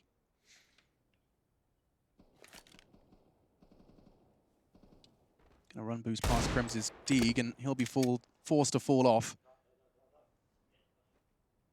Deliberate that he had his Deagle instead of his M4? Oof. I'm not sure, to be honest with you. Interesting. But either way, he's done significant damage towards Electronic. That's going to be him at 1 HP with that AK-47. Might want to hand it off to someone else. I think I've got a good candidate on our screen right there. See how confident Simple is in his scout if he keeps it. in the face of a teammate with 1 HP and an AK. Smoke towards the mid doors. That's one further to the left, often combined with a second. We'll see. That's when you know they're committing. I said it before. Then you can actually have an educated guess. They're going for it. One smoke suggests it's a fake. This certainly isn't, though. It's going to be Brolan and Golden working in tandem here, flashing them off, swinging together. It's another B finish from Na'Vi with 30 seconds on the clock. They've got an access point now. Golden, though, has been very strong on this side of the map. He's looking like he's going to close things out. No problem at all. It's a 4 versus 1 of Flamey on 16 points of health. Flusher, he can get away with this one. That's absolutely fine. Double digits for Fnatic here as we end the half. They are looking very tuned in, I have to say. This team is coming together quite nicely, but Na'Vi starting to drop off. Haven't seen any massive performances on that manning the screen just yet, but there's plenty more time and plenty more rounds to come. We hope you'll join us after this break.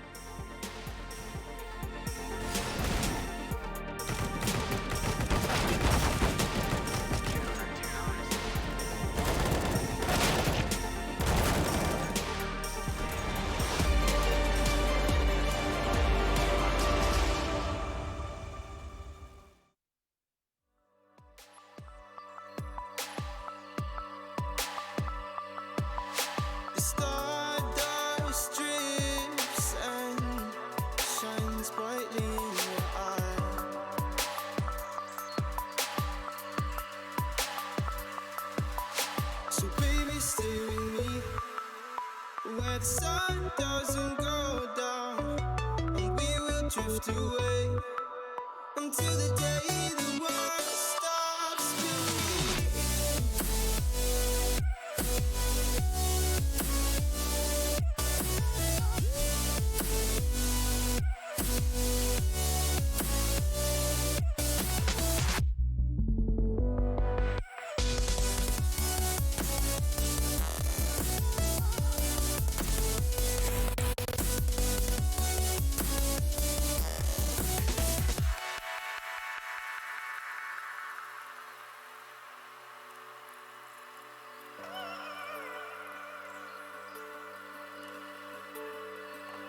Oh, baby.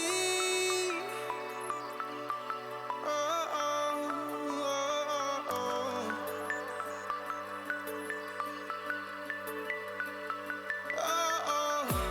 oh, oh, oh, yeah, yeah.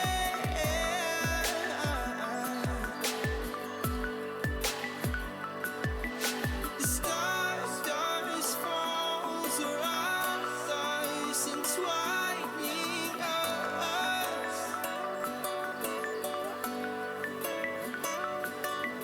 So baby, stay with me where the sun doesn't go down, and we will drift away until the day the world stops spinning, spinning, spinning, until the day the world stops spinning.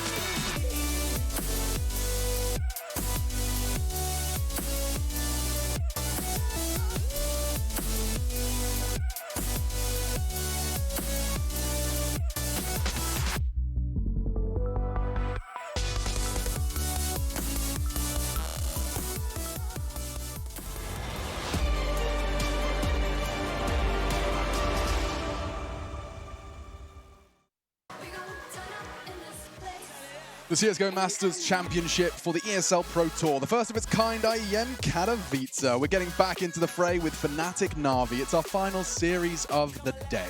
And myself and Henry G are here to look forward to what could be a very, very dramatic series. For now, it does seem like Swede's coming in with full control and a Crims who has got something to prove. He certainly has, and I feel like he has proved it at this point with 21 kills, but started to slow down towards the end of that half, but he'd already put in a very solid shift, I have to say. It's going to be a fast mid-approach potentially with 3 towards lower B. Simple. He's actually waiting towards short. In that smoke, he can hear them actually flooding towards the doors at this point. Does he pull off some heroics here? Time will tell. Electronic will kick things off in style, though. The PD Falcon delivering. He'll get the first kill, but Golden's there to back things up. And we go into a 4-on-4. Simple still lying in wait here. Has to connect this first headshot. Doesn't get it. Does he decide to fall back?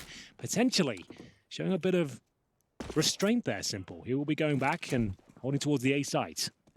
We've been talking about this influx of restraint in Pro CS in 2020. Well, starting to see more and more examples of it here in Katowice. Every choice you make.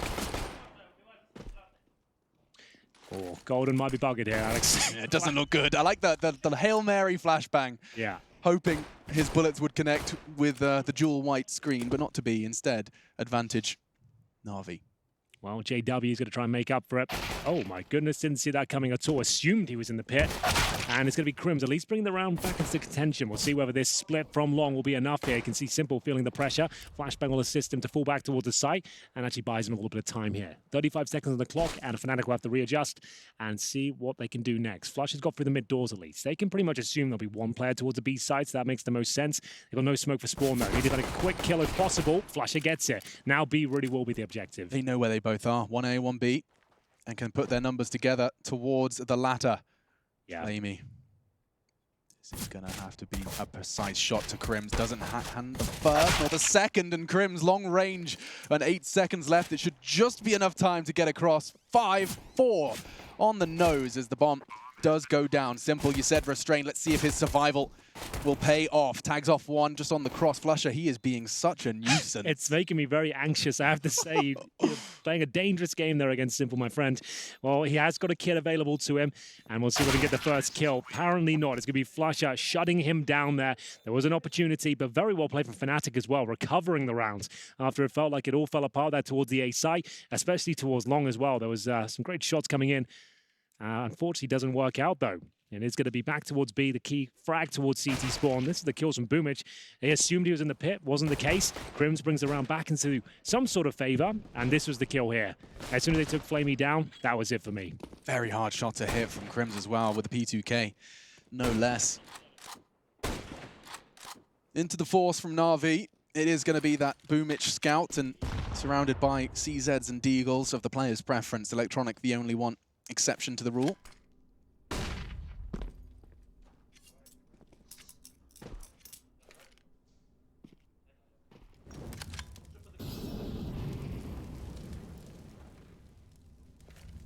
Bomb was waiting at the back of long, so this isn't going to be any sort of early commitment. Instead, just a flashbang and a peek from Golden to see anyone wants to fight on long. Electronic setting Simple up for something on the sound queue. A smoke first, though, interestingly enough. The full investment here. Na'Vi on the scout once again. Simple not the one to be rocking it this time. It's going to be Boomich. 3 players via helmets, but they do have some firepower within their ranks in the form of the Desert Eagle. Most popular pistol in the game right now, by quite some margin. Electronic setting up Simple. Well, there's not much more a duo can do than that. Waiting for that smoke to fade, but it seems like Brolin's all too wise for that. He's so anti-flash right now, tucked into that corner. Nades, bullets, all being thrown in response. And elsewhere, it looks like Boomich's scout did do work, but was immediately traded. Now Simple, element of surprise. He used the smoke to reposition and punishes. Electronics tucked in on the site. That CZ is going to make short work of Crims, but it's not the first target he finds. Instead, it's Golden, healthy and better than ever. Now with the bomb, can go down uncontested, both locked out by Short. Ooh. It was a little bit dicey, but I think they've stuck the landing on this one. And we'll be at 3 versus 2 with Golden and Crims on very low HP, but they should be absolutely fine here with no kit available. Flamey at 58 as well. They'll just be holding back and seeing if there's any exit frags to find, any weapons they can recover. But there was a chance there. It was a moment where Simple sat in that smoke. He felt like he was going to get a couple. He was good for one. Boomich managed to connect a headshot as well with the scout, but that was about it. They'll recover that UMP, hold on to the Deagle. They're going to be eco next round regardless, so might as well hold on to something there. Desert Eagle and UMP, they can actually drop Perfecto's Desert Eagle as well, so it'll actually be a pretty decent, not buy, but a pretty decent setup overall. A chance to win the round for sure. Yeah, doable. And it has to be at this state of affairs. I mean, this is Dust 2 starting to fly by. The half didn't feel too bad. Yeah, this is the pick of Na'Vi as well, bear in mind. So this is going to be Fnatic with wind in their sails if they manage to pick up this first map, which is looking very likely considering the scoreline and another eco coming up here now. But bear in mind, players like Electronic and Simple with Desert Eagles in their hand can do so much damage here. But I just don't feel like Fnatic are the sort of team that'll just walk into B like we saw from Navi. I don't think that sort of scrappy play will be coming forward, as it is be killing people for the door and pretty much confirming the round before it even starts. Oh, what a nasty way to go. Salt rubbed viciously into the wound by Crims's Krieg. That was the UMP as well, I think. So yeah, Flamey will have to recover it. Lucky he's got armor, so might be able to do something with that. But this is very methodical from Fnatic. That's lovely. Yeah, Having Xbox him went on down. He's that boost. T-spawn ready to go.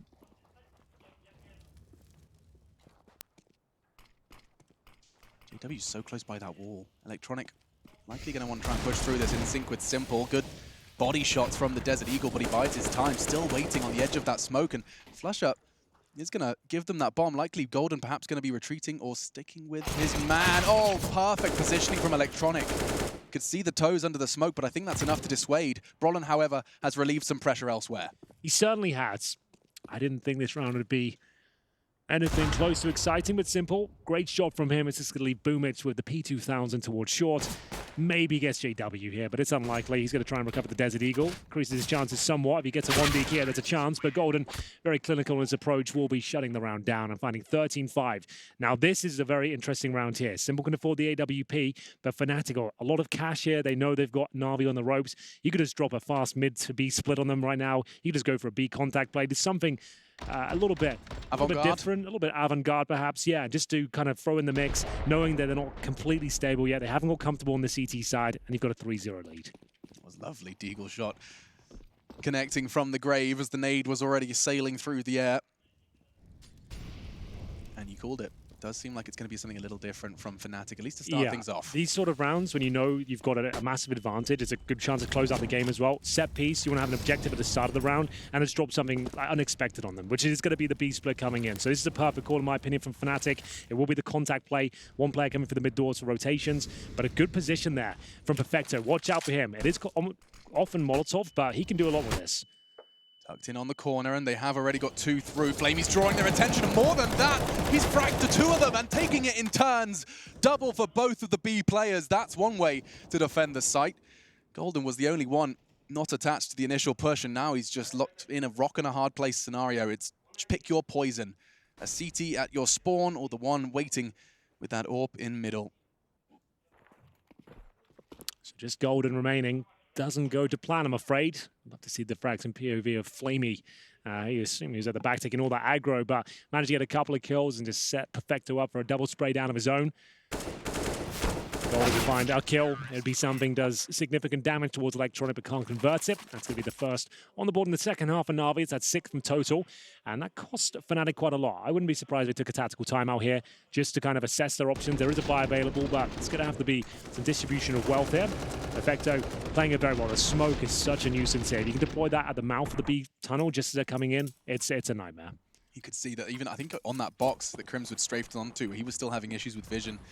And Perfecto and Flamey together rip apart the avant-garde approach that Fnatic managed to rustle up. Well held. Means they have all their grenades now. The AWP, a Krieg within their ranks. Simple holds. And a solo mana towards Long. He's at the corner with the AWP. 13-6. Partial investment, if you want to call it that. Deagles across the board. 2 players are just Kevlar, no armor. They've got 3 smokes here. So they've got short control. You'd imagine a catwalk smoke, 1 towards CT spawn, flash over, maybe get a couple of players dropping down and trying to overwhelm the AWP on the other side. That's your best approach. You might be able to get a short plan out of it, but it all comes down to whether Simple hits his shots. We saw it earlier today with Kenny S in these sort of positions. They are difficult shots. There's the first smoke towards catwalk. I'd expect to see one towards spawn as well, but we'll see. Give me Simple just plucking a Fnatic player off that run boost. Mid-air, just swatting the fly. That would make me a very happy camper, but it doesn't seem to be the case just yet. They still continue to bide their time. There's the second smoke. They were hoping there it is to go off that one. Flashes as well. Second to enable the cross.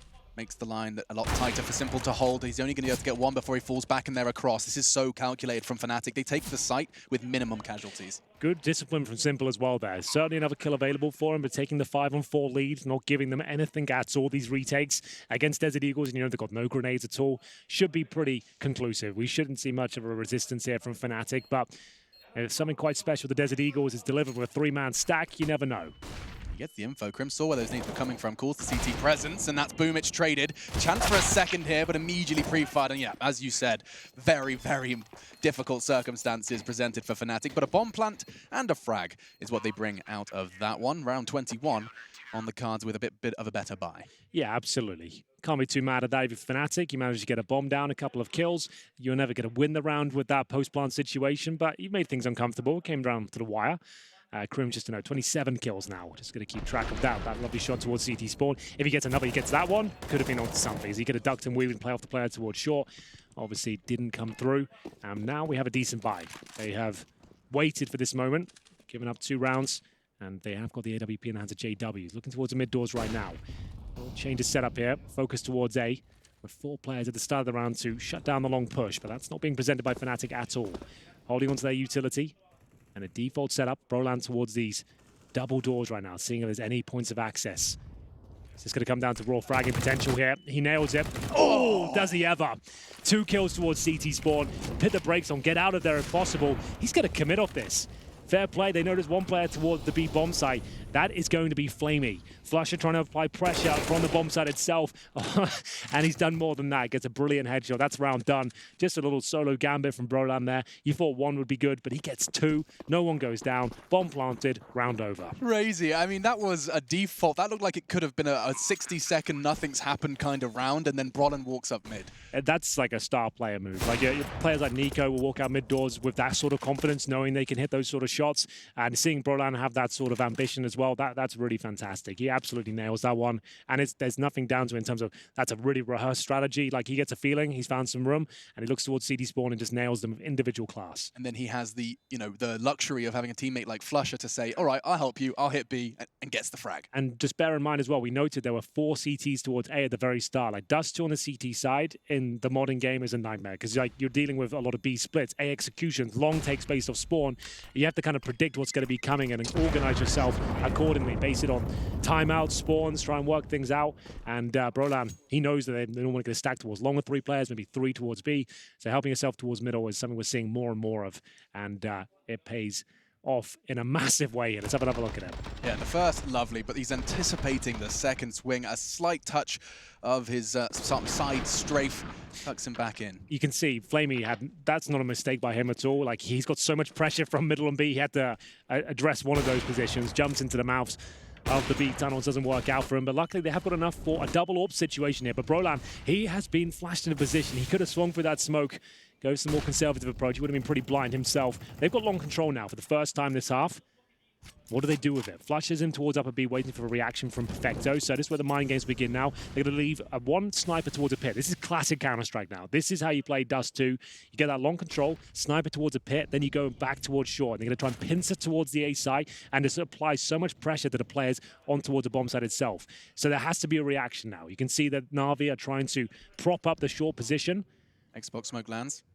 It's all suggesting exactly what you called, but instead the pieces don't move. This is a very interesting round here. Na'Vi operating with little to no information. That smoke towards Xbox removes it, and now they're going to be thinking about short. They haven't lost any frags yet, but real estate on Dust 2 that's what it's all about. You're going to bait out the utility on the CT side now. They still have 1 smoke, some Molotovs here.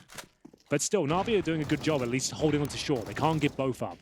Can't, but Electronic caught through the smoke, and Crims's bullets weren't far off either. Simple's getting chipped away at. The Molotov's good too, burnt down to 40. And JW was set up in pit, misses his first, but Brolan quick to aid his teammates on the cross. Simple missing a shot, and that's all they needed. Flusher can punish that mistake, and then some. A double as he drops down CT.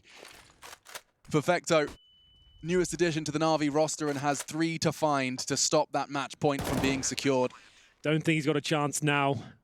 The loud shots of the M4A4 rattle off from CT spawn, and he might be done for here. That's going to be 15-7, and I dare say the money is in a very fragile position. Simple still has $7,000 because he's been dropped so many AWPs, so he can buy up the sniper straight away. Surely they'll call a tactical timeout here. I would imagine. I saw Blade signaling for one. Please let me say something. He would like to talk. It's map point. Can we not? I mean, Flush has been playing with his flare all game long. We saw him with the pistol round, just strafing past the doors in a clutch versus Simple. I think that flare, playing like that style, it may seem, disrespectful, but it's all part of the way this Fnatic machine operates. Confidence. That's lovely from Simple. He got given a second chance by Golden. I'm surprised he even challenged that again. Like, once you've heard an orb shot fire off towards that position, you've got a rifle, I'm knife out, I'm out of there. But still, managed to do some damage, I suppose, but it is man advantage for Na'Vi. Crims detects a player on the other side of the long doors here. Firing off those Krieg bullets, nothing connecting just yet. He's so worried about the presence of CTs within the smoke. It really has come through into fashion like the last few months. I don't like it myself, but if it's there, you might as well use it. Jumping for the info, Boomich actually did a lovely job of seeing 2 bodies there, and now Flamey will be baited in, but it looked like the transfer would have been perfect. JW doing the work for him. Fnatic, they have the advantage now, access to long, and catching them is Flusher on the rotate, but still the AWP in mid. And Simple's even set up for the cross. I think Simple does this. This is the sort of rounds he does win. He's got a slight gap there. They don't know it. And I dare say he's going to get at least one. They're going to have to jump across now. Oh, doesn't quite connect. That might be the round now because they can get a proper long plan down here, which is that one. It's more of a platform plan, I suppose, but still very powerful with no kits here. Both players coming in from short. They can't just walk up to the bomb site. They're going to have to make some noise, flash over, and see what they can do. JW wanted to take that fight. Crims has the Krieg as well, so this cross, you see why Perfecto is crouching. There's a reason for that. Covered by the baskets, but it doesn't stop Crims hitting the shots, and Fnatic secure Na'Vi's map pick. This series, it could be a quick one. The Swedes have come to play. 78 days without an official, who cares? They've come into Katowice, 1 win under their belt already, and a second 1 map away. Show-stopping performance from Crims in the first half. He was on 15-2 at one stage, looking absolutely unstoppable, and a convincing victory on their opponent's map pick as well. Fnatic off to a flying start in this best-of-3, but still need another map under their belt. Unfortunately for Na'Vi, the stars didn't align for them. We didn't see the big names turn up, and that has to change as we move on to Inferno, a bit of a home map for Fnatic here. We'll join the analysts and be back with the second map very shortly indeed.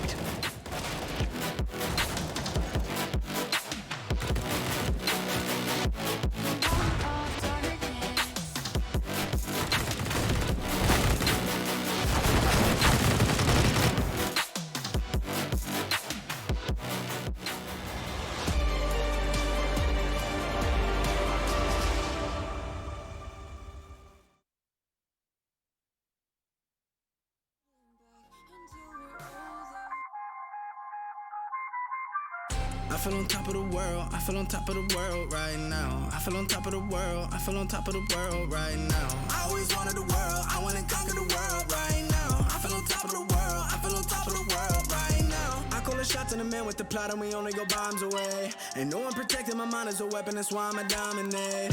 Taking advantage of every second, now I ain't got time to waste. They all tryna sign my name, they want me to sign my name. Counting your blessing while I count that in my winnings. We take 50s and 100s and throw them up to the ceiling. Everything I envision, now everybody gon' witness. Only difference between us is I ain't stopped till I finish.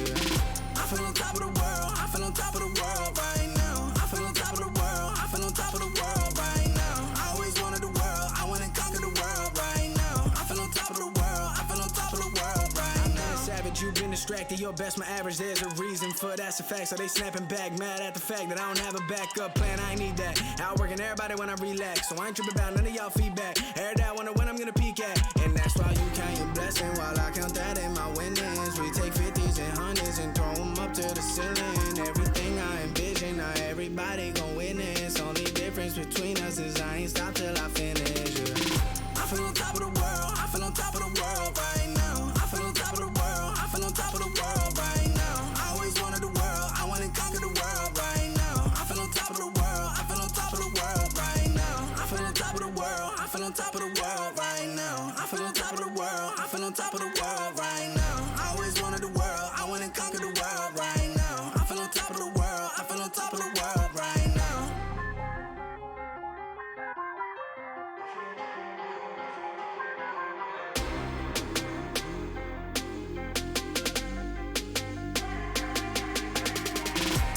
Shots in the man with the plot and we only go bombs away. Ain't no one protecting my mind as a weapon, that's why I'ma dominate. Taking advantage of every second, now I ain't got time to waste. They all tryna sign my name, they want me to sign my name. Counting your blessing while I count that in my winnings. We take 50s and 100s and throw them up to the ceiling. Everything I envision, now everybody gon' witness. Only difference between us is I ain't stopped till I finish. I feel on top of the world, I feel on top of the world right now. I feel on top of the world, I feel on top of the world right now.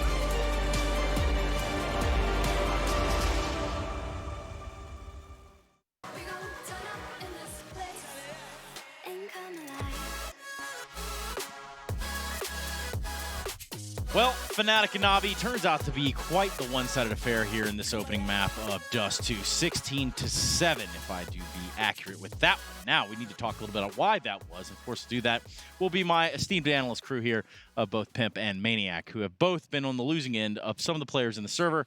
But for the time being, I need you guys to tell me why Navi looks so flat. There's a single reason why this game... But before you tell us anything, maybe Maniac tell us. Well, are you familiar with League of Legends just a little bit? A little bit, like Teemo. Like I can play Teemo pretty good. You told me you play Teemo middle, that is a problem. But if you're familiar with League of Legends, there's this character called Olaf, right? That's like a Viking. And his ultimate ability is that you cannot stop him anymore. He's going to run at you, and it's never going to stop, and he's going to throw his axe into your face. This is Crims. If you have Photoshop skills, please put Crims' face on Olaf. I want to see it. Because Crims was all over the place. 31 frags, 10 death, 130 ADR. He was so good that my job as an analyst right now is inconsequential. He was better than tactics. He was doing everything in his own. That was the legendary Crims, and it makes me kind of happy. Is it fair to say he's feeling on top of the world right now? Yeah, I like what you did there, which is subsequently the official song here of the Intel Extreme Masters Katowice. That's right. Go and check that out. If not, we're going to be seeing that live a little bit later this week. For the time being, we need to hear from the victors of the first map of the series. It's going to be from the Fnatic side, catching up with Frankie. I've got Gold on the in-game leader for Fnatic. And first of all, talk me through that game plan against Navi on their map pick Dust 2. We just played our own game. We saw how they played Dust 2, and then we didn't think they had anything against us that could beat us right now. So we're very confident going in. And this is a team of very confident, aggressive players. And yet, on your CT side, lots of patience, keeping them calm. How do you keep those boys in check, Golden? I mean, they keep themselves in check as well, but like everyone is in such a good synergy that there's not much needed to do, and not any like hero plays. We just played how the game was progressing, and we just countered it. And can you tell me about your relationship with Samuelson, your coach, because he's now been with the team for a good few months now? I mean, I've known Samuelson since my pro career. Since Fnatic Academy is your coach? Yeah, correct. And since then, he does everything we tell him to do, and like he does things that we need. So it's like a very good mesh. Now, yesterday on Inferno, against Renegades, who are one of the lower seeds in this tournament, they did hold you to a 16-14 map. So it was close. What did you learn from that experience? Some just like shaky T-side on Inferno. That was it. We knew what we need to fix for next time, and that's very good to know because in such a good early stage. So we feel better about the 16-14, and we made such a good comeback. It just boosted our confidence. Well, next time is about to happen because we're about to go to Inferno. Thank you so much, Golden. Good luck, and let's head back to the desk. Thank you very much, Frankie. Thank you very much, Golden. While we're here, I might as well just tell you that we have now 2 victims of what is a shortcoming here in Katowice, meaning the Renegades are now also out, to include Cloud9. They are the first 2 eliminated here, fellas. I guess that was kind of expected. What was that kind of like? What was that? I don't know. I mean, it was kind of expected, right? We don't really thought the Renegades was going to be able to cope with this strong field of teams here in Katowice. That being said, though, they gave FaZe a fight. So I think that's the one positive they can take away. But looking at the context of the teams in this tournament, Renegades were one of the teams that you thought to yourself, they're probably going to be eliminated pretty early on. Yeah, I agree with that. I mean, the fact that they could put up a fight against FaZe is somewhat positive, but at the same time, you can really expect too much from them, right? They're a new team. I mean, new team. There's kind of a young team in that regard. Playing in Katowice in itself is already an accomplishment for them.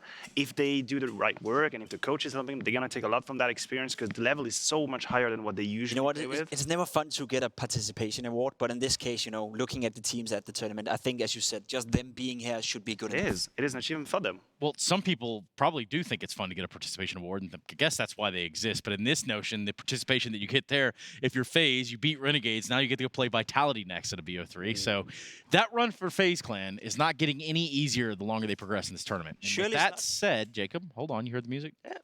Maybe not. Is okay. it music? Well, perhaps not. Oh, there it is. Okay, cool. So that was the music I'm looking for, and that is the out that I needed. We're going to be going to a quick break and come back. We're going to start discussing the next map and what could possibly be the final map of this series should Fnatic keep this pace up. We'll be right back, everyone. I feel on top of the world. I feel on top of the world right now. I feel on top of the world. I feel on top of the world right now. Savage, you've been distracted. Your best, my average. There's a reason for that's a fact. So they snapping back, mad at the fact.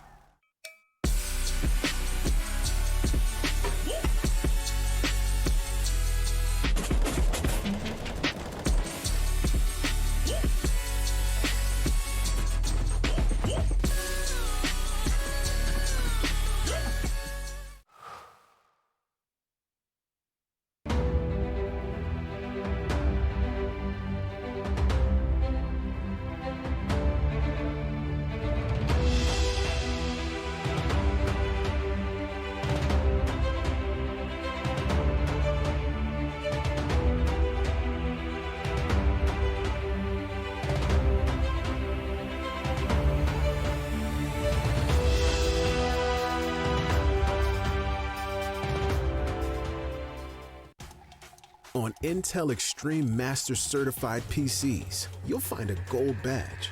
It means you'll find brilliance inside, that you'll get high-grade components like Intel Core i7 and i9 processors that'll deliver the uncompromised performance you need to game like a pro. Not to mention, every purchase supports the prize pool of Intel Extreme Masters. Intel, unleash your brilliance.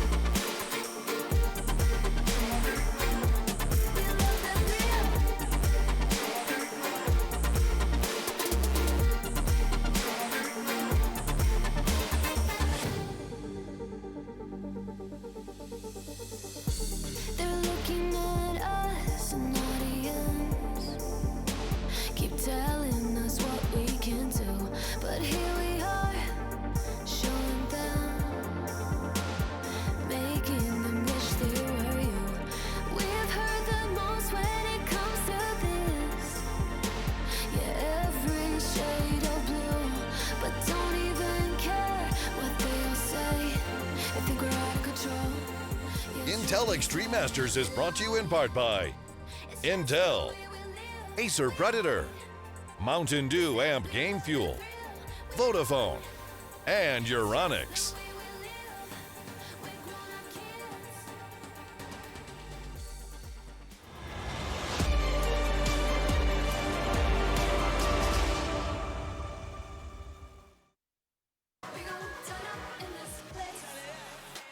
Yes, Katowice is where we do find ourselves, and if you didn't know, this is the first city in Poland with a skyscraper. So I read there on the commercial, which is actually very informative. I had no idea, but now I know. And the only other skyscraper I'm looking at around here is that of Fnatic, especially Krim, standing at the very tip top of it as well, looking down upon his adversaries of Na'Vi. He's having his way with them right now. Perhaps he could continue with that and make his leisurely stroll into the next map of Inferno. I'm going to have to do that over here with you guys and talk to me a little bit about this matchup at hand, because now we look at what is going to be the Fnatic map pick. Certainly it doesn't get any easier for Na'Vi here.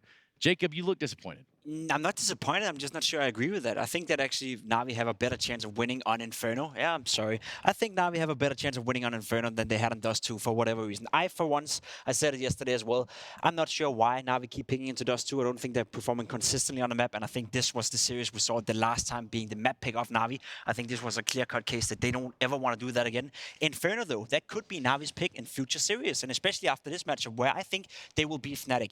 They are a solid Inferno team. They were beating Vitality. They beat Astralis in London not so long ago. Fnatic, we've seen them play it once this tournament so far. I was catching it on the B stream. They won 16-14 against Renegades, who we just established is out of the tournament. So I'm not impressed by Fnatic, and I think Inferno is definitely up for grabs for both teams. Do you agree, Maniac? Because that was some pretty strong words right there. No, I mean, I would agree. Every time I see Na'Vi on Inferno, I think they look very decent. And we absolutely need to mention Electronic, right? I think Electronic is the best pit player there is at the moment. His ability to sustain tactics against him and still find his way around smokes, molotovs, find double or triple kill from that big sand position is absolutely insane.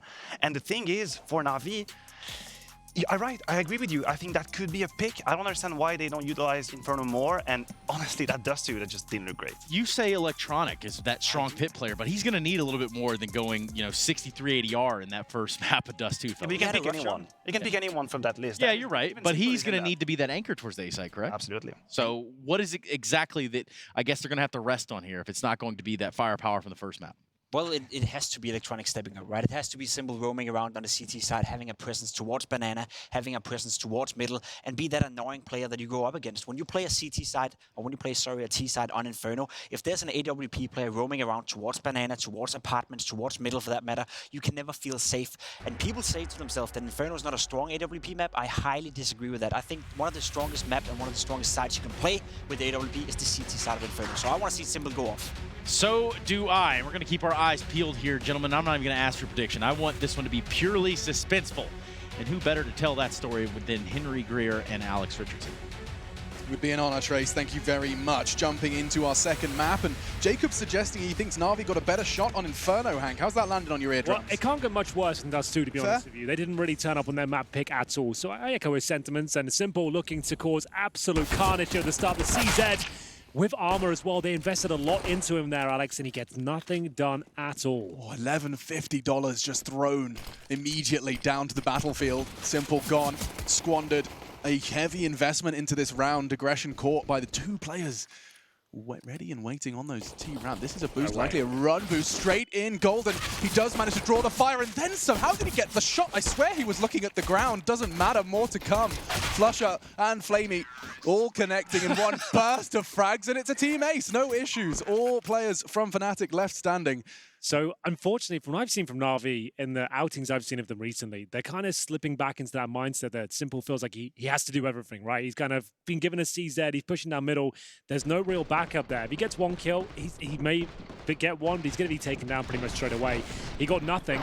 I love this creative play, though, from Fnatic. The run boost, I didn't think it'd work out for them, but they actually managed to take the crosshairs away from the key choke point and just flood the bomb site after that. It's going to have to be the force buy from Na'Vi here. They've gone with CZs pretty much across the board, apart from Simple, who's gone for the Deagle and Helmet here. He's got one smoke, and that's the aim of the game here. Try and get as much utility as you possibly can. Try and avoid those grenades if possible. Boomich down to 29 points of health. Going to sit behind the smoke now and just try and get one cheeky kill if possible. Going to fall right back now. So, banana control should be granted towards Fnatic, no problem. Simple managed to do significant damage to a couple of players previous round, but he'd have to do a lot more. Definitely something to keep my eye on as well is that occasional bad habit to feel like he has to do it all. It's something that, of course, we've seen time and time again at various... It was pretty telling when you told me that when everyone else went out to go huddle outside and do whatever they do in between maps, he was still there just killing AFK players. He got like 200 kills just trying to get himself back in the zone, just frag everyone. And I think that's kind of reflected on that pistol round almost. He's like, right, I'm warmed up. Let's do this. It did feel like Let's have a statement round here. 165 kills in the warm-up. I just want one in that pistol round, but he didn't get it.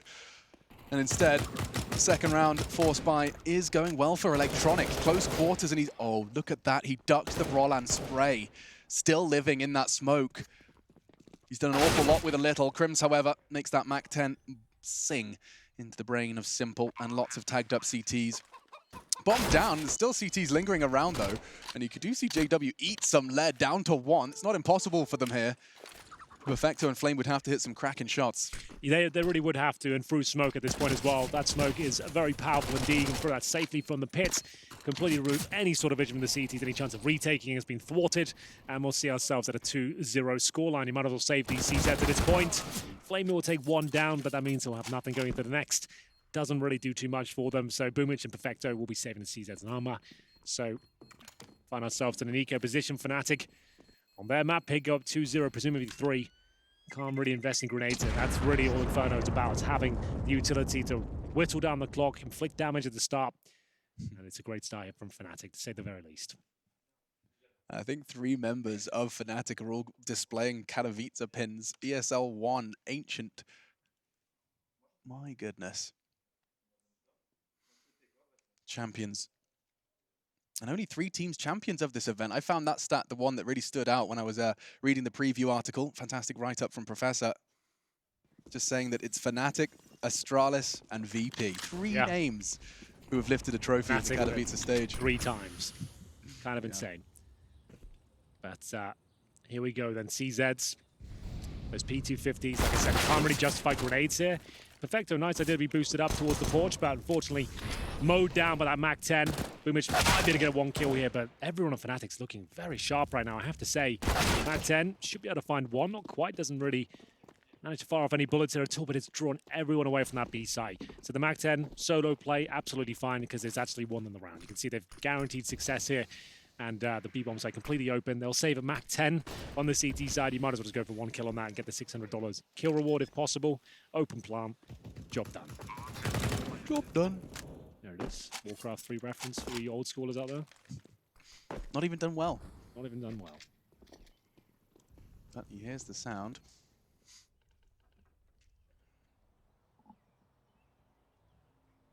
Doesn't look like Flamey has any intentions to, as you suggested, a chance to perhaps just get that kill reward. Of course, he's not going to be able to do too much with that SMG into the next. It's only a possibility that would have made sense. But Fnatic securing their 3. And taking a quick glance at the scoreboard, you can see that it has been entirely a team effort. All members of the Swedish squad off the starting mark, and 3 members of Na'Vi yet to draw blood. Good point. They'll save the CZs and a MAC-10. I'll be surprised if anyone uses that weapon going into this first go-round, considering they're a map down and 3-0 in this second. But you could use that, I suppose. It's Inferno. If ever there's a map to have close-range weaponry, this could be it. So they will hold on to it. Presumably Simple will get out the AWP here. Time will tell. He's currently got a CZ. Is there a sniper on the floor for him? Which there is. Okay. So he's got the AWP. And I agree with him. He said that he thinks that Inferno's amazing for CT side AWPs. I absolutely agree. T side for me, it's not as impactful. It depends on the player, I suppose. But yeah, CT sided AWPs can be absolutely astonishing. Especially if they get in the zone, they start feeling it, start reading the game. We'll see if Simple can find that Zen state. Quick reaction when that flash was on its way. Tucks himself in towards the Arch, has Perfecto in support. And elsewhere, Flasher starting his campaign towards the banana. 1 and done. Simple will back away, reposition, and Crim's forces 1 straight back. Fnatic back in control. Yeah, that was towards Arch. Young Gunner Perfecto removed.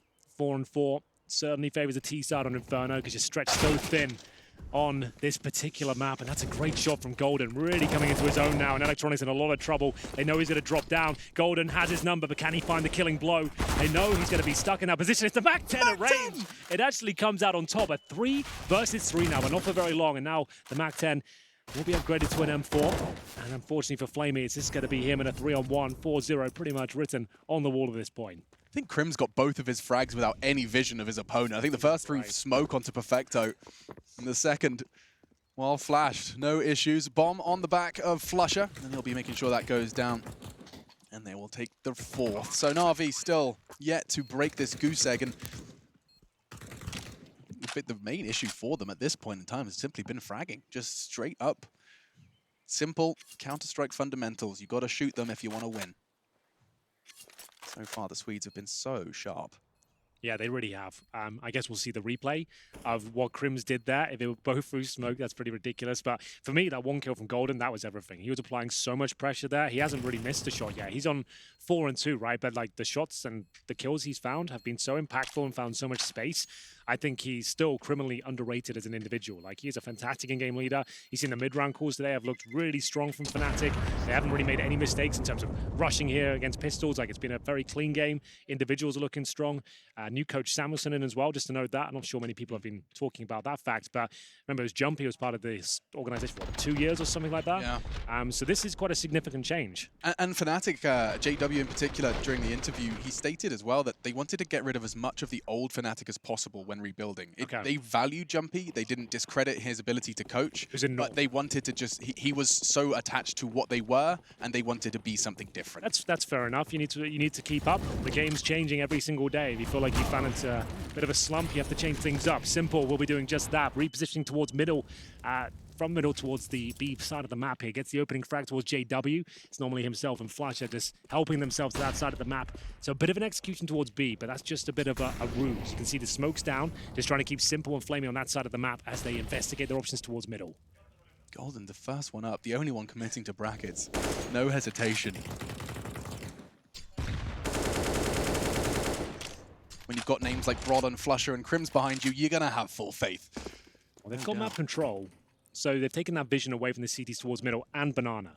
So that means they can't really rotate people around freely and have an understanding as to what's happening. So just going to hold their current positions, batten down the hatches. Perfecto towards Arch, Boomich and Electronic in towards the pits. Flamey and Simple waiting towards B. That's Broland trying to hold on that side of the map. Unfortunately, didn't get a kill. Electronic takes him down the FAMAS. Simple gonna get a couple there. Looks like he's lined up quite nicely.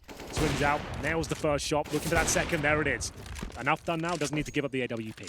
Round should be his. Golden, however, accelerating, trying to catch Perfecto's flank off, and that's lovely from the in-game leader. Fragging in-game leaders, it really is just the year of them. Blame, Nexa, all impressing in recent memory. Yeah, good point. I don't think that holds much weight anymore. Oh, he's an in-game leader. He's not going to frag that much. I don't think that's going to work. Like, the game's getting crazy in terms of individual skill. Like, I don't think that's a bit of a cop-out. Gone are the days. Yeah. Way gone are the days. You just have to work even harder. Fist bumps come in as Na'Vi do get off the starting mark. Crucial one. And Simple started that. Let's not forget that actually him falling to Golden's influential frag on quad was how Henry identified the last round was stolen from them. Well, this time it's Simple's double to secure it. Heading towards B, holds the line. And you can see that lovely first shot. Flusher gave it a good go on the second towards Coffins, but not to beat. And even plucking Golden out of the air. Now that's more like it from Simple.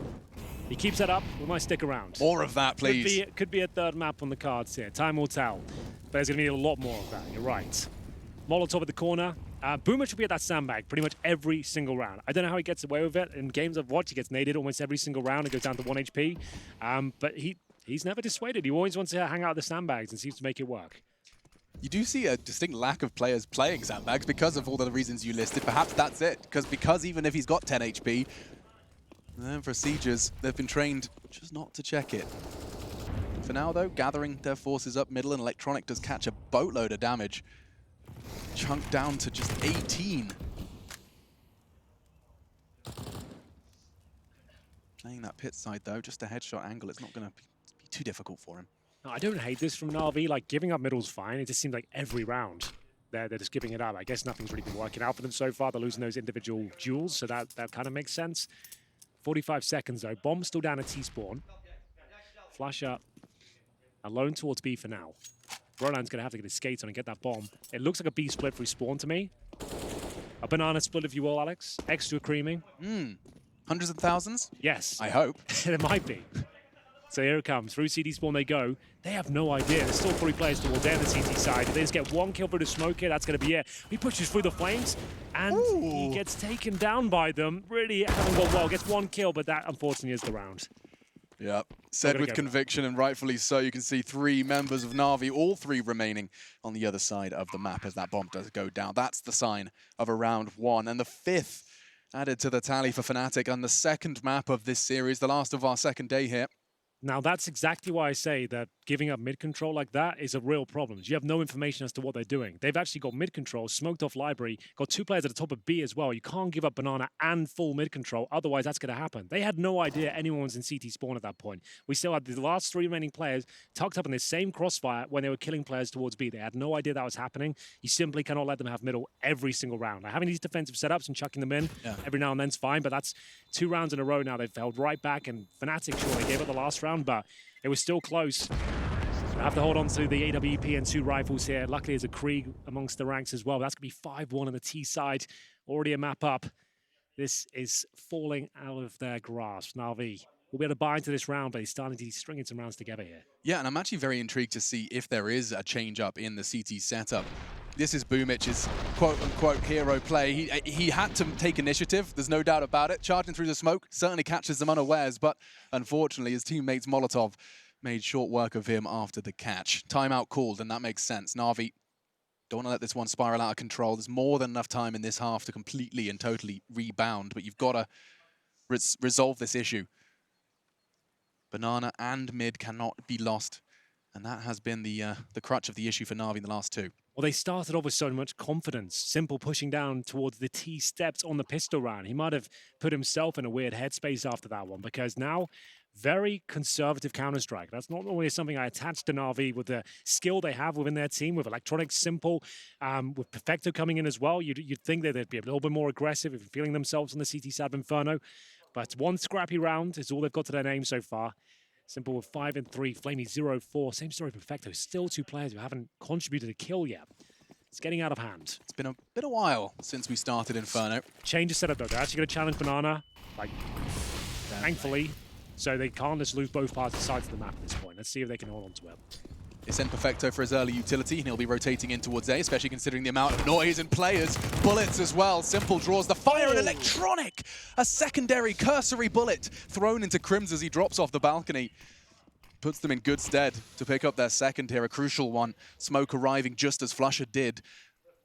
Maybe, just maybe, Golden and Flusher with their nades combined. There's 2 smokes and a flash, and Molotov as well. Golden's going to use everything they can, all the tools in the arsenal to give it a good go, but landing rather soft. It's Boomich to lock them out. JW tagged up and trying to stop that AWP from being touched. Nice. Much better from Na'Vi there. Proactive at the start of the round, challenging and pushing them back, not letting them have full control of the map here. And it ends up with a clean sheet. The first one they're going to pose, unless JW has anything to say about it, which he won't. But there it is. Na'Vi with 2 on the board now. Money not quite broken for Fnatic, but they're getting there. All hovering around $4,000. Probably got 1 more buy within them. And they're going to take it as well. You know that Na'Vi haven't got established yet with the reinvestment of grenades coming through. Even they kept 5 players up. You're going to want to answer back straight away. This was scary from Electronic. The smoke goes down. Look how much conviction behind the shot as well. Just a couple of bullets. It looked like he had no problem in the world seeing that, as we'll see. Round 8 coming through. AWP for Simple. 2 Kriegs in the CT side, and they can still get back into this. Very early days in the half. Challenging towards B again. I like this. Throws Molotov, Golden will extinguish. So we're now seeing the usual protocols. Boomich towards the sandbags like a moth to the flame. And indeed, does bring him down just a little bit. Still trying to overstay his welcome. He really wanted to fight that. See what I mean? He always wants to be at the sandbags position. Like, fair enough, he stayed alive for quite an impressive amount of time there, but this is against a low buy, and you've just given them a kill where no one can trade it. Like, no one can do anything about that to help you out. Now mollies are failing, and the nades from Fnatic quite the opposite. Lands on Flamey's noggin, puts it all onto Electronic to defend B. He's got the perfect weapon for the job. So they've got a minute on the clock here. If you're smart, you're not just running in towards B here. We know players like Electronic, if you just run through smoke and give them 3 targets, they can hit them all day long. Use that clock, find out where they're positioned, what you're up against. Sure, there's a chance you can get picked off 1 by 1, but it's better than running through grey screen and when you've got Galils and everyone's spraying and panicking. Let's just take stock at this moment and see what we've got available to us. A 5-man execution anywhere and a 5 versus 3 is much better than just running in a blind panic. Certainly, and you can see that restraint really paying off for Fnatic, because as they gather, as time ticks, with still an abundance of it left on the clock, 5 members. Good smoke. Look what it's done. That will shave 15 seconds off the already shortening clock. So he's come in and thrown a smoke, and he's going to walk back towards A, hoping that's enough to funnel them back towards the bigger bomb site, which makes sense. Unfortunately, it's not going to be translated here. Electronic will do his best to block the smoke. He's actually done a reasonable job, and he'll go towards Emo here. He needs 2 kills. Nothing else will do. There's the first! Oh, That's 3! My goodness. Oh, that's actually huge. He could actually win the round now off that.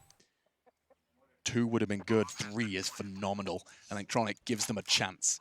And it's Perfecto and Simple's responsibility to finish what he has started. Simple crawling from Banana.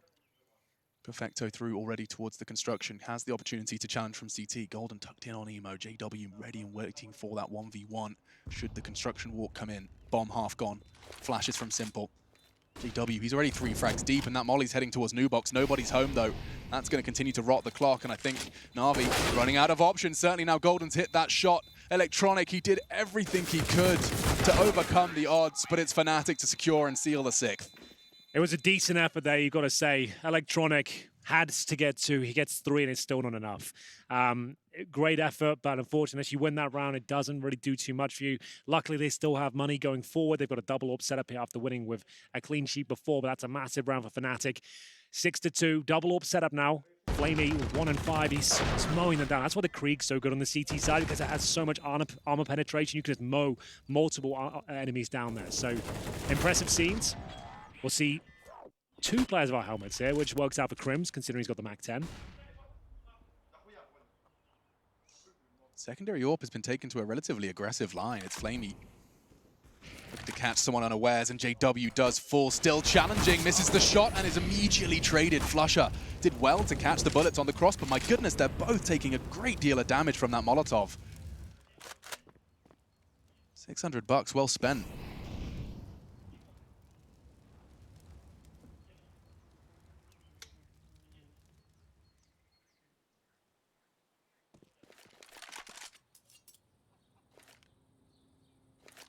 Rollin the Lone Wolf.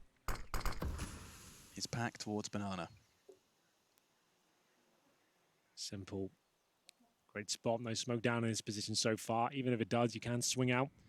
Got the man advantage for now, but can they hold on to it? Boomage towards the coffin position. Simple looking to throw a few more bodies into it. There it is. That's the perfect shot off the flashbang, and it sets up Boomage in a spectacular manner. This is looking more promising now for Na'Vi. Bombs down, 4 versus 1. Smoke towards spawn. Crim's just going to try and inflict any sort of financial damage he can. If you can get a plant, that'd be great. The money is going to be completely wrecked after this. That was like one of those reaction speed tests. Like, click when your screen turns white. Boop. Or black in this case, sometimes. Yeah, can be. If it happens, it's you white casting. It's such a challenge. Hard mode commentary. 4-on-1, Crims will be at least getting the bomb down here. That's okay for Na'Vi. Like, they don't want to sacrifice a few players. That could have been a fake plan. Let them get it down. Close it out together. And they're going to do this. Pinpoint precision. Simple's already staring at him. He hits that in 1. Never mind. A good spray will dissuade Simple. And yeah, had it been clean, a chance to continue to inflict damage to the Na'Vi economy, which is far from stable. But Defuse comes in, so does the 3rd. That's going to be Na'Vi. They're still having very spotty rounds, yet to string 2 together, Hank, and that's going to be necessary if they want to continue to be competitive on their map pick. Yeah. General temperament doesn't look too good in the camp right now. There we go, fist bumps. What did I see? An auto sniper there? Maybe I missed. I don't think I did. Either way, it's double AWP setup, and the Krieg is coming through. You're right, though. As soon as that flashbang comes in, pulls the trigger straight away and absolutely mows him down from coffins. That's Boomage getting it done. Electronic to close things out there in the 4 versus 1 with Crims. Gets a bomb plant down. That's extra $800 per player.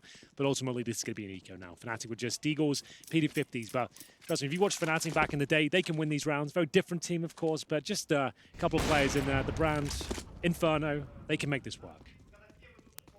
Yeah, there's no doubt. We've seen them even win it with less, but it is only going to be 3 Desert Eagles, not the full deco. Into Simple's crosshair they walk. He's been really mixing it up. We've seen him aggressive Banana, aggressive middle, now playing Pit just to catch that inquisitive T towards short. Not more where that came from. So Electronic draws their fire. Simple opts for the re-peek, and Perfecto's there as well to ensure that this one doesn't spiral. Saying that, Balcony is eliminated. Electronic and Perfecto, Simple and a Perfecto remaining on this A defense. The ready to be players starting to relocate, and it's Fnatic. They're not playing necessarily to win here, but trying to catch that overextending CT, getting a little too nervous, a little too hot-headed. Not to be collateral even. That will be nice to find the necessary fourth. Bit costly, losing 2 players, but still, that's exactly what the doctor ordered, and we'll start to close that gap. Na'Vi back on track here, but a lot of work to be done. Flamey starting to come to life. A couple of frags to his name of that secondary orb. But Fnatic, if you just said they were going to get 6 rounds on a T-side of Inferno on their pick, they'd probably be okay with that. They've already got that in the bag and a chance to get a lot more here as we enter round number 11. Money's not amazing. Crims will be down to the Galil. If he didn't catch his first map performance, managed to get 20+ frags in the first half. A little bit slower this time, but it is the T-side of Inferno. You can't really snowball in the same sort of manner. We will see whether this is where Simple, changing his position up towards the apartments, can really start to cause some damage. Currently sat on 8 and 5. He's certainly not predictable on this Inferno CT side.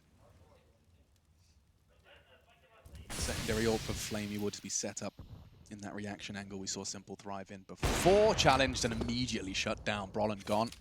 An advantage for Na'Vi.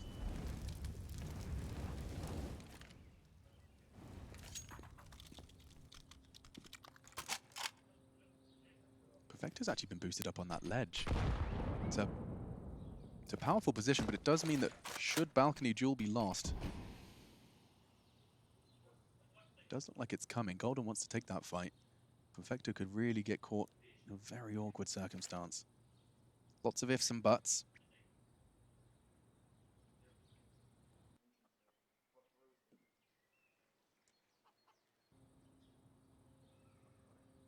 This is the duel. Golden is head and shoulders ahead of the pack in this push. Does have the hay bale smoke. Just dribble out and landing on the balcony, but he can play around it. Electronic, he stands his ground and sprays out the first. Solid. And Na'Vi, heavy advantage, which does look like it's going to continue to favor. Yeah, I think you might be right here. Just going to try and get a scrappy plant down if possible. JW's found an opening. Simple, though. Does he want to commit to this? Try and deny the plant. He spots the player. Oh, it's an amazing shot there, but JW still has a chance here. Significant damage inflicted towards Boomich. A sigh of relief there from Simple. You can see it. This is not a comfortable series for them whatsoever, but he hits a really great shot there towards the side. I didn't think it was possible, but he always continues to amaze me.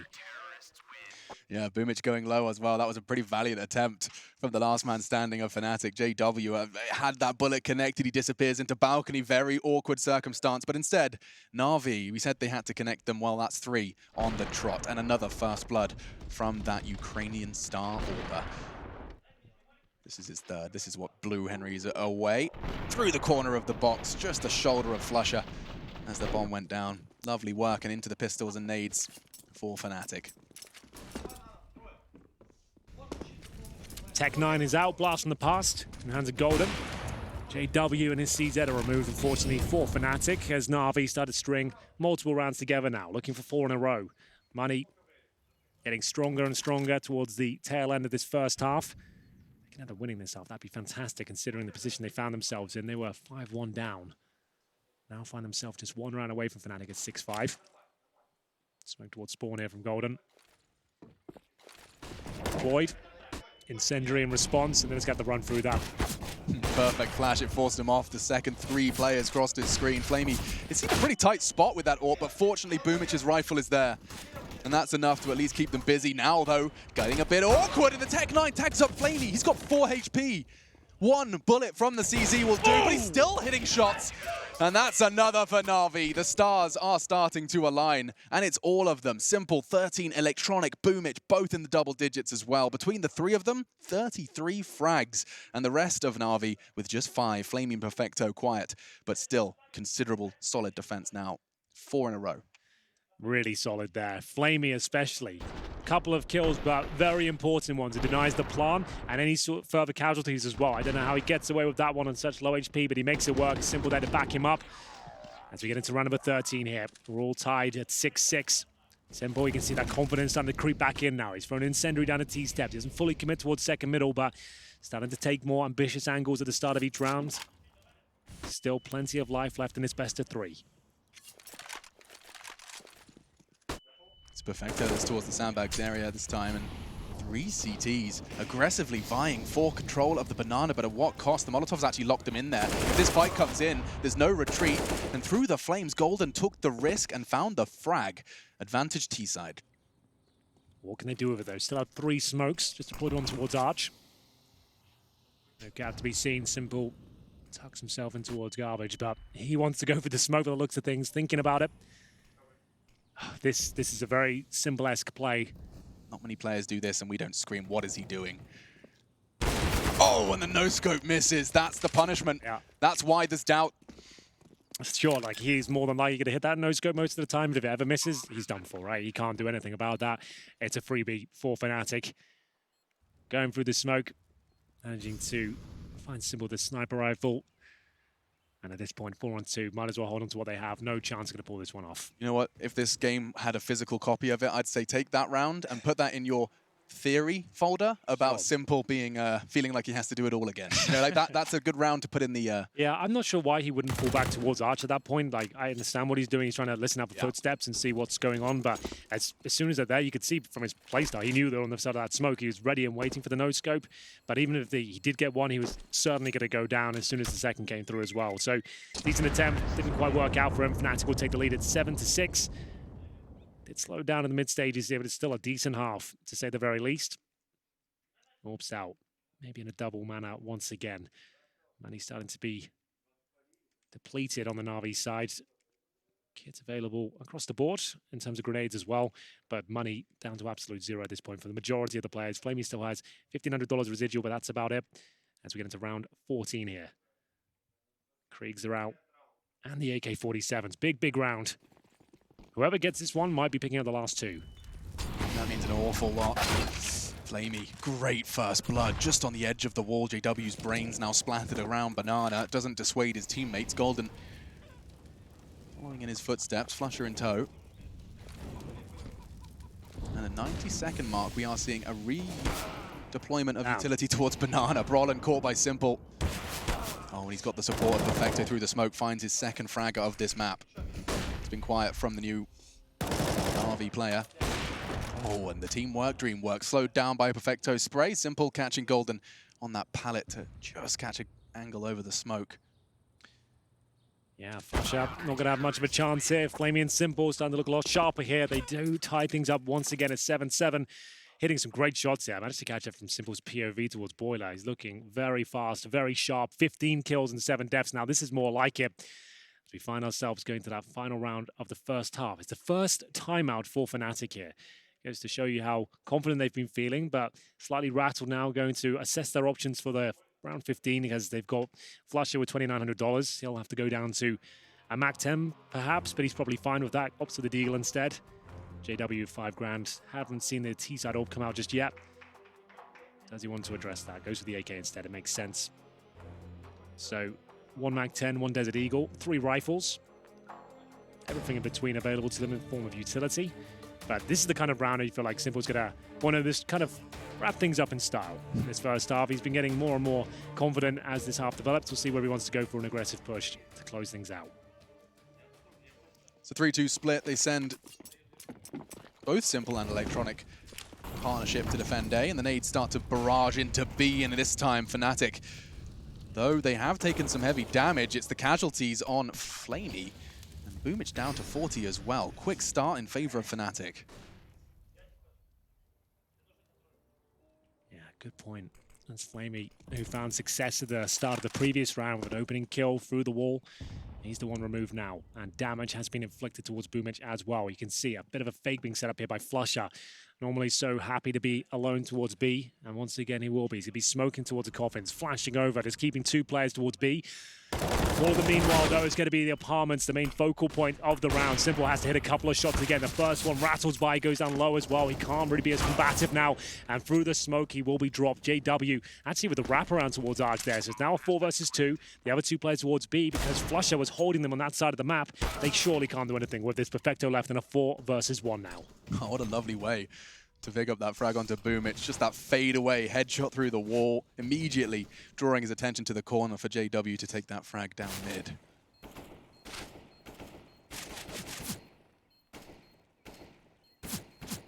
Well, Perfecto, what have you got for us? The Shot. time is ticking Oh, away, they I'm even afraid. hit him. They know exactly where he is. Just going to be padding stats at this point. 8-7. It was a flying start for Fnatic there. They managed to have a 5-1 lead, but Fnatic did give up a few rounds towards the end. Na'Vi coming online with that double orb setup. It seemed to be the remedy for the problems they had found themselves in on the defense. They will switch over. They can't afford to give up this pistol round. We'll see what they can do after the break.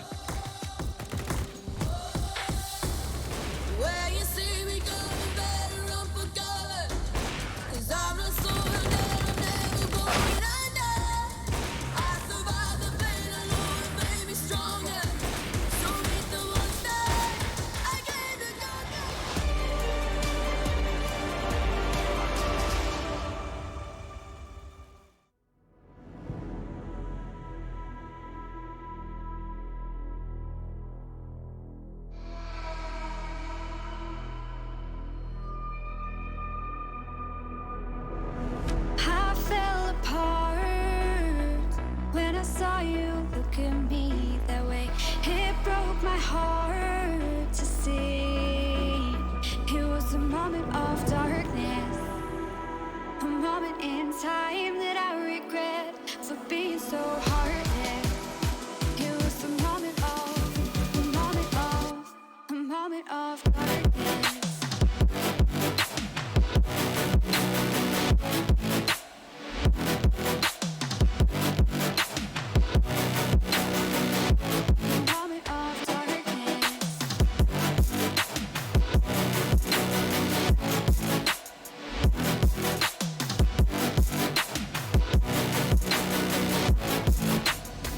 I fell apart when I saw you look at me that way. It broke my heart to see. It's too hard, it don't come easy. I went dark, I lost it right away. And when it starts, God knows what I'll say. In my head, I had good reason. I went red so unexpectedly. I should have said that sometimes happens to me. It was a moment of darkness, a moment in time that I regret for being so heartless. It was a moment of darkness.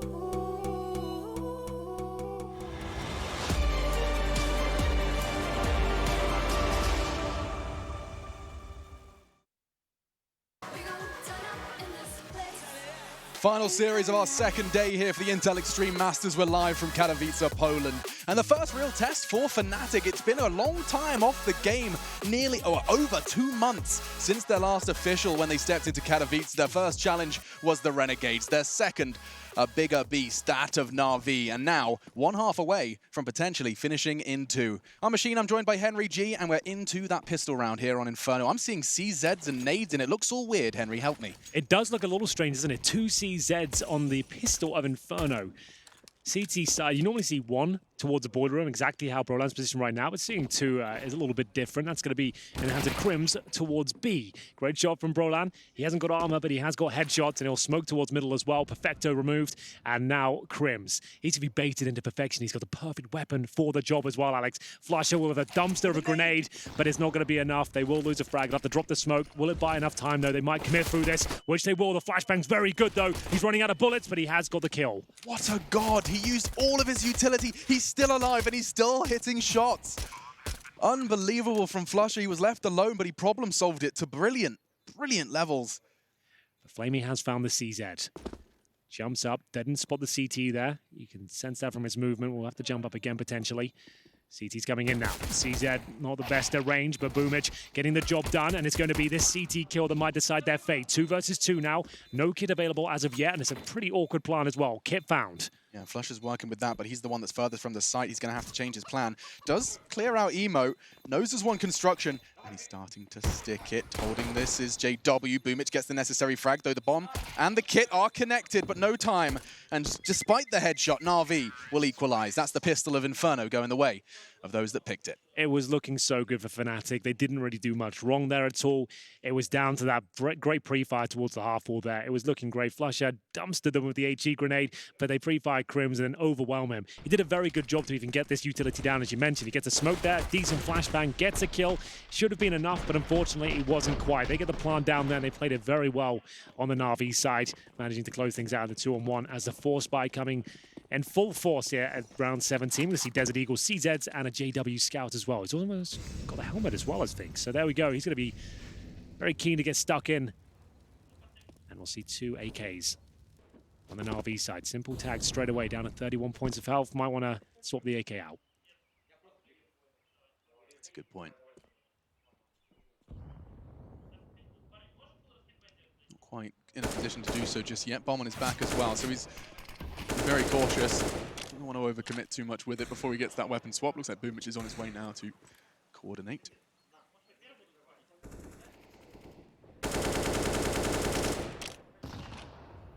They swapped and then swapped back. Times like these, I wish I could speak Russian.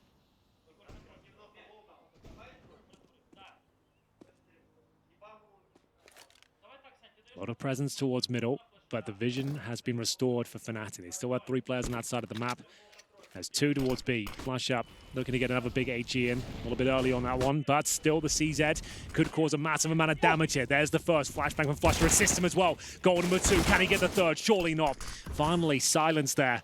And we'll see Simple upon the ball in the same spot, but it's through the smoke. Flusher emerges, and he will be looking for his 3rd kill here. He might have done enough to win the round. He absolutely has. The Force Spy is successful from Fnatic, and Flusher does it all, of course, through smokes, finding gaps and exploiting them. He does have a particular flavor to his Counter-Strike. You only really see it when his name is at the bottom of the screen, but Flusher, huge play, and that is going to be a ridiculous addition to his stats. And just to give you a little taste of them, 9-10 doesn't sound too great. You're like, okay, he's delivering. That round was phenomenal, but throw in nearly 400 utility damage on top of that, Hank. Has he really? 362. Yeah, that's nuts. On the top side for Na'Vi's Boomich 282, also doing a good job in that department, but that's kind of insane.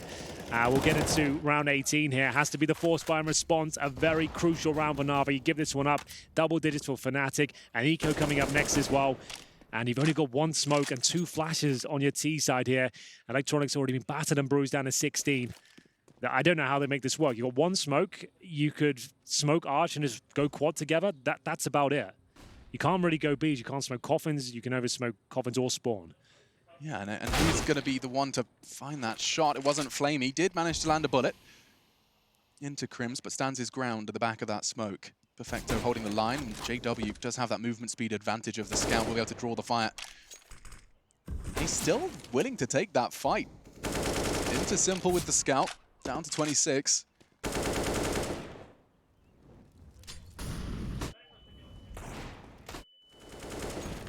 Exchange of utility and speculative shots, but nothing quite connecting just yet. And that is a risky place for the bomb to be. Simple with 25 HP, entirely alone on the balcony. It's all about the element of surprise. But this one, Boomich didn't quite get the call from Perfecto, looking discombobulated. Yeah, well, it'll be Electronic and Simple just at this point. If they can get a kill, it'll be better than absolutely nothing. The low HP and the limping in with just a P250 and a Desert Eagle here. Shouldn't be much chance for anything as the Scout connects the first. And at this point, there's a single kill, but it's only the Scout that's removed. It's not a huge deal, as we see double digits for Fnatic, as I mentioned, and of course the full eco now for Na'Vi. Options very limited here. Just either rush B, hold up towards second middle, flash middle. That's about it. There's the replay from JW, just hitting pretty standard shots by his standard. And we'll see Perfecto, the ones to be removed. This was the awkward moment for Na'Vi there. Electronic. 3 kills from the Scout, despite four other rifles being surrounding JW's $1,700. $1,700. That's how words work. Good nades. Again, Boomich tagged down. I feel like every single time Na'Vi leaves spawn, someone starts the round with brutal amount of health taken away from them. This time it's Boomich. I feel like those HE grenades, they're going to just try and dump those towards the corner and just go in. That's pretty much all they can do at this point. It's one of those rounds you just got no options at all. You're hoping you get a quick kill of the HEs and it's kind of snowballing towards the bomb side, but it's not going to work out for them in this point. Let's see if the Deagle can find anything at all. Are Fnatic going to get too aggressive? A very valid question to ask with a team like that, but seems restrained for now. No issues. And after the nades not connecting, you make a good point. That was all. Yeah, they were hoping a bit of damage would be there. Maybe a player overstepping the line, but for now, two players just showing presence towards the apartments. And we'll have Flush up and Golden displaying a bit of verticality here in the B bomb side. Just going to be raining down death from above, waiting for the initial bit of contact. Incendiary will go down. Here it comes, and at that point, they'll just hold up in the crossfires. So Golden's in a prime position to throw that Molotov in response to Flush's wide fight. Doing everything they can. You can see JW inflicting lots of damage here. Good smoke should push them back towards B. We'll see. They might just run through the smoke at this point. Bomb down. And indeed, those go for one by one. That's the bomb down. They have to go for this. And it's going to be a very comprehensive victory for Fnatic. Just simple remaining. And he'll be dealt with in due course as well. 11-8, looking to close this one out 2-0 on their CT side after losing the pistol here. They managed to win the second round force buy and convert that to 3 rounds in a row. Lots of money on the CT forces. Yeah. Brings over a FAMAS. So combine the 2 rounds JW's just had, where he dominated with the scout and then just got a lovely little spray and pistol piece against the Nico. I feel like his energy and his confidence is going to be an all-time high. They're flush for cash. I'm expecting JW to give us a little bit more of an aggressive fight towards mid, and look at that, immediately considering it, but the flash deters. Backing away, Electronic this time is the one to be fall victim to the early damage.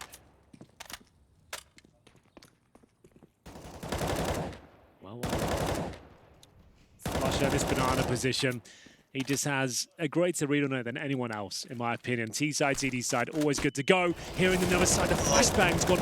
They flashed themselves there. Look, there's no assist coming through. They came through the flashbang dance. They flashed each other, and it's led them to a 4-on-1. That is a disaster from Na'Vi. Perfecto's the first one I could see doing the dance, and yeah, no assists from Fnatic. You're bang on. That's a team flash that may very well have lost them the round. Maybe the game at this point is it's an eco up next as well. That's 13-8. That's a nightmare. You've decided to go through grey screen. Fine, that's okay. Like it's against the grain, but whatever. But then at that point, if you're flashing each other as well, it suggests you just haven't ran this enough. Like, I don't know how you all get so blind from your own flashbang. That's a tough one. I'm actually very interested to know what the desk says about Inferno, regardless of who wins it. I think there's been a lot of kind of eyebrow-raising choices. Some hairy moments. Yeah.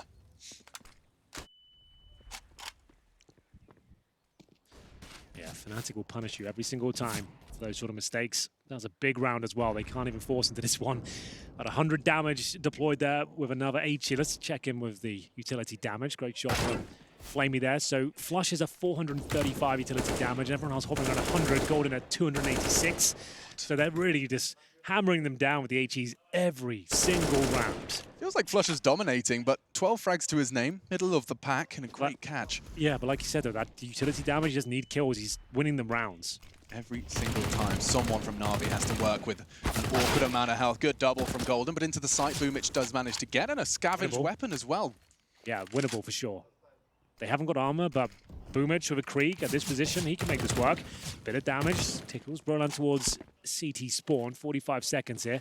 Edge recovering all this utility, and a chance for a plant now, so that will go down, no problem. I'm a little bit worried for Fnatic here. They're taking damage and not finding the quick kills they need to relieve the pressure. Yeah, the more they wait, the more this gets awkward. They've got kits, they've got nades. It's just going to be a question of putting all the puzzle pieces together. Love the lineup from Brolan there.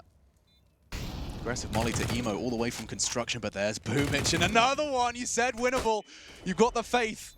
No armor necessary. Boomic, 3 kills to his name. Perfecto's even found a rifle in the meantime. Flush is completely focused on that. And Na'Vi, they needed that. A Hail Mary win from their new in-game leader. Absolutely. It looked like that was all going very well for them. The fact they found that incendiary, that was the kind of tipping point for me. So he could get the incendiary down towards ruins, then get a plant, reposition off that 7 seconds as well.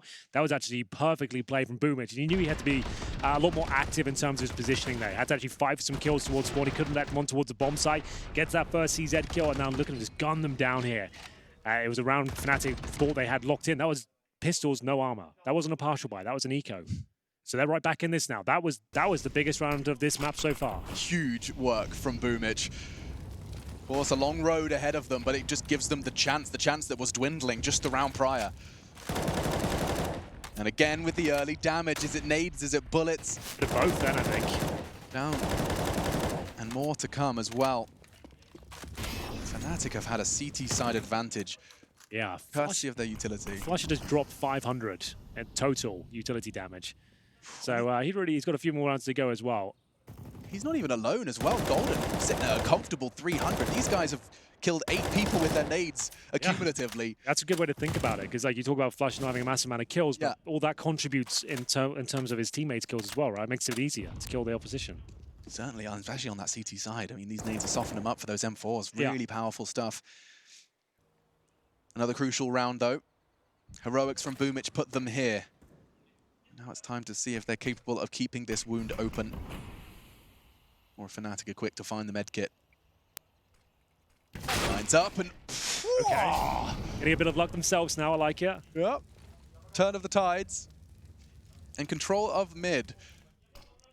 Completely and totally, even with apps control as well. This is looking pretty daunting for Crimson Brollan. They're going to have to do something rather special on this pincer. Every aspect of A is being taken simultaneously. Brollan knows he has to be proactive. It's a good fight to take. Drops off and actually surviving. This isn't too bad. But from behind, Boomic goes down. Crimson's getting another one. Fnatic, that's a valiant hold on A. But a late rotate from Golden and Flusher, they're going to be miles away. They gave it a real good go. It felt like it was all coming together then. The 180s were coming through. Crims was hitting shots, but Na'Vi are going to find double digits, and they're looking convincing now after winning that in that eco round. They've strung 2 together. They've got 3 players alive at this point. They are down, but they're not out. Fnatic will hold on to 2 M4s here as Flusher investigates his options. He's currently sat in the arch. Won't be going for this one, of course. Just has managed to get the AWP. That's going to be beneficial going forward. Money not completely broken as long as they save these 2 weapons here. Great stuff from Na'Vi, though. Looking much more efficient. Electronic and Simple, finding a couple of kills between them. See the round come through, 12-10. I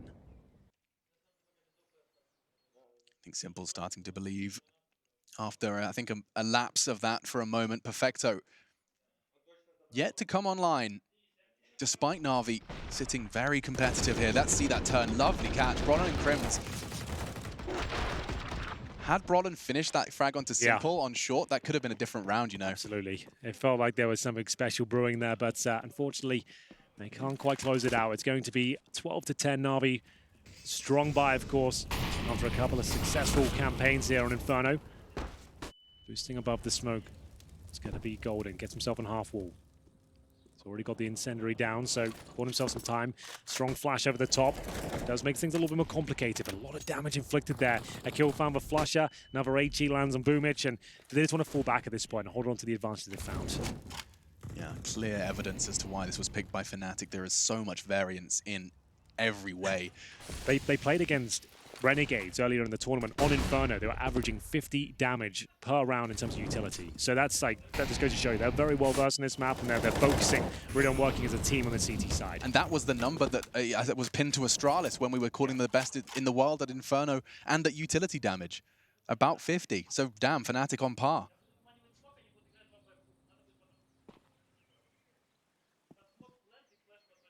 The early adventure in Banana quietens. Flame will we get in the lineup for Longside.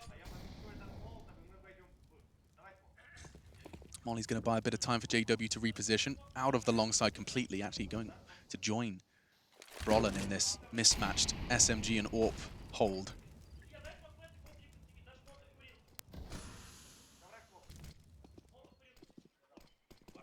Here comes the pincer.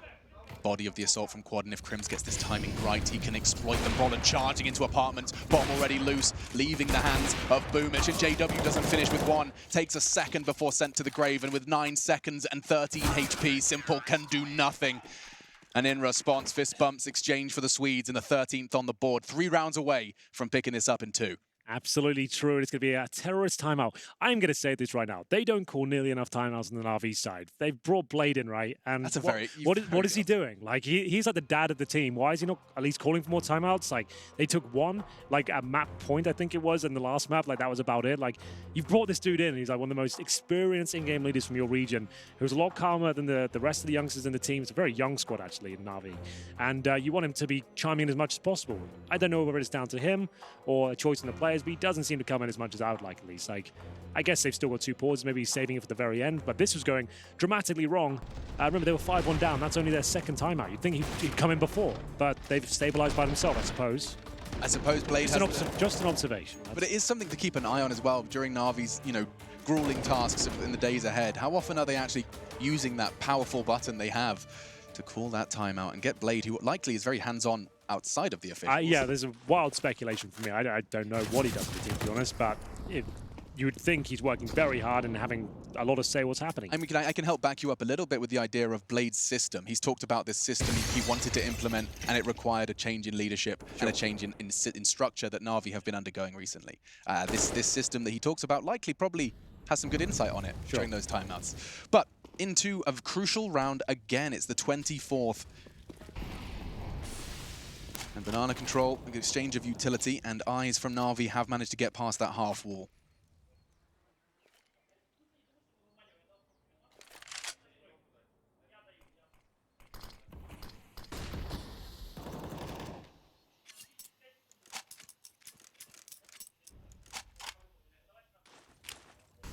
Flame's going to try and throw the same smoke he threw before. Significantly less teammates with him on this one, but just a flash and a spray. It's quite obvious now. The fact he's fired shots there, they're going to have to commit off this one. It's a 4B assault. A stack towards the new boxes here. Will they detect the second player? Boomich will, but it hasn't got the time or the space to take him down. 3 versus 2. Might be considering a save here. We have got one player at the very top. JW's found them an access point. It's going to be both players coming in from this side of the map, and they have got a very strong setup on the Na'Vi side. Perfecto and Simple. And the latter up high, waiting to get that first kill. Rollins begging him to wait for his flashbang. You could see he was falling back to try and line something up, but instead, a Molotov retrieved towards the Emo forces the fight. Simple's ready for that fight. A 3rd frag in the round, 21 total, and an 11th for Na'Vi. Stops the 14th, and running away for the Swedes instead does seem to be closing that gap. That's going to be 3 in the last 4 going in favor of the T side. They've got themselves in a real pickle here, Fnatic, unfortunately. We're getting to the tail end of this second map, and the money's at 1,400 for Crims, 1,900 for Brolan. Lost bonus not established at all. So you're either double eco or you force buy this round and hope for the best. So we'll see what they've got in mind. This is a real test of the coach at this point. He's been brought in. It's basically his call with the timeout. He's going to be the one deciding this. If it was me, considering it came down to a tie round the previous one, and you're going to be double eco regardless on a couple of these players, I don't know. Maybe go for it. It's like pick your poison time. There's no correct answer. It just depends on what the team's mentality is. I'm seeing CZ's purchase an MP9. It doesn't look like a full investment. A couple of players are going for it. So Fluster and Crims are fully investing. Yeah, they're sending it. They've gone for it. CZ's one MP9. And if they give this one up, it's almost certainly going to be 13-13, if not worse. Perfect framing from Mr. Greer of just what Fnatic have decided to do. They called the timeout to make this choice. Leaning towards utility. And the pistol. CZ75. Fnatic. Historical organization in this game. I think at one point the CZ was in their logo. And now 4 of them in the server for the squad. Good push from Flusher. Damage inflicted towards Electronic. Simple's worse for wear as well, but numbers favoring Na'Vi as they find themselves gathered in spawn. They've worked it out. They've seen the nades and they've seen the push. They know the force is present. Surely Na'Vi can close this one out, but they have taken considerable damage, that's for sure. In terms of utility, Fnatic have 2 smokes and 1 flashbang. Their general setup is focused towards the quad side of the A bomb site. Golden trying to fend them off to the best of his ability. With a single smoke at the top of half wall, he's going to be making some sound cues, jumping around, hoping it's enough to get them away from this side of the map and walk into the Lion's Den. He's got the only significant weapon as well, the MP9. If you can find those low HP players and just send them packing towards A, it could be enough, but it looks like their final objective might be towards B here. Setting up the smokes now, 35 seconds. Rotations coming through. Bomb is making its way up towards B. A change, though. Electronics the one with the bomb on his back, and he's at the very bottom. They're not committed just yet. With 25 seconds, they've got to make their mind up. Yeah, they do seem a little indecisive, and Golden's got one and managed to get away with the MP9. What's the reaction? It seems a little shaken. Two of those players have got low HP, and there's low time on the clock as well. 15 seconds. Golden's playing it so well. Just surviving is integral to the success of his team. 8 seconds. Where's that bomb? Perfecto, crucial into CT. Bomb down courtesy of Electronic, and there is nothing that Crims can do. Na'Vi, they stem the bleed.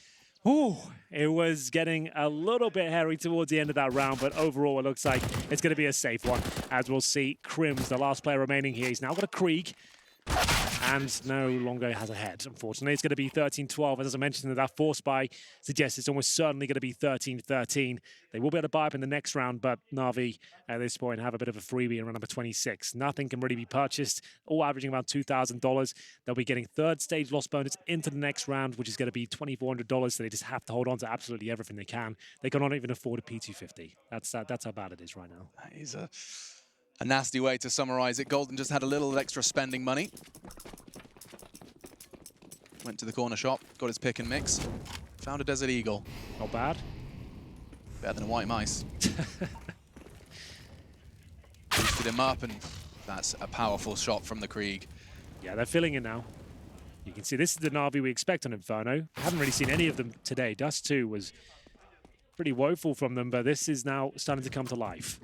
Don't you know that Na'Vi do best when they're having like a full-blown argument? Yeah. That's when they play their best Counter-Strike. They just have to be hating each other after a couple of oopsies, and then they just seem to find that resilience necessary. Certainly the case here is this looks like the 13th, just the full eco, and 3 players remaining. Even finding SMG frags just to add an extra cash to their pockets for this adventure.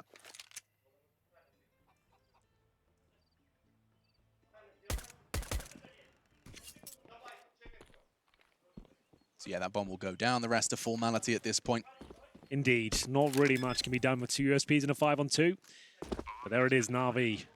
Very happy with that. They've got a nice reservoir of cash to operate with going forward now. Don't have to hunt these players down, but they could farm some cash. Yeah, I see what they're trying to do there, but you need to have a bit of restraint. They give 2 kills away. Luckily, nothing saved. And we will see 13-13 come through. Money's still not great for Fnatic. That's why I said 13-13, potentially worse, because you're going to have some compromises here. There it is, Golden with an SMG to kick things off straight away. They will be buying into this, but to have utility, great shot by the way from Electronic. To have utility, 1 player, maybe 2 have to go SMG. This is wild from Brolan. That's lovely work through the flowers. Somewhat of a flower himself. A beautiful one. Certainly. When the Krieg is in his grasp, there is nothing more beautiful. Let the nades fly. Let's keep your eyes on that early damage. Boomich is burning, tucked into the corner at just 9. And Flusher knows. He's jumping, he's trying to throw shots down. Golden wants to do the same. Boomich, he's cowering, quaking in his boots. His team wants to support him. Electronics on log. Simple there as well. I feel like he gets away with it somehow. He's so good at surviving a banana. I don't know what it is. A sandbag, he always seems to have 2 HP and gets away with it. He's done it again. He's given them banana control essentially there by surviving and sending the CTs back once their utility was diminished. So, 1 minute 10. What have we got in store here? Could be the B execution. The bomb is falling back, however, so they'll leave Electronic there for now with the smokes deployed, hoping to keep Crims, who's rotated from A on that side of the map, at least for now.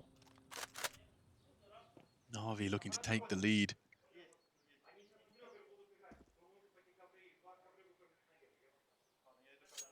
For the first time since the Fnatic slew of rounds in the middle of the first half.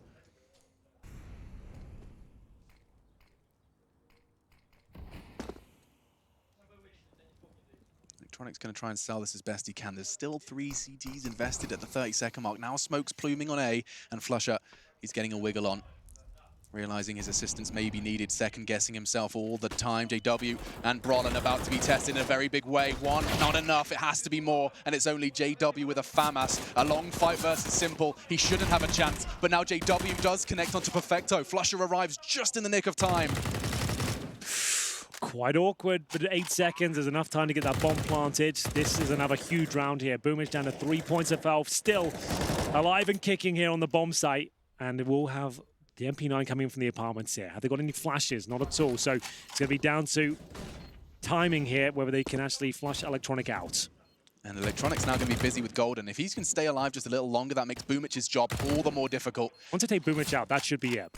You'd think, but he's still alive. How is he not dead? Finally, they find him. Crims, Boomich, the Live Lord. It will just be one. They have got the time for the defuse. Fnatic win the retake to secure a magnificent 14th. I mean, that's finally breaking back against Na'Vi. 3 in a row from the CIS squad and right back from the Swedes. 14 now to 13. 2 away from that magic number. Yeah, still a lot of work to do, though. You give one of these rounds up, and it ties at 14-14, they'll be broken once again. This was not a clean round. This is a desperate finish here. They had no utility. One player with a kid, he's had to batten down the hatches there, work together, and hope that Electronic wouldn't get multiple kills. Luckily, he only gets the one here. Their money starting to look a little bit weak on the Na'Vi side as well. This could decide the outcome of the map right here, right now. Round number 28. Both teams struggling financially. Na'Vi trying to avoid series points here. Fnatic, in terms of the setup, we'll be having 2 players towards B. That's going to be Golden, joined by Flusher. I'll be trying to push that position, but much slower pace this time. Waiting for the initial utility to be exchanged, and then Boomich will go up. Maybe not wanting to receive 97 damage at the start of the round. Full HP bar for Boomich with 20 seconds off the starting clock. It's a new record. Jokes aside, Brolin does look like he's going to be flashed in for a re-aggression, and Simple, so quick on the trigger, playing his reaction game again. This time the head of Golden is his victim. And with that control, they'll leave just one man there and advance now towards JW's position. Flashed off, forced to tuck in on the site. Very tense now. You can hear the communication on the Na'Vi side. One mistake, this all falls apart, and they've isolated Perfecto. His teammates can't help him out. It's a great incendiary. Back to a 4-4, and they've got 1 smoke, 1 Molotov on the T side. Electronic will lead the charge towards B. I think that it's going off this flashbang. Flusher eats it, but here comes a flash in return. He can actually swing off this, needs a quick kill. That might be enough, and that certainly will be. 4 versus 2 now, but Simple still alive and well. Flamey hits a great shot, gets them right back in the round now. 3 versus 2, bomb to be planted. It has to go down right now. Flash to go in. Do they commit off this or wait until they have the manpower available? It's the latter. Flamey down to 18 points of health. Kit available, smoke as well. You're going to want to chuck down the bomb and cause chaos here. And maybe even just towards B, just to isolate Simple. He's got the HP and the skill to make this one work. His first challenge, GW passes it, flying colours a second, and the third is on his way. It's the King of Kings, it's Crims, 1v2, no issue for Simple. 4 kills in one of the most crucial rounds of this game so far, and it is going to be the man with the number 1 in his name. Number 1, not yet in the ranking, stolen from him by a Frenchman. It's the Swedes for now. He sets his sights upon round 29 of Inferno, and it's back straight level. Absolutely epic there from Simple. You could see it, all this going through his brain at that point. He knew he had the perfect position, enough health to make it work as well. He opened up the round with this great shot. Flashed, of course, takes Golden down, and then this is a perfect play. Spacing a little bit off of Fnatic, I suppose, but generally speaking, it was a very chaotic situation, and Simple, he didn't make a single mistake there. Brilliant. And you know that's crushing for Fnatic. They know it as well. Punching himself in the head there. Yeah. Better than the desk, I'd argue. Cheaper. It's his own property. Yeah. So that was the nightmare scenario for Fnatic. Pick your poison again. Do you force buy here and potentially give up the map, or do you take an eco, give up map points, and then try and play for overtime? I don't even know which poison I prefer, to be honest. I guess that's the whole idea of the analogy. Yeah, they're both pretty bitter. Yeah, that's both the whole thing. Pretty damn brutal. So they've taken, like, not even a partial buy. This would be an eco, so they are playing for overtime, essentially. So you've got 3 HEs. Dumb those down towards T-steps at the start of the round, perhaps. Like I said, if ever there was a team to win at this sort of buy, though, Fnatic would be up there, historically. 2-0 would be great. They really could feel it in the previous round as well. As I mentioned, had they won that one, the boot would be on their foot. It'd be Na'Vi with SMGs and pistols right now at series point. Gosh, and it was simple to save it. Opened it and closed. A round before. There are 3 nades here. If we see some similar scenes to what we've already witnessed here on Inferno, those pistols will do a good chunk of damage. Nades to follow up could be deadly, but I mean, this is a Na'Vi fully armed to the teeth. Nade does very little. Simple's looking for that fight. He is burning just a little bit. A sound cue for Golden to try and punish, and tags up Electronic down to 47, but this isn't even a commitment with the bomb. They're just going hunting. If you're careful, there's a player at the back there. Let's just flush up. P250 in hand. Simple's got CT spawn. More promising situation for Na'Vi, that's for sure. Just letting him go by. Just get under the skin. Simple, you've been punished for this before. He goes for the stab. You cheeky boy, it's 14-14. This is Katowice Simple. You've really got to be cool.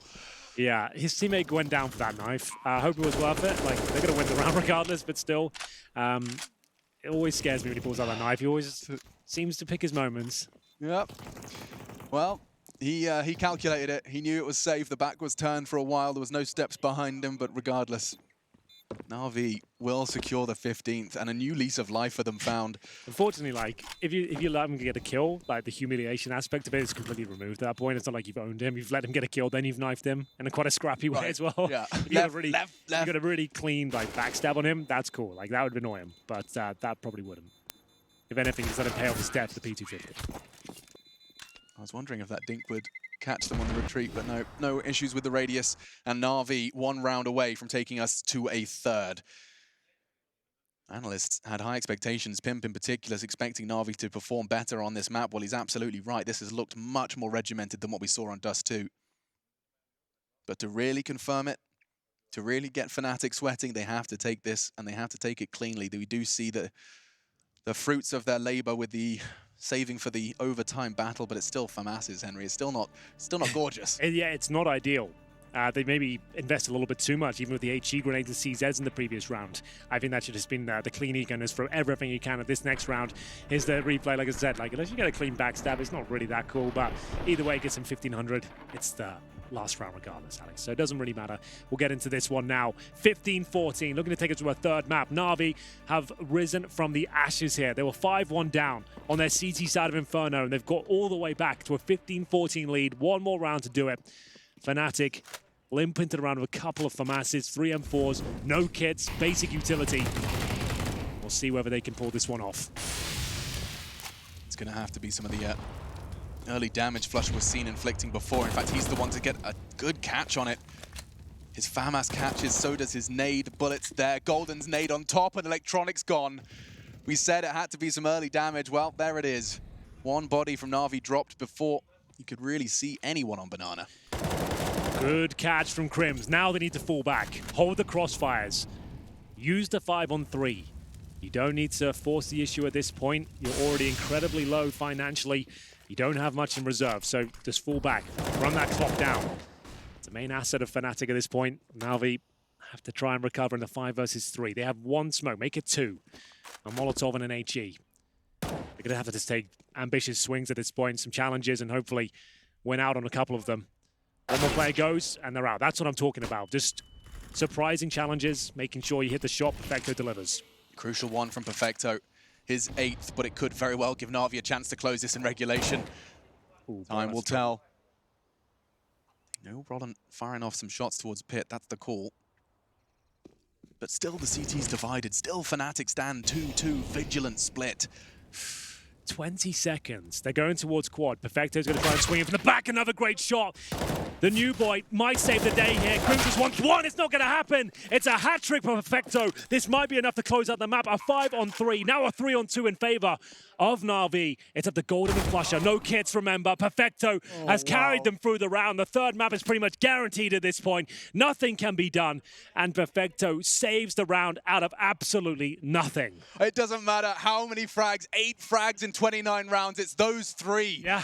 that secure it for Na'Vi. Simple will close it, and that's the man on your screens. Quiet, but so loud when it mattered. Perfecto, a triple kill to overcome a 2-man deficit in the last round of regulation. Unbelievable scenes there. It looked like they were done for. They made a lot of mistakes on Inferno. That was not a clean showing from Na'Vi at all. There were awkward moments. I dare say Fnatic were the better team, but they just kind of dropped the ball towards the end of that one. You can see it reflected in their body language. So many interesting moments there. Another fantastic series of Counter-Strike is developing right in front of us here. We have one more map to bring you, but before that, we'll throw you to the analysts, and we'll be right back with that third.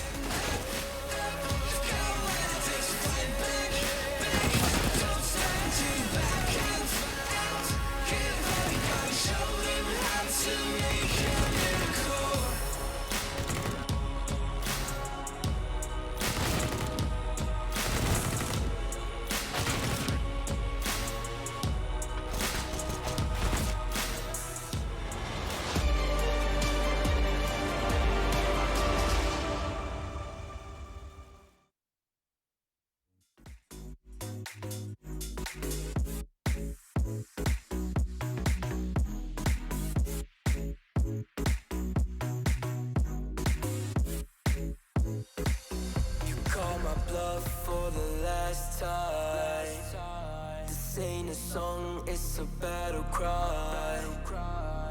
No life, I see the clue between the strobe lights. I'm haunted, black face, hey, follow me around, okay, black face, hey, follow me around, okay, used to want it bad, used to want it bad, but I can't taste it, I can't help you not, okay, follow me around, okay, black face, hey, follow me around, okay, follow me around, okay, black face, hey, follow me around,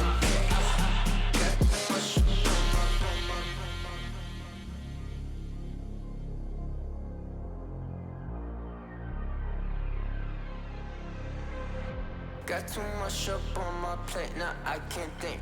I said woke up, take a exit, now I'm feeling this is it. Want the money, want the rest, I do purse, not no cess. They say Donis, why you sad? I said I just need to think. Red tape, got too close, I hate the city. Black face, show you everything you need to your phone, get it bad. Someone said it is sad. I used to want it bad. I know it's in my head, keep seeing you too many times, yeah. I know it's in my head, keep seeing you. I know it's in my head. Follow me around, okay, black face, hey, follow me around, okay, got too much up on my, follow me around, okay, black face, hey, follow me around, okay, got too much up on my, follow me around, okay, black face, hey, follow me around, okay, got too much up on my, follow me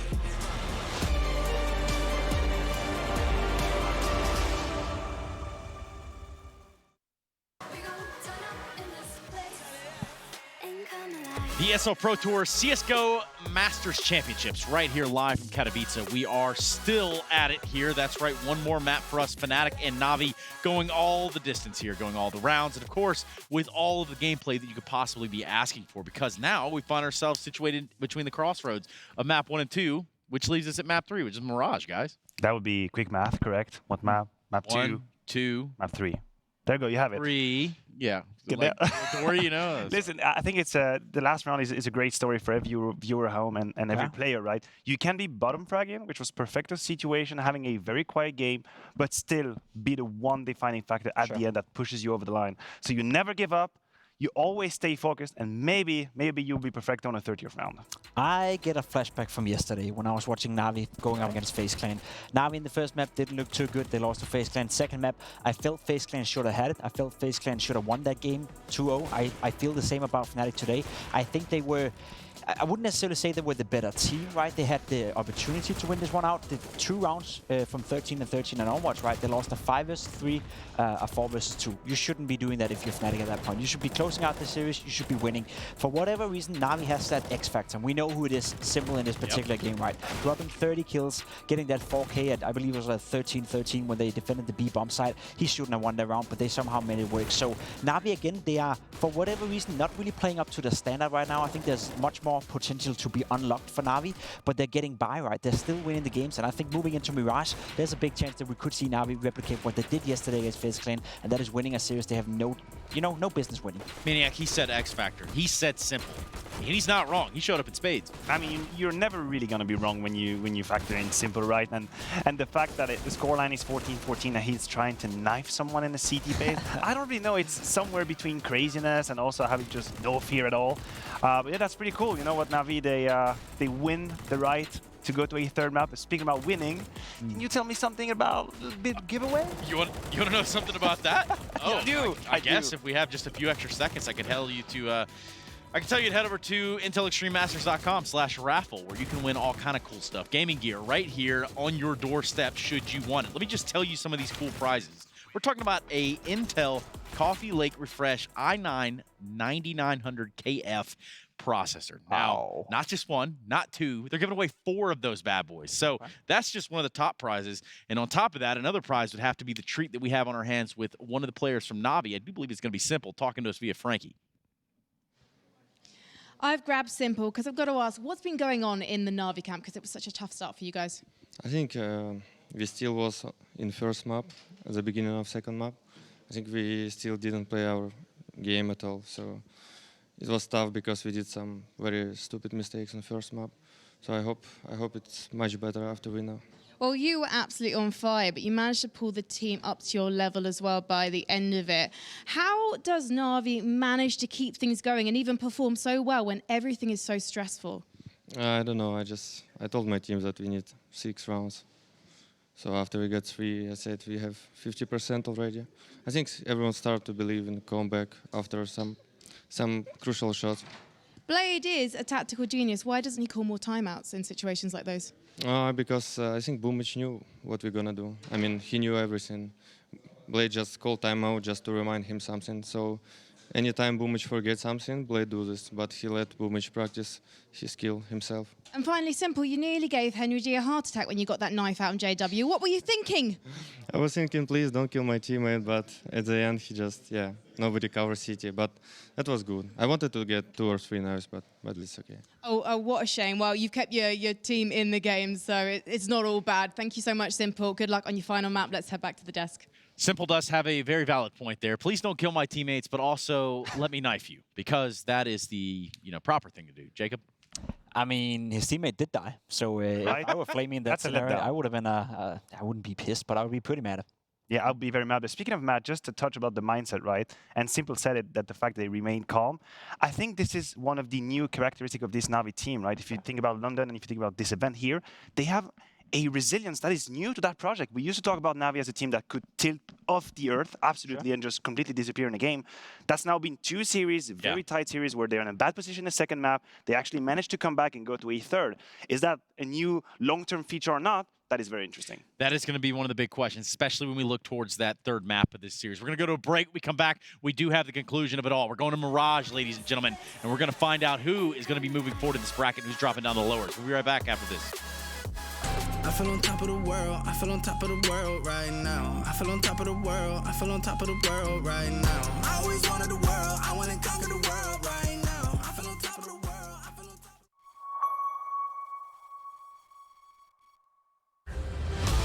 This is your chance to rise, a chance to prove yourself to the world.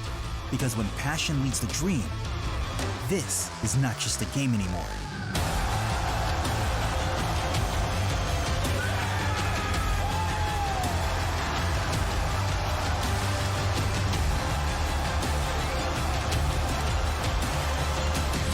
This is the ESL One Rio Major Championship.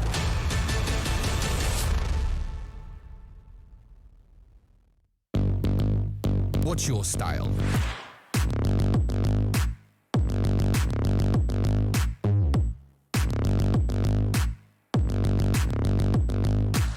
Get your merch at shop.eslgaming.com.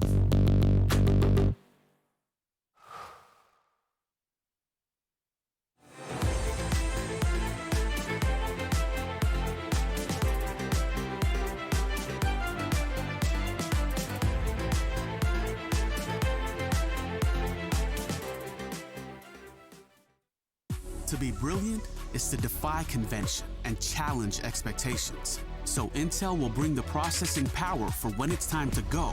Brilliant. Frame rates that keep up with your reflexes. Brilliant. Fast clock speeds for when you're on the clock. Brilliant. It's what we do at Intel, powering you to master your potential. Will you rise? Intel. Unleash your brilliance.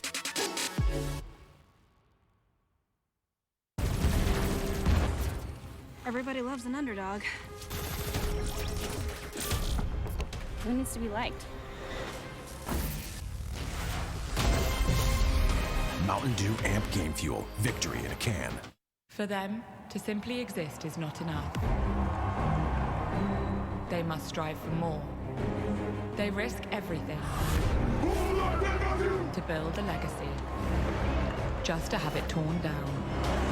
Many have tried to reach the unobtainable, but only a few achieve greatness. They have many names. We call them stars. Euronics, a human touch in a digital world.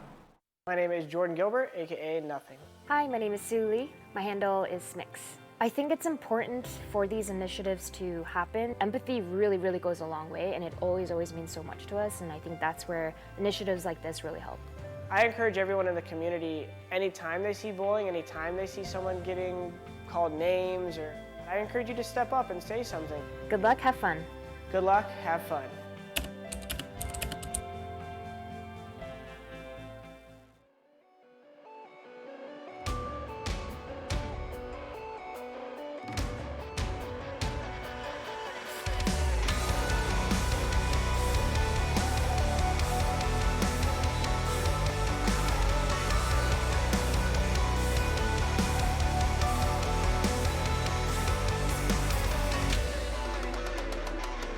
On this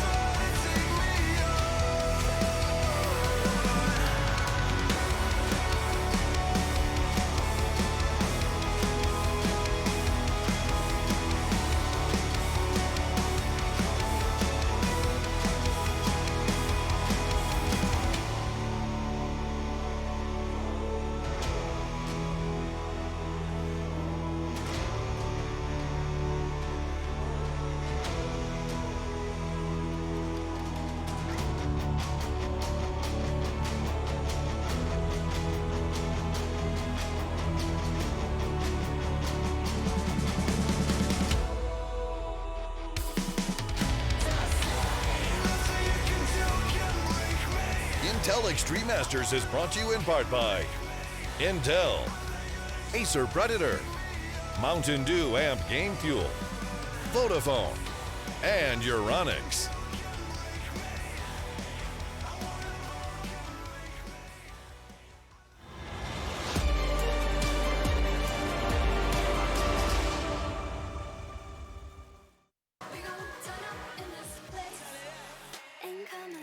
Well, we've seen the conclusion of the second map, which lights us up for a third. Hey, there you are, guys. Sometimes I fade in, sometimes I fade out. This guy, though, is a very big constant over on the side of Na'Vi, which I'm sure he's going to have plenty to say as we look forward into that third map of Mirage. And doing that, we're going to have our analysts say a few words as well about this trifecta of doom that they've kind of come to the conclusion exists. Fellas, what do you got for me? Well, we're moving into Mirage, a map where Na'Vi have had great success as of recently. They've had 2 CT sites getting 10 rounds and 11 rounds. Now, this, big part of that reason is the part of the setup they're running right now. Boomich, he's playing towards the A-bomb side. Perfecto, he's been put towards the B-bomb side. And then we have 3 players, Flamey towards Catwalk. We have Electronics in Connection. And then we have Simple playing towards middle. These 3 players, that's actually pretty cool. Gonna be another player. You can several players. I like to have a Simple These flying around. 3 players, they are strong. They are doing such a good job. And Matthew, we need to see more from them. Yeah, absolutely. I mean, if you're Na'Vi, basically what you're doing is you put all of your main resources towards the middle. Fair enough, that's the key part of the map. We talk about it on and at the desk, so I understand that. But what it means as well is that poor Boomich and poor Perfecto, they're going to be one-on-one all the time. They will have a lot of pressure on them, a lot of responsibility. And if you're Na'Vi, I hope you keep that in mind, because Fnatic, they will use that for sure. Yes, they certainly will. Thank you, gentlemen. A guy had asked you to just go ahead and walk back this way. Come on, you can do it on camera. It's fine. If you want to moonwalk, that is on you. Not sure that it was the best moonwalk, but perhaps that's the next hashtag challenge we can introduce to the world. Jacob, you look troubled. What is it? I mean, it's a great point to bring up, right? Because if you're Fnatic and you're looking into how Na'Vi is playing on the CT side on Mirage, you want to try to see if you can utilize the fact that Perfecto and Boomich is playing, I wouldn't say all by themselves, because they do get back up from time to time, and Na'Vi is also a team that like to adapt, but there's definitely a weakness to be seen in this CT setup, despite Na'Vi having played such a great CT series the past 2 games. Which team are you having a weakness for here? Make it quick, Maniac. I think Na'Vi is going to take that. I think Na'Vi have that resilience now. They came back from the Flames and Inferno, pun intended, and now that they actually survived it, don't give me that look. No, I think Na'Vi have made it right. Simple carried them to a third map. They feel good, they feel comfortable, they've had decent result on the map. I think they're set up to take the series. Yeah, I think they could very well be doing that. What do you got, Jacob? I mean, we haven't seen Fnatic play in 2020 that much. And Mirage, by the end of 19, it wasn't a strong map for Fnatic for whatever reason. I need to see them improving on it. I need to see them getting better on it. I believe Na'Vi is a stronger team here, so they should take the series. Well, this is what it all culminates to. The Group A upper bracket semifinal, Na'Vi, Fnatic. One final map here of Mirage. And we're going to be jumping into it right now. I'm ready to get the action started. I'm ready for the live on 3. And hopefully Henry and Alex are as well. We are chomping at the bit to get this third map started. Thank you very much to Jacob Pimpinicky, Matthew Maniac Kikre, and of course Trace Stunner Serenthus. That's their names. Yeah, in case you're wondering. Well, here we go then. Fnatic on the T side. Smoke's already deployed. It will be an A finish here. Quick commitment of the smoke down towards jungle and the steps. Flashes to go over, and a Desert Eagle to lead the charge and find the headshot as well. This is absolutely sensational from Fnatic. They found 3 kills. The bomb's going to go down. Call it done. As we have Perfecto and Electronic remaining, they've got no kit, no utility. Need to find a couple of kills to even have a say in the round. JW has just stood on top of that default boost and has put 40 bullets into that corner waiting for Electronic to move. He hasn't, and continues to stand in the very same spot that JW was trying to suppress. He chooses to just have a little look, and wow, some precision from Fnatic to dash the Na'Vi momentum immediately. All 5 still standing, and a deagle into the pistol round for that CT fight. You don't see that too often. The Desert Eagle, I guess he had a very good spawn, his challenge towards CT spawn there, but it's ambitious. Normally you'll get a P250. You get a bit of utility with that as well, but I respect it so much. Crims nails the shot towards CT spawn. They don't drop a single kill. One of the most convincing pistol rounds you're ever likely to see, to be honest with you. As we'll see, Galil's and AK's brought out, of course, on the T side, and the 4 spy from Na'Vi. I expect to see a scout in there. It's going to be simple with the weapon, and 5 towards A once again. Gap in the smoke, though. Brown's going to wait patiently. Might just give him a 3E. It's going to be Boomich, though, just showing a bit of ankle there and falling back.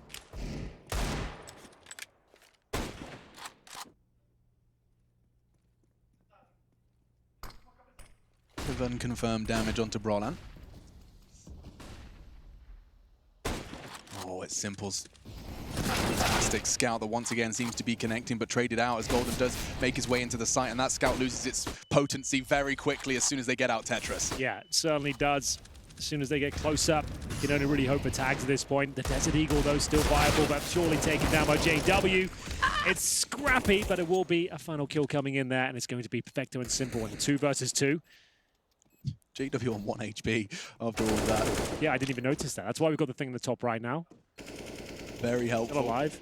3 versus 2. Simple incredibly low, though, both from CT, and they got the info as well. No kit, and as that beep can be heard, it's starting to quicken, and so is Fnatic picking this one up and rotating to actually try and do some damage. Look at JW, he's going kitchen, and he's looking to cook up a double kill. He should be good for 1 here. Simple will be taken down by 1 bullet. There it is, Crims to get the final frag. It's going to be the eco now for Na'Vi, as we see them hovering around $2,400, and it's 2-0 Fnatic on their T side of Mirage. So what can be done here for Na'Vi? Not much, to be honest with you. Maybe a flashbang and some P250s, that's about it. Try and swing out together. It's another rough start for them. If you caught Inferno, they're actually 5-1 down and won the map 16-14. So 3 HGs have invested quite a lot, opting for P250s and HGs. So do they push towards the middle area? Let's nade towards top and middle. They can nade a ramp as well, and actually sending most of their players towards B. In fact, all of them. So they're going to nade deep in towards the apartments, expecting a rush here. I don't think Fnatic are the sort of team that would present a B rush against Pistols, but regardless, that's what they've gone for. Na'Vi won't be doing much of those HGs, as we'll find a completely open site. Fnatic pretty much confirmed victory just from walking into a bomb site. Yeah, these are the luxury rounds, especially after the hard graft of the first 2. You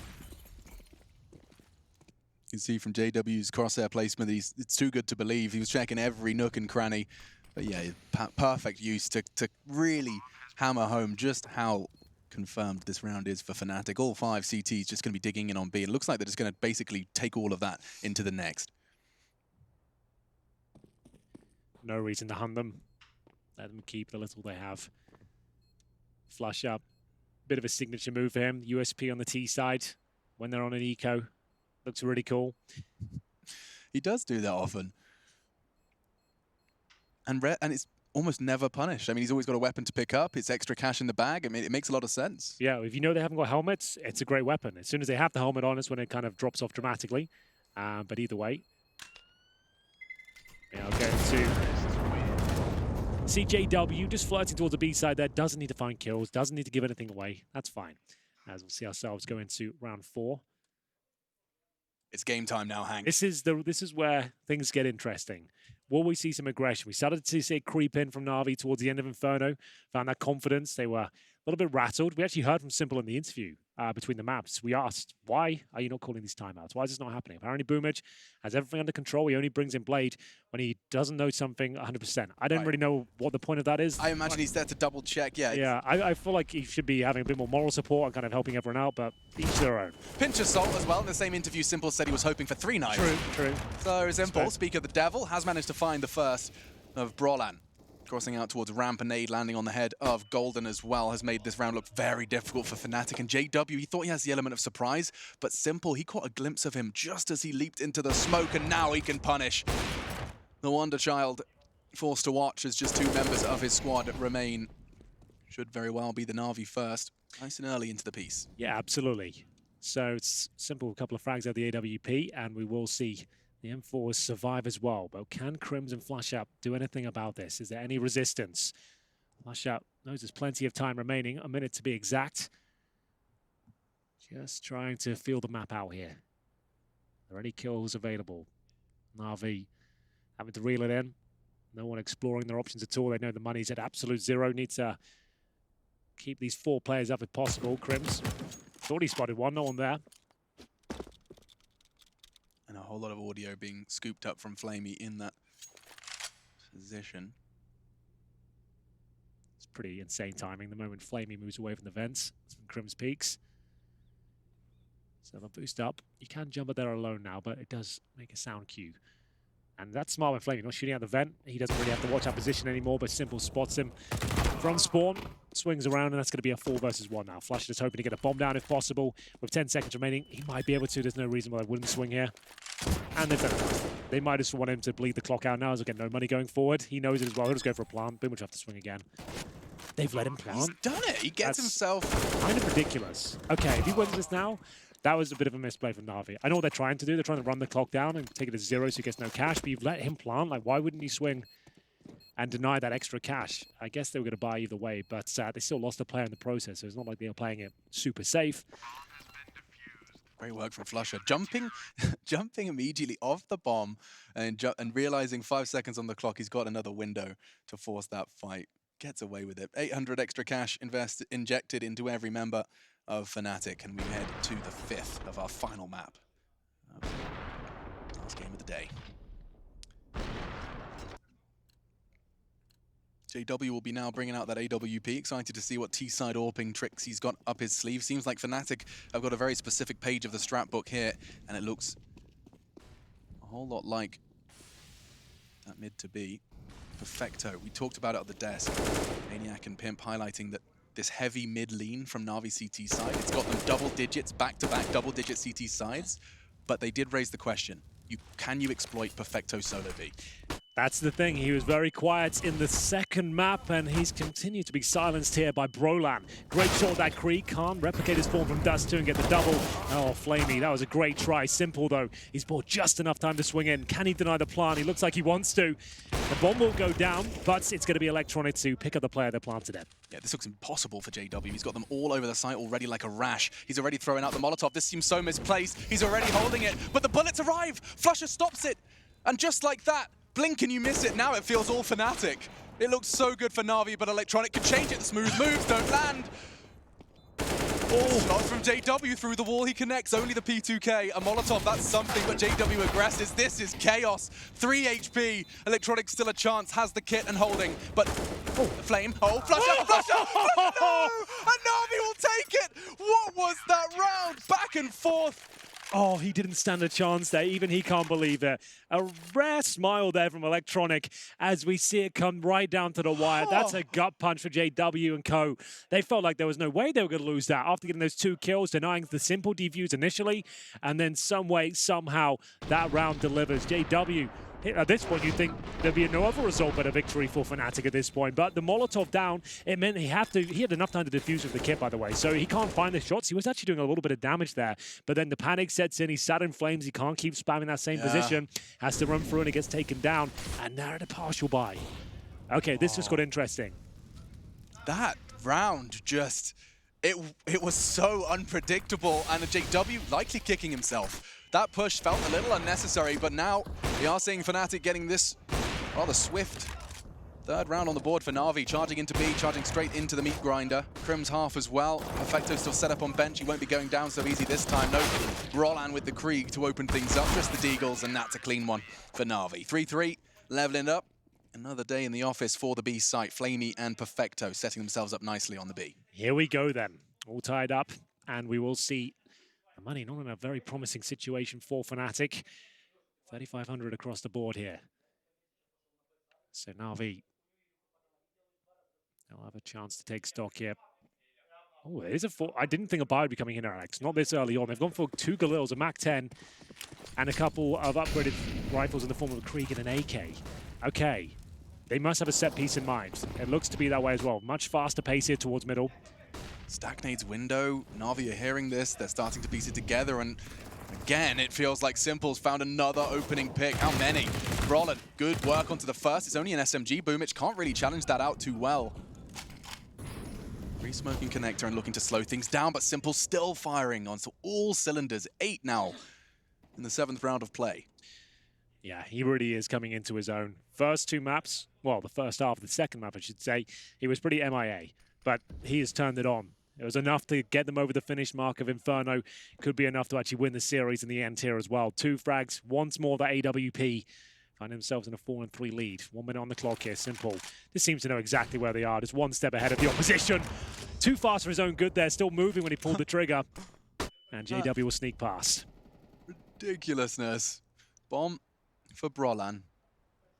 Already crawled all the way to bench. And they do have this slight pincer of Flusher on Balk, but there's no trade available. There's a smoke on that balcony. He's trying to play Sneaky Beaver, but instead he gobbles a flash and tries to tuck himself in. And with Flusher's movement, Simple's hit his teammate. That looked awkward.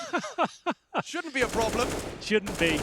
We'll see if JW has anything to say about it. Okay, he's going to be inside his own head now. JW's had a couple of moments towards the B apartments, and now in CT spawn. That wasn't going to really sway the round either way, but that was a kill he felt like he should have picked up. That was a massive commitment with the buy there. The Galils, Mac 10s, a couple of rifles. We are going to see 3,000 pretty much on the nose for all 5 players of Fnatic now after the 3-0 start. They've given up 4 rounds in a row. You can see their temperament starting to shift. They were looking so comfortable on Dust 2. And a big emphasis has been put on this rebuilt Fnatic in terms of mental state. Often they've described they used to let their problems build up, boil over, and then, you know, we would see the surprise outlier results for Fnatic. Instead, they say they've got the format and the system in place where they can address their issues head on mid-game or mid-tournament.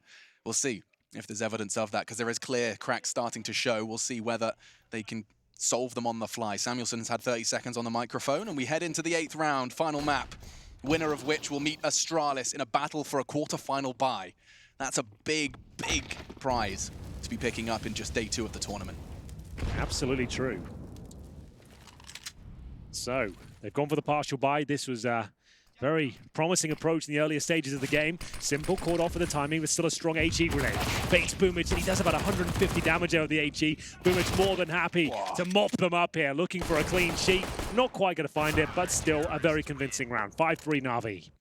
Lovely jubbly. Another one in the tank. 5 as they do continue to nurture the bank. Look at that. Boomich on 11k before he buys as well. That's a very nice number to be seeing round 9 on a CT side. I will reiterate, that's typically the side that can fall foul to the economic downturn of the new world of Counter-Strike, but that's a very nice bank balance.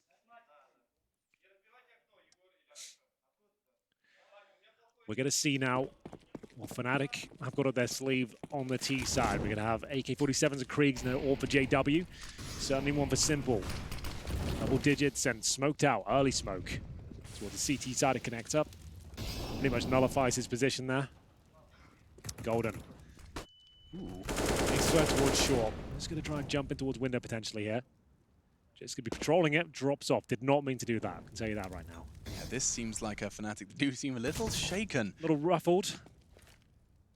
It's just those minor adjustments that all just seem to be a little off.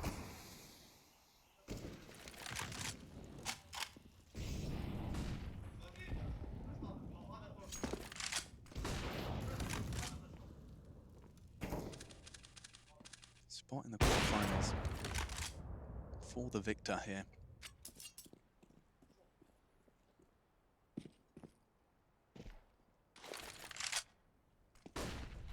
Crucial juncture of Mirage. Bomb's going back towards T-spawn. They've got control of connector. They've got them all set up there. There is, of course, the pressure. They can get themselves into window now, albeit loud, with the new addition in mid.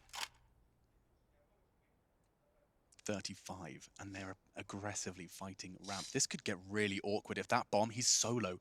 If Crims doesn't win that duel, they lose this round, Hank. Big Boomich, but Krim certainly does win the duel in Simple now to fight 2 and Nail. He's been surrounded here. It's a Fnatic player spewing towards the bomb site. He's showing a bit of wrist action there from the position. That came up really wrong. Sounds hot. 10 seconds though. He's got to get that bomb down. Crims will, the hero of this round. He loses the bomb ramp. This round would have been a very different story, but closing the gap. And if he can continue to pull off plays like that, there certainly will be some wrist action. Another headshot flaming, takes the head, Perfecto falls to Flusher, and it is going to be a fantastic Fnatic round. But a bit of a, I can't help but feel that that wasn't the game plan. I can only apologize for that one. Didn't see it coming. It's getting late here. But still, I think we all enjoyed it. Yeah, tickled you. Sure. Oh, great stuff, though. Another successful round for Fnatic after giving up 5 in a row. They will post some success there, keeping 4 players alive as well. Their execution, it seems to be their go-to, and they're feeling like they're painted into a corner somewhat, drop the execution in, and it seems to work more often than not, as we'll see the M4s come out once again. But primarily through mid, it was like that jungle connector 3-man assault. They were walking up bench. It made things very awkward for people to react to Crim's presence ramp. Very effective stuff from Fnatic. Good calls from Golden to put all those pieces, all those pawns in the right place.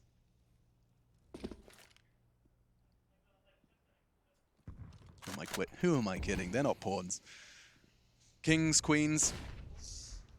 I don't know enough about chess to do any more. You've got all sorts, really. Rooks, bishops. Knights, bishops, yeah. Maybe flushes the bishop, because he's all diagonal funky. I like that, the bishop. Ooh, maybe legs. Maybe we can get the bishop in the cathedral of Counter-Strike. Yeah, we bash the bishop, get it done. Can we get Henry Greer to bed? That's Henry Greer to bed, please. 5v5, that's fine. round 10 and the 60-second mark. So this does look quite similar, actually, with less progress from Fnatic. Absolutely true. Still with a couple of smokes available to them. See the Molotovs, HE's exchanged here as we'll get into the 45-second mark. Electronic does find the first kill. That's towards Brolan by the connector position. That's from the vent in towards CPL. So what's the response here? Time ticking away for Fnatic. They do have the bomb at the A-Ram. Has to be the split from the connector. Difficult situation for them considering JW smoked out. Simple hasn't really missed a shot so far. Continues successfully as he gets another 2 frags to his name. He really is racking them up now. 13-4. Yeah, I think the Inferno ignited something within him. Seeing his team, what looked like it could very well have been a lost series. They even go down 5 versus 3 in the final round of regulation, and Perfecto, after being, I think he sat around 7 or 8 prior to that round starting, he gets 3 crucial frags in that 5 versus 3 situation. I think that was enough. Winning the map off the back of it, coming into Mirage hot. Na'Vi hold the lead and look to extend it with nade damage like that. Crimson JW chunked. Yeah, Na'Vi starting to look like they're getting it all together right now, just in the nick of time. A different team almost here on Mirage, as Boomich inflicts so much damage with the HE grenade combo. They've got a 4-on-4 situation, but look at JW's health. Partnered with Crims as well. It's not looking too good. Electronic sits in that smoke, waiting for an opportunity. Anyone to try and jump up towards window, but JW decides against it, drops down towards connector. He stood in that door, in that window frame, in the smoke with 5 HP. Not many players would have the audacity to do that. Dropped off before it fades and continues to live on. Opposite could be said for Brolan, though. It's Flamey to secure it.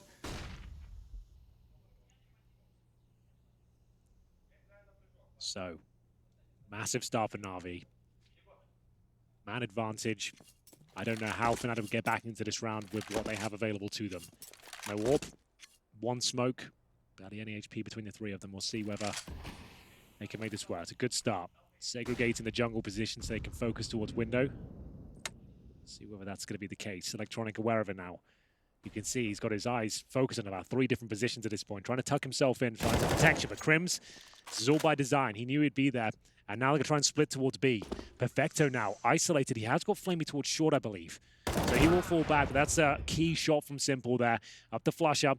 If he gets his kill on Flamey, we could be onto something. He knows he's there, just waiting for a mistake, but time is ticking away. He's going to have to force the issue. He just doesn't have the time. Perfecto's on the site as well, hoping the molly would draw Flamey into a slightly wider stance, but he has to leap out. Perfecto should get the trade, though. 8 seconds. Flush is just going to have the bomb in his hands, and Perfecto can win the round. Takes his time, bides it perfectly. 3 seconds. Impossible for JW to win this one.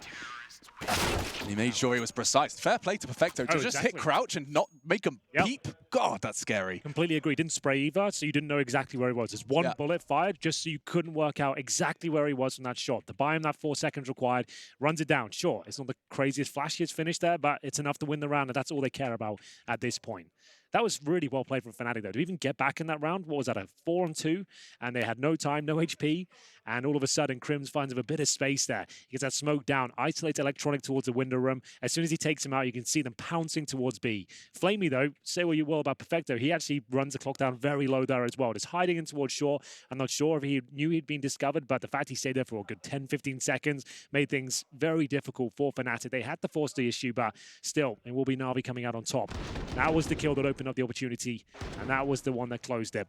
Perfecto, just 1 bullet just to shroud his position for a couple more seconds. Yeah, I mean, that squeaky bum time. When you fired that shot, you hear the steps, you were looking at the clock, you can't really look at anything else. Big round for Na'Vi. And a big one for Perfecto, who has come into Mirage playing inarguably the least desirable spot on CT Mirage.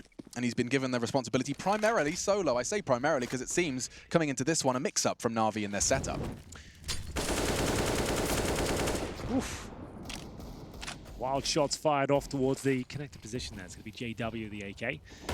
They're actually giving Fnatic a taste of their own medicine here. The HEs are landing pretty consistently. That one doesn't do a ton of damage, but it's enough to remain convincing. I'm enjoying this one Na'Vi are doing on the CT side. I can back it up with some ridiculous numbers. Check this out. All of the CTs, apart from Perfecto, are over 100 utility damage. Nearly 200 from Simple. That's solid. Fnatic, there are 3 members that haven't surpassed 8. Of course, it's the T side, but a great sign for Na'Vi nonetheless. Yeah, good point. Well, Simple. Slowed down in terms of numbers, but his teammates certainly haven't. He'll be dropping another beautiful HE there. Just chipping away at them. He's been finding double kills in the early rounds, left, right, and center. We'll see if he can get another one to his tally here. Flashbang's effective, though. He'll have to fall off. They might as well commit to this now. They've only got CZ and Desert Eagles. Flamey ready and waiting. The backup Simple, and it's amazing. You can see the headshots just being delivered as we'll get 3 kills to his name. Perfecto to close things out from the bench, and it'll be a clean sheet for Na'Vi. They go 8-4 here in our 3rd and final map of the day. As Fnatic took the partial buy in the previous round, we'll have to invest now. We haven't seen much of the JW Orb or of Golden, to be honest with you. He's 1-9 right now in this second half. See Flaming a clinical procedure here towards B. Can't ask for much more than that. Yeah, and this could be Na'Vi's 3rd Mirage victory this year. Undefeated so far. Double-digit CT sides versus both OG and Complexity. In 2020, well, 8-4 versus Fnatic here in Katowice. Been a while since it felt the Swedes had caught them off, and it feels like it's been just last round. Simple did the same thing. 2 on the cross, 2 frags before he goes down. That's more than you can ask of your AWPer on the CT side. That was actually pretty wild. More of that, please, Simple. The double kills, it is being delivered in spades here. 4 versus 3, though, and make it to Boomage. Very confident peek towards the A ramp. It's going to leave them with not much at all here, Alex. 1 Molotov and a couple of flashes.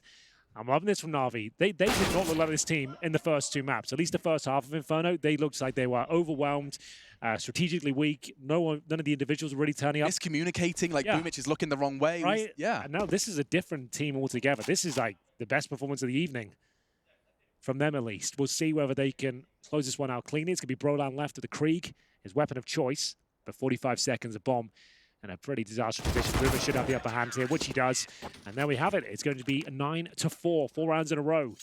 And managing to pick up 9 of the previous 10 rounds. So this is looking very good for them. Fnatic need to wake up. They won the pistol, got the 2 follow-up rounds, but posted 1 single gun round since then.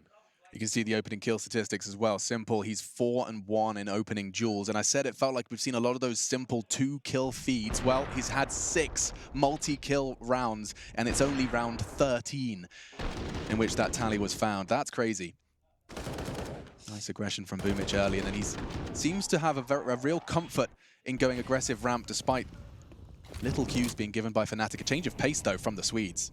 Straight down middle, 4 of them. I guess they need to change things up. Nothing's working at this point. That is being overrun by his AWP. That's the real problem I can spot right now. If Simple's getting 2 frags consistently pretty much every round, with the AWP suggests that you need to rebuttal that. You need to bring your own AWP out and see whether that's the solution, because right now these rifles aren't working out for them. They've already found the opening pick. This time Golden does step up, and Boomich, so well timed, waiting for the sound cues, brings it back to a 4-on-4, pretty much guarantees they have to go back towards B. That bomb is on the back of Golden right now, and he's actually going back towards T-spawn. Look at Brolan's position. Boomich's adventure, as effective as it was, has enabled Brolan to really get somewhat of an off angle. I'm not sure Boomich is too prepared for this, especially when paired up with a bit of a ramp presence. Smoke flying through the sky now, courtesy of Crims. Checking the connector.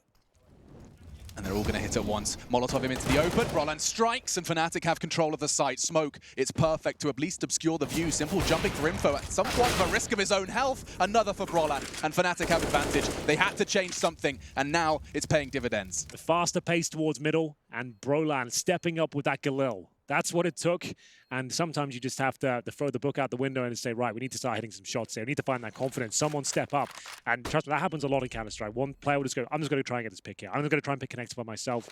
If everything else has failed, that's what your stars have to do. They have to orchestrate these plays. We're not done yet, though. It is going to be a 2 versus 2. Remember, there's no utility on the T side here. Bomb is ticking at some pace. I don't think the CTs will have much time here. Smoking They've got the smoke, though. They're going to smoke here? They're not even going to bomb it. Perfecto.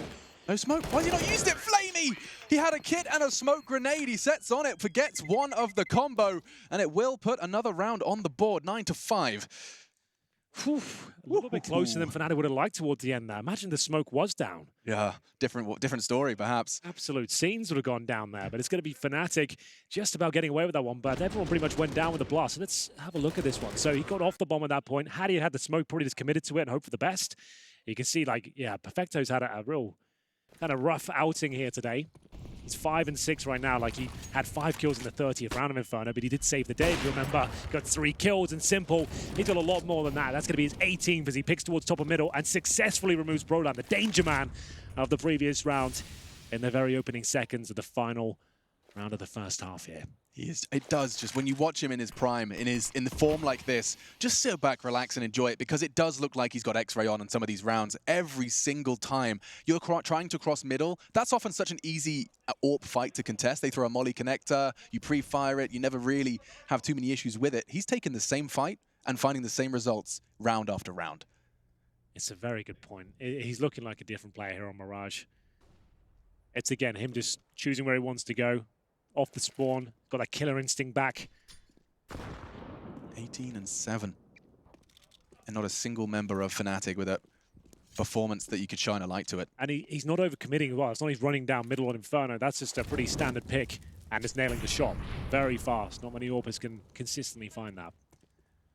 And this is a desperate play from Golden. Just like one of those gut feeling swings, hoping you can take the attention away from your teammates as they make their way towards B. That was pretty much all he had to work with there. The round really is going to fall apart here. It's going to be 10-5, a resurrection in this series from Na'Vi. It looked like they were absolutely out of it. The first map was a disaster. The first half of the second, it was falling apart. They brought it back from absolute desperation, and now they lead the third 10-5. We're going to take a break and be back with the second half very shortly. You do not want to miss this.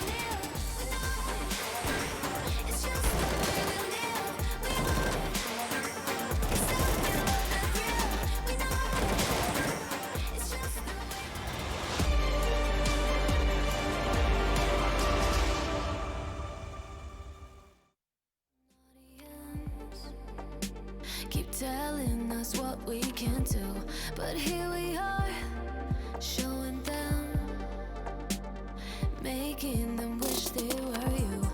We've heard the most when it comes to this, yeah, every shade of blue, but don't even care what they'll say. They think we're out of control, yeah, truth be told, we know it, it's just the way we live, we own it.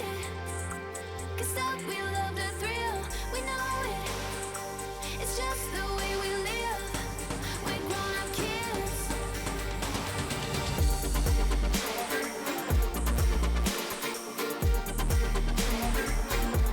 We love the thrill.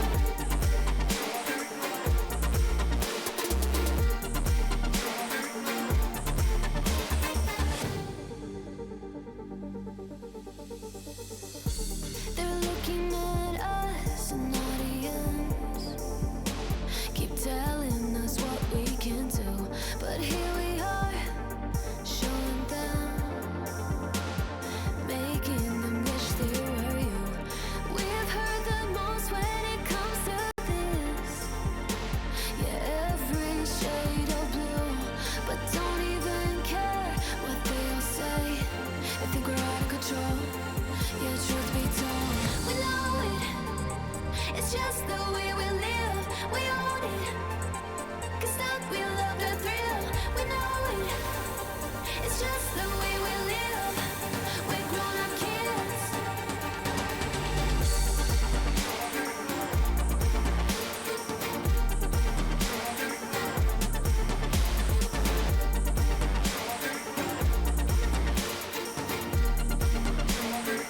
It's just the way we live, we know it. It's just the way we live, we own it. Can't stop, we love the thrill, we know it. It's just the way we live, we're grown-up kids. We're grown-up kids. Embrace your destiny, slay your enemy, raise a legacy. No more apologies, trust your abilities, gather the energy.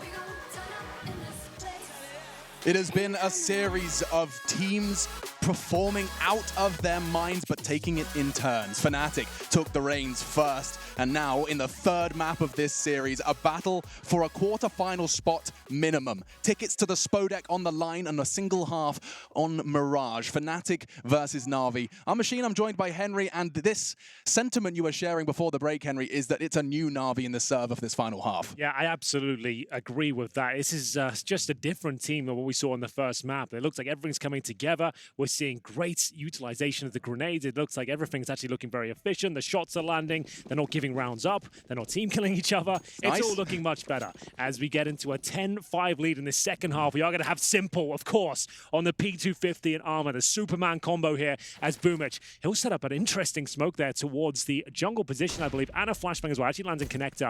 And it's the first shot for Broland now. What a hell of a shot it was. And it's a bit of a ruse, a bit of a fake as they make their way in towards B. Crims to deal with it. And he gets one. Damages the second before Perfecto's boots hit the ground. Electronics the only one for a consolation frag, and the round's over. Back-to-back pistol rounds for Fnatic. That's the start they were hoping for. Yeah, that's more like it, isn't it? Fnatic now will be believing, especially after such a convincing pistol victory there. So it was pretty basic approach from Na'Vi. One smoke towards Connector, one flash over. Hopefully Boomich can challenge and get one kill potentially. Didn't work out. They'll rush towards B. If they get the bomb down, fair enough, but they didn't. So they're going to take an eco here. They've got 4 HE grenade, Alex. They're going to use those, I would assume, towards window at the very start of the round and just try and get an early kill. And just knowing they're going to have AKs in the next round, 2 kills would actually be pretty successful given the circumstances. Oh, JW, he could catch them, but he just evades. Tucks himself in far enough, and now he's the one to inflict the damage. A scout bullet and a USP, and he's not done there. Dinks up another. Crims to finish with the FAMAS, and not too bad. You said they wanted 2. They've got exactly that. Yeah, with an eco round like this, knowing you got AKs in the third, the idea is you do as much financial damage as you can in round number 2, knowing the AKs coming out with you hopefully will win, and then you shut down their finances, forcing them into a difficult buy after that. So 2 kills is just enough. We'll take that. So Fnatic now. They'll have to reinvest. You can see the money getting a little bit desperate. I wouldn't mind a tactical timeout at this point, just to talk about the tendencies of Na'Vi, what kind of round they'll present here. Simple hasn't bought anything, and we'll be leaving spawn a little late. Looks like all good in the hood, though. Jumping into our 18th. Crims is considering it. Charging up so fast. What was that so brazen? I like that because you know you've got a disadvantage with the weaponry this round. You've been damaged, and actually, I would say that was a disappointing finish in the previous round for Fnatic. Sure, they got all the kills, but that was overcommitting towards those frags. They shouldn't have really gone for as many as they did. So he knows they've got up against Kriegs and AKs here. They need an advantage. They need throw a spanner in the works, as it were. So he gets up there. That's as good as it's ever going to get. 1 kill, full back, take no damage with a FAMAS. Whatever objective they had in mind, if they had a set piece or a fast play, you just shut it down. They have to put the brakes on, work out what's just happened, recalibrate, and you have the advantage. Their ears are ringing right now. Yeah, they didn't expect it, and that's a perfect play from Crims. I love it. Next. Smoke arrives. And it just goes on that point we made earlier, like every kill, you've got to be so calculated. Even though you can hear Glocks and no armor just rattling towards middle, if there's 5 of them, they're going to take you down eventually. Yeah, with players like that, of course. Good damage from Crims. He's not done holding middle just yet, but I think that might be enough of a warning sign. No, still standing his ground. He wants to trip away at them. Jumping across, he finds the angle, and he's not done at all, Crims! He's completely single-handedly shut down the Na'Vi mid-push. Triple kill, bomb loose, and nothing that they can do about it. Simple and Perfecto trying to piece this one back together again. But with 25 seconds, bomb in the eyes of the CTs. They're just going to look to try and maintain what little they have preserved. No utility, but the 2 rifles, hoping to keep them in their grasp. 15 seconds of survival. All on Crims. Single-handedly winning a round. You don't get that every day. Certainly not with a FAMAS against a full buy. Yeah, what a brilliant round from Fnatic. That's exactly what they had to do. Knew they were in a tough spot. Crims with 4 kills. Did he get them off at a time as well? Simple's money. He did. What? Simple's got no money. I completely didn't miss the clock. He got the timing perfect. Yeah. Simple goes down. So Crims gets 4 kills, gives their star player 0 cash going forward. They can't even drop him a guns. He can't afford armor. They can't even say, okay, Simple, I'll drop you an AK, see what you can do. That's not an option anymore. That's so sick. It's unbelievable. One round, one man. Yeah. Like he hasn't had a bad game so far, but that's his 15th kill. Judging how well he was playing like on the first couple of maps, like he'd be happy he's back online now. Yeah, the Dust 2 Crims, I think it was 22 at round 13. Yes. That's how ridiculous it was in the first map, but it feels like an age ago. Maybe the Dust 2 Crims has dusted himself back off and stood back up, ready to give this Na'Vi, this revitalized Na'Vi, a good run for their money for that spot. Astralis waiting in the wings of the upper bracket of this group. Winner meets them for that quarterfinal bye. That would be quite the game, whoever wins this, gosh. Absolutely, it's been a great day of CS, to be honest with you. We've had some fantastic games, lots of good series. And this is the struggle of a round for Na'Vi here. So, 1 AK, no real utility, and it's Perfecto given the task of finding some openers here. Simple has dropped to Deagle. Perfecto looking to see if he can do anything with the saved AK. Looking towards window. Crims, you can see, ready to take the next kill. It's an iconic position for him towards that connector. And the first kill comes in for JW. Takes down Simple. Yeah, Brolin will find another as well in the feed, looking rather painless so far for Fnatic in 19th, and the boost does not pay off, and even worse than the kill, they know where another is. Only 2 remaining. And they know damage crossing in, does bait nicely for Electronic, but immediately traded back, and Samuelson likes the look of that. A slight smirk as he sees his CT side is looking vigilant. 4 rounds on the trot, and the lowest they haven't lost more than 2 players. That is the most we've seen Fnatic fall so far, but the bye will come in after the crippling damage Crims did in the one before. Echoes in the 19th. Yeah, Fnatic 10-5 down, 4 rounds in a row now in this second half. Golden 3-12, but that's fine. If his teammates are stepping up, he plays towards B. Like that's a low activity area of the map anyway. As we'll see, Brolan taken towards top of middle with the Creek here. We'll see whether this smoke will give him enough to work with. Grenades exchanged. And the AWP in the hands of Simple. I think that might have been a Perfecto drop just to make it a possibility. Let's see if it pays off. Crossing back, a risk from Brolan, but Simple was not holding the line.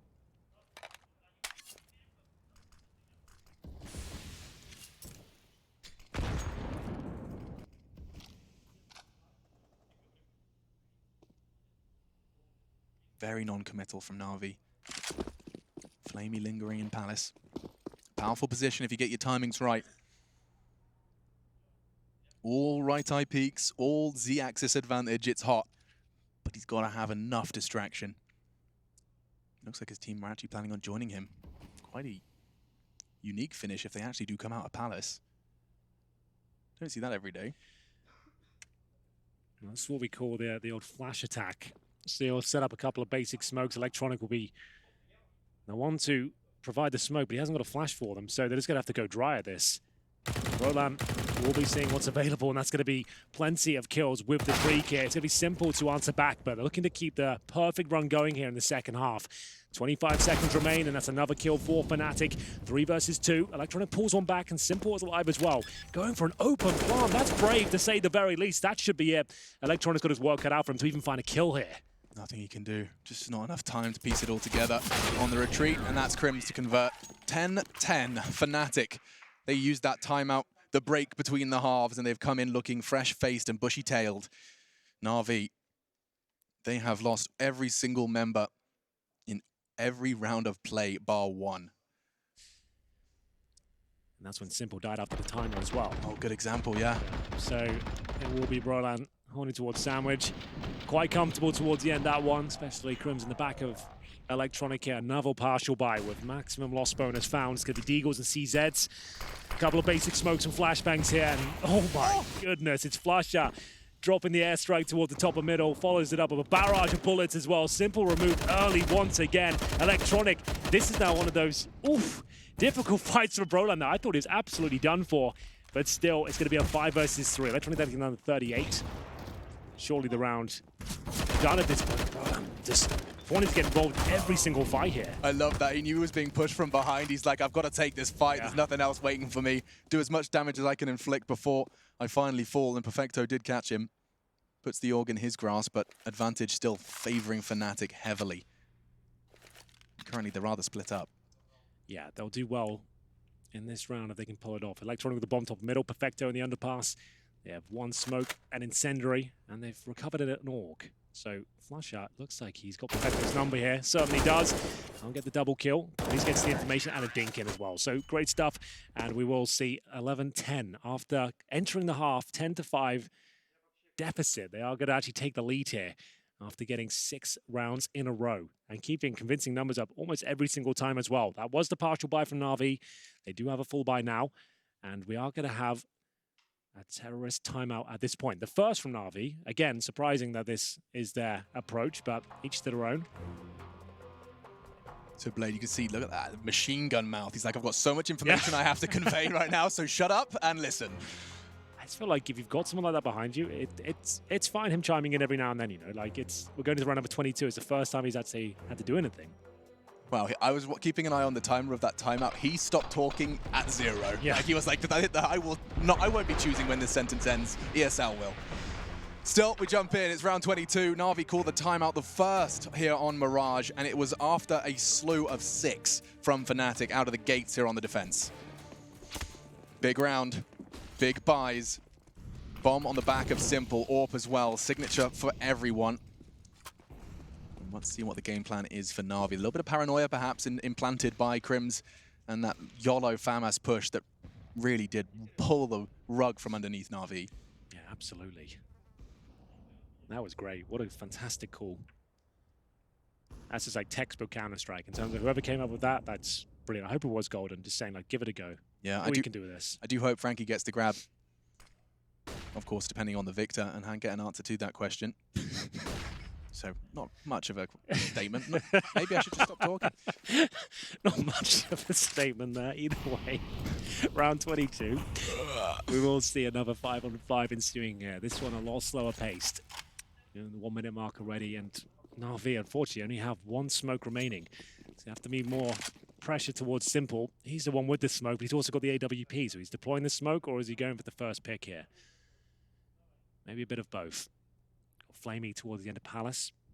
Got the Krieg in hand. In terms of defense, brought him back towards Sandwich, and they haven't really been flushing him out of that position too often, so he's happy to play it again. JW, we're doing his best to bait him in at this point. We will see the 1 smoke they have deployed. It's going to land in there towards the jungle position.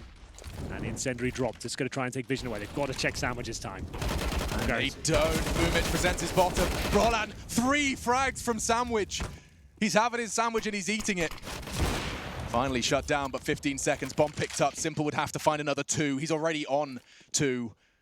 I think he has time to plan that bomb, though. Golden's not quite going to get to CT in time, but just in the nick. He will be looking at the floor, and another for Fnatic. They continued their spree. Na'Vi yet to crack this defensive nut from the Swedes. I can't really understand why, after already conceding 3 frags in a previous round to that same position, they're not Molotoving in, they're not checking Sandwich, just letting him sit there. He's just like, well, if you're going to keep letting me play here, I'll keep doing it, I suppose. It's great work from his teammates to bait him with the AWP, the utility coming in, but just a quick Molotov or a look at it, anything would do. 3 kills in that position twice is probably not acceptable. As we'll see, Fnatic continue their perfect run here in the second half. They're currently up 7-0. With the bomb planted, there's another buy available, but they are running out of time here. Round 23, 12-10 down. You can see them just nonchalantly running past. Great stuff from Product. Don't get anything wrong here. That's not easy to get 3 frags in that sort of scenario. Like, still an amazing play from him. Yeah, 2 of the 3 were shooting back. Nice swing. Managed to evade Perfecto's pre-fire. Gets the 3rd frag. All with the AUG, by the way, which did have its what's the word? Spread. There we go. Spread, yeah. Unscoped spread changed. Nerfed is the word I'd use. 12-10, and the timeout number 2 called this time from Na'Vi. They're just going to get Blade back on the mic and also just perhaps take the full 30 seconds to get themselves back in the zone. Perhaps shaken a little bit by the way this half has started.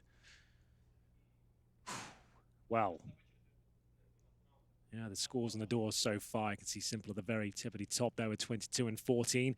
Perfecto, another quiet performance from him. And that is alarming, because when you're the young gun and you're brought in, like the sentiment is they're going to be the really skilled one, the one that's kind of finding these frags. And hasn't been the best series for him, but that's not the biggest issue. This round is. We are going to see MAC 10s and UMPs brought through. It's going to be a focus towards B at this stage. Maybe the execution, a couple of smokes towards the arch side. Indeed, maybe the window as well. Try and get themselves in and lead the charge with that Mac 10. Perfecto goes in quickly. The spacing's terrible here for Na'Vi. Oh, he was all alone. The smoke from the CTs, they just obeyed it. And look at the nades on top of that. 3 members just shell-shocked, half health. Golden's still on the site. JW supporting his bottom.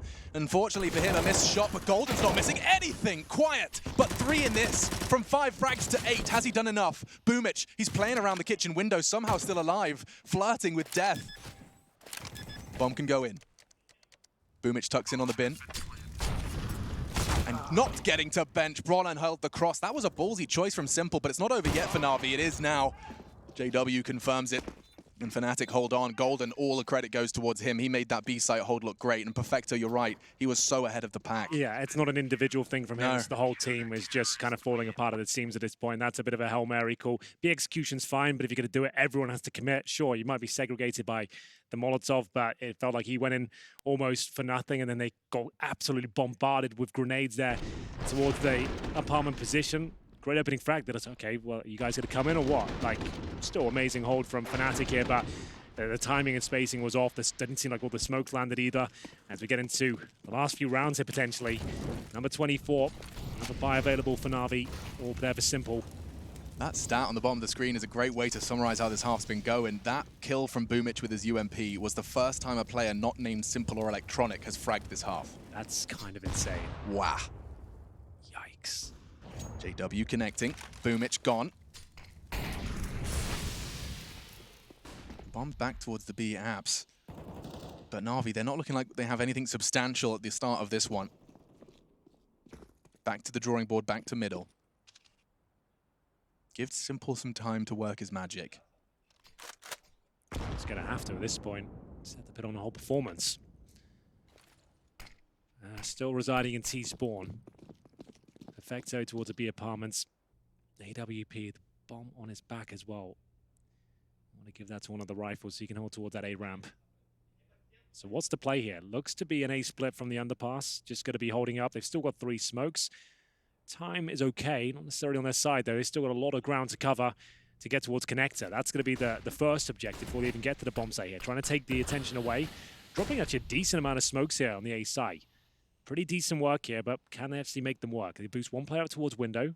The bomb now in towards Palace on the back of Simple, who remember has the AWP. Good shot from Flamey, undetected, and now they're into the round. Here we go. This looks really nice from Na'Vi. They've managed to piece together a rather beautiful take. The flank, however, could be the fly in the ointment. It's Flusher from behind. Golden tagging nicely into Flamey, but not converting could be a problem. With 14 seconds left, that bomb has to go down, but that pulls Simple out of apartments. And he caught a glimpse. Doesn't hit the spray. Flusher converts, and that's the round. That's 14 for Fnatic. One of them has to survive. One down, and Brolin sweaty for a second, but he lives on.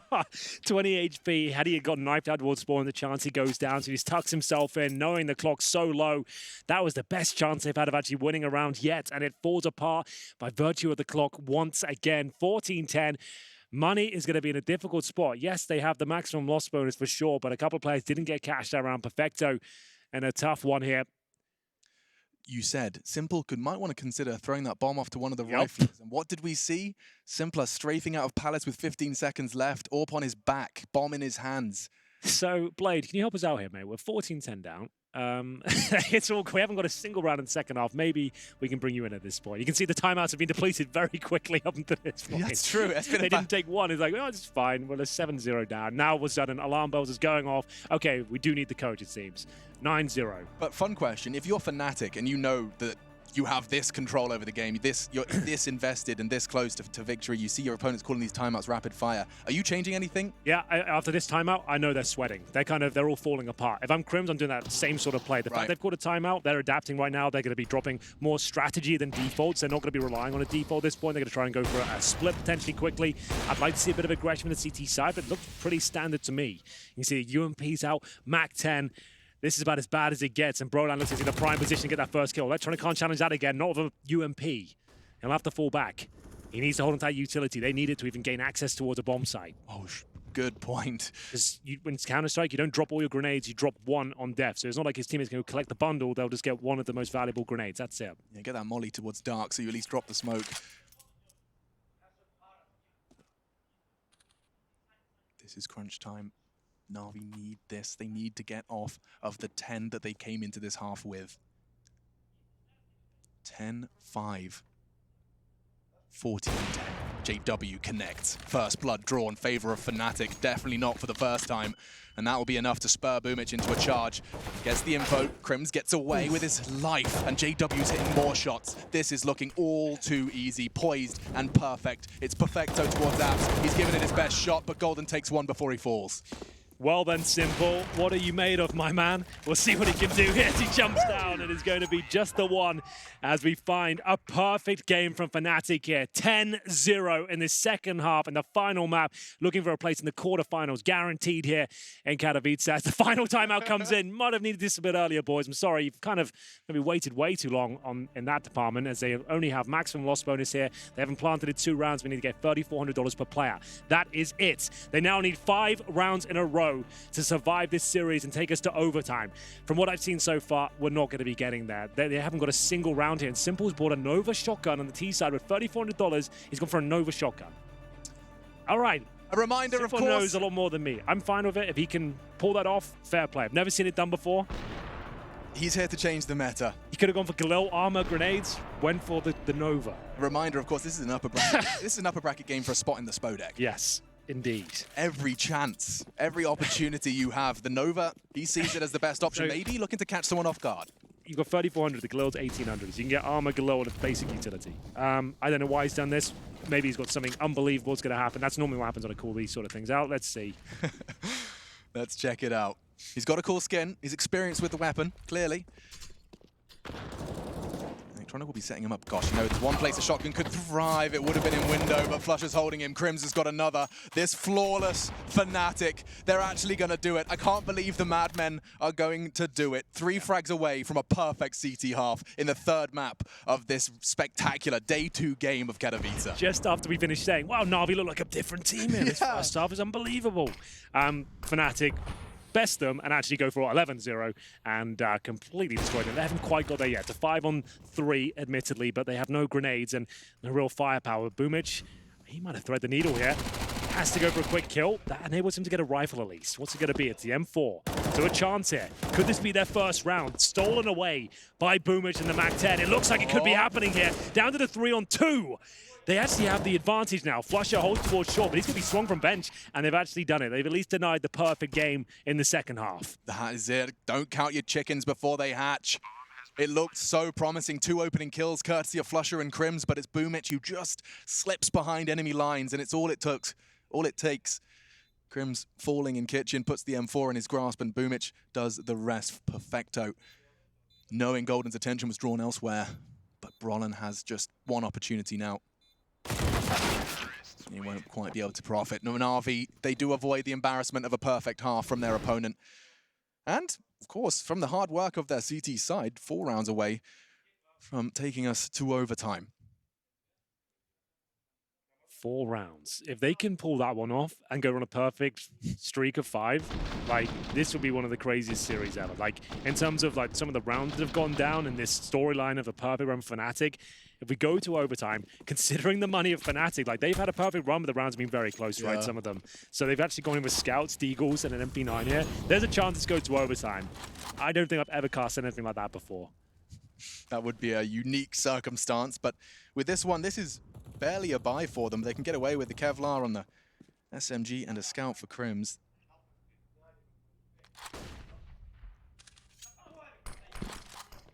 I can hear the tension in the player room now. There's a lot on the line here. Fnatic can close this one out right here, right now. Be a lot of pressure relieved. If they give this round up, though, they'll start to second-guess themselves. It'll be 15-12 of full eco. That's going to be 15-13 pretty much locked in. And they've lost the first player here, but they do pull back some damage at least. The Scout connecting a couple of times towards Electronic and Boomich. Is it going to be enough, though? It's Crims. Ready and waiting. Needs to hit a couple more shots to get a standard chance at this point. First shoulder has been seen. Hits another one. That's Simple down low. Rain for the wide peak, and Electronic just not going to give it to him. Waits for the shot to be fired and uses that as an opportunity to relocate. Well played from Electronic. Going towards B by the looks of things, and Golden, if he can find the low HP players, there is a chance. He'll need a couple of kills here. His teammate Roland will chime in first. Takes a lot of damage upon arrival here from the T's, but a great shot with that Desert Eagle. There could be a chance yet. Holds patiently for his teammates to arrive. It's low HP Perfecto now, and now Brolan. 2-on-2, joined by Crims as the bomb gets planted. A decent HE grenade. How do you throw it? Could have been good. It still can be. Oh, he's got one. It's Crims actually connecting with the scout. Low HP on Boomich. He can't hit it. And saving the day. That's twice. Yep. In-game leader for Na'Vi. Boomich has saved them. First the flank with the MAC-10. Now a crucial double. 12. Na'Vi, 2 so far, both back-to-back on their T side. Yeah, you're dead on there, like with Boomich saving the day. Like that is massive. The MAC-10 looked like the game was definitely over. Golden did his absolute damnedest there to stay in the round, but Boomich just too strong here. 14 HP, has to nail the shot, and he delivers on all fronts here. Money, actually pretty reasonable for Fnatic as we get into M4s. Got the AWP for JW. Manufactured nice gap in that window smoke. But that doesn't deter Simple. He still jumps into middle and catches an AWP bullet to the chest. Finished off by JW. Crims already onto Boomich, but Electronic, he is not giving up easily. 2 swift headshots from either side of middle keeps things level. That could have been it. Instead, Fnatic, 2 fall in quick succession and we're right back level. 3-on-3. This would be unbelievable if Na'Vi could pull this one off. A heist of a half. Smokes, Molotovs available. Tension setting in once again. In terms of their general setup, we have 3 players heading towards the B side of the map right now, at least. That's Flamey, Electronic, and Perfecto. God, you've worked so hard. 3 maps of Counter-Strike. You're sitting on 15. Not only that, but you did it with 10 rounds, 11 rounds. What's the magic number? Is this where it all ends, though? You have Flamey making his way towards the connector. Perfecto patrolling the window. It's Crims on the Fnatic side of things with the AWP towards the B apartments, allowing him to anchor that position alone. Golden and Brolan both playing a conservative game of Counter-Strike towards CT spawn. They have 1 kit available on the A side of the map and a smoke. Perfecto's got up towards the window, so he's going to try and dissect this area of the map. The bomb's on the B apartment, so this is where this could be decided. 20 seconds remaining, bomb down.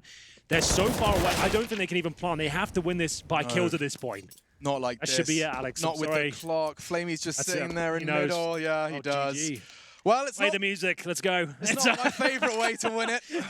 But that is it. Fnatic, exceptional. Don't let that, the way it ends, deter you from an exceptional Swedish Fnatic side. Victory in a can, all that good stuff. My goodness, they're off to meet Astralis in the upper bracket round 3.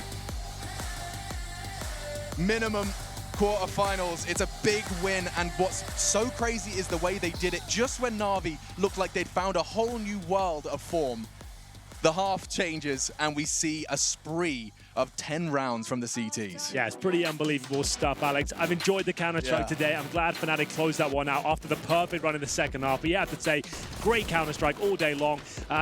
Commiserations to Na'Vi. I really love what they're doing in the third map, but this fell apart on the T side, unfortunately. Yeah, a couple of notes. Check your sandwich and watch out for Flusher and JW. They're up to their usual hijinks. An incredible game, and we're going to be breaking it down when we return.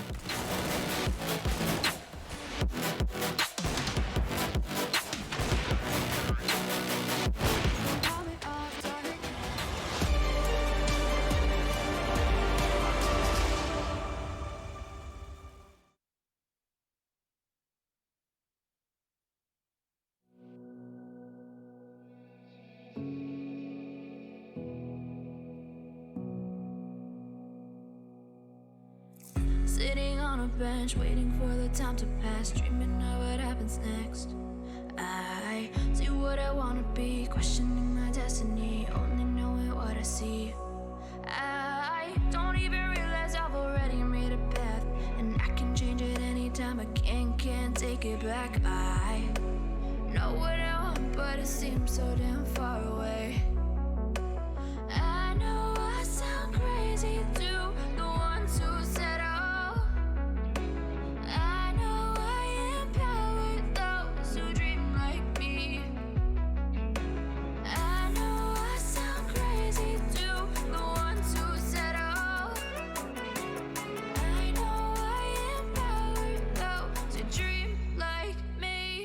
say you wanna be somebody.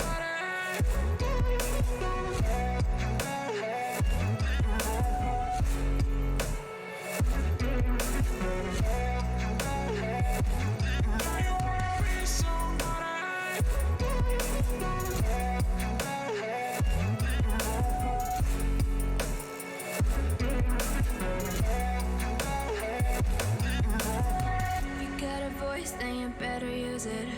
Tell yourself day after day it's time to prove it. No days off, keep the hustle moving. Wanna see you be what you wanted to be, prove it. I know I sound crazy to the ones who said oh. I know I empower those who dream like me. I know I sound crazy to the ones who said oh. I know I empower those who dream like me. And you say you wanna be somebody. And you say you wanna be somebody. And you say you wanna be somebody. And you say you wanna be somebody.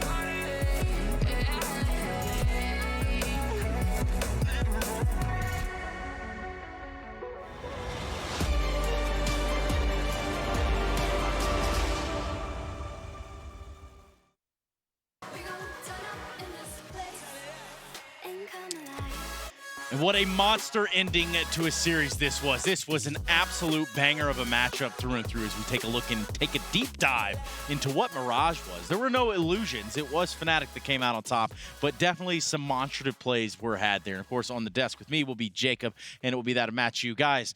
That matchup, that was a little nuts. Yeah, it was really crazy, right? And then going into this event, we said Fnatic had been away from any type of competition for 78 days. Sure. We hadn't seen them play. We didn't know what to expect.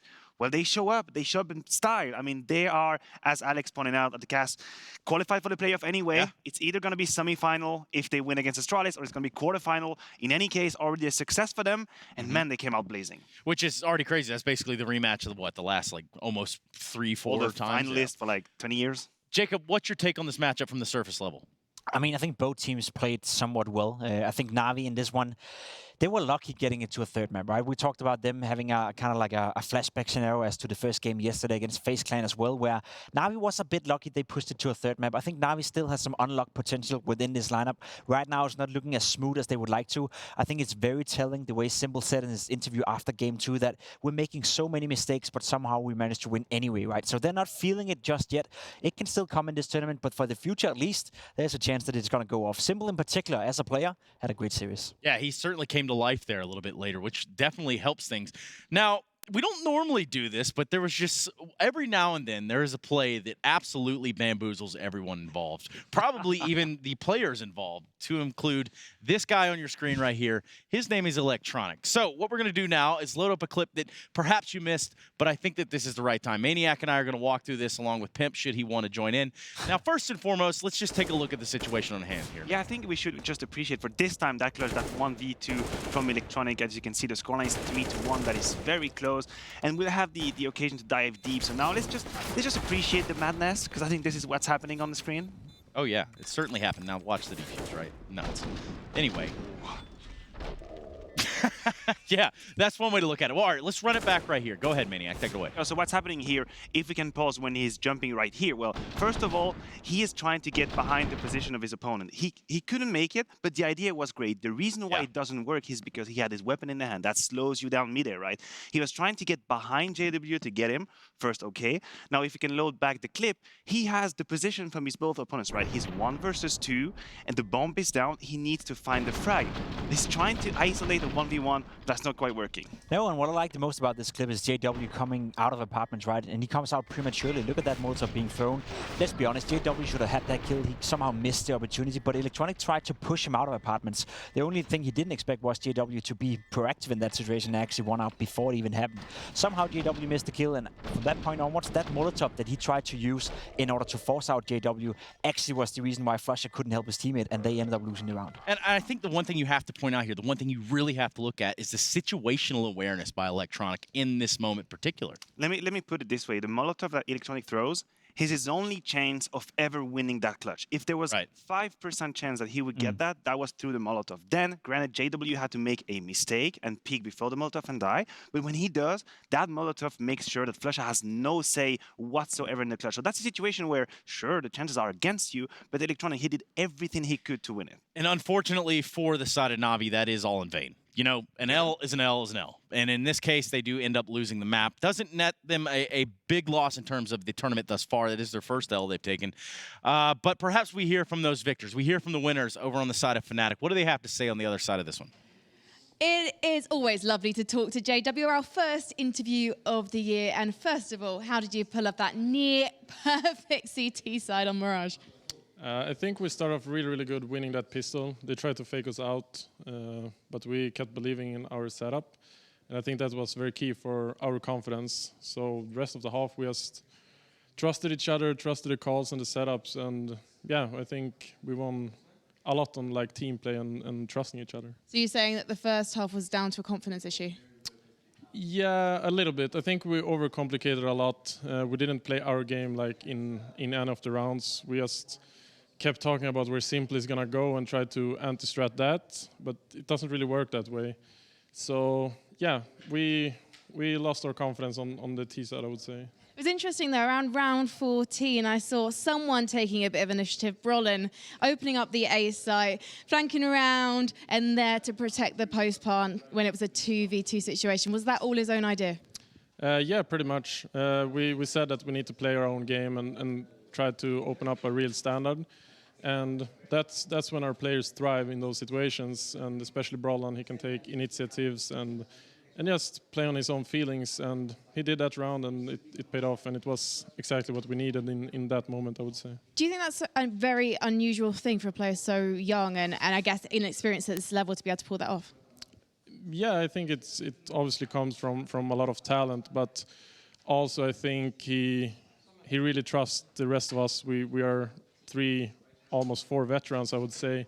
So I think he has know that we can figure out a 3-on-3 or 4-on-4 situation, and that makes it really easy for him to feel safe when he goes for those plays. So yeah, it's a lot of raw talent, but obviously he's trusting us a lot as well. Well, you're veterans with 3 Intel Extreme Masters Katowice trophies under your belt. You're officially through to the Spodek Arena. How much would it mean to get that trophy for a 4th time?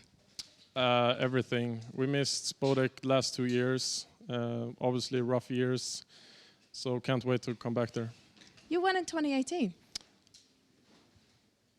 Maybe I did. I don't remember. I remember. We messed up. It's all right. Just 2019. We're going to erase that from the memory because Fnatic are going to the Spodek Arena. Blimey. What a day, gentlemen on the desk. What a day. Yeah, that's one way to put it. Sometimes even the years escape us too. Don't worry, that's fine. I totally understand that 2020 clear vision sometimes does run its. You know what is quite telling? That he feels it's been such a bad period for Fnatic that he even forgot he won it in 2018. Which is a wild roller coaster ride, especially for the Fnatic fans at home. Speaking of which, we're going to close out the entirety of that matchup. We're going to start to take a look at the brackets so that we can get a bitter, maybe even a better picture of tomorrow. What is Group A looking like? Thinking about bitter, just look at that lower bracket, right? See the names that we have in attendance. Only one of these 4 teams, Jacob, is going to make it to the playoff, and we have Vitality, FaZe, and the Dear Navi down there. And that means that only one of Simple, Saivu, Cold Zero, or Nico, for that matter, 4 of the best players in the entire world, is going to be in that playoff. Yeah, that is a bitter pill to swallow. There you go. Yeah. That is a rough one to look at when you look at the lower part of Group A. Group B, we're looking at some of the same sort of vibes here. Of course, Virtus Pro, Mad Lions, Tyloo, 100 Thieves, facing elimination. Now, I'm not going to say that these were teams that were favorited to win. Obviously, you wouldn't put 100 Thieves down there, would you, Maniac? No, I wouldn't. But I'm just looking at that upper bracket and I'm wondering, have you seen this when you go outside and there's a party and you can punch into a boxing ball or something? You've seen that there's a score coming? Yeah. That's how I feel about the upper bracket. Because you have EG, Liquid, Mousesports, G2. These are 999 puncher in there. So it's going to be heavy hitting Counter-Strike. There's going to be a lot of skills, a lot of headshots hit there and there. And yeah, I mean, you said the loser bracket. Well, there cannot only be winners there. No, somebody has to lose. And if the ancient proverb is true, if you're not first, you're last. That's what I've learned in my entire life. Yes, I am 30 years old. Now, what I need to tell you is the matchups that we have on the A stream for tomorrow, the ones that you need to be looking out for. I have them right here. They're going to be VP, Mad Lions, G2, with a little bit of mouse sports action. That's M-O-U-Z for all of you viewers at home that perhaps didn't know that. And then we're going to close the day out with something that I would like to find is a very special treat. A little bit of Evil Geniuses versus Team Liquid. That is one way to end the day, guys. I think that's going to be match of the day tomorrow. Obviously, the other ones have potential to be good as well. We don't really know where Virtus.pro and Mad Lions are right now. That's going to be a fight for that lower bracket. But the heavy hitters, as you were talking about, Mouse Sports and G2 going toe-to-toe against each other.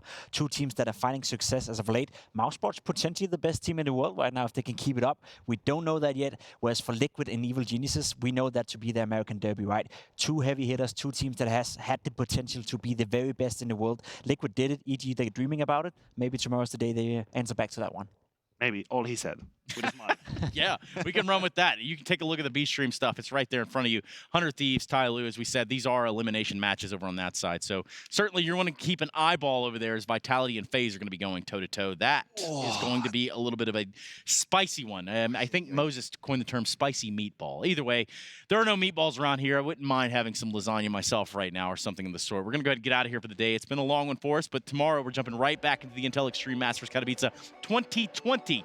Right here, live from the Spodek. We'll see you there, hopefully.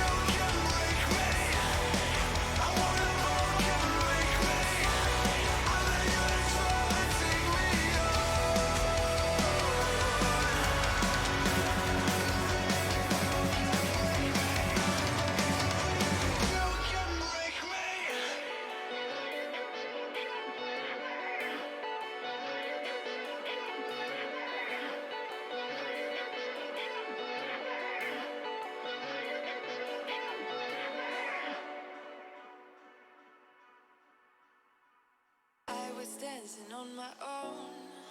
When you spill that rum and coke on my t-shirt, yeah, your eyes made it difficult to get my baby. And the next thing I knew, we were so ready to give in, skin to skin on that baseline. Ooh, you give me that high pitch feel, baby. We shared a cigarette by East Versailles. The way you looked at me, couldn't say goodbye. And whatever you did to make it stop, 'cause baby you make me feel something.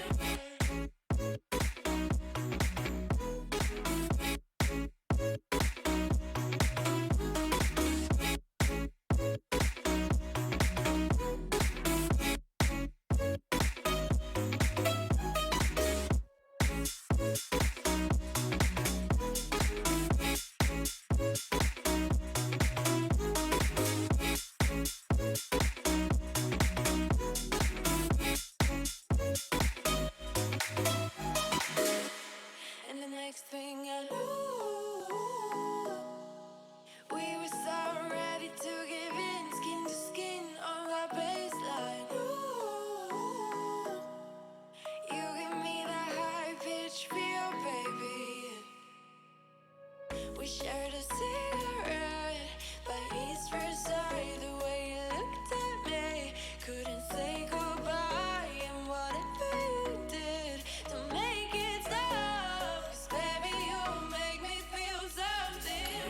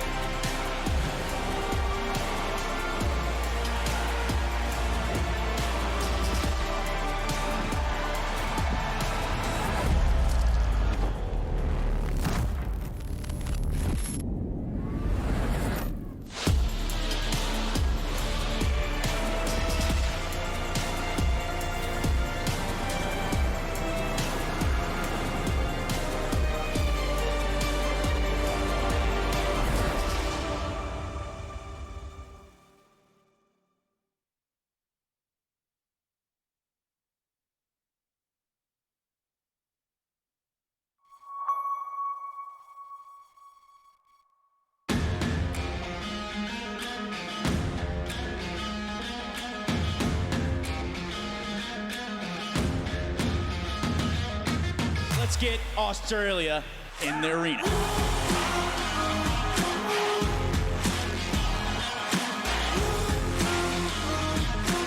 Damage, but a second by Vincere.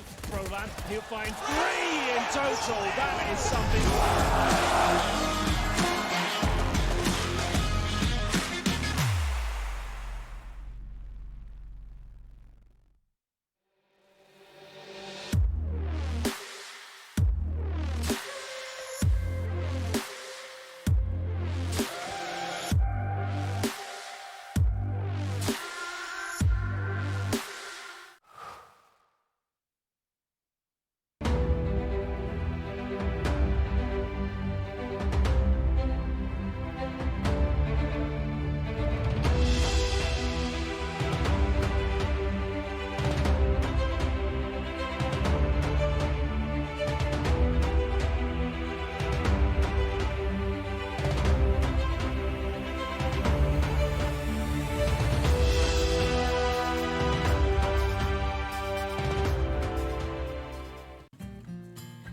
He wasn't the classic nerdy computer kid in school.